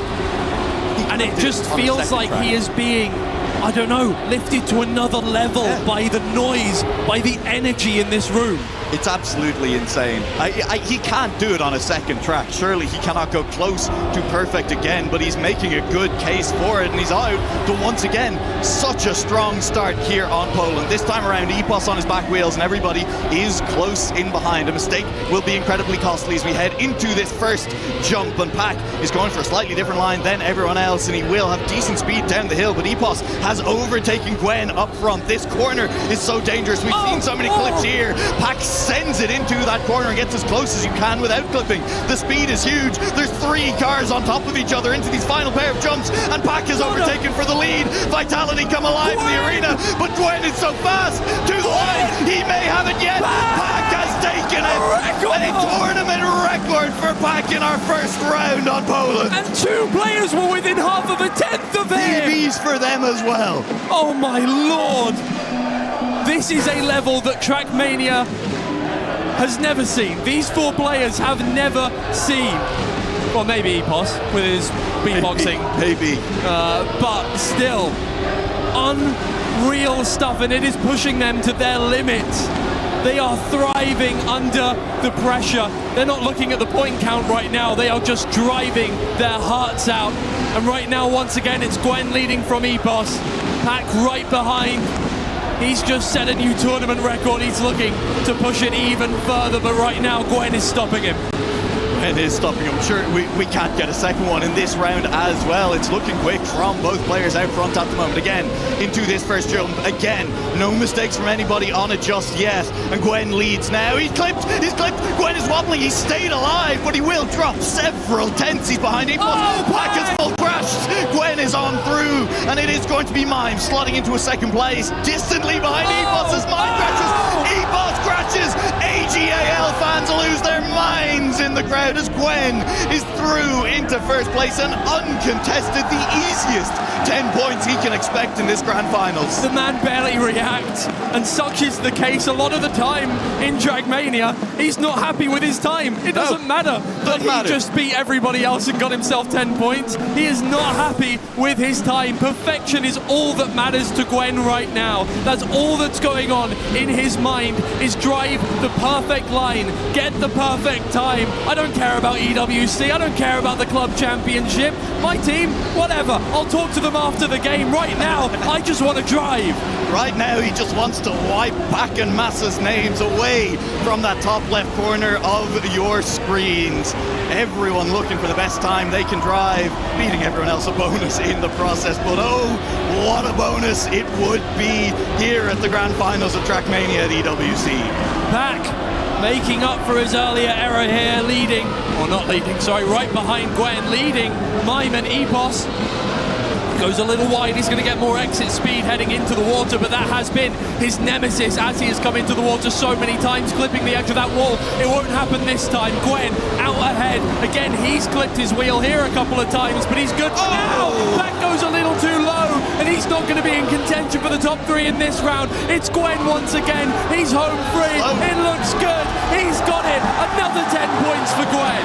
Oh, it got dicey at the end there. Mime gained a tenth and a half on Gwen through the final couple of jumps, but not enough.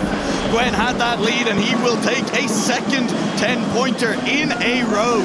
Gwen, now that we have played 7 rounds, has won 5 of them. Twiggy, it's crazy. It's ridiculous. Crazy. Ridiculous stuff. Oh dear, oh dear, oh dear, oh dear, oh dear. 30 points is the lead that Gwen has built for himself, and we haven't even finished map 2 yet, Twiggy. Unbelievable. I quite literally do not believe it. Yeah, it is unreal here. Everybody else struggling for points as Gwen runs away with everything on his shoulders. It's not weighing him down whatsoever here. Pac and Epos having to put on a little extra horsepower to get out ahead in this round, but Gwen's still fighting for the lead. Pac lands earlier, he's got way more speed. It's a perfect line from Pac, and he is going to be first as we head into the water. Epos side jumping down into the pool. I think he hit the wall there. He's out of this round, but Gwen is catching up to Pac. Can Gwen get it done once again? Can he get the overtake? It's perfection from Gwen. He's got it done. Now he just needs to cross the finish line. This is unprecedented Trackmania. Gwen has done it again. Tournament record for Gwen. He wipes away back at the top. He's tied Massa's world record. This is unbelievable. I've never seen somebody play Trackmania like this before. And Do you know what it was in that final round there on Poland, Twiggy? Pac had crashed through the turn, through the water in a previous round, and he was tentative. He took it a little bit too safely, and when he attacked, he carried the speed from that corner all the way through to the end of the track. He came away with another 10 points. He's won 6 out of 8 rounds across 2 maps. He's ahead by nearly 40 points. Gwen, pressure is forming diamonds right now, and Gwen is looking unbelievable. Oh my God. We're having to use the brakes in maps as a break, as a breather, because every single round is unreal. Finally, the drums have stopped for a moment as well. They'll be back. Wait to get back into South Korea here. Oh. Now, Epos and Pac have been monumentous on the identity of South Korea over the course of the whole tournament. Every British player has been unreal on the identity of South Korea, but will it be enough?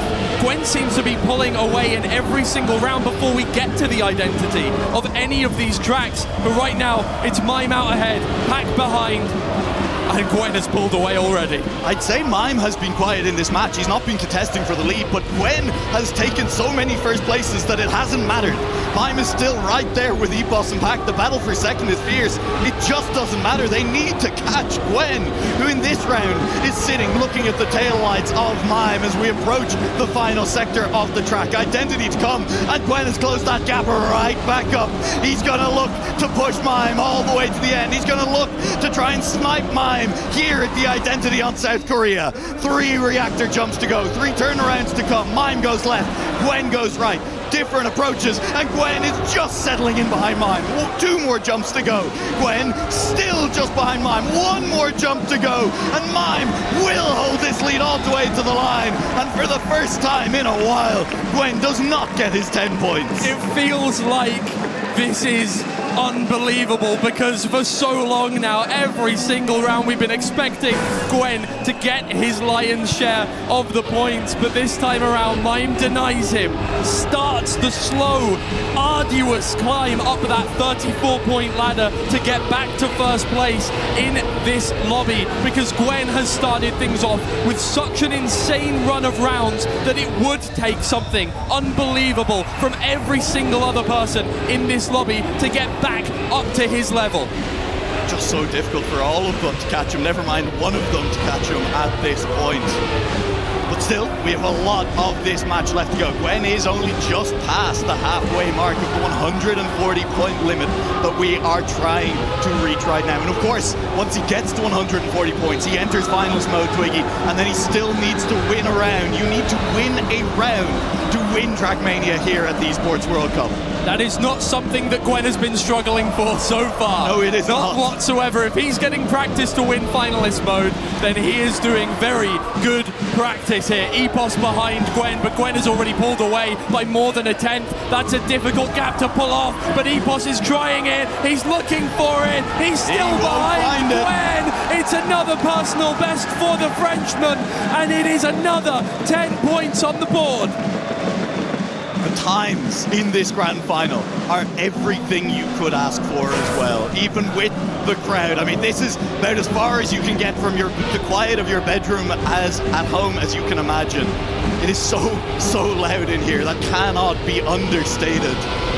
And despite that, these players are driving within a 10th of world record, within a 10th of the tournament record. They're setting live PBs round after round like it is absolutely nothing. What a performance, not just from Gwen, from all 4 drivers so far. But Gwen is just on another level. Only 3 points separate second from fourth, and then it is a 40-point jump to first place. And Gwen, he is not slowing down. So many times in this tournament, we have seen a player jump out to this big lead early, only to slow down once we hit the mid-game. Gwen is just continuing to extend his lead. He has absolutely infinite stamina right now, well past the halfway point to finalist mode. Epos trying desperately to claw something back, anything back. At this point, it feels like they're working as a team to try and stop Gwen. That's the only thing that matters here, but they can't do anything about it. Epos scrambling for the finish line. This time around, he's got him. Gwen crashed. It's a 4th place, the first of the match for Gwen, who comes in last and only collects 3 points, and maybe that is the first step on the long road back to parity in this match. Finally, it feels like we've had a break from the fever dream that has been going on right now.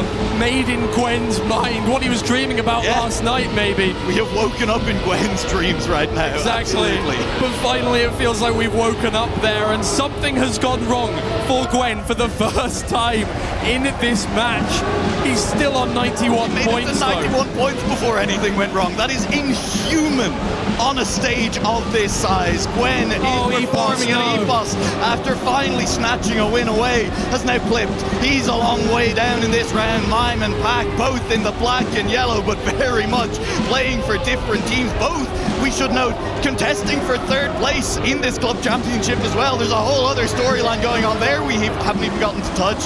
And now they're fighting it out for the front of this round.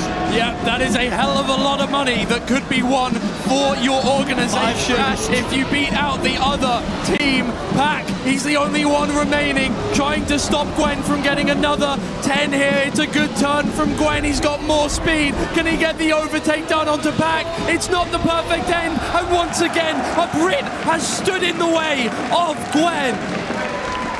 That is absolutely huge for Pack, but it is scarily a little bit of a return to form from Gwen, not rattled by that fourth place finish, just back to driving these consistent times over and over again. He gets back to another second place. He gets back to a position where he moves closer. At this point, Twiggy, I think that we could see Gwen get second place in every round from now on and still comfortably hit finalists before anyone else. Indeed. Well, here we are on Argentina now. God, it feels like it doesn't matter what map it is. It's just Gwen's playground. That's all it is, and everybody else is just trying to stop him now. Finally, we have had a few rounds where Gwen hasn't just stolen every single point away, but only just. It's still such a long road. 35 points from Pack to Gwen. Yeah, I mean, look, a map where Gwen didn't do well was a first, 2 seconds, and a fourth. That's a solid map. Honestly, you're happy with that in a lot of matches. Just picking up one first place at any point is big. 10 points so far above the 6 points that you get for a second place. As we move into Argentina, one of the things to keep an eye on, Gwen goes for such a different line to everyone else here. Earlier in the day, Twiggy, this line in the turnaround was not working for Gwen. Argentina became a struggle for him. But if this line works, as we approach it, Gwen turning around a different direction to our other players, if it works, he gains so much time. It's not working. He is going to lose time to Mime, to Pack, and Pack is coming back at Mime, but Mime way out in front. How did he get the checkpoint? It looked like he was miles from it. It doesn't matter, he's going to keep on going here. And finally, these guys can stop Gwen from gaining momentum, finally put a stop to it, and hopefully put him in a mindset where somehow, some way, they can stage a comeback. It's Mime in first here on Argentina, and it's Pack in second, and Epos in third, and Gwen for the second time this series is fourth. Mime very nearly reaching the Saudi plane right there. He went for a little bit of a flight. And he has plenty to celebrate right now as he does pick up his first place, I think, in the match, never mind in a while. Gwen has hit triple digits, is so far ahead. But with that said, Twiggy, I don't think this map is going to work for Gwen.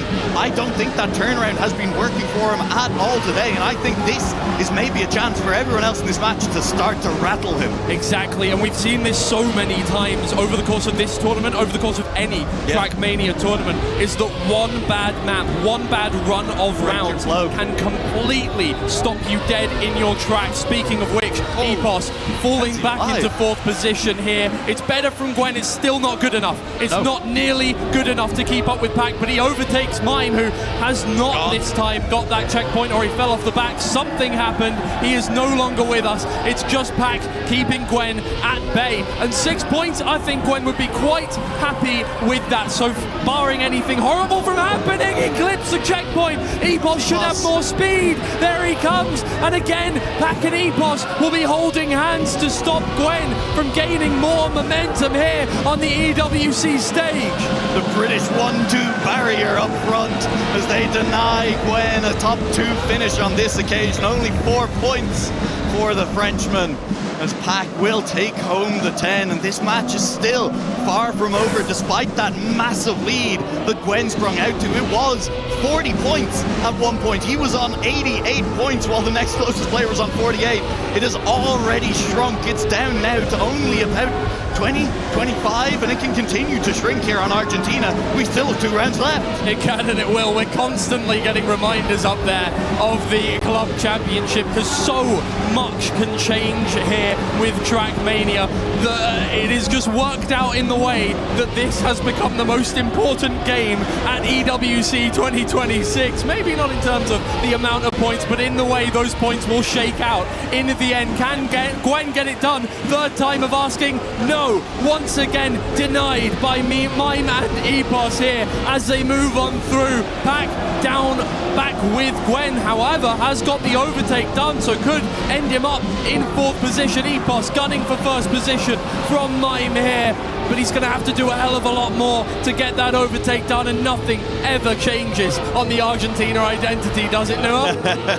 Well, that's something you've claimed a couple of different times so far this tournament, Twiggy, and you've been proven wrong a couple of different times. This time around, nothing will change. Mime comes home in 1st place. Epos will take 2nd. Gwen did overtake Pack, but that was pre-identity, so you're safe for now. Yeah, oh my lord. The energy is still going in here. These fans have not shut up once, and nor should they, because it is amazing. But Gwen, now his lead dwindling, and guess who has taken up the mantle? It's the man with all of the noise being made for him. If you're hearing drums right now, if you're hearing cheers right now, I think there's more than a 25% chance that they're coming from Vitality. It absolutely is. There's a lot of fans for all of these teams here right now, though. Obviously, ag.al fans here to watch and see can Gwen do it for the team. I think a lot of nervous ag.al players probably floating around the place, keeping an eye on whether or not their club is going to do it. Take down Falcons for the first time, deny Falcons a Club Championship at EWC. The turnaround is great for 3 players, but again, Twiggy, for Gwen, it just has not worked. But that's a touch from 2, and so Gwen is right back in the mix. All of that time gained and more, sitting just behind Epos now, and Gwen has been gifted a chance to maybe even push for a win. I think Epos is a little bit too far up the road, but one mistake from Epos, and this is all the momentum that Gwen lost to Argentina. That's so far inside. Hang on, he's catching, he won't catch. Epos will hold him off at the line as Gwen will settle for 2nd. He's up to 114. The gap has shrunk considerably, and I think we can safely say that Gwen's momentum has been broken. For now. There's all the fans lining up outside of the Lenovo Legion Gauntlet, just for an idea of how things are going over here. Oh my god, over to Hungary now. Wow. If things carry on this way, we're going to have a much closer game than the first 3 maps led us to believe. And from this point on, Gwen needs to work for it, right? I mean, look, it was a fairy tale run for the opening 2-3 maps of this match. But now things have started to go wrong. Now Gwen will have to dig deep. I think the scary thing for his competitors is that he was able to do that in the semi-final, which, as you said, Twiggy, not 2 hours ago happened. Gwen was behind by 20, 30 points in the mid-game, and from that position, he managed to claw his way back and close things out. With a 20 or 30 point lead, will anyone even be able to catch him? That's the question. We're going to have plenty more like we did on Argentina here, and maybe Gwen is now feeling it, not feeling invincible anymore. He is out in 1st here on Hungary. The random float map from the rest of the pool, the 2 maps remaining after picks and bans are done, before we head back to a map that was unbelievable for Gwen, Japan. So if he can get himself close to that all-important 140 point mark here, even get himself on it, then he will be very, very happy. But right now, he's back in 3rd. trailing just a few thousandths behind Mime and behind Pack, who have superior speed heading into the identity. You've got to be careful here on Hungary to land completely flat and not hang a wheel. Gwen is faster. Gwen overtakes. It's Gwen again. But how? How does he win that round, Twiggy? He released in the middle of that round to keep himself from crashing into a wall, and somehow, some way, Gwen is just that quick. He manages to come from behind to take a round win and another 10 points. I said he was going to have to dig deep. I said he was going to have to recover from a disappointing Argentina that had broken his momentum. That is a huge win to claw it back. And more than that, it has put the fear back into the minds of every other player on this stage, all trailing by almost 40 points here. Unreal. All of them thinking, what is going on right now? Gwen wasn't doing this in his last game even, let alone the rest of the tournament here. Where has this come from? Now trying to stop him. Epos behind Gwen, but they both need to have perfect identities, and neither of them did last time. I'll tell you who did. It was Gwen. First jump is perfect. The transition is perfect. The second transition is perfect. And the last jump, I'll tell you what, it's perfect! Gwen has just driven 259.5s in a row. He's now on 134 points. He is 1 second place or better away from finalist mode, and nobody else has cracked triple digits. The only other time we saw this was Carl Jr., the 7-time world champion's first game, where he completed his run to finalist and won out the game before anybody hit 100 points. That was against a round of 32 set of players. This is against the other top 3 players in the world. Absolute bright light merchants, I guess. Picking it up when the pressure is on, when the moment is big. Gwen rises to meet it, but he still has work to do. Second place or higher in this round in order to lock in his finalist. He is sitting in second place at the moment. All 4 cars within 2/10 of each other. Gwen looking to lock it in. He's been so whisked around this Hungary identity. He slots in behind Epos. He slots in front of Epos. Gwen takes another round win. He just needs to do it one more time. I have never in my life seen anything like this. Gwen just needs one more win to win the entirety of EWC Trackmania and win the EWC Club Championship for his team, ag.al. It is the best performance of Trackmania I have seen in my life. I can guarantee you, for most people watching that have been watching this game for the many, many years it has been running, the best performance they have ever seen in their lives. Down goes Mime, one contender gone. It's just Epos and Pack left to try and deny, and they are the only thing standing between him and victory. Gwen in third, but we've seen his identity already 3 more times before now, and he's still in contention. Can he do it one more time? Jump one. No! It's gone. Epos in first. Epos in first, and Gwen with not even the opportunity, not even the chance to snipe that one. He still stayed relatively close. The mistake didn't cost him too much, and we finally have other players over 100 points. I don't know what to say, Noah. Gwen will not get it done the first round of asking, and now, Twiggy, we've seen it. We've seen it for other players before. Once you don't get it done that first round, the longer it takes, the harder it gets. We have now a map change where you can just sit, you have to stew in it for just a second if you're Gwen. But we are returning to a map he dominated at the start. You want to know how many points this man got last time we were on Japan? 30-6. Noah? Yep, that's 3 round wins. At this point, he only needs 1. He just needs to get 1 more win. Gwen heard me saying, there's some complicated things that could happen with tiebreakers, if other players are on finalists, if someone else wins the match, and Gwen said, bet, watch me put this one beyond doubt. We are into what could be the final round of Trackmania here at the EWC 2026. Gwen is out to an early lead. Gwen is looking to just do it now. There goes one, there goes two. It is Gwen versus Epos, and it is Epos, the only man left alive who can stop Gwen from winning it all for ag.al right here.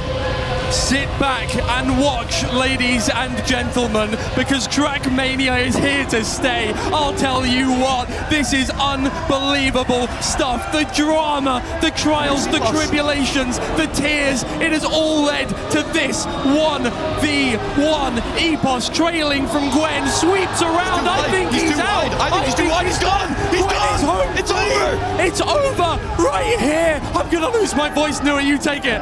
It is over. No, he's not gone. He's not fully gone. He's at the second down. If Gwen crashes, Epos will still get it. It is not completely free. You just need to go through. 2 gates remain.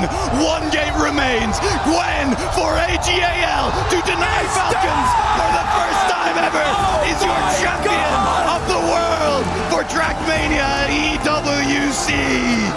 Not only has Gwen done it for himself, for glory, for the grand prize here at Trackmania at EWC 2026, he has done it for ag.al. He is their savior, he is their god, he is the perfect man. He has won them the club championship. And you could see it on Pac's face in the background at the end there. Disbelief, Twiggy. Disbelief on Gwen's face in the manner in which this has happened. I have never, ever in my life, not even Trackmania, I'm not talking Trackmania anymore, I have never in my life seen an esports game that unbelievable. Absolute dominance from Gwen. You can see how much it means to him. Look at the tears. Look at the tears from everyone involved. This man has saved EWC for ag.al after such a hard-fought 7 weeks. It could only be Gwen that could win it, and he didn't even need to come first. He only needed to come in 3rd place here. Look at it. Nobody else in the match can do anything exactly. Except laugh. What are you going to say? They can do nothing except laugh. You can't. This is the perfect result because none of them can even be upset. What do you even do? If they were driving their best times every round, Gwen still would have won. Gwen. Here he is. Get to place his key. The last remaining key in Trackmania into the trophy. Gwen. No, I'm going to cry. Imagine. Oh my God. He's done it. He has done it. Not just Gwen as the champion of Trackmania, Gwen, the champion of EWC 2026. Absolutely incredible. Well, for all of us who have been involved in the cast here, thank you very much for watching. We're going to hear what the man himself has to say. Hands together for your EWC Trackmania champion, it's Gwen! Gwen, come and join me here. Gwen, look at this, feel this moment. Everyone cheering, celebrating your name. You've done it. You are the very first Trackmania champion at the Esports World Cup. How does this moment rank? How does it feel right now to you holding that trophy? It feels so great. Like anything can happen that well, and like I've done it. I've done the match of my life at the right moment, and yeah, so it's very good for me. You had your first event 6 years ago, and now here we are in front of the world. Is there anything you want to shout to all the fans out there supporting you, anyone around the world, your family? What would you like to say to them? Thank you, everyone, and this trophy is for you, for real. One more time, would you please give it up, your EWC Trackmania champion, Gwen! But this isn't just about the Trackmania championship here. It's about the world. I want to invite on Milos as well. Hey, come join my friend. What an amazing moment, but please bring on these wonderful people too. It is an incredible moment for esports history overall and for ag.al because, ladies and gentlemen, we're just going to have to say it. Please put your hands together for the Esports World Cup 2026 Club Championship champions, ag.al!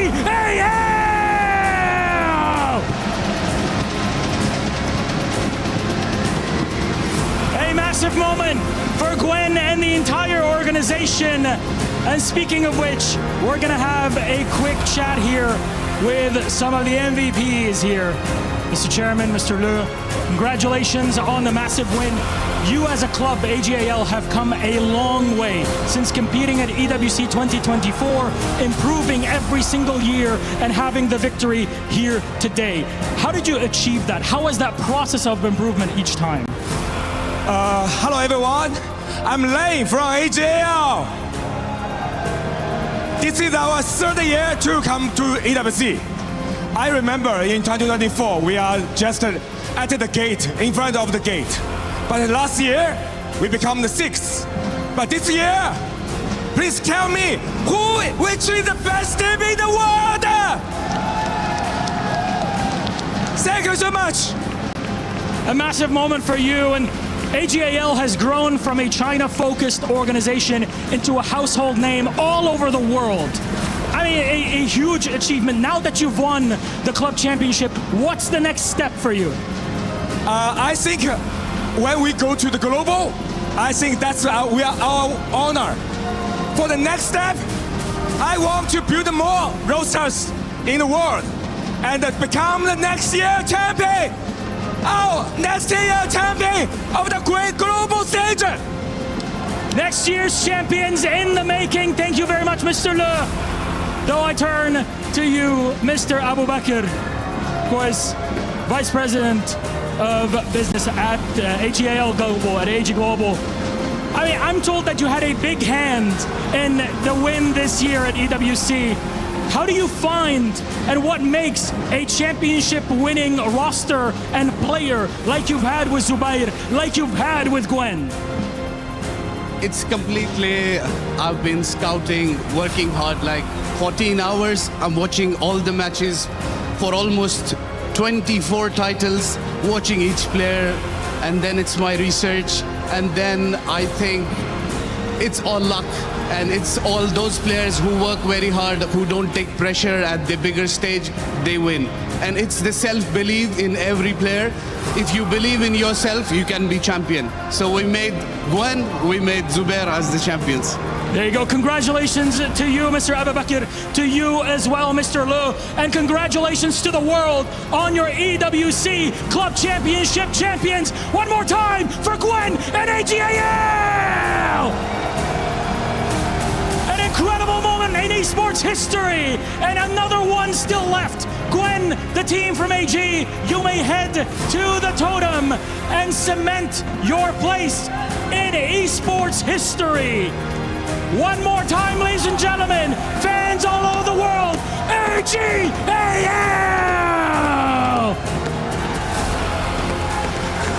Well, sometimes the words fit a moment. And sometimes the moment is too big for words. What this man just did, and maybe the most dominant performance in a final we have seen in EWC history, has not only changed his future, but the future of ag.al, your new club champions.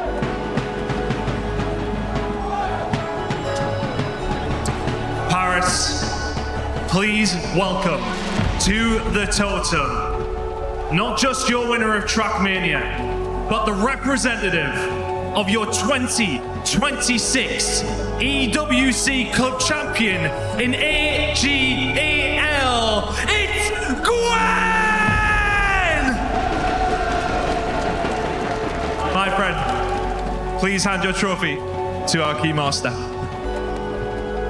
Do you realize what you just did? You just won the club championship at ag.al, my friend. And you just won Trackmania, the biggest day in its history. Please, come with me.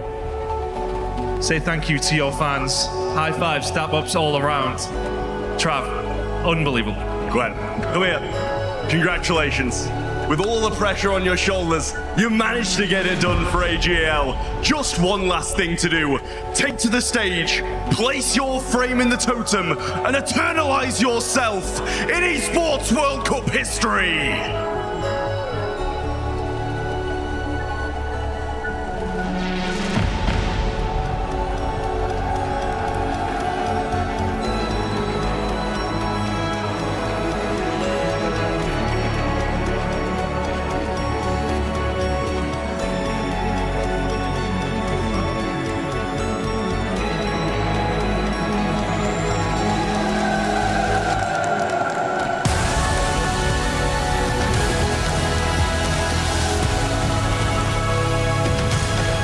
Well, what an incredible 4 days it has been. The birth of a legend with ag.al, crowned the club champions. And this man right there, getting the final box ticked off the resume. It's been a pleasure to follow all that throughout this week. A pleasure to be involved. And for that, Paris, once again in final language, merci beaucoup. Gwen, ag.al, congratulations, well-deserved. A tournament of expectations, but expectations broken. Thank you so much for the opportunity to be here, to witness history, to be a part of this great community. It's everything, not just to me, but to everybody here on the stage, everybody in production, the community. Thank you to EWC, thank you to EFG. We appreciate everything, and we hope to be back next year. Well, as you see the fans taking in the moment and Gwyn himself a bit taken aback, I remember the word luck being used to describe how dominant he was. But in my eyes, it was anything but luck. Because at 4 years old, his father put a controller in his hand and he turned on a game. You know what that game was? Trackmania. And now somewhere along the lines, as we all slip and fall and chase our dreams, it wasn't a clear path to this moment, but he has found himself at the top of the mountain, not just in this game, in this esport of 20 years, but at the top of esports itself. What a journey. 75 days ago, so many of you came here, and to our crew, to our talented producers, our directors, everyone behind the scenes who makes EWC possible, congratulations, you did it. It has been an honor being with you at the Lenovo Legion Gauntlet for these 7 weeks, these 24 games, at this final moment to crown our new EWC 2026 Club Champion. ag.al will take it home. And before we leave you and say goodnight in Paris and send you to our STC recap, I want to remind you from all of us here to never give up, to never stop gaming. And we will see you all next time. Good night.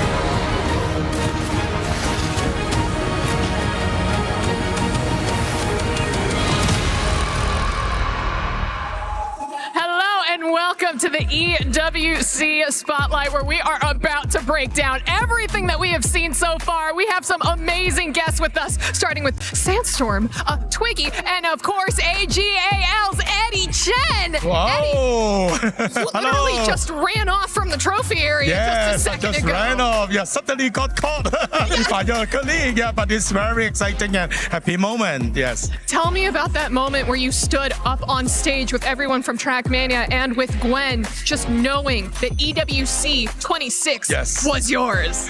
It is very exciting, and I just can't believe it. I like living in a dream, and because this week we have very bumpy points. Yeah, sometimes our chance of getting champion seems to be quite high, but sometimes it's dropped to very bottom. Yeah, so it's very bumpy. Yeah, but I think that is the lovely of the esports. So we never give up, and also we trust on our players, and we believe that they can try their best, and finally we made it. Let's talk about the start of the day, though, because we did have some contention with Fortnite, ag.al, Falcons, who was going to be able to walk away with a lot of points. And I mean, Sandstorm, what did we end up seeing? I'll give you the lowdown. I mean, look, it started off very, very well. I want to say for Falcons, they were in third place after 5 or 6 games. Pollo and Peterbot ended up getting a win at some point at the game 5 or 6. And then it just all fell apart. They started falling down. ag.al, Sky and Scroll were in 17th. They climbed all the way to 10th, 11th. They were competing with Pollo and Peterbot. And then at the end of the day, big clan. You had the winners from the Summit Major previously in Vico and Malibuco. They did it again. They proved that they are the best duo to do it. But at the end of the day, I want to say Falcons, Pollo, Peterbot, they dropped the ball. Not even top 8. Not even top 8. Especially after all the things that Peterbot has been saying. I want to win this for Falcons. I woke up early because I heard, oh no, we lost Carl Jr. from Trackmania as well. Are you kidding me? 7-time world champion couldn't do it? Couldn't make it to the finals? That's insane. What was it like for you backstage, maybe watching with the rest of the team, seeing how Fortnite was going down? I can say that many things happen very unexpectedly. Especially these 2 weeks. Yeah, many of our estimation, actually, it is so different with the outcomes. Yeah, so it is very exciting and unexpected. Yeah, but finally we are so happy, and thanks for the support for all the fans, and we made it. Absolutely, man. And before I continue asking you some very important questions about the club championship, we have a question for Chat. Chat, who surprised you the most during EWC 26? Let us know in the comments, in the chat, or I don't know, scream it out into the world. I mean, anyone who surprised us? Cry me. 15-year-old winning an EWC title? That's crazy. And also the youngest EWC champion. That's my shout. Oh, incredibly so. But listen, we do have to talk a little bit about Club Championship and also the game where all of the points racked up in Trackmania. Eddie, did you think that Trackmania was going to be the deciding game of the event? Before the game, we didn't expect that this will be the game decider. Yeah, but it's because the game honestly is quite new to us. I think also very new to the community. But it is the beauty of the esports that there are always some new games, new players. So we learn about this game, also take a lot of analysis as well. And we find out 2 very, very high potential players. And then we are so glad that we can work with them. And thank you. Okay, actually, follow-up question. What kind of car are you buying for Gwen as a bonus? Wow. That's a good idea. Let me think about driving it a lot. Let me think about it. Gwen, you're welcome. You're welcome. We got you, brother. No, but Twiggy, walk us through how we got to this amazing grand finals. I mean, I just ran over from casting it. You can see, and you can hear that it was unbelievable. Gwen didn't just win, he destroyed the competition. Like, nobody else had a chance. It was unbelievable. Earlier today, seeing Carl Jr. go out, we didn't think that was going to happen whatsoever. We thought it was going to be a much closer fight, but Gwen, I don't know. I don't even know, because we came into it, we weren't really expecting Gwen to... I don't know. I think third was definitely doable for Gwen, but first and in that fashion, he wanted it all. Yeah, it's the best game of any esport I've ever seen. Oh my gosh, we also saw the fans, right? Gwen's family in the crowd. You were out there on the stage. What was that excitement like? Could you feel it in the air during that final moment? Yes, it's very exciting. I even have a little bit of cry. It's so touching, and we always would love to invite the parents and the relatives of the players to join together. So we have different events participating, and we also invite quite a lot of parents to join and to enjoy the moment also with the players. Now, if I could maybe peer into your mind just for a moment here, because just so you know, in case for some reason anyone doesn't know, this is the first time that Falcons is not winning the EWC. You have unseated them, picking up the first EWC win for ag.al. You guys had consistency across the board. We saw some nice performance in Tekken, a little bit of Apex Legends. What is ag.al's secret? ag.al's secret? I think our because we start our global expansion actually in just 3 years, but actually our organization started in 1999. So I think we are one of the very long history organization, and also we respect the players, we treat them as the family, and also we have very good training system for them. We know how to find very good coach, and also the coach can help us to scout for the players. So our team, thanks very much to my team. My team did a very, very good job, and under the leadership of our chairman Lane. I have to say, whoever scouted Zubair as well, are you kidding me? $2,000 earnings to winning EWC from the LCQ? Yeah. Come on. Yeah. Give that man a raise. All right, and let's go ahead and take a look at our final club championship standings as they are, just to see how big that point gap is for ag.al. It started as just 200 points this morning, Sandstorm. I mean, it's absolutely insane seeing ag.al first place.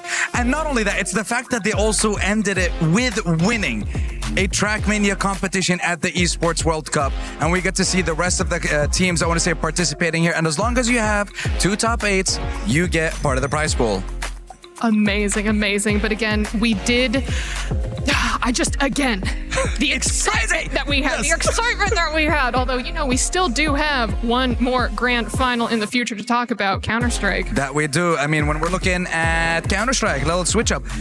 Out of nowhere, I don't even know how, Foot take down Furia, new lineup, new players, and it's just absolutely insane. They took them down in a 2-1 fashion, and then Spirit versus Legacy.